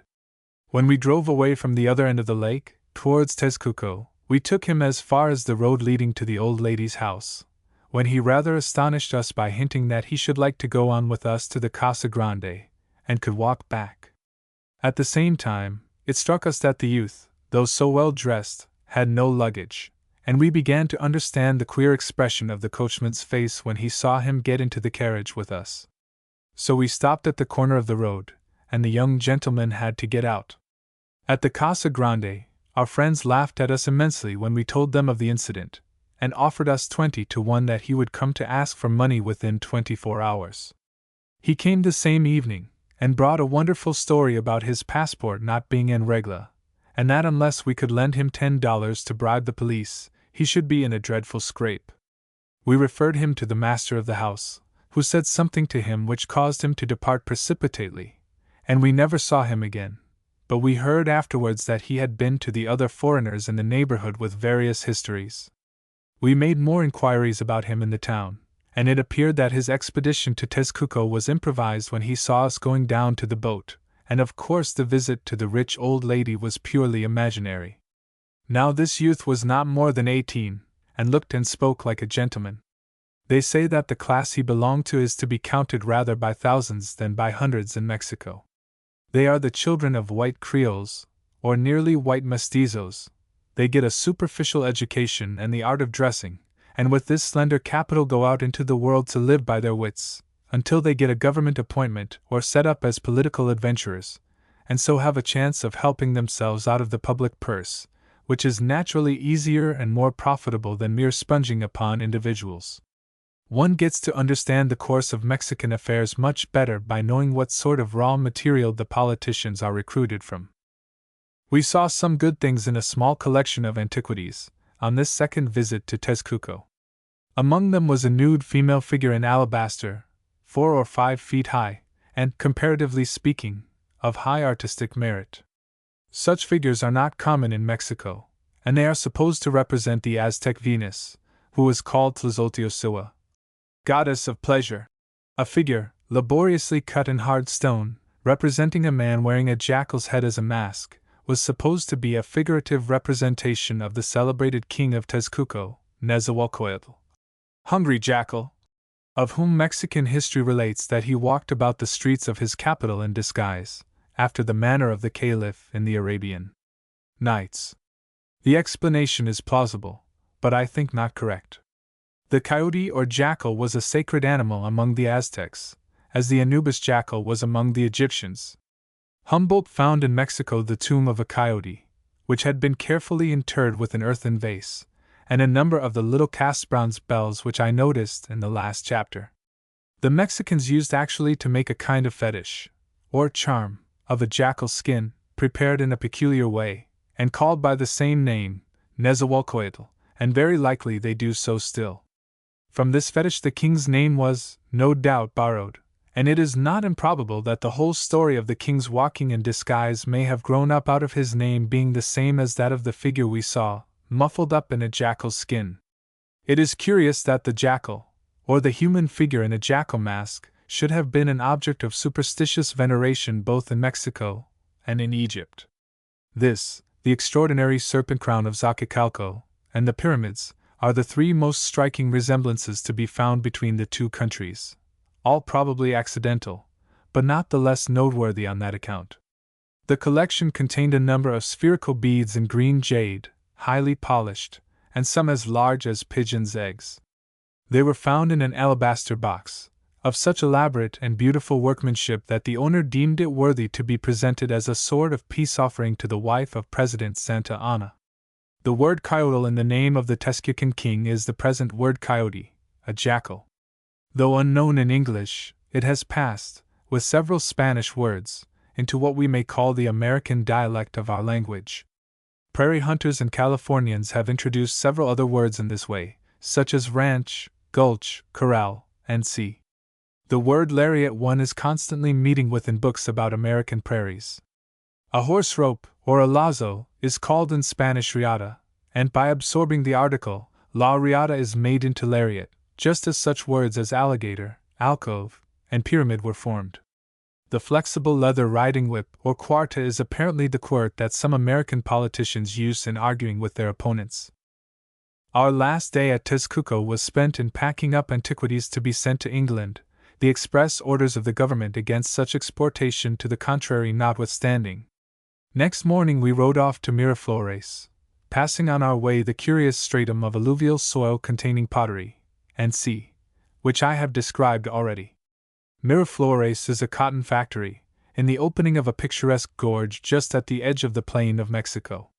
The machinery is American, for the mill dates from the time when it was considered expedient to prohibit the exportation of cotton mill machinery from England, and having begun with American work, it naturally suits them to go on with it. It is driven by a great Barker's mill, which works in a sort of well, having an outlet into the valley, and roars as though it would tear the place down. It is not common to see this kind of machine working on a large scale, but here, with a great fall of water, it does very well. Otherwise the place was like an ordinary cotton factory, and one cannot be surprised at people thinking that such establishments are a source of prosperity to the country. They see a population hard at work and getting good wages, masters making great profits, and no end of bales going off to town, and do not consider that half the price of the cloth is wasted, and that the protection duty sets the people to work which they cannot do to advantage, while it takes them away from occupations which their country is fit for. Next morning took us to Amacamica, a town in a little plain at the foot of Popocatépetl, whose snow-covered top towers high up in the clouds, like Mont Blanc over Salanches. We had at one time cherished hopes of getting to the top of this grand volcano, but had heard such frightful reports of difficulties and dangers that we had concluded not to do more than look at it from a distance, the more especially as there had been a heavy fall of snow upon it a day or two before. We presented our letter to the Spaniard who kept the great shop at Amacamica, and asked him, casually, about the mountain. He assured us that the surface of the snow would be frozen over, and that instead of being a disadvantage the fall of snow was in our favor, for it was easier to climb over frozen snow than up a loose heap of volcanic ashes. So we sent for the guide, a big man, who used to manage the sulfur workings in the crater until that undertaking was given up. He set to work to get things ready for the expedition, and we strolled out for a walk. Close by the town is a sacred mount, with little stations, and on one day in the year numbers of pilgrims come to visit the place. Near the top, the Indian lad who came with us showed us the mouth of a cavern, which leads by subterranean passages under the sea to Rome, as caverns not unfrequently do in Roman Catholic countries. What was more worth noticing was that here there was a cypress tree, covered with votive offerings, like the great Ahuachit in the valley above Chalma, so that it is likely that the place was sacred long before chapels and stations were built upon it. Our guide told us that whenever a man touched the tree, all feeling of weariness left him. How characteristic this superstition is of a nation of carriers of burdens! In the afternoon we started, ourselves, our guide, and an Indian to carry cloaks, and see, up the mountain. We soon left the cultivated region, and entered upon the pine forest, which we never left during our afternoon journey. One of the first showers of the rainy season came down upon us as we rode through the forest. It only lasted half an hour, but it was a deluge. In a shower of the same kind at Tezcuco, a day or two before, rain to the amount of 1 1/10 inches fell in the hour. By dusk we reached the highest habitation in North America, the place where the sulfur used to be sublimed from the pumice brought down from the crater. This place was shut up, for the undertaking has been abandoned, but in a rancho close by we found some Indian women and children, and there we took up our quarters. The rancho was a circular hut, built and thatched with reeds, though in the midst of a pine forest, and presently a smart shower began, which came in upon us as though the roof had been a sieve. The Indian women were kneeling all the evening round the wood fire in the center of the hut, baking tortillas and boiling beans and coffee in earthen pots. The wood was green, and the place was full of suffocating smoke, except within 18 inches of the ground, where lay a stratum of pure air. We were obliged to lie down at once, upon mats and serapes, for we could not exist in the smoke, and as often as we raised ourselves into a sitting posture, we had to dive down again, half suffocated. The line of demarcation was so accurately drawn that it was like the Grotto del Cane, only reversed. After a primitive supper in earthen bowls, we lay round the fire, listening to the talk of our men and the Indian women. It was mostly about adventures with wolves, and about the sulphur workings, now discontinued. The weather had cleared, and as we lay we could see the stars shining in through the roof. About 3 in the morning I awoke, feeling bruised all over, as was natural after sleeping on a mat on the ground. Moreover, the fire had gone out, and it was horribly cold, as well it might be at 13,000 feet above the sea. I shook someone up to make up the fire, and went out into the open air. It was nearly full moon, but the moonlight was very different from what we can see in England, even on the clearest nights. On the plateau of Mexico, the rarity and dryness of the air are such that distant objects are seen far more distinctly than at the level of the sea, and the European traveler's measurements of distance by the eye are always too small. The sunlight and moonlight, for the same reason, are more intense than at lower levels. Here, at about the same elevation as the top of the Jungfrau, the effect was far more striking, and I shall never forget the brilliant flood of light that illuminated that grand scene. Far down below I could see the plain, with houses and fields dimly visible. At the bottom of the slope began the dark pine forest, which enveloped the mountains up to the level at which I stood, and there broke into an uneven line, with straggling patches running up a few hundred feet higher and sheltered crevices. Above the forest came a region of bare volcanic sand, and then began the snow. The highest peak no longer looked steep and pointed as from below, but seemed to rise from the darker line of sand in a gentle swelling curve up into the sky. There did not seem to be a speck or a wrinkle on this smooth, snowy dome, the brilliant whiteness of which contrasted so wonderfully with the dark pine forests below. About 7 in the morning we started on horseback, rode up across the sandy district, and entered upon the snow. After we left the pines, small bushes and tufts of coarse alpine grass succeeded. Where rocks of basaltic lava stood out from the heaps of crumbling ashes, after the grass had ceased, lichens, the occupants of the highest zone, were still to be seen. Before we reached the snow, we were in the midst of utter desolation, where no sign of life was visible. From this point we sent back the horses, and started for the ascent of the cone. On our yesterday's ride we had cut young pine trees in the forest for alpenstocks, and we tied silk handkerchiefs completely over our faces, to keep off the glare of the sun. Our guide did the same, but the Indian, who had been many times before up to the crater to get sulphur, had brought no protection for his face. We marched in a line, the guide first, sounding the depth of the snow with his pole, and keeping as nearly as he could along ridges just covered with snow, where we did not sink far. It was from the lower part of the snow that we began to understand the magnificent proportions of his Taxawatl, the White Woman, the twin mountain which is connected with Popocatépetl by an immense col, which stretches across below the snow line. This mountain is not conical like Popocatépetl, but its shoulders are broader, and break into grand peaks, like some of the dents of Switzerland, and it has no crater. Indeed, the two mountains, joined together like Siamese twins, look as though they had been set up, side by side, to illustrate the two contending theories of the formation of volcanoes. Von Buch and Humboldt might have made his Taxawatl on the upheaval theory, by a force pushing up from below, without breaking through the crust to form a crater, while Pillet-Scrope was building Popocatépetl on the accumulation theory, by throwing up lava and volcanic ashes out of an open vent, until he had formed a conical heap some 5,000 feet high, with a great crater at the top. As we toiled slowly up the snow, we took off our veils from time to time, to look more clearly about us. The glare of the sun upon the snow was dazzling, and its intense whiteness contrasted wonderfully with the cloudless dark indigo blue of the sky. Between 12 and 1 we reached the edge of the crater, 17,884 feet above the sea. The ridge upon which we stood was only a few feet wide, and covered with snow, but it seemed that there was still heat enough to keep the crater itself clear, for none lay on the bottom, or in clefts on the steep sides.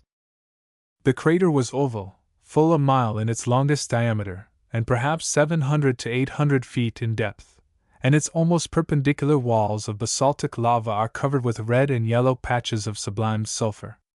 We climbed a little way down into it to get protection from the wind, but to descend further unassisted was not possible, so we sat there, with our legs dangling down into the abyss. Part of the malachite, or winder, used by the Indians in descending, was still there, but it was not complete, and even if it had been, So many months had elapsed since it was last used that we should not have cared to try it.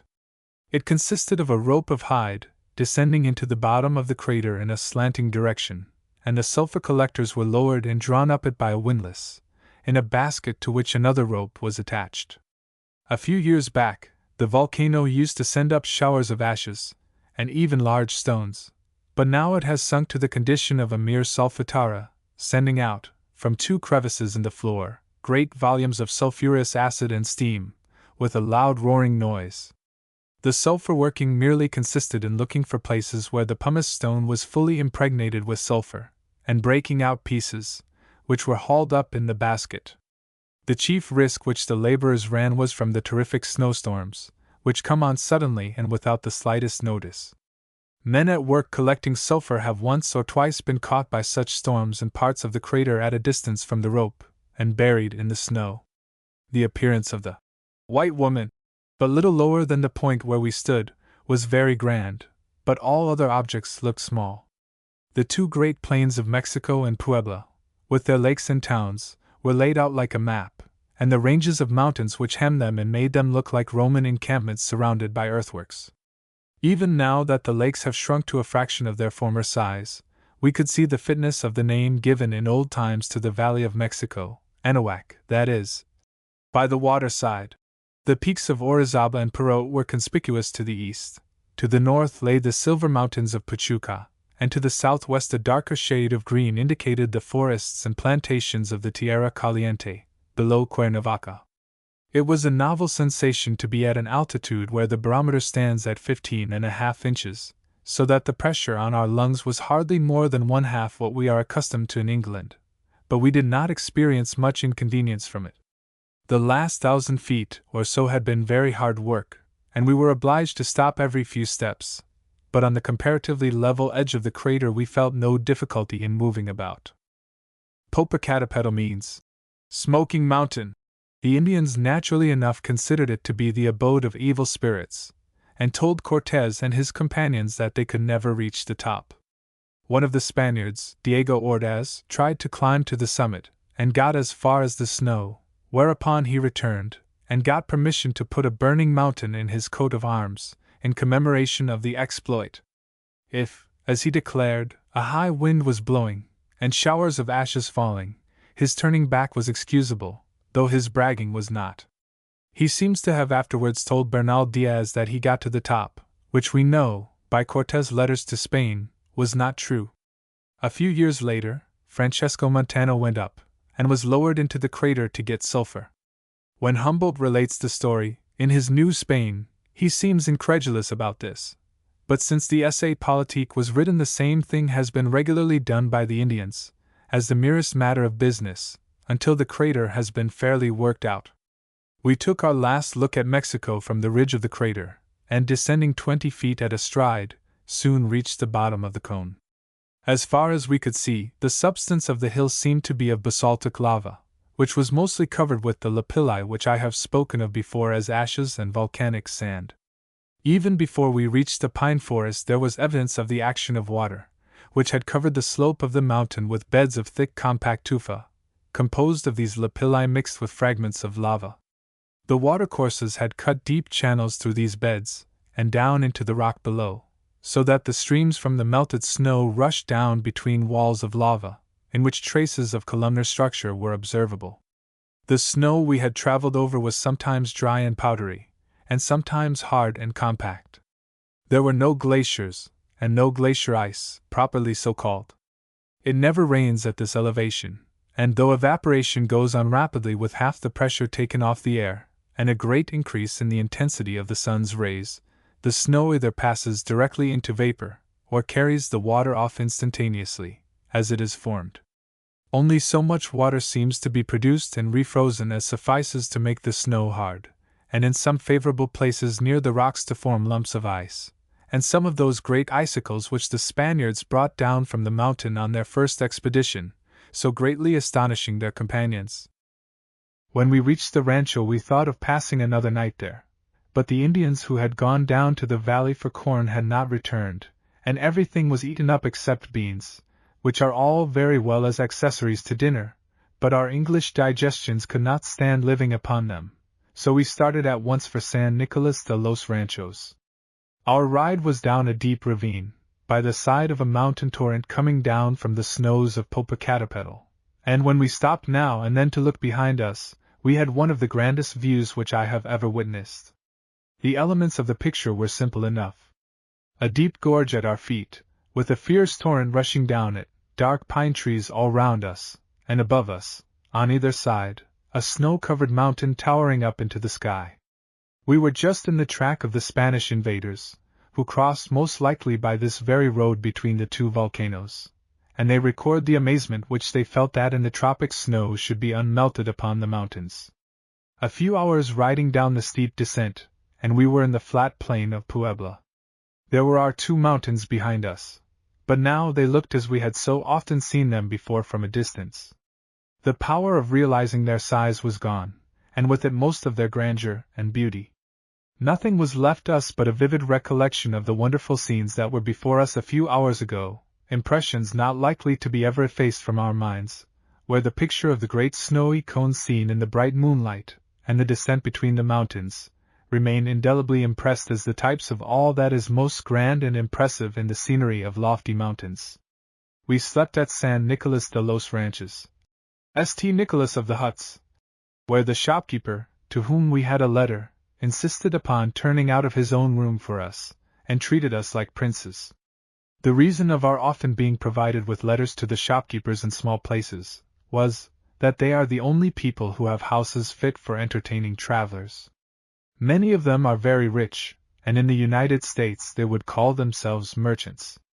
Next morning our Indian carrier, who had ascended the mountain without a veil, was brought in by our guide, a pitiful object. All the skin of his face was peeling off, and his eyes were frightfully inflamed, so that he was all but blind, and had to be led about. Fortunately, this blindness only lasts for a time, and no doubt he got well in a few days. We rode through the plain to Cholula. Our number was now 4, for, besides Antonio, we had engaged another servant a few days before. We wanted someone who knew this district well, and when a friend of ours mentioned that there was a young man to be had who had a good horse and was a smuggler by profession, we engaged him directly, and he proved a great acquisition. Of course, from the nature of his trade, he knew every bypath between Mexico and the tobacco districts towards which we were going. He was always ready with an expedient whenever there was a difficulty. He was never tired and never out of temper. As for the morality of his peculiar profession, it probably does harm to the honesty of the people. But considering it as a question of abstract justice, we must remember that almost the whole of the taxes which the Mexicans are compelled to pay to the general government are utterly wasted upon paying officials who do nothing but intrigue, and keeping up armies which, far from being a protection to life and property, are a permanent and most destructive nuisance. The contract between government and subject ought to be a two-sided one, and when the government so entirely misuses the taxes paid by the people, I am quite inclined to sympathize with the subjects who will not pay them if they can help it. We scarcely entered the town of Cholula, which is a poor place now, though it was a great city at the time of the Spanish conquest.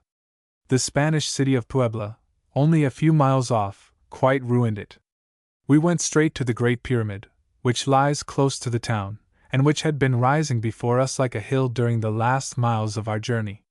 This extraordinary structure is perhaps the oldest ruin in Mexico, and certainly the largest.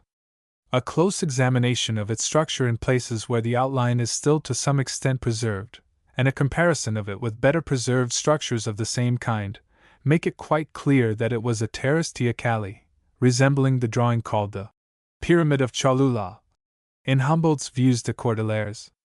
But let no one imagine that the well-defined and symmetrical structure represented in that drawing is in the least like what we saw, and from which Humboldt made the rough sketch, which he and his artist afterwards idealized, for his great work.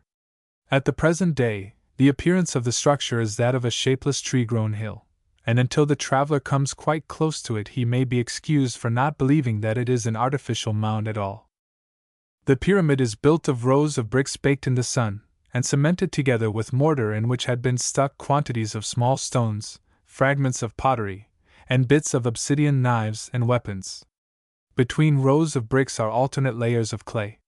It was built in 4 terraces, of which traces are still to be distinguished, and is about 200 feet high. Upon the platform at the top stand some trees and a church.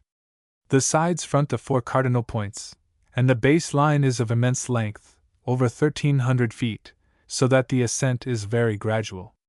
When we reached Cholula, we sent the 2 men to inquire in the neighborhood for antiquities, of which numbers are to be found in every plowed field round.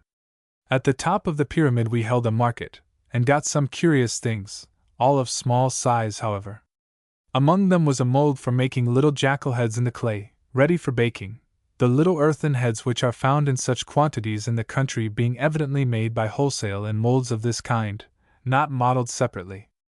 We got also several terracotta stamps, used in old times for stamping colored patterns upon the native cloth, and perhaps also for ornamenting vases and other articles of earthenware. Cholula used to be a famous place for making pottery, and its red and black ware was famous at the time of the conquest, but the trade now seems to have left it. We were struck by observing that, though there was plenty of colored pottery to be found in the neighborhood of the pyramid itself had only fragments of uncolored ware embedded in its structure, which seems to prove that it was built before the art of coloring pottery was invented. They have cut a road through one corner of the pyramid, and this cutting exposed a chamber within. Humboldt describes this chamber as roofed with blocks, each overlapping the one before, till they can be made to meet by a block of ordinary size. This is the false arch so common in Egypt and Peru, and in the ruined cities of Central America.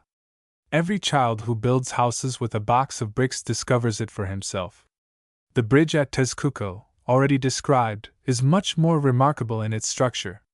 Whether our inspection was careless, or whether the chamber has fallen in since Humboldt's time, I cannot say, but we missed this peculiar roof. There are several legends about the pyramid of Cholula. That recorded by Humboldt on the authority of a certain Dominican friar, Pedro de los Rios, I mention, not because of its intrinsic value, which is very slight, but because it will enable us to see the way in which legends grew up under the hands of the early missionaries, who were delighted to find fragments of scripture history among the traditions of the ancient Mexicans, and who seem to have taken down from the lips of their converts, as native traditions, the very Bible stories that they had been teaching them, mixed however with other details, of which it is hard to say whether they were imagined on purpose to fill up gaps in the story, or whether they were really of native traditional origin. Pedro de los Rios' story tells us that the land of Anahuac was inhabited by giants, that there was a great deluge, which devastated the earth, that all the inhabitants were turned into fishes, except 7 who took refuge in a cave, apparently with their wives. Years after the waters had subsided, and the earth had been repeopled by these 7 men, their leader began to build a vast pyramid, whose top should reach to heaven. He built it of bricks baked in the sun, which were brought from a great distance, passing them from hand to hand by a file of men. The gods were enraged at the presumption of these men, and they sent down fire from heaven upon the pyramid, which caused its building to be discontinued. It is stated that at the time of the Spanish conquest, the inhabitants of Cholula preserved with great veneration a large aerolite, which they said was the thunderbolt that fell upon the top of the pyramid when the fire struck it. The history of the confusion of tongues seems also to have existed in the country, not long after the conquest, having very probably been learnt from the missionaries, but it does not seem to have been connected with the Tower of Babel legend of Cholula. Something like it at least appears in the Gemelli table of Mexican migrations, reproduced in Humboldt, where a bird in a tree is sending down a number of tongues to a crowd of men standing below. I think we need not hesitate in condemning the legend of Cholula, which I have just related, as not genuine, or at least as partly of late fabrication. But we fortunately possess another version of it, which shows the legend to have developed itself farther than was quite discreet. A MS. History, written by Duran in 1579, and quoted by the Abbé Brasseur de Bourbourg, relates that people built the pyramid to reach heaven, finding clay or mud, terre glaise, and a very sticky bitumen, bitum fort gluant, with which they began at once to build, and see. This is evidently the slime or bitumen of the book of Genesis. but I believe I may safely assert that the Mexicans never used bitumen for any such purpose, and that it is not found anywhere near Cholula. The Aztec historians ascribed the building of the Pyramid of Cholula to the prophet Quetzalcoatl. The legends which relate to this celebrated personage are to be found in writers on Mexican history, and more fully than elsewhere, in the Abbé Brasseur de Bourbourg's work. I am inclined to consider Quetzalcoatl a real personage, and not a mythical one. He is said to have been a white, bearded man, to have come from the east, to have reigned in Tollan, and to have been driven out from thence by the votaries of human sacrifices, which he opposed. He took refuge in Calalan, now called Cholula, which means the place of the fugitive, and taught the inhabitants to work in metals, to observe various fasts and festivals, to use the Toltec calendar of days and years, and to perform penance to appease the gods. A relic of the father of Quetzalcoatl is said to have been kept until after the Spanish conquest, when it was opened, and found to contain a quantity of fair human hair. The prophet himself departed from Cholula, and put to sea in a canoe, promising to return. So strong was the belief in the tradition of these events among the Aztecs, that when the Spaniards appeared on the coast, they were supposed to be of the race of the prophet, and the strange conduct of Montezuma to Cortez is to be ascribed to the influence of this belief. There is a singular legend, mentioned by the Abbé Brasseur de Bourbourg, of a white man, with a hooded robe and white beard, bearing a cross in his hand, who lands at Tehuantepec, on the Pacific coast of Mexico, and introduces among the Indians auricular confession, penance, and vows of chastity. The coming of white, bearded men from the east, centuries before the Spanish invasion in the 16th century, and the introduction of new arts and rites by them in Mexico, is as certain as most historical events of which we have only legendary knowledge. As to who they were, I cannot offer an opinion. There are, however, 1 or 2 points connected with the presence of the Irish and Northmen in America in the 9th and following centuries, a period not very far from that ascribed to Quetzalcoatl, which are worthy of notice. The Scandinavian antiquarians make the white man's land, Vitremanaland, extend down as far as Florida, on the very Gulf of Mexico. It is curious to notice the coincidence between the remark of Bernal Diaz, that the Mexicans called their priests Papa, more properly Papawa, and that in the Old Norse Chronicle, which tells of the first colonization of Iceland by the Northmen, and relates that they found living there Christian men whom the Northmen call Papa. These latter are shown by the context to have been Irish priests. The Aztec root Teo, Teotl, God, comes nearer to the Greek and Latin, but is not unlike the Irish Dia, and the Norse Tyar. The Aztec root Kal, charcoal, is exactly the Norse Kol, our word coat, but not so near to the Irish Gwal. It is desirable to notice such coincidences, even when they are too slight to ground an argument upon. This seems to be the proper place to mention the many Christian analogies to be found in the customs of the ancient Aztecs. Children were sprinkled with water when their names were given to them. This is certainly true, though the statement that they believed that the process purified them from original sin is probably a monkish fiction. Water was consecrated by the priests, and was supposed thus to acquire magical qualities. In the coronation of kings, anointing was part of the ceremony, as well as the use of holy water. The festival of All Souls' Day reminds us of the Aztec feasts of the dead in the autumn of each year, and in Mexico the Indians still keep up some of their old rites on that day.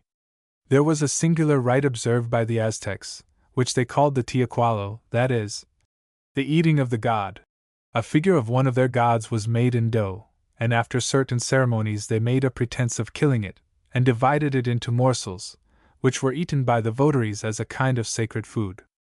We may add to the list the habitual use of incense in the ceremonies, the existence of monasteries and nunneries, in which the monks wore long hair, but the nuns had their hair cut off, and the use of the cross as a religious emblem in Mexico and Central America. Less certain is the recorded use of knotted scourges in performing penance, and the existence of a peculiar kind of auricular confession. It is difficult to ascribe this mass of coincidences to mere chance, and not to see in them traces of connection, more or less remote, with Christians. Perhaps these peculiar rites came, with the Mexican system of astronomy, from Asia, or perhaps the white, bearded men from the East may have brought them. It is true that such a supposition runs quite counter to the argument founded on the ignorance of the Mexicans of common arts known in Europe and Asia. We should have expected Christian missionaries to have brought with them the knowledge of the use of iron and the alphabet. Perhaps our increasing knowledge of the ancient Mexicans may some day allow us to adopt a theory which shall at least have the merit of being consistent with itself, but at present this seems impossible. Chapter 11. Puebla. Nopolucan. Orizaba. Potrero. We reached Puebla in the afternoon, and found it a fine Spanish city, with straight streets of handsome stone houses, and paved with flagstones. We rather wondered at the pasadizos, a kind of arched stone pavement across the streets at short intervals, very much impeding the progress of the carriages, which had to go up and down them upon inclined planes. In the evening we saw the use of them, however, for a shower of rain came down which turned every street into a furious river within 5 minutes after the first drop fell. For half an hour the pasadizos did their duty, letting the water pass through underneath, while passengers could get across the streets drishted. At last the flood swept clear along, over bridges and all, but this only lasted a few minutes, and then the way was practicable again. The movable iron bridges on wheels, which are to be seen standing in the streets of Sicilian cities, ready to be wheeled across them for the benefit of foot passengers whenever the carriageway is flooded, are on the whole a better arrangement. We should never have thought, from looking at Puebla, that it had just been undergoing a siege, for, beyond a few patches of whitewash in the great square, where the cannonballs had knocked the houses about, there were no traces of it. We made many inquiries about the siege, and found nothing to invalidate our former estimate of 25 killed, 1% of the number stated in the government manifestos. Among the casualties we heard of an Englishman who went out to see the fun, and was wounded in a particularly ignominious manner, as he was going back to his house. Revolutions and sieges form curious episodes in the life of the foreign merchants in the Republic. Their trade is flourishing, perhaps, plenty of buyers and good prices, and hundreds of mules are on the road, bringing up their wares from the coast. All at once there is a pronunciamiento. The street walls are covered with proclamations. Half the army takes one side, half the other, and crowds of volunteers and self-made officers join them, in the hope of present pillage or future emolument. Barricades appear in the streets, and at intervals there is to be heard the roaring of cannon, and desultory firing of musketry from the flat roofs, killing a peaceable citizen now and then, but doing little execution on the enemy. Trade comes to a dead stop. Our merchant gets his house well furnished with provisions, shuts the outer shutters, locks up the great gates, and retires into seclusion for a week or a fortnight, or a month or two, as may be. At the time we were there he used to run no great risk, for either party was hostile to him, and if a stray cannonball did hit his house, or the insurgents shot his cook going out on an expedition in search of fresh beef, it was only by accident. Having no business to do, the counting house would probably take stock, and balance the books, but when this is finished there is little to be done but to practice pistol shooting and hold tournaments in the courtyard, and to teach the horses to rear, while the head of the house sits moodily smoking in his armchair, reckoning up how many of his debtors would be ruined, and wondering whether the loaded mules with his goods had got into shelter, or had been seized by one party or the other. At last the revolution is over. The new president is inaugurated with pompous speeches. The newspapers announce that now the glorious reign of justice, order, and prosperity has begun at last. If the millennium had come, they could not make much more talk about it. Our unfortunate friend, coming out of his den only to hear dismal news of runaway debtors and confiscated bales, has to illuminate his house, and set to getting his affairs into something like order again. Since we left the country things have got even worse. Formerly, all that the foreign merchants had to suffer were the incidental miseries of a state of civil war. Now, the revolutionary leaders put them in prison, and if threats are not sufficient, they get forced loans out of them, much as King John did out of his Jews. Even in times of peace, foreign goods must be dear in Mexico. In a country where they have to be carried nearly 300 miles on mules' backs, and where credit is so long that the merchant can never hope to see his money again in less than 2 years, he cannot be expected to sell very cheaply. But the continual revolutions and the insecurity of property make things far worse, and one almost wonders how foreign trade can go on at all. One of our friends in Mexico had 300 or 400 mules coming up the country laden with American cotton for his mill, just when Harrow's revolution began. He got off much better than most people, however, for, greatly to the disgust of the legitimate authorities, he went down into the enemy's camp and gave the revolutionary chief $1 a bale to let them go. As may be supposed, commercial transactions have often very curious features here. Strange things happen in the eastern states, but people there say that they are nothing to the doings on the Pacific coast, where the merchants get up a revolution when their ships appear in the offing, and turn out the custom house officers, who do not enter upon their functions again until the rich cargoes have started for the interior. One little incident, which happened, I think, at Vera Cruz, rather amused us. When the government is hard up, a favorite way of raising ready money is to sell, of course at a very low price, orders upon the custom house, to pass certain quantities of goods, duty-free. Such a transaction as this was concluded between the Minister of Finance and a merchant's house who gave hard dollars in exchange for an order to pass so many 100 bales of cotton, free of duty. When the ship arrived at port, however, the Yankee captain brought in his manifest with a broad grin upon his face. The inspectors went down to the ship and stood aghast. There were the bales of cotton, but such bales! They had to be shoved and coaxed to get them up through the hatchways at all. The custom house officials protested in vain. The order was for so many bales of cotton, and these overgrown monsters were bales of cotton, and the merchants sent them up to Mexico in triumph. To us, Puebla was not an interesting city.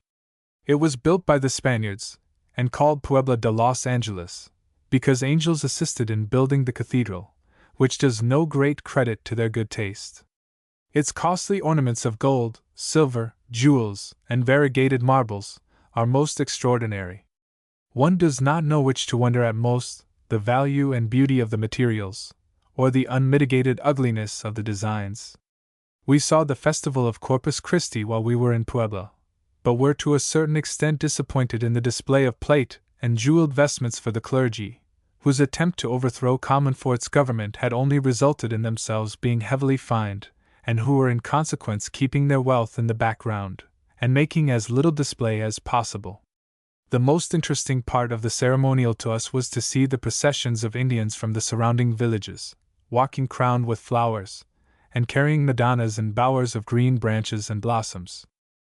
At the head of each procession walked an Indian beating a drum, tap, tap, tap, without a vestige of time.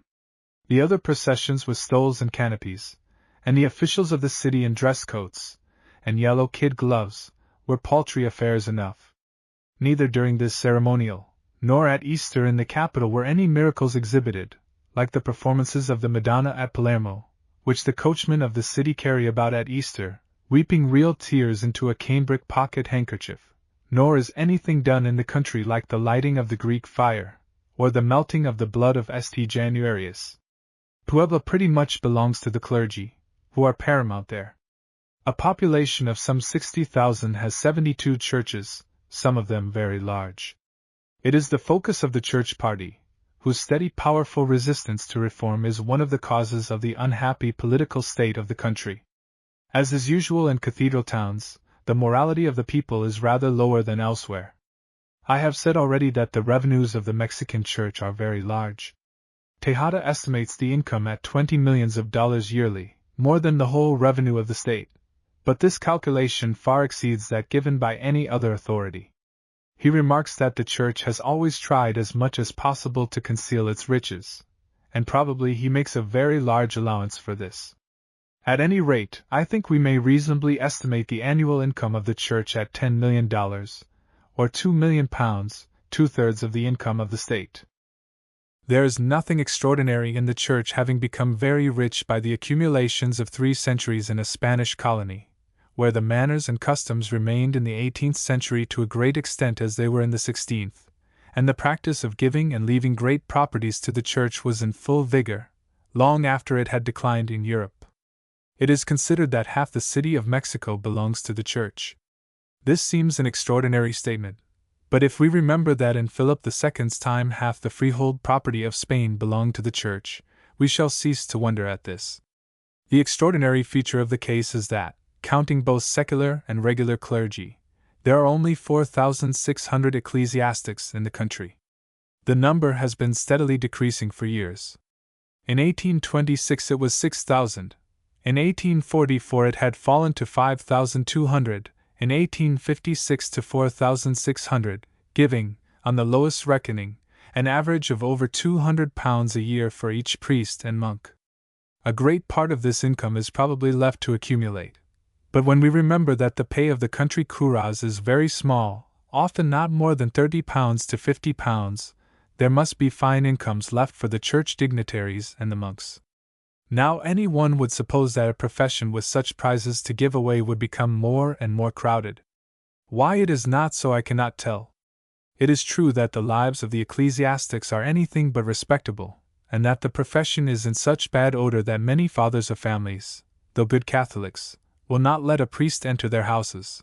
But we do not generally find Mexicans deterred by a little bad reputation from occupations where much money and influence are to be had for very little work. The ill conduct of the Mexican clergy, especially of the monks, is matter of common notoriety, and every writer on Mexico mentions it, from the time of Father Gage, the English friar, who traveled with a number of Spanish monks through Mexico in 1625, and described the clergy and the people as he saw them. He was disgusted with their ways, and, going back to England, turned Protestant, and died Vicar of Deal. To show what monastic discipline is in Mexico, I will tell one story, and only one.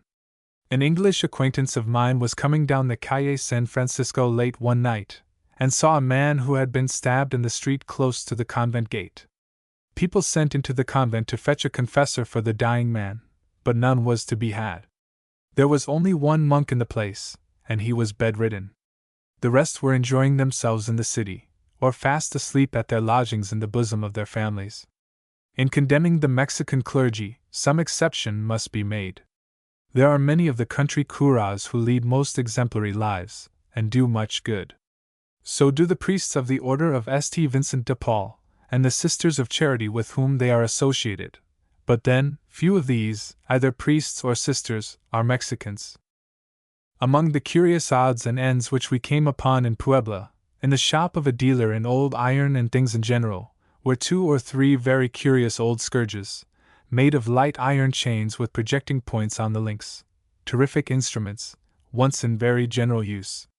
Up to the present time, there are certain nights when penitents assemble in churches, in total darkness, and kneeling on the pavement, scourge themselves, while a monk in the pulpit screams out fierce exhortations to strike harder.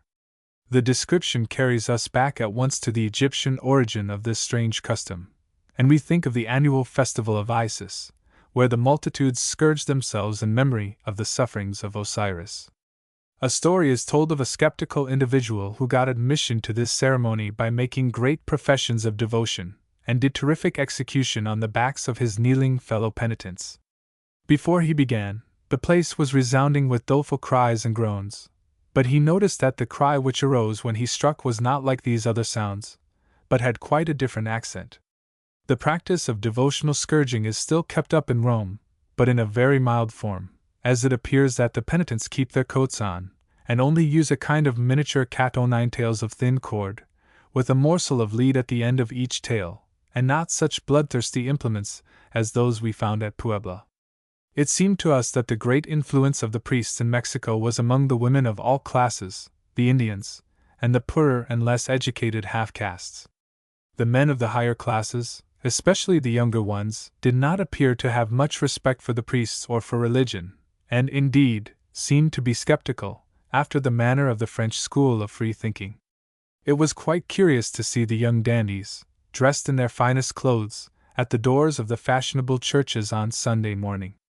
None of them seemed to go to Mass, but they simply went to stare at the ladies, who, as they came out, had to run the gauntlet through a double line of these critical young gentlemen. As far as we could see, however, they did not mind being looked at. The poorer mestizos and Indians, on the other hand, are still zealous churchmen, and spend their time and money on masses and religious duties so perseveringly that one wishes they had a religion which was of some use to them. As it is, I cannot ascertain that Christianity has produced any improvement in the Mexican people. They no longer sacrifice and eat their enemies, it is true, but against this we must debit them with a great increase of dishonesty and general immorality, which will pretty well square the account. Practically, there is not much difference between the old heathenism and the new Christianity. We may put the dogmas out of the question. They hear them and believe in them devoutly, and do not understand them in the least. They had just received the Immaculate Conception, as they had received many mysteries before it, and were not a little delighted to have a new occasion for decorating themselves and their churches with flowers, marching in procession, dancing, beating drums, and letting off rockets by daylight, as their manner is. The real essence of both religions is the same to them. They had gods, to whom they built temples, and in whose honor they gave offerings, maintained priests, danced and walked in processions, much as they do now, that their divinities might be favorable to them, and give them good crops and success in their enterprises.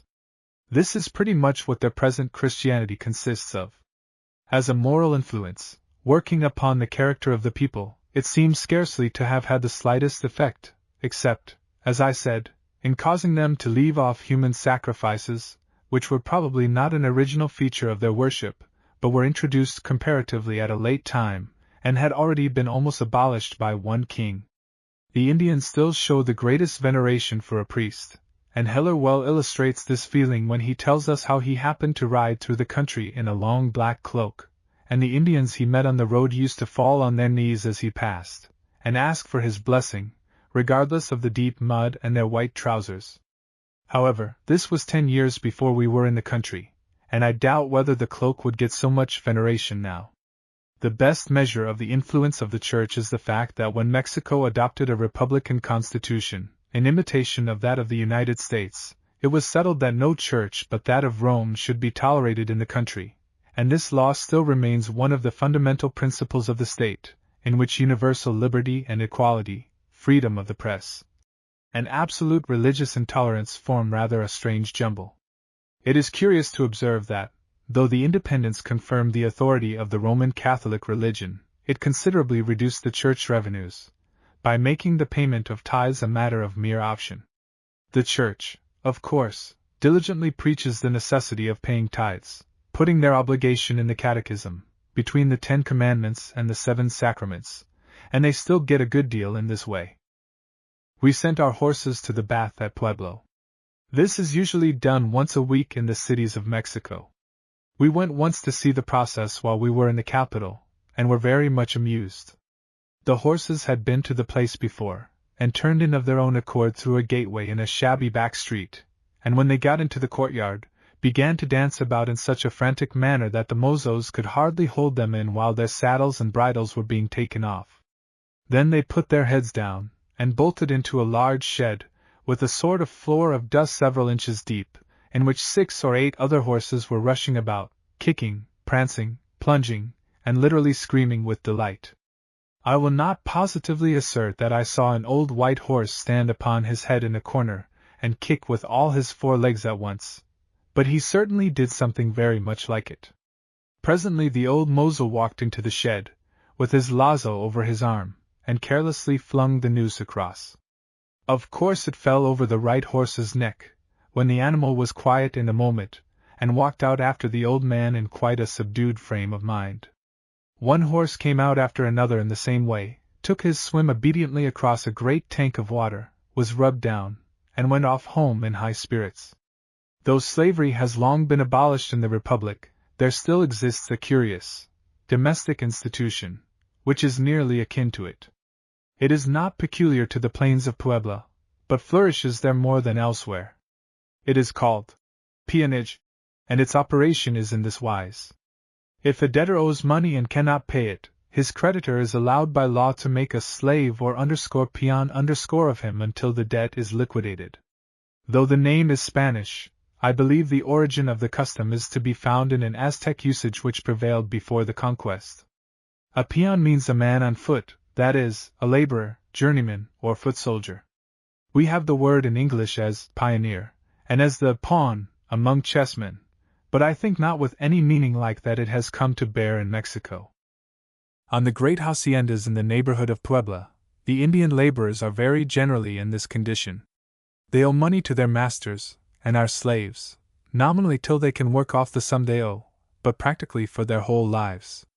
Even should they earn enough to be able to pay their debt, the contract cannot be cancelled so easily. A particular day is fixed for striking a balance, generally, I believe, Easter Monday, just after a season when the custom of centuries has made it incumbent upon the Indians to spend all that they have and all that they can borrow upon church fees, wax candles, and rockets, for the religious ceremonies of the season, and the drunken debauches which form an essential part of the festival. The masters, or at least the administrators, are accused of mystifying the annual statement of accounts between the laborer and the estate, and it is certain that the Indian's feeble knowledge of arithmetic leaves him quite helpless in the hands of the bookkeeper. But whether this is mere slander or not, we never had any means of ascertaining. Long servitude has obliterated every feeling of independence from the minds of these Indians. Their fathers were slaves, and they are quite content to be so too. Totally wanting in self-restraint, they cannot resist the slightest temptation to run into debt, and they are not insensible to the miserable advantage which a slave enjoys over a free laborer, that his master, having a pecuniary interest in him, will not let him starve. They have a cat-like attachment to the places they live in, and to be expelled from the estate they were born on, and turned out into the world to get a living, we are told by writers on Mexico, is the greatest punishment that can be inflicted upon them.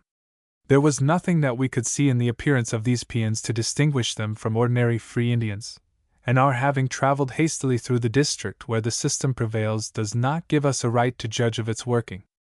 We can but compare the opinions of writers who have studied it, and who speak of it in terms of the strongest reprobation, as deliberately using the moral weakness of the Indians as a means of reducing them to slavery. Sartorius, however, takes the other side, and throws the whole blame upon the careless, improvident character of the brown men, whose masters are obliged to lend them money to supply their pressing wants, and must take the only security they can get. He says, and truly enough, that the system works wretchedly both for masters and laborers. Any one who knows the working of the common English system of allowing workmen to run into debt with the view of retaining them permanently in their master's service may form some faint idea of the way in which this Mexican debt slavery destroys the energy and self-reliance of the people. But in one essential particular Sartorius misstates the case. It is not the money which the masters lend the peons to help them in distress and sickness that keeps them in slavery. It is the money spent in wax candles and rockets, and such like fooleries, for Easter and All Saints, in the reckless profusion of drunken feasts on the days of their patron saints, and on the occasion of births, deaths, and marriages. These feasts are as utterly disproportioned to the means of the givers as the Irish wakes which reduce whole families to beggary. The sums of money spent upon them are provided by the owners of the estates, who know exactly how they are to be spent.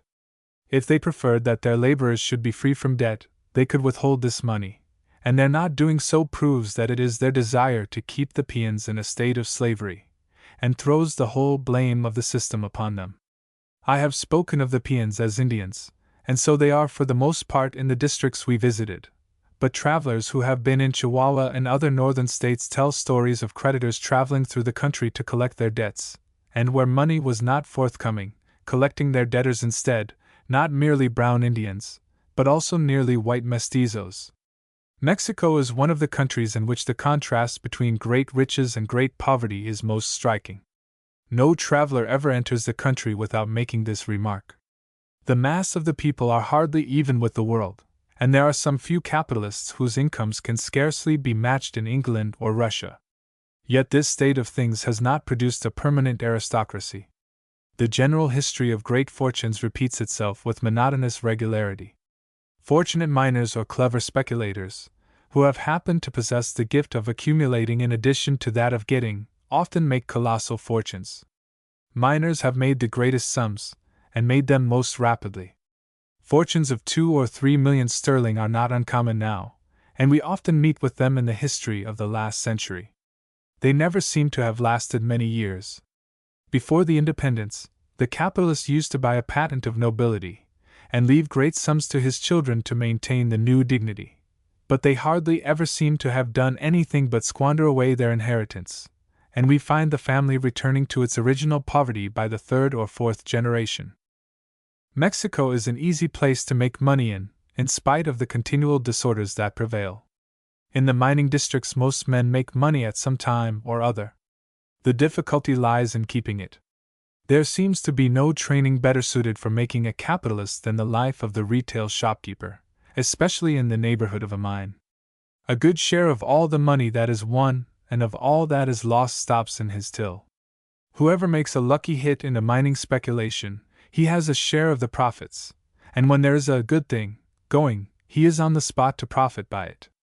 When once a man becomes a capitalist, there are many very profitable ways of employing his money. Mines and cotton factories pay well, so do cattle haciendas in the north, when honest administrators can be got to manage them, and discounting merchants' bills is a lucrative business.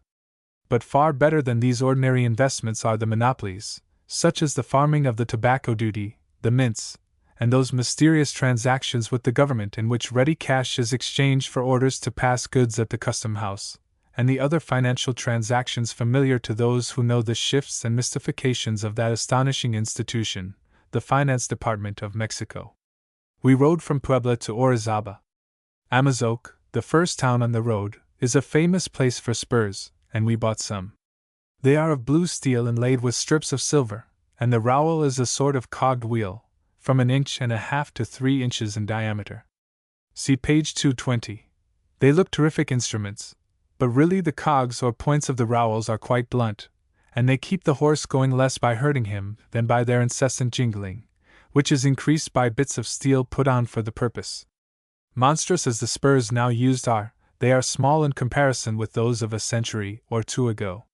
One reads of spurs, of gold and silver, with rowels in the shape of 5-pointed stars 6 inches in diameter. These have quite gone out now, and seem to have been melted up, for they are hardly ever to be seen, but we bought at the Baratillo of Mexico spurs of steel quite as large as this.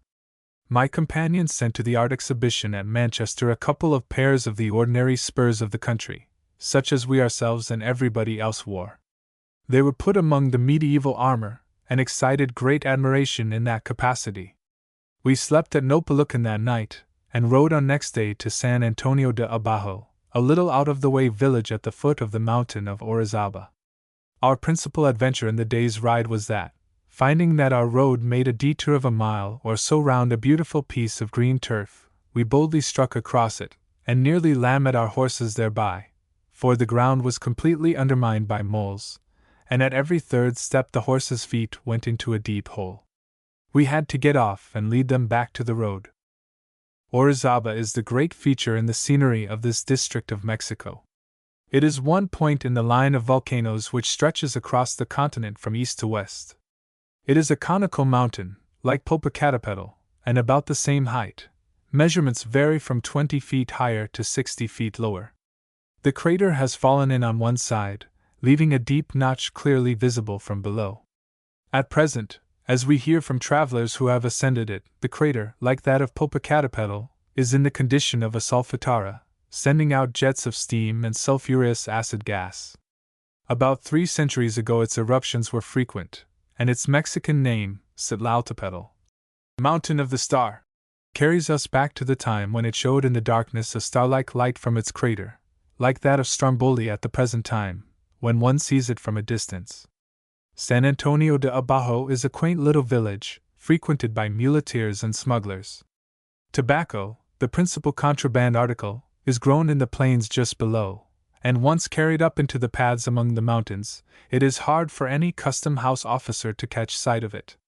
When there was a government, there used sometimes to be fighting between the revenue officers and the smugglers, but now, if there is a meeting, a few dollars will settle the disputed question to the satisfaction of both parties, so that the contraband trade, though profitable, is by no means so exciting as it used to be. On the road towards San Antonio we saw ancient remains in the banks by the roadside, but had no time for a regular examination. We slept on damp mattresses in a room of the inn, where the fowls roost on the rafters above our heads, and walked over our faces in the early morning in an unpleasant manner. We started before daybreak, and a descent down a winding road, through a forest of pines and oaks, brought us by 7 in the morning from the region of pines and barley down to the district where tobacco and the sugar-cane flourish, at the level of 3,000 to 4,000 feet above the sea. We met a jaunty-looking party in the valley, 2 women and 5 or 6 men, all on good horses, and dressed in the extreme of fashion which the Mexican ranchero affects, broad-brimmed hats with costly gold and silver serpents for hatbands, and clothes and saddles glittering with silver. Martin rode up to us as they passed, and said he knew them well for the boldest highwaymen in Mexico. Had we started an hour or 2 later we should have met them in the forest, and have had an adventure to tell of. As it was, the descent of 3,000 feet had brought us from a land of thieves to a region where highway robbery is never known, unless when a party from the highlands come down on a marauding expedition. It is an unquestionable fact that the Mexican robbers, whose exploits have become a matter of worldwide notoriety, all belong to the cold region of the plateaus, the Tierra Fria. Once down in the Tierra Templada, or the Tierra Caliente, the temperate or the hot regions, you hear no more of them, or at least this is the case in the parts of Mexico we visited. The reason is clear: it is only on the plateaus that the whites, preferring a region where the climate was not unlike that of Castile, settled in large numbers, so that it is there that Creoles and mestizos predominate, and they are the robbers. We rode over great beds of gravel, cut up in deep trenches by the mountain streams, then along the banks of the river, among plantations of tobacco, looking like beds of lettuces. As we were riding along the valley, we saw before us a curious dark cloud, hanging over some fields near the river. Our men, who had seen the appearance before, recognized it at once as a flight of locusts, and turning out of the high road, we came upon them just as they had settled on a clump of trees in a meadow. They covered the branches and foliage until only the outline of the trees was visible, while the rest of the swarm descended on a green hedge, and on the grass. As for us, we went and knocked them down with our riding whips, and carried away specimens in our hats. But the survivors took no manner of notice of us, and in about 10 minutes they left the trees mere skeletons, leafless and stripped of their bark, and moved across the field in a dense mass towards some fruit trees a little way off. 4 days after this, when we met with travelers on the road, or stopped at the door of a cottage to get a light or something to drink, and chatted a few minutes with the inhabitants, we found that our descent of the mountain pass had brought us into a new set of interests. News of the government and of the revolutionary party excited no curiosity, talk of robbers still less. At every house the question was, "De dónde vienen, señores? Where are you from, gentlemen?" And when we told them, "Why estaban allí las langostas?" and were the locusts there, the whole country was being devastated by them, and the large rewards offered for them to the peasants, though they caused dead locusts to be brought by tons, seemed hardly to diminish their numbers. Firing guns had some slight effect in driving off the swarms of locusts, and in some places the reports of muskets were to be heard, at short intervals, all day long. Some idea of the destruction caused by the locusts may be formed from the fact that in 6 weeks they doubled the price of grain in the district. Fortunately, they only appear in such numbers about once in half a century. We had ridden 100 miles over a rough country in the last 48 hours, and were glad to get a rest at Orizaba. But on the morning of the 3rd day we were in the saddle again, accompanied by a new friend, the English administrator of the cotton mill at Orizaba. Until we left the high road, the country seemed well cultivated, with plantations of tobacco, coffee, and sugarcane. But as soon as we turned into bypaths and struck across country, we found woods and grassy patches, but little tilled ground, until we arrived at the Indian village which we had gone out of our way to visit, a Matlin, that is to say, the place of paper. In its arrangement this village was like the one that I have already described, with its scattered huts of canes and palm leaf thatch, but the vegetation indicated a more tropical climate.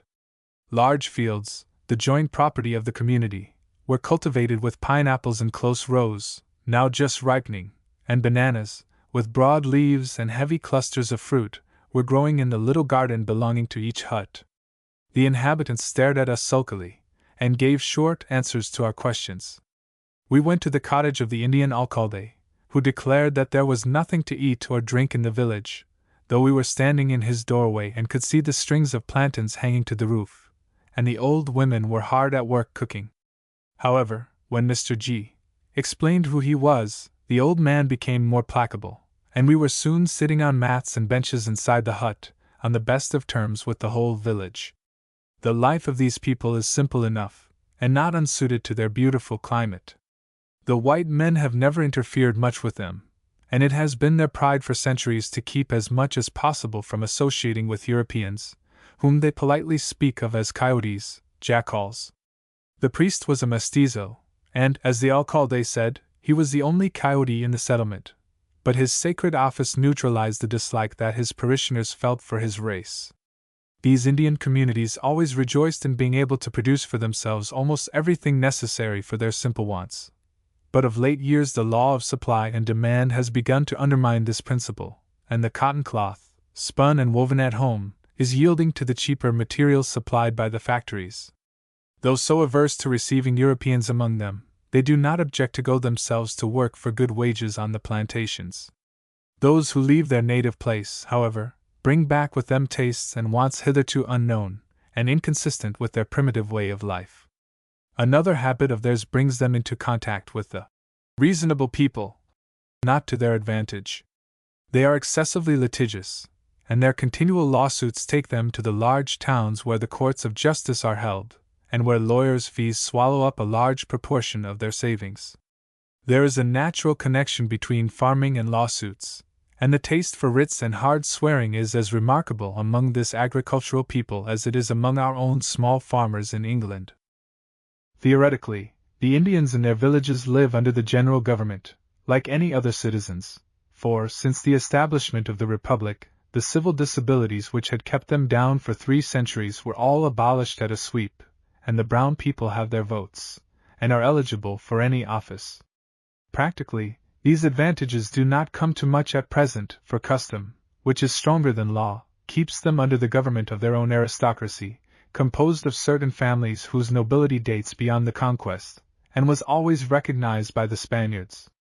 These noble Indians seem to be pretty much as dirty, as ignorant, and as idle as the plebeians, the ordinary field laborers or earth hands, plowmetal, as they were called in ancient times, and a stranger cannot recognize their claims to superiority by anything in their houses, dress, language, or bearing. Nevertheless, they are the patrician families, and republicanism has not yet deprived them of their power over the other Indians. In early times, when men of white or mixed blood were few in the country, it suited the Spanish government to maintain the authority of these families, who collected the taxes and managed the estates of the little communities. The common people were the sufferers by this arrangement, for the alcaldes of their own race cheated them without mercy, and were harder upon them than even their white rulers, just as on slave estates a black driver is much severer than a white one. Near some of the houses we noticed that curious institution, the temazcali, which corresponds exactly to the Russian vapor bath. It is a sort of oven, into which the bather creeps on all fours, and lies down, and the stones at one end are heated by a fire outside. Upon these stones the bather sprinkles cold water, which fills the place with suffocating steam. When he feels himself to have been sufficiently sweated, he crawls out again, and has jars of cold water poured over him, whereupon he dresses himself, which is not a long process, as he only wears a shirt and a pair of drawers, and so goes into supper, feeling much refreshed. If he would take the cold bath only, and keep the hot one for his clothes, which want it sadly, it would be all the better for him, for the constant indulgence in this enervating luxury weakens him very much. One would think the bath would make the Indians cleanly in their persons, but it hardly seems so, for they look rather dirtier after they have been in the temazcali than before, just as the author of A Journey Due North says of the Russian peasants. To us the most interesting question about the Mexican Indians of this district was this: why are there so few of them? There are 5,000 square leagues in the state of Veracruz, and about 50 inhabitants to the square league. Now, let us consider half the state, which is at a low level above the sea, as too hot and unhealthy for men to flourish in, and suppose the whole population concentrated on the other half, which lies upon the rising ground from 3,000 to 6,000 feet above the sea. This is not very far from the truth, and gives us 100 inhabitants to the square league, about 1/6 of the population of the plains of Puebla, in a climate which may be compared to that of North Italy, and where the chief products are maize and European grain. In the district of the lower temperate region, which we are now speaking of, nature would seem to have done everything to encourage the formation of a dense population. In the lower part of this favored region the banana grows. This plant requires scarcely any labor in its cultivation, and according to the most moderate estimate, taking an acre of wheat against an acre of bananas, the bananas will support 20 times as many people as the wheat. Though it is a fruit of sweet, rather luscious taste, and only acceptable to us Europeans as one small item of our complicated diet, the Indians who have been brought up in the districts where it flourishes can live almost entirely upon it, just as the inhabitants of North Africa live upon dates. In the upper portion of this district, where the banana no longer flourishes, nutritious plants produce an immense yield with easy cultivation. The yucca, which produces cassava, rice, the sweet potato, yams, all flourish here, and maize produces 200 to 300-fold. According to the accepted theory among political economists, where the soil produces with slight labor and abundant nutriment for man, there we ought to find a teeming population, unless other counteracting causes are to be found. The history of the country, as far as we can get at it, indicates a movement in the opposite direction. Judging from the numerous towns the Spanish invaders found in the district, the numbers of armed men they could raise, and the abundance of provisions, we must reckon the population at that time to have been more dense than at present, and the numerous ruins of Indian settlements that exist in the upper temperate region are unquestionable evidence of the former existence of an agricultural people, perhaps 10 times as numerous as at present. The ruins of their fortifications and temples are still to be seen in great numbers, and the soil all over large districts is full of the remains of their pottery and weapons. How far these settlements were depopulated by wars before the Spanish conquest, it is not easy to say. During the conquest itself they did not offer much resistance to the European invaders, and consequently they escaped the wholesale destruction which fell upon the more patriotic inhabitants of the higher regions. Since that time the country has been peaceable enough, and even since the Mexican independence, the wars and revolutions which have done so much injury to the inhabitants of the plateaus have not been much felt here. In reasoning upon Mexican statistics we have to go to a great extent upon guesswork. A very slight investigation, however, shows that the calculation made in Mexico, that the population increases between 1 and 2% annually, is incorrect. The present population of the country is reckoned at a little under 8 millions, and in 1806, it seems, from the best authorities we can get, to have been a little under 6 millions. Even this rate of increase, 1/3 every half-century, is far above the rate of increase since the conquest, for, at that rate, a population a little over 1.25 million would have brought up the number to what it is at present, and we cannot at the lowest estimation suppose the inhabitants after the siege of Mexico to have been less than 3 or 4 millions. So that, badly as Mexico is now going on with regard to the increase of its population, about 0.5% per annum, while England increases over 1.5%, and the United States twice as much, we may still discern an improvement upon the times of the Spanish dominion, when it was almost stationary. Why then has this fertile and beautiful country only a small fraction of the number of inhabitants that formerly lived in it? That it is not caused by the climate being unfavorable to man is clear, for this district is free from the intense heat and the pestilential fevers of the low lands which lie nearer the sea.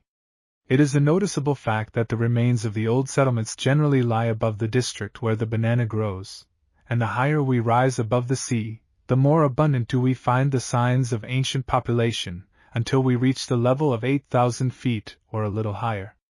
The actual inhabitants at the present day are distributed according to the same rule, increasing in numbers, according to the elevation, from 3,000 to 8,000 feet, after which the severity of the climate causes a rapid decrease. In making these observations, I leave out of the question the hot unhealthy coast lands of the Tierra Caliente, and the cold and comparatively sterile plains of the Tierra Fria, and confine myself to that part of the country which lies between the altitudes of 3,000 and 8,000 feet, between which limits the European races flourish under circumstances of climate which also suited the various Mexican races, who probably came from a colder northern country. Now, if we begin to descend from the level of the Mexican plateau, say 8,000 feet above the sea, we find that less and less labor will provide nourishment for the cultivator of the soil, until we reach the limit of the banana, where the inhabitants ought to be crowded together like Chinese on their rice grounds, or the inhabitants of Egypt in the time of Herodotus. Exactly the opposite rule takes effect. The banana country is a mere wilderness, and the higher the traveler rises, the more abundant become both present population and the remains of ancient settlements. I suppose the reason of this is to be found in the habits and constitution of the tribes who colonized the country, and preferred to settle in a climate resembling that of their native land, without troubling themselves about the extra labor it would cost them to obtain their food. The European invaders have acted precisely in the same way, and the distribution of the white and partly white inhabitants of the country follows the same rule as that of the Indians. So far the matter is intelligible, on the principle that the constitution and habits of the races which have successively taken up their residence in the country have been strong enough to prevail over the rule which regulates the supply of men by the abundance of food. But this does not explain the fact of an actual diminution of the inhabitants of the lower temperate districts. They were not mere migratory tribes, staying for a few years before moving forward. They had been settled in the country long enough to be perfectly acclimatized, and yet, under circumstances apparently so favorable to their increase, they have been diminishing for centuries, and are perhaps even doing so now. The only intelligible solution I can find for this problem is that given by Sartorius, whose work on Mexico is well known in Germany, and has been translated and published in England. This author's remarks on the condition of the Indians are very valuable, and, as he was for years a planter in this very district, he may be taken as an excellent authority on the subject. He considers the evil to lie principally in the diet and habits of the people. The children are not weaned till very late, and then are allowed to feed all day without restriction on boiled maize, or beans, or whatever other vegetable diet may be eaten by the family. The climate does not dispose them to take much exercise, so that this unwholesome cramming with vegetable food has nothing to counteract its evil effects, and the poor little children get miserably pot-bellied and scrofulous, an observation of which we can confirm the truth. A great proportion of the children die young, and those that grow up have their constitutions impaired. Then they live in close communities and marry in and in, so that the effect of unhealthy living becomes strengthened into hereditary disease, and habitual intemperance does its work upon their constitutions, though the quantities of raw spirits they consume appear to produce scarcely any immediate effect.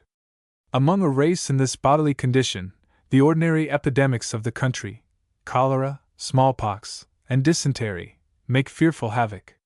Whole villages have often been depopulated in a few days by these diseases, and a deadly fever which used to appear from time to time among the Indians, until the last century, sometimes carried off 10,000 and 20,000 at once. It seemed to me worth while to make some remarks about this question, with a view of showing that the theory as to the relation between food and population, though partly true, is not wholly so, and that in the region of which we have been speaking it can be clearly shown to fail. After spending a long morning with the Indians and their cura, we took quite an affectionate leave of them. Their last words were an apology for making us pay 3d apiece for the pineapples which we loaded our horses with. In the season, they said, 12 for 6d is the price, but the fruit was scarce and dear as yet. Our companion, besides being engaged in the Orizaba cotton mill, was one of the owners of the sugar hacienda of the Potrero, below Cordova, and we all rode down there together from the Indian village, and spent the evening in walking about the plantation, and inspecting the new machinery and mills. It was a pleasant sight to see the people coming to the well with their earthen jars, after their work was done, in an unceasing procession, laughing and chattering. They were partly Indian, but with a considerable admixture of Negro blood, for many black slaves were brought into the country in old times by the Spanish planters. Now, of course, they and their descendants are free, and the hotter parts of Mexico are the paradise of runaway slaves from Louisiana and Texas, for, so far from their race being despised, the Indian women seek them as husbands, liking their liveliness and good humor better than the quieter ways of their own countrymen. Even Europeans settled in Mexico sometimes take wives of Negro blood. I have never noticed in any country so large a number of mixed races, whose parentage is indicated by their features and complexion. In Europe, the parent races are too nearly alike for the children of such mixed marriages to be strikingly different from either parent. In America and the West Indies we are familiar with the various mixtures of white and Negro, mulatto, quadroon, and C. But in Mexico we have three races, Spanish, pure Mexican, and Negro, which, with their combinations, make a list of 25 varieties of the human race, distinguishable from one another, and with regular names, which Mayer gives in his work on Mexico, such as mulatto, mestizo, Zambo, Chino, and so forth. Here all the brown Mexican Indians are taken as one race, and the red Indians of the frontier states are not included at all. If we come to dividing out the various tribes which have been or still are existing in the country, we can count over 150, with from 50 to 100 distinct languages among them.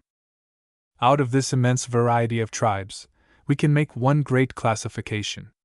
The men of one race are brown in complexion, and have been for ages cultivators of the land.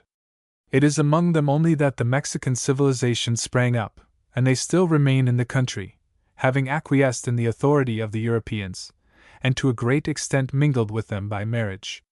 This class includes the Aztecs, Acayuans, Xixmecs, Zapotecs, and the old Toltecs, the present Indians of Central America, and if we may consider them to be the same race, the nations who built the now ruined cities of Palenque, Copan, Uxmal, and so forth.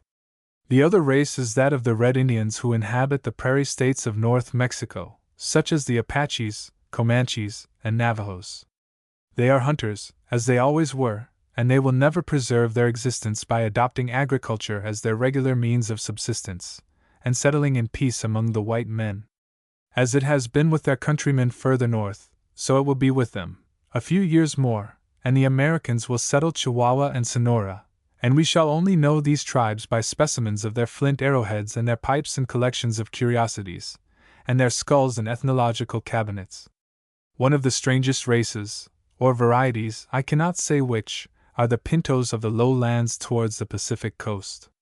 A short time before we were in the country, General Alvarez had quartered a whole regiment of them in the capital, but when we were there they had returned with their commander into the Tierra Caliente towards Acapulco. They are called Pintos, or painted men, from their faces and bodies being marked with great daubs of deep blue, like our British ancestors, but here the decoration is natural and cannot be effaced.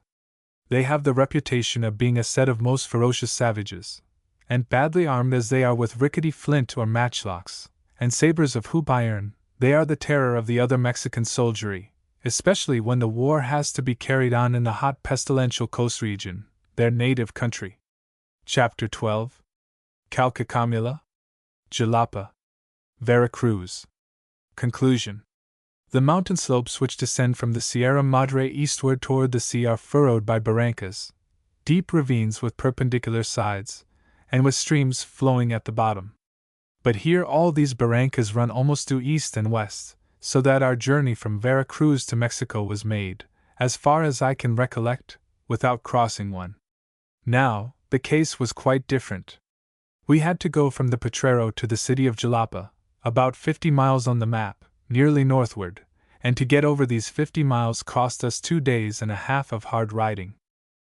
By the road it cannot be much less than 80 miles, but people used to tell us that, during the American War, an Indian went from Orizaba to Jalapa with dispatches within the 24 hours, probably by mountain paths which made it a little shorter. He came quite easily into Jalapa at the same shuffling trot which he had kept up almost without intermission for the whole distance. This is the Indian's regular pace when he is on a journey, and I believe that the Red Indians of the North have a similar gait. We used sometimes to see a village or a house 3 or 4 miles off, and count upon reaching it in half an hour. But a few steps further on there would be a barranca, invisible till we came close to it, perhaps not more than a few 100 feet wide, so that it was easy to talk to people on the other bank. But the bottom of the chasm might be 500 or 1,000 feet below us, and the only way to cross was to ride along the bank, often for miles, until we reached a place where it had been possible to make a steep bridle path zigzagging down to the stream below, and up again on the other side. It is only here and there that even such paths can be made, for the walls of rock are generally too steep even for any vegetation, except grass and climbing plants in the crevices. Our half-hour's ride, as we supposed it would be, would often extend to 2 or 3 hours, for on these slopes 2 or 3 barrancas, large and small, have sometimes to be crossed within as many miles. If our journey had been even slower and more difficult, we should not have regretted it. The country through which we were riding was so beautiful. There were but few inhabitants, and the landscape was much as nature had left it. The great volcano of Orizaba came into view now and then with its snowy cone, mountain streams came rushing along the ravines, and the forests of oaks were covered with innumerable species of orchids and creepers, breaking down the branches with their weight. Many kinds were already in flower, and their great blossoms of white, purple, blue, and yellow stood out against the dark green of the oak leaves. Wherever a mountain stream ran down some shady little valley, there were tree ferns 30 feet high, with the new fronds forming a tuft at the top of the old scarred trunk.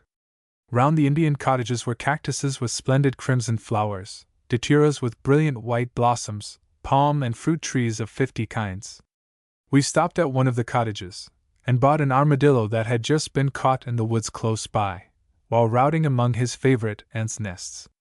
He was put into a palm leaf basket, which held him all but the tip of his long taper tail, which, like the rest of his body, was covered with rings of armor fitting beautifully into one another. One of our men carried him thus in his arms to Jalapa. The Mexicans call an armadillo Eatacli, that is, tortoise rabbit, a name which will be appreciated by any one who knows the appearance of the little animal. The villages and towns we passed were dismal places enough, and the population scanty, but that this had not always been the case was evident from the numerous remains of ancient Indian mound forts or temples which we passed on our road, indicating the existence of large towns at some former period. There is a drawing in Lord Kingsborough's work of a teocalli or pyramid at San Andres Calcacamula, which we seem to have missed on account of the darkness having come on before we reached the town. We were several times deceived that evening by the fireflies, which we took for lights moving about in some village just ahead of us, and we became so incredulous at last that we would not believe we had reached our journey's end until we could make out the dim outlines of the houses. At the inn at San Andres we found that we could have no rooms, as all the little windowless dens were occupied by people from the country who had come in for a fiesta. There were indeed a good many men loafing about the courtyard, but scarcely any women, and we could hardly understand a fandango happening without them. They thought otherwise, however, and presently, hearing the tinkling of a guitar, we went out and saw 2 great fellows in broad hats, jackets, and serapes, solemnly dancing opposite to one another, while more men looked on, smoking cigarettes, and an old fellow with a face like a baboon was squatting in one corner and producing the music we had heard. To do them justice, I must say that we found, on further inquiry, they had not come from their respective ranchos merely to make fools of themselves in this way, but that there was to be some horse fair in the neighborhood next day, and they were going there. Our not being able to get any supper but eggs and bread, and having to sleep on the supper table afterwards, confirmed us in the theory we were beginning to adopt, that nature and mankind vary in an inverse ratio, and we were off at daybreak, delighted to get into the forest again. We rode over hill and dale for 4 or 5 hours, and then along the edge of a barranca for the rest of the day. This was one of the grandest chasms we had ever seen, even in Mexico. It was 4 or 5 miles wide, and 2 or 3,000 feet deep, and its floor was a mass of tropical verdure, with here and there an Indian rancho and a patch of cultivated ground on the bank of the rapid river, whose sound we heard when we approached the edge of the barranca. There were more orchids and epidendrites than ever in the forest. In some places they had killed every 3rd tree, by forming so close a covering over its branches as to destroy its life.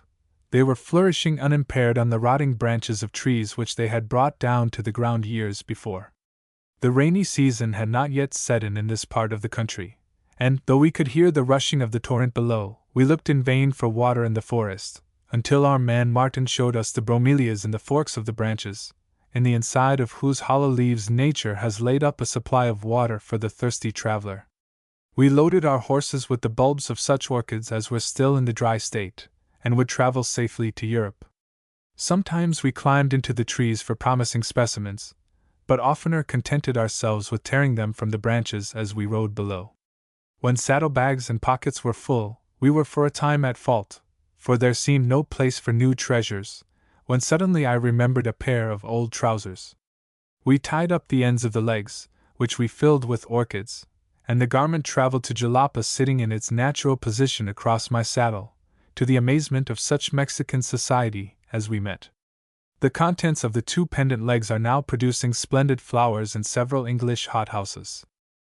By evening we reached the Junta, a place where the great ravine was joined by a smaller one, and a long slanting descent brought us to the edge of the river. There was a ferry here, consisting of a raft of logs which the Indian ferrymen hauled across along a stout rope.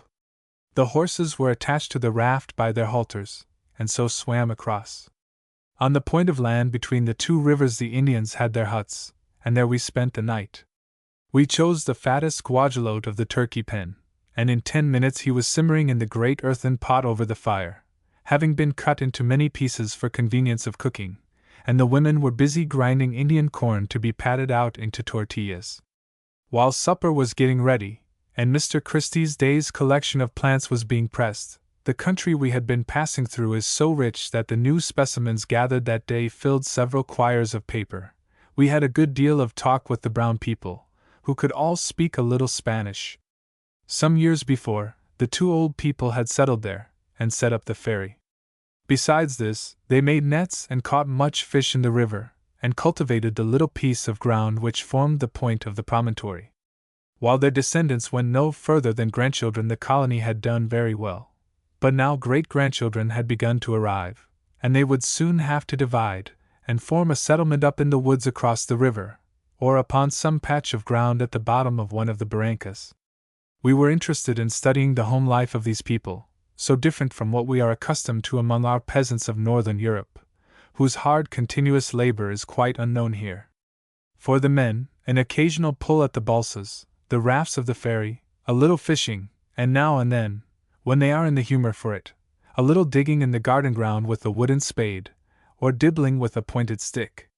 The women have a harder life of it, with the eternal grinding and cooking, cotton spinning, mat weaving, and tending of the crowds of babies. Still, it is an easy, lazy life, without much trouble for today or care for tomorrow. When the simple occupations of the day are finished, the time does not seem to hang heavy upon their hands. The men lie about, thinking of nothing at all, and the women, old and young, gossip by the hour, in obedience to that beneficent law of nature which provides that their talk shall increase inversely in proportion to what they have to talk about. We find this law attaining to its most complete fulfillment when they shut themselves up in nunneries, to escape as much as possible from all sources of worldly interest, and gossip there more industriously than anywhere else, as we are informed on very good authority. Like all the other Mexican Indians whose houses we visited, the people here showed but little taste in adorning their dwellings, their dresses, and their household implements. Beyond a few calabashes scraped smooth and ornamented with colored devices, and the blue patterns on the women's cotton skirts, there was scarcely anything to be seen in the way of ornament. How great was the skill of the Mexicans in ornamental work at the time of the conquest, we can tell from the carved work in wood and stone preserved in museums, the graceful designs on the pottery, the tapestry, and the beautiful featherwork, but this taste has almost disappeared in the country. Just in the same way, contact with Europeans has almost destroyed the little decorative arts among most barbarous people, as, for example, the Red Indians and the natives of the Pacific Islands, and what little skill in these things is left among them is employed less for themselves than in making curious trifles for the white people. And even in these we find that European patterns have mixed with the old designs, or totally superseded them. The Indians lodged us in an empty cane hut, where they spread mats upon the ground, and we made pillows of our saddles. We were soon tired of looking up at the stars through the chinks in the roof, and slept till long after sunrise. Then the Indians rafted us across the second river, and we rode on to Jalapa, having accomplished our horseback journey of nearly 300 miles with but one accident. the death of a horse, the 4-pound one. He had been rather overworked, but would most likely have got through, had we not stopped the last night at the Indian ranchos, where there was no forage but green maize leaves, a food our beasts were not accustomed to. It seems our men gave him too much of this, and then allowed him to drink excessively, and next morning he grew weaker and weaker, and died not long after we reached Jalapa. Our other 2 horses were rather thin, but otherwise in good condition, and the horse dealers, after no end of diplomacy on both sides, knocked under to our threat of sending them back to Mexico in charge of Antonio, and gave us within a pound or 2 of what they had cost us. There is a good deal of trading in horses done at Jalapa, where travelers coming down from Mexico sell their beasts, which are disposed of at great prices to other travelers coming up from the coast. Between here and Vera Cruz, people prefer traveling in the diligence, or in some covered carriage, to exposing themselves to the sun in the hot and pestilential region of the coast. Jalapa is a pleasant city among the hills, in a country of forests, green turf, and running streams. It is the very paradise of botanists, and its products include a wonderful variety of trees and flowers, from the apple and pear trees of England to the maymeys and zapotes of tropical America, and the brilliant orchids which are the ornament of our hothouses. The name of the town itself has a botanical celebrity, for in the neighboring forests grows the Purga de Jalapa, which we have shortened into Jalap. A day's journey above it lies the limit of eternal snow, upon the peak of Orizaba. A day's journey below it is Vera Cruz, the city of the yellow fever, surrounded by burning sands and poisonous exhalations, in a district where, during the hot months now commencing, the thermometer scarcely ever descends below 80 degrees, day or night. Jalapa hardly knows summer or winter, heat or cold. The upper current of hot air from the Gulf of Mexico, highly charged with aqueous vapor, strikes the mountains about this level, and forms the belt of clouds that we have already crossed more than once during our journey. Jalapa is in this cloudy zone, and the sky is seldom clear there. It is hardly hotter in summer than in England, and not even hot enough for the mosquitoes, which are not to be found here though they swarm in the plain below. This warm, damp climate changes but little in the course of the year. There are no seasons, in our sense of the word, for spring lasts through the year. We walked out on the first afternoon of our arrival, and sat on stone seats on a piece of green turf surrounded by trees, that reminded us pleasantly of the village greens of England. There we talked with the children of an English acquaintance who had been settled for many years in the town, and had married a Mexican lady. They were fine lads, but, as very often happens in such cases, they could only speak the language of the country. Nothing can show more clearly how thoroughly a foreigner yields to the influences around him, when he settles in a country and marries among its people. An Englishman's own character, for instance, may remain to some extent, but his children are scarcely English in language or in feeling, and in the next generation there is nothing foreign about his descendants but the name. When we reached our hotel it was about sunset, and the heavy dew had wetted us through, as though we had been walking in the rain. This was no exceptional occurrence. All the year round such dews fall morning and evening, as well as almost daily showers of rain. The climate is too warm for this dampness to injure health, as it would in our colder regions.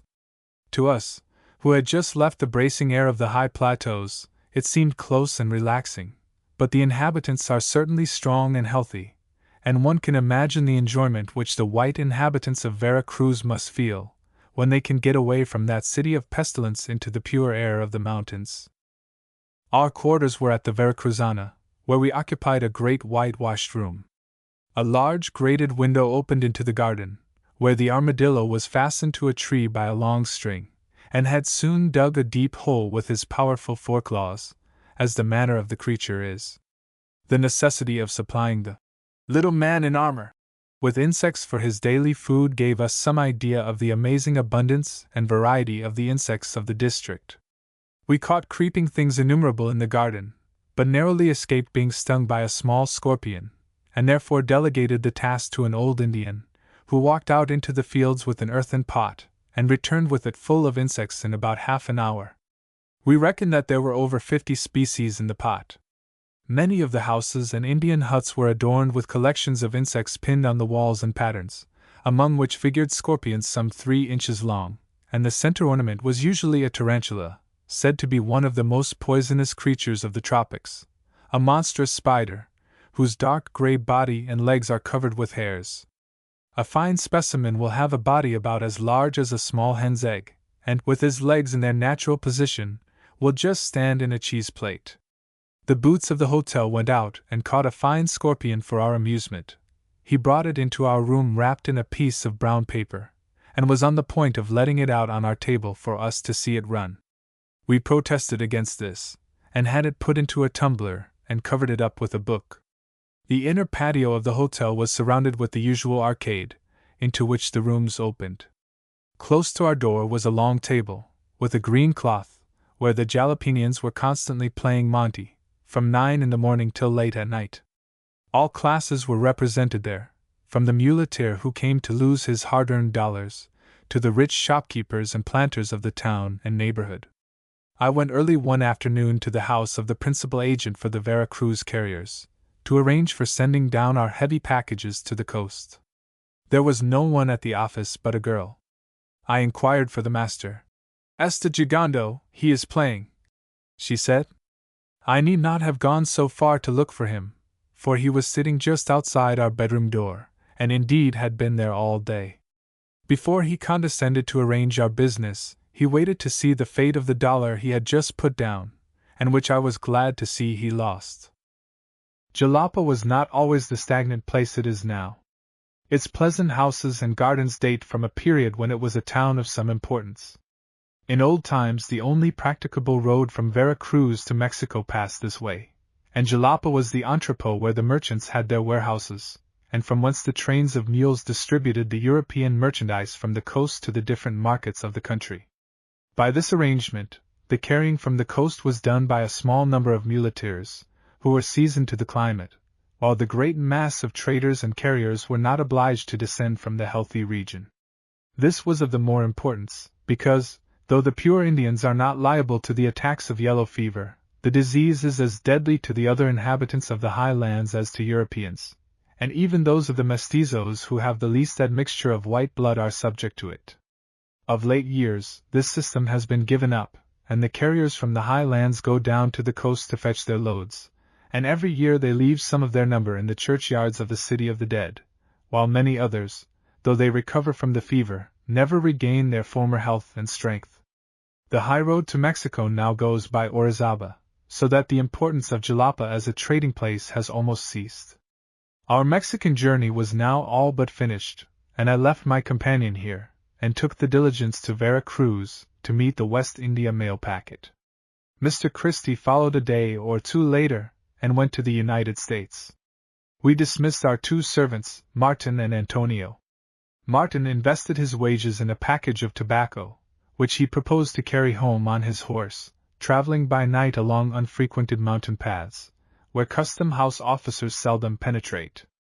We never heard any more of him, but no doubt he got safe home, for he was perfectly competent to take care of himself, and he probably made a very good thing of his journey. It was quite with regret that we parted from him, for he was a most sensible, useful fellow, with a continual flow of high spirits, and no end of stories of his experiences in smuggling, and hunting wild cattle in the Tierra Caliente, in which 2 adventurous occupations most of his life had been passed. In his dealings with us, he was honesty itself, notwithstanding his equivocal profession. We offered Antonio a check on Mexico for his wages, as he was going back there, but he said he would rather have hard dollars. We paid his fare to Mexico by the diligence, and gave him his money, telling him at the same time that he was a fool for his pains. He started next morning, and we heard, a month or 2 later, that the coach was stopped the same afternoon in the plains of Perote, and Antonio was robbed not only of his money but even of his jacket and serape, and reached Mexico penniless and half-naked. He was always a silly fellow, and his last exploit was worthy of him. Mr. Christie sat up till daybreak to see me off, filling up his time by writing letters and pressing plants. When I was gone, he lay down in his bed, in rather a dreamy state of mind, looking up at the ceiling.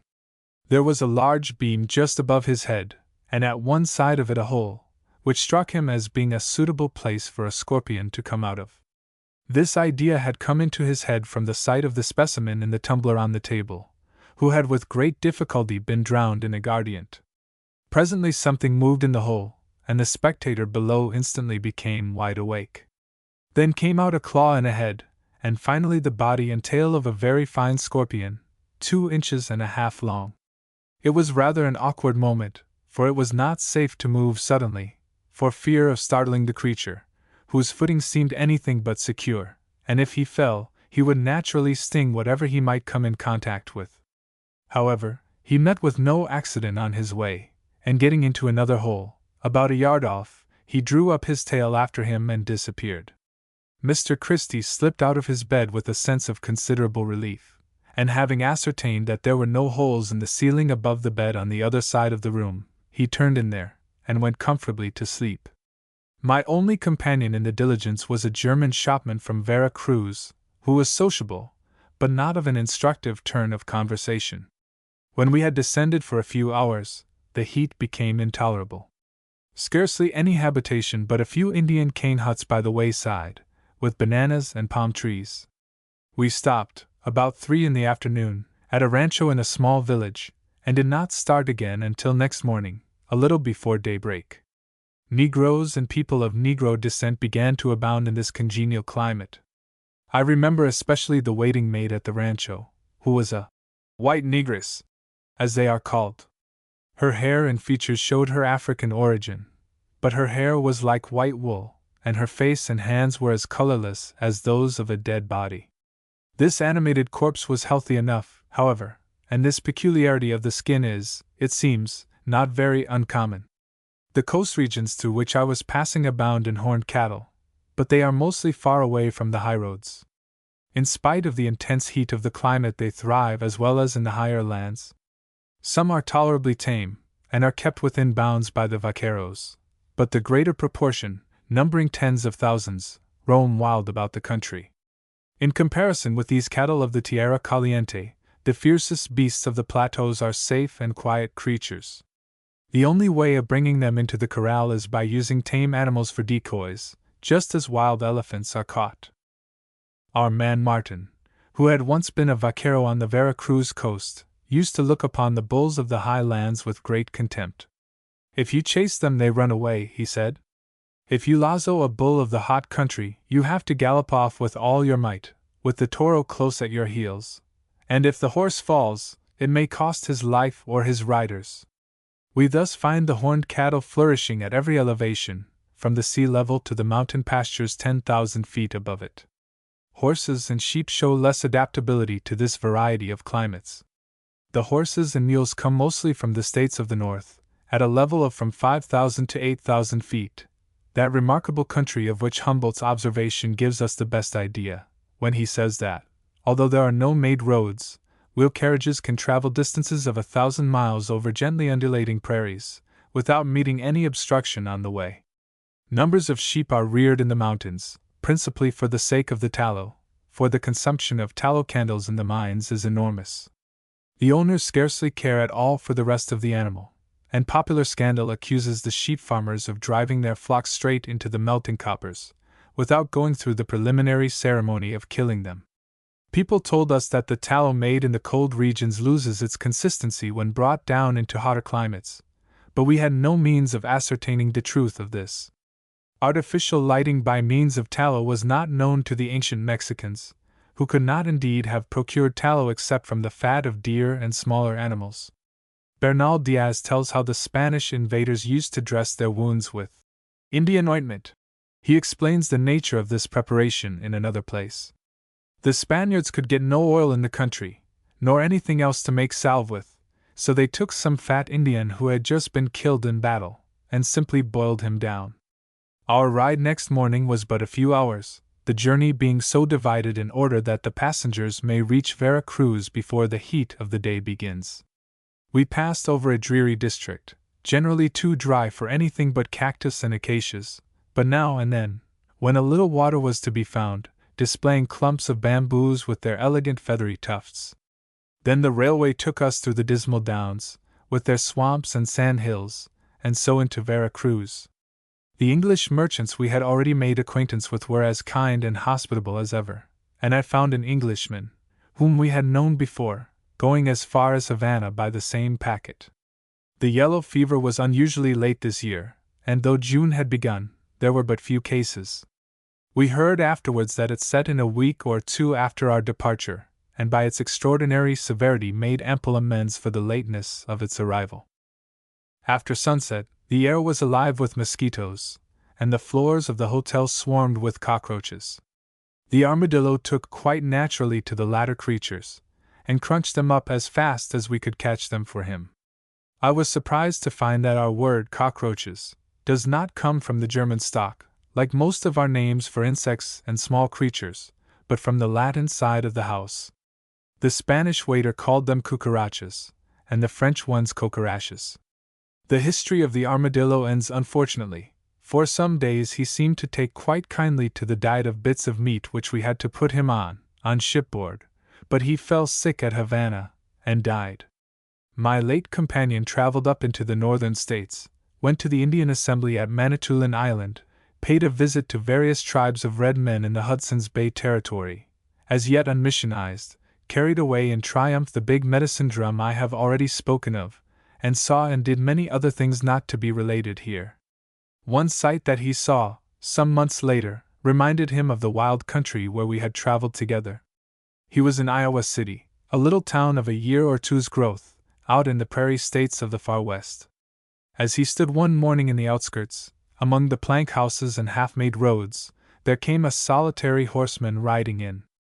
Evidently he had come from the Mexican frontier, 1,000 miles and more away across the plains, and no doubt his wagons and the rest of his party were behind him on the road, beyond the distant horizon of the prairie.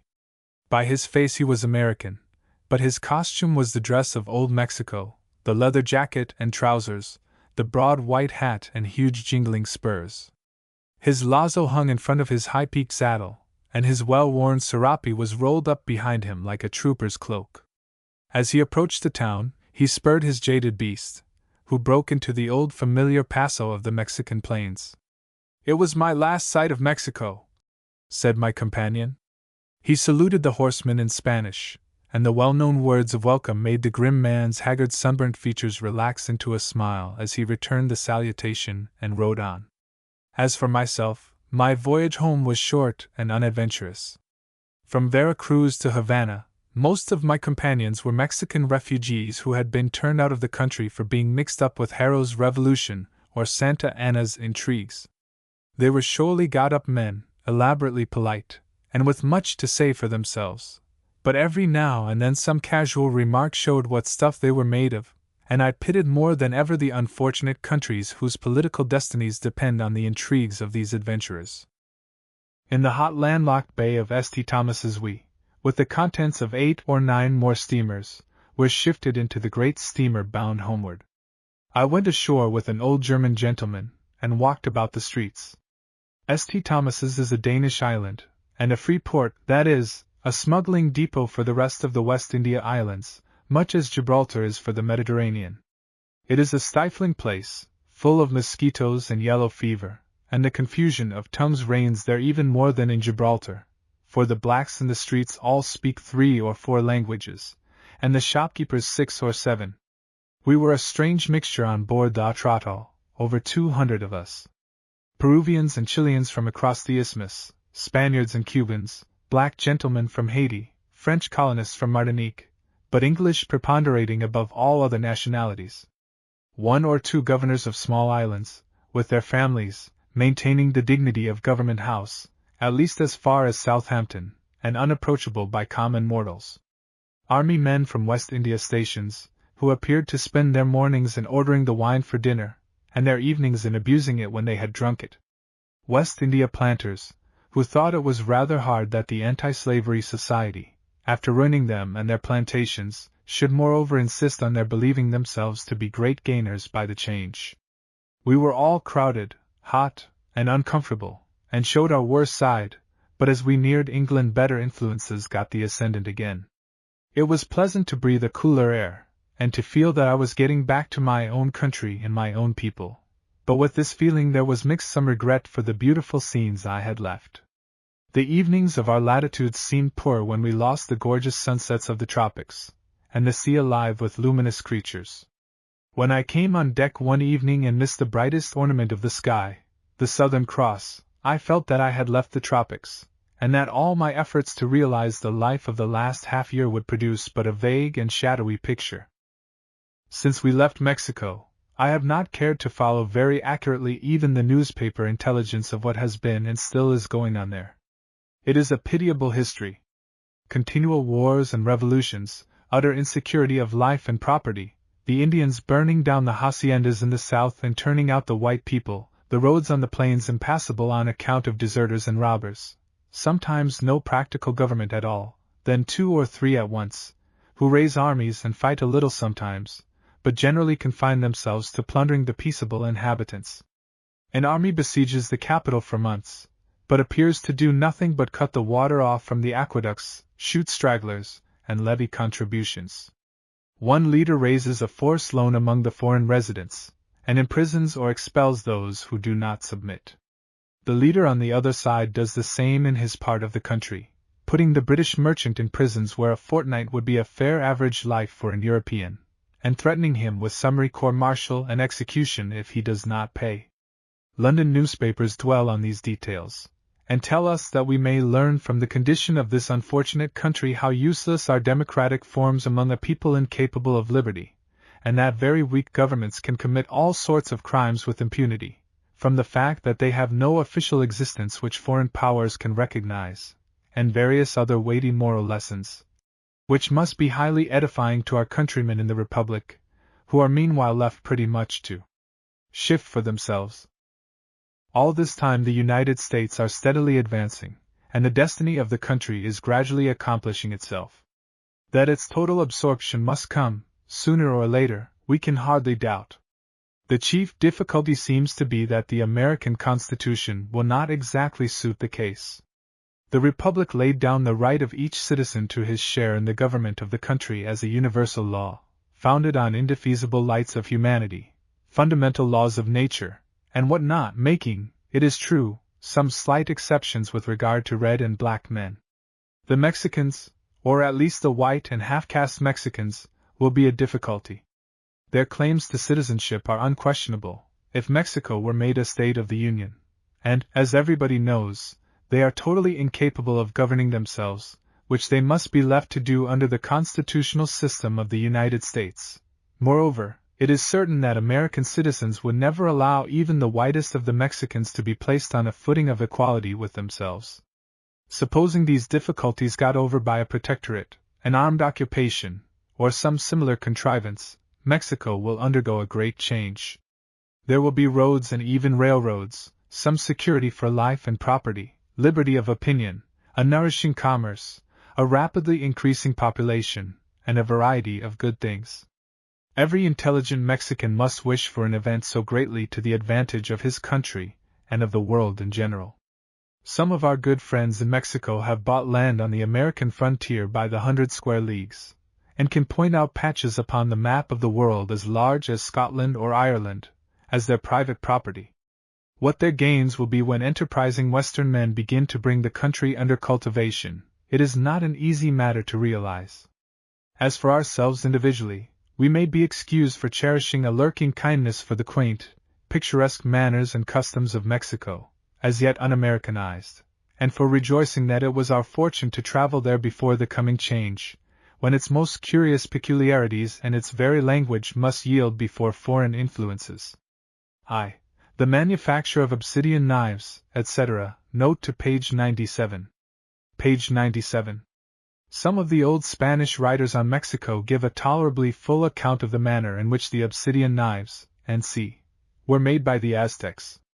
It will be seen that it only modifies in one particular the theory we had formed by mere inspection as to the way in which these objects were made, which is given at page 97, that is, they were cracked off by pressure, and not, as we conjectured, by a blow of some hard substance.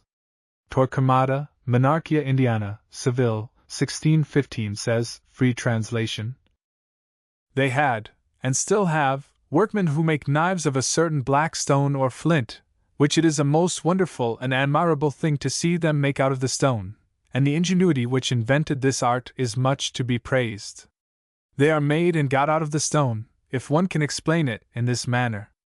One of these Indian workmen sits down upon the ground, and takes a piece of this black stone, which is like jet, and hard as flint, and is a stone which might be called precious, more beautiful and brilliant than alabaster or jasper, so much so that of it are made tablets and mirrors.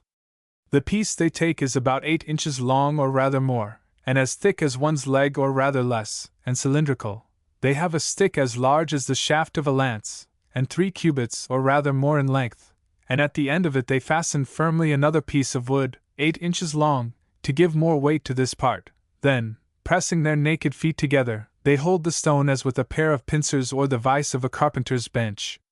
They take the stick, which is cut off smooth at the end, with both hands, and set it well home against the edge of the front of the stone, y ponenlo avesar con el canto de la frente de la piedra, which also is cut smooth in that part, and then they press it against their breast, and with the force of the pressure there flies off a knife, with its point, and edge on each tide, as neatly as if one were to make them of a turnip with a sharp knife, or of iron in the fire.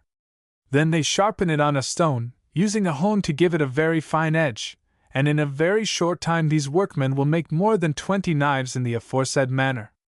They come out of the same shape as our barber's lancets, except that they have a rib up the middle, and have a slight graceful curve towards the point. They will cut and shave the hair the first time they are used, at the first cut nearly as well as a steel razor, but they lose their edge at the second cut, and so, to finish shaving one's beard or hair, one after another has to be used, though indeed they are cheap, and spoiling them is of no consequence. Many Spaniards, both regular and secular clergy, have been shaved with them, especially at the beginning of the colonization of these realms, when there was no such abundance as now of the necessary instruments, and people who gain their livelihood by practicing this occupation. But I conclude by saying that it is an admirable thing to see them made, and no small argument for the capacity of the men who found out such an invention. Betancourt, Teatro Mexicano, gives an account, taken from the above. Hernandez, Rerum Med Nov. Hisp. Thes, Rome, 1631, gives a similar account of the process. He compares the wooden instrument used to a crossbow. It was evidently a T-shaped implement, and the workman held the crosspiece with his 2 hands against his breast, while the end of the straight stick rested on the stone. He furthermore gives a description of the making of the well-known macuahuitl, or Aztec war club, which was armed on both sides with a row of obsidian knives, or teeth, stuck into holes with a kind of gum. With this instrument, he says, a man could be cut in half at a blow, an absurd statement, which has been repeated by more modern writers. 2. On the solar eclipses recorded in the Letelier MS. The curious Aztec picture writing, known as the Codex Telleriano Remanensis, preserved in the Royal Library of Paris, contains a list or calendar of a long series of years, indicated by the ordinary signs of the Aztec system of notation of cycles of years. Below the signs of the years are a number of hieroglyphic pictures, conveying the record of remarkable events which happened in them, such as the succession and death of kings, the dates of wars, pestilences, and c. the great work of Lord Kingsborough, which contains a facsimile of this curious document, reproduces also an ancient interpretation of the matters contained in it. Evidently the work of a person who not only understood the interpretation of the Aztec picture writings, but had access to some independent source of information, probably the more ample oral traditions, for the recalling of which the picture writing appears only to have served as a sort of artificial memory. It is not necessary to enter here into a fuller description of the MS, which has also been described by Humboldt and Gallatin. Among the events recorded in the Codex are 4 eclipses of the sun, depicted as having happened in the years 1476, 1496, 1507, 1510. Humboldt, in quoting these dates, makes a remark to the effect that the record tends to prove the veracity of the Aztec history, for solar eclipses really happened in those years, according to the list in the well-known chronological work, L'Art de Verifier les Dates, as follows: February 28, 1476, August 8, 1496, January 13, 1507, May 8, 1510. The work quoted, however, has only reference to eclipses visible in Europe, Asia, and Africa, and not to those in America. The question therefore arises, whether all these 4 eclipses recorded in l'Art de vérifier les dates were visible in Mexico. As to the last 3, I have no means of answering the question, but it appears that Gama, a Mexican astronomer of some standing, made a series of calculations for a totally distinct purpose about the end of the last century, and found that in 1476 there was no eclipse of the sun visible in Mexico, but that there was a great one on the February 13, 1477, and another on the May 28, 1481. Supposing that Gama made no mistake in his calculations, the idea at once suggests itself that the person who compiled or copied the Letelier Codex, some few years after the Spanish conquest of Mexico, inserted under the date of 1476, long before the time of the Spaniards, an eclipse which could not have been recorded there had the document been a genuine Aztec calendar, as, though visible in Europe, it was not visible in Mexico. The supposition of the compiler having merely inserted this date from a European table of eclipses is strengthened by the fact that the great eclipse of 1477, which was visible in Mexico, but not in Europe, is not to be found there. These 2 facts tend to prove that the Codex, though undoubtedly in great part a copy or compilation from genuine native materials, has been deliberately sophisticated with a view of giving it a greater appearance of historical accuracy, by some person who was not quite clever enough to do his work properly. It may, however, be urged as a proof that the mistake is merely the result of carelessness, that we find in the MS.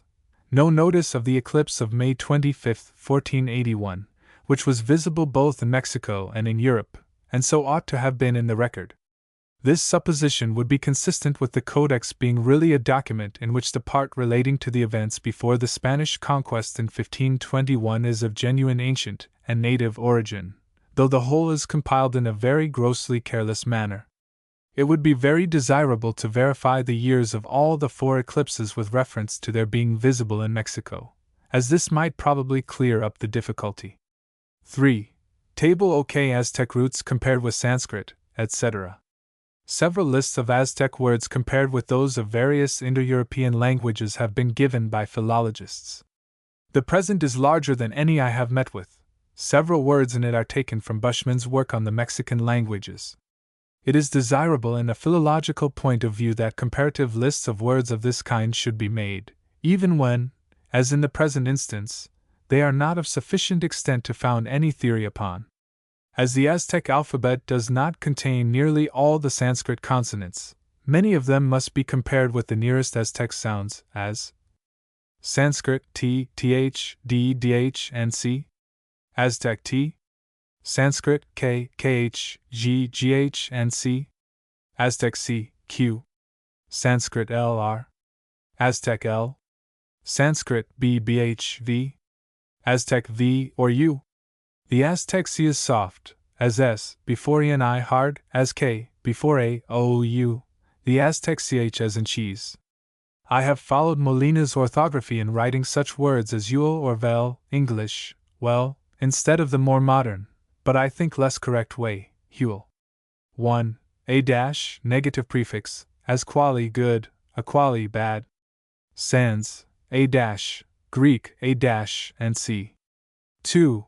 O dash, preterite augment, as nidamaktia, I teach, onidamakti, I taught, sans, A dash, compare Greek epsilon dash. 3. Pal, prep. By compare sans. Prep. Para, back, peri, circum, pra, before, Greek, pile for alpha, lat, per. 4. C dash, sin dash, sem dash, prefix collective, as tlala, to place, sentlala, to collect, sans, sa dash, san dash, sam dash, Greek, sigma upsilonu, lat, sin. 5. C sin dash, sem dash, 1. Sans, sa in sacred, once, comp bop, gloss, page 362, lat, se mel, si mul, simplex. 6. Metz, metztli moon. Sans, mas. 7. tlauli earth. Sans, tala thara. Lat, terra tellus. 8. Sitlin star. Sans, stara. Lat, stella. Star. 9. Atoyatiel, river. Sans, Udia. 10. Tu tutli dust. Sans, dhuli, from dhu, to drive about. 11. Teotiel, God. Sans, deva. Greek, theta epsilon omicron. Lat, deus. 12. Quali good. Sans, Kaliana. Greek, cap alpha lambda omicron. 13. Yule, well. Sans, vara excellent, vli to choose. Lat, vel. Isel velung, well. 14. Yule, power, brave, and sea. Yuli, tla sans, bala, strength. Lat, valio, valor. 15. All, vicious, wasteful. Sans, avila, sinful, guilty, abila, weak. Ang, evil. 16. Meek, much. Sans, mahet, great, man or ma, to grow. Isel, mayak, much. Ang, much. 17. Ve, great. Sans, bahu, much. 18. Pol, augmentative affix, as ttl. Mountain, tepapal, great mountain. Sans, puru, much. Pula, great, ample. Greek, pyomicron lambda upsilon. 19. Noasi, near, by the side of. Sans, na, to join or connect. German, na, near. 20. Tenka, fuel. Sans, ton, to fill. 21. Is to see, white. Sans, sita. 22. Kuztik, red. Sans, kasaya. 23. Tadlai, father. Sans, tada. 24. Kontiel, child. Compare sans, jan, to beget. Lat, janitis. German, kindi, and kin. 25. Pilli, child. Compare sans, bala, boy, child. Bri, to bear children, and c. Greek, pyomegalam omicron, full. Lat, pullus, filius. Full, and c. 26. Caxitl, cup. Sans, chispaka. 27. Pause? A pause vase, basin. Sans, bajana. Compare lat, vas. Vase. 28. Comital, earthen pot. Sans, kumba. 29. Shumalai, spoon. Sans, kamasa, from sans, cham, to eat. 30. Michiganin, fish. Sans, makcha. 31. Zakatiel, grass. Sans, saka. 32. Kali, kalsia, and c. charcoal. Sans, jval, to burn, flame. Isel, coal, Irish, squall. 33. Tsintlai, grain, maize. Sans, kana, grain. 34. Catl, wind. Sans, vayu. 35. Mixtli, cloud. Sans, mega, isel, ending, mist. 36. Kalai, house. Sans, sala. Greek, kappa phalamdiodalpha, lat, sella. 37. Quietal, head. Sans, ka. 38. Ninetli, face. Sans, uksha, asia, face. 39. Cantli, cheek, sans, ganda, lat, gina. 40. Shishitl, teat. Sans, chuchuka. 41. Nenatl, pupil of eye. Sans, nayana. 42. Koloa, to run or leap. Sans, char. 43. Kakis lie, sound. Sans, catch, to sound. 44. Xion, 11 Xion, to cut, ruin, destroy. Sans, xin, to hurt, kill. 45. Tlakoni, to run. Sans, tricks, to go, Greek, taro epsilon chi omega. 46. Patlani, to fly. Sans, pat. 47. Mani, to know. Sans, med, to understand, mani, thought, mind, Greek root nu alpha theta. 48. Ita, to see. Sans, vid, Greek root iota delta, epsilon iota delta omicron mu alpha iota, and c, lat, video. 49. Maya, to flow, trickle. Sans, my. 50. Mike tia, to kill. Sans, me, myth. 51. Quika, to sing. Sans, kuj. To sing, as birds and sea. 52. Shishi, to suck. Sans, chush. 53. Anakia, to sprinkle, compare sans. Ux. 54. Kotane, to cut. Sans. Cut.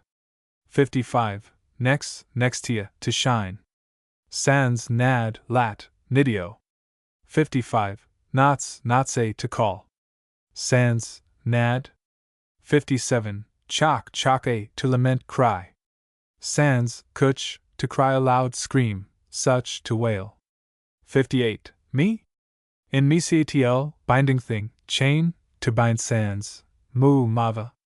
59. Qua, to eat, bite, compare. Sans.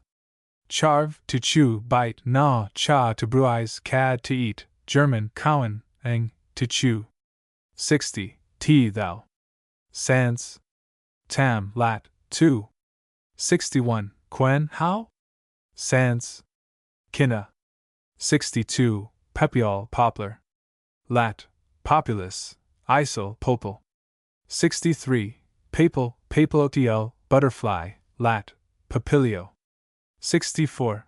Oli, juice of the India rubber tree, used as oil for anointing, and c. Lat. Olim, oil, and c. 4. Glossary.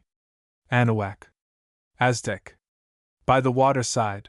The name at first applied to the Valley of Mexico, from the situation of the towns on the banks of the lakes, afterwards used to denote a great part of the present Republic of Mexico. Acacote, Aztec, Acacotl, water throat, aloe-sucker's gourd, see page 91. Adobe, a mud brick, baked in the sun, perhaps a Moorish Spanish word. Ancient Egyptian, tob, a mud brick, Arabic tub, pronounced with the article atub, whence adobe? Agua meal, honey water, unfermented aloe juice. Aguardiente, burning water, ardent spirits. Ahuehuete, Aztec, Ahuehuetl, the deciduous cypress. Alameda, Poplar Avenue, public promenade, see page 57. Alcalde, a magistrate, Moorish Spanish, alcalde, the cadi. Anquera, hauncher, covering for horses' haunches, see page 164, and cut, page 260. Arriero, a muleteer. Arroyo, a rivulet, mountain torrent. Adambob, a drum. Atol, Aztec, atali, porridge. Aversada, a freshet. Baratillo, a ragfair, market of odds and ends, see page 169. Barbacoa, whence English. Barbecue, see page 95, a native Haitian word. Barranca, a ravine. Calzoncillos, drawers. Capa, a cloak. Cayo, a coral reef. Chaparreros, over trousers of goatskin with the hair on, used in riding. Chinampa, Aztec, a place fenced in. A Mexican. Floating garden, see page 62. Chingarito, Indian corn brandy. Chippy, Aztec, chipiney, drizzling rain, see page 26. Chupamirto, myrtle sucker, a hummingbird. Collier, to throw a bull over by the tail, cola, see page 71. Compadre. Comadre, French, compere, commere, see page 250. Corral, an enclosure for cattle. Costal, a bag, or sack. Coyote, Aztec, coyotl, a jackal. Cuarta, a leather horsewhip, see page 264. Cuartel, a barack. Cucaracha, a cockroach. Cuchillo, a knife. Cura, a parish priest. Diseg, a draining cut. Desayuno, breakfast. Emancipado, emancipated negro, see page 6. Escapada, a musket. Escribano, a scribe or secretary. Fandango, a dance. Fiesta, a church festival. Frijoles, beans. Furo, a legal privilege, see pages 19, 249. Gachupin, a native of Spain.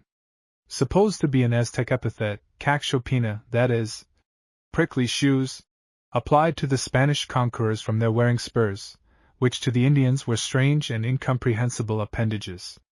Garrote, an instrument for strangling criminals. Gente de razón, reasonable people, white men and half-breed Mexicans, but not Indians, see page 61. Guajolote, Aztec, Huexalable, a turkey, see page 228. Gulche, a ravine. Hacendado, a planter, landed proprietor, from hacienda, literally, doing, from hacer or facer to do. An estate, establishment, and c. Hacienda de beneficio, an establishment for benefiting, silver, i.e. for extracting it from the ore. Honda, a sling. Hornitos, little ovens, the small cones near the volcano of Jorullo, which formerly emitted steam, see page 92. Huel, Aztec uli. India rubber, a waterproof coat. Ictal, Aztec thread or string of aloe fiber. Itzli, Aztec obsidian, see page 100. Lazador, one who throws the lazo. Lazo, a running noose. Lepero, Lazzaroni or proletaire, see page 251. Llanos, plains. Machete, a kind of billhook. Malachate, Aztec malacatl, a spindle, spindlehead, windlass, and c. Manta, cotton cloth. Matraca, a rattle, see page 49. Meson, a Mexican caravanserai, see page 209. Mestizo, mixtus, a Mexican of mixed Spanish and Aztec blood. Metate, Aztec metlabel, the stone used for rubbing down Indian corn into paste, see page 88. Metopile, Aztec metlapili, i.e. little metlabel, the stone rolling pin used in the same process. Mole, Aztec mully, Mexican stew. Molino de viento, literally a windmill, a whirlwind, see page 31. Monte, literally a mountain, the favorite Mexican game, _CP, _256. Mozo, a lad, servant, groom.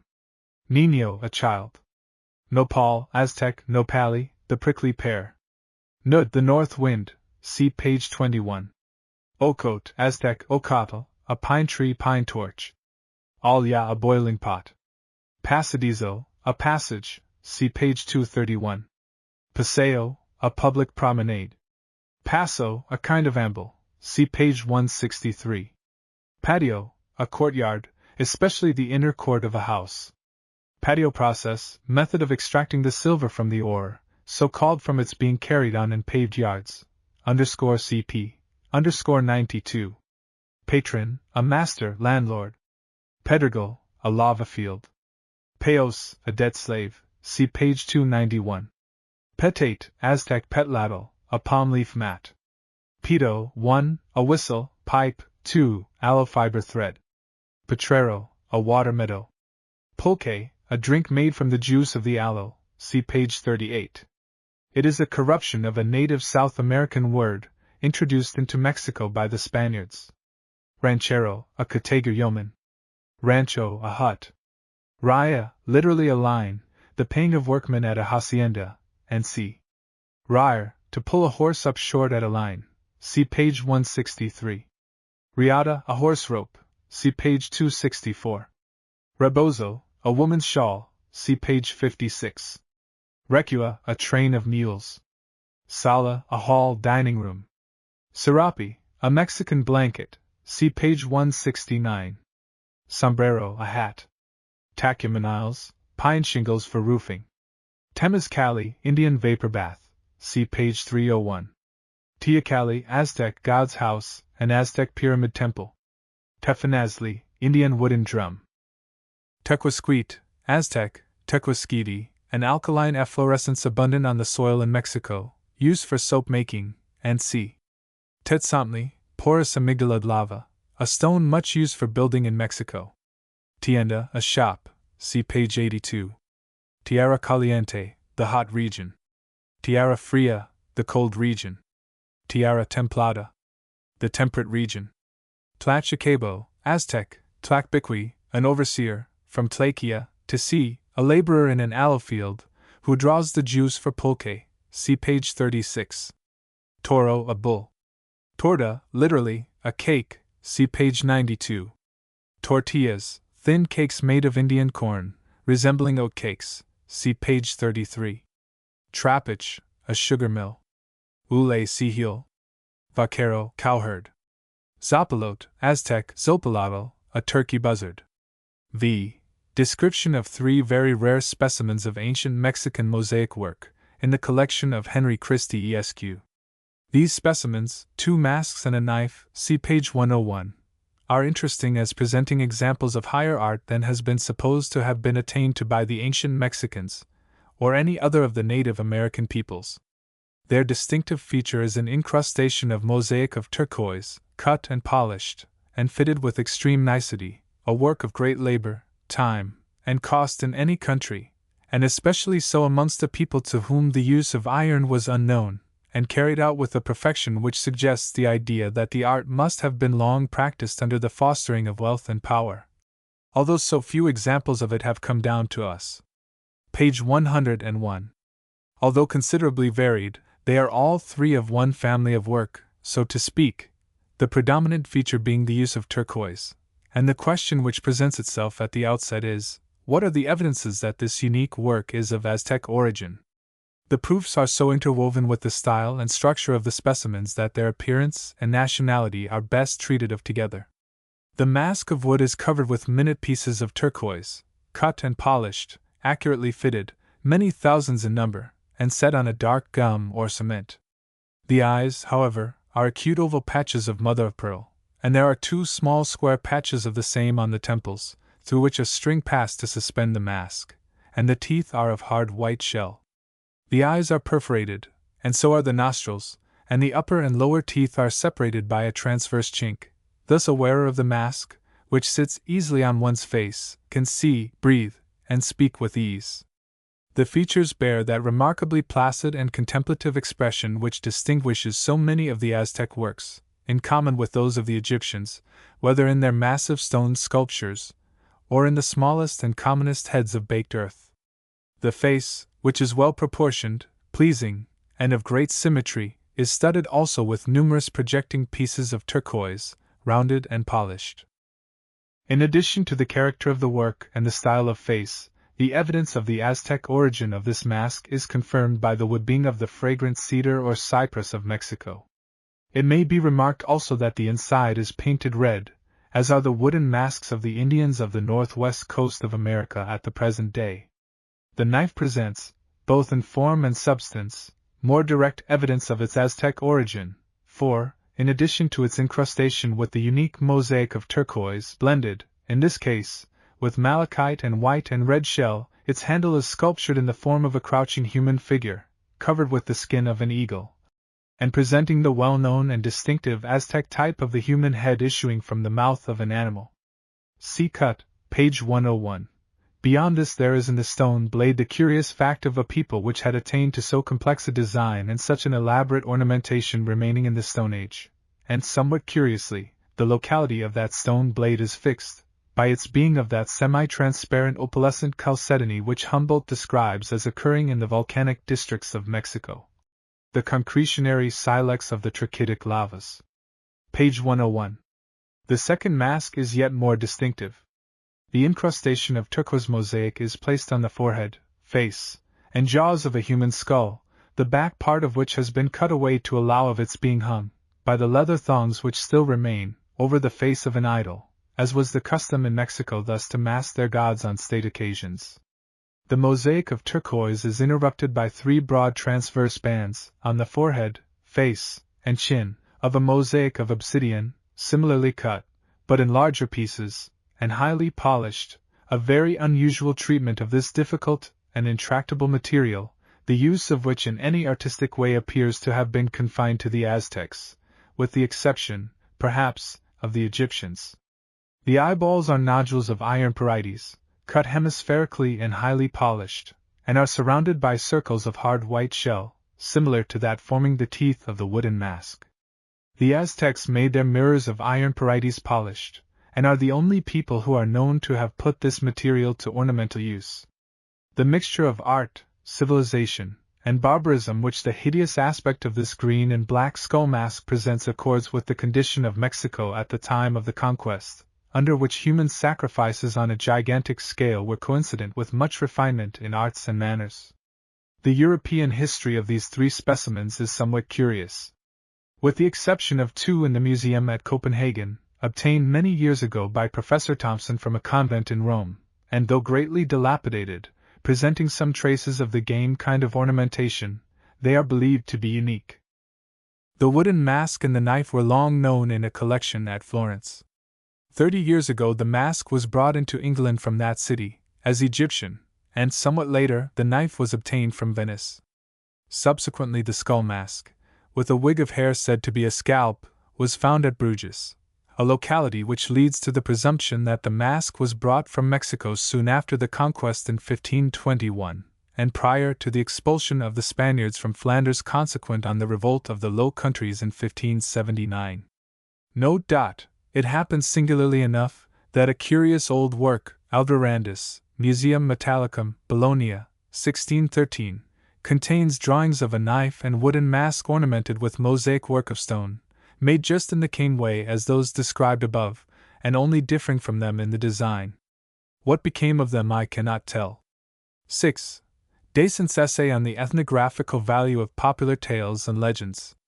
Whilst treating of legendary lore in connection with ethnography, we must not forget to refer the reader to the highly useful and philosophical remarks on this subject in Decent's introduction to his Popular Tales from the Norse.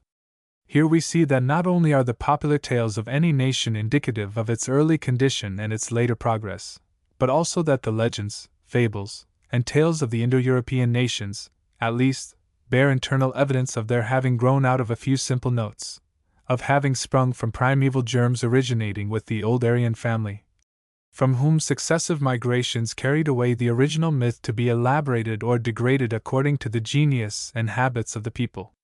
Thus other means of resolving the relations of the early races of man are added to those previously afforded by ethnographical and philological research.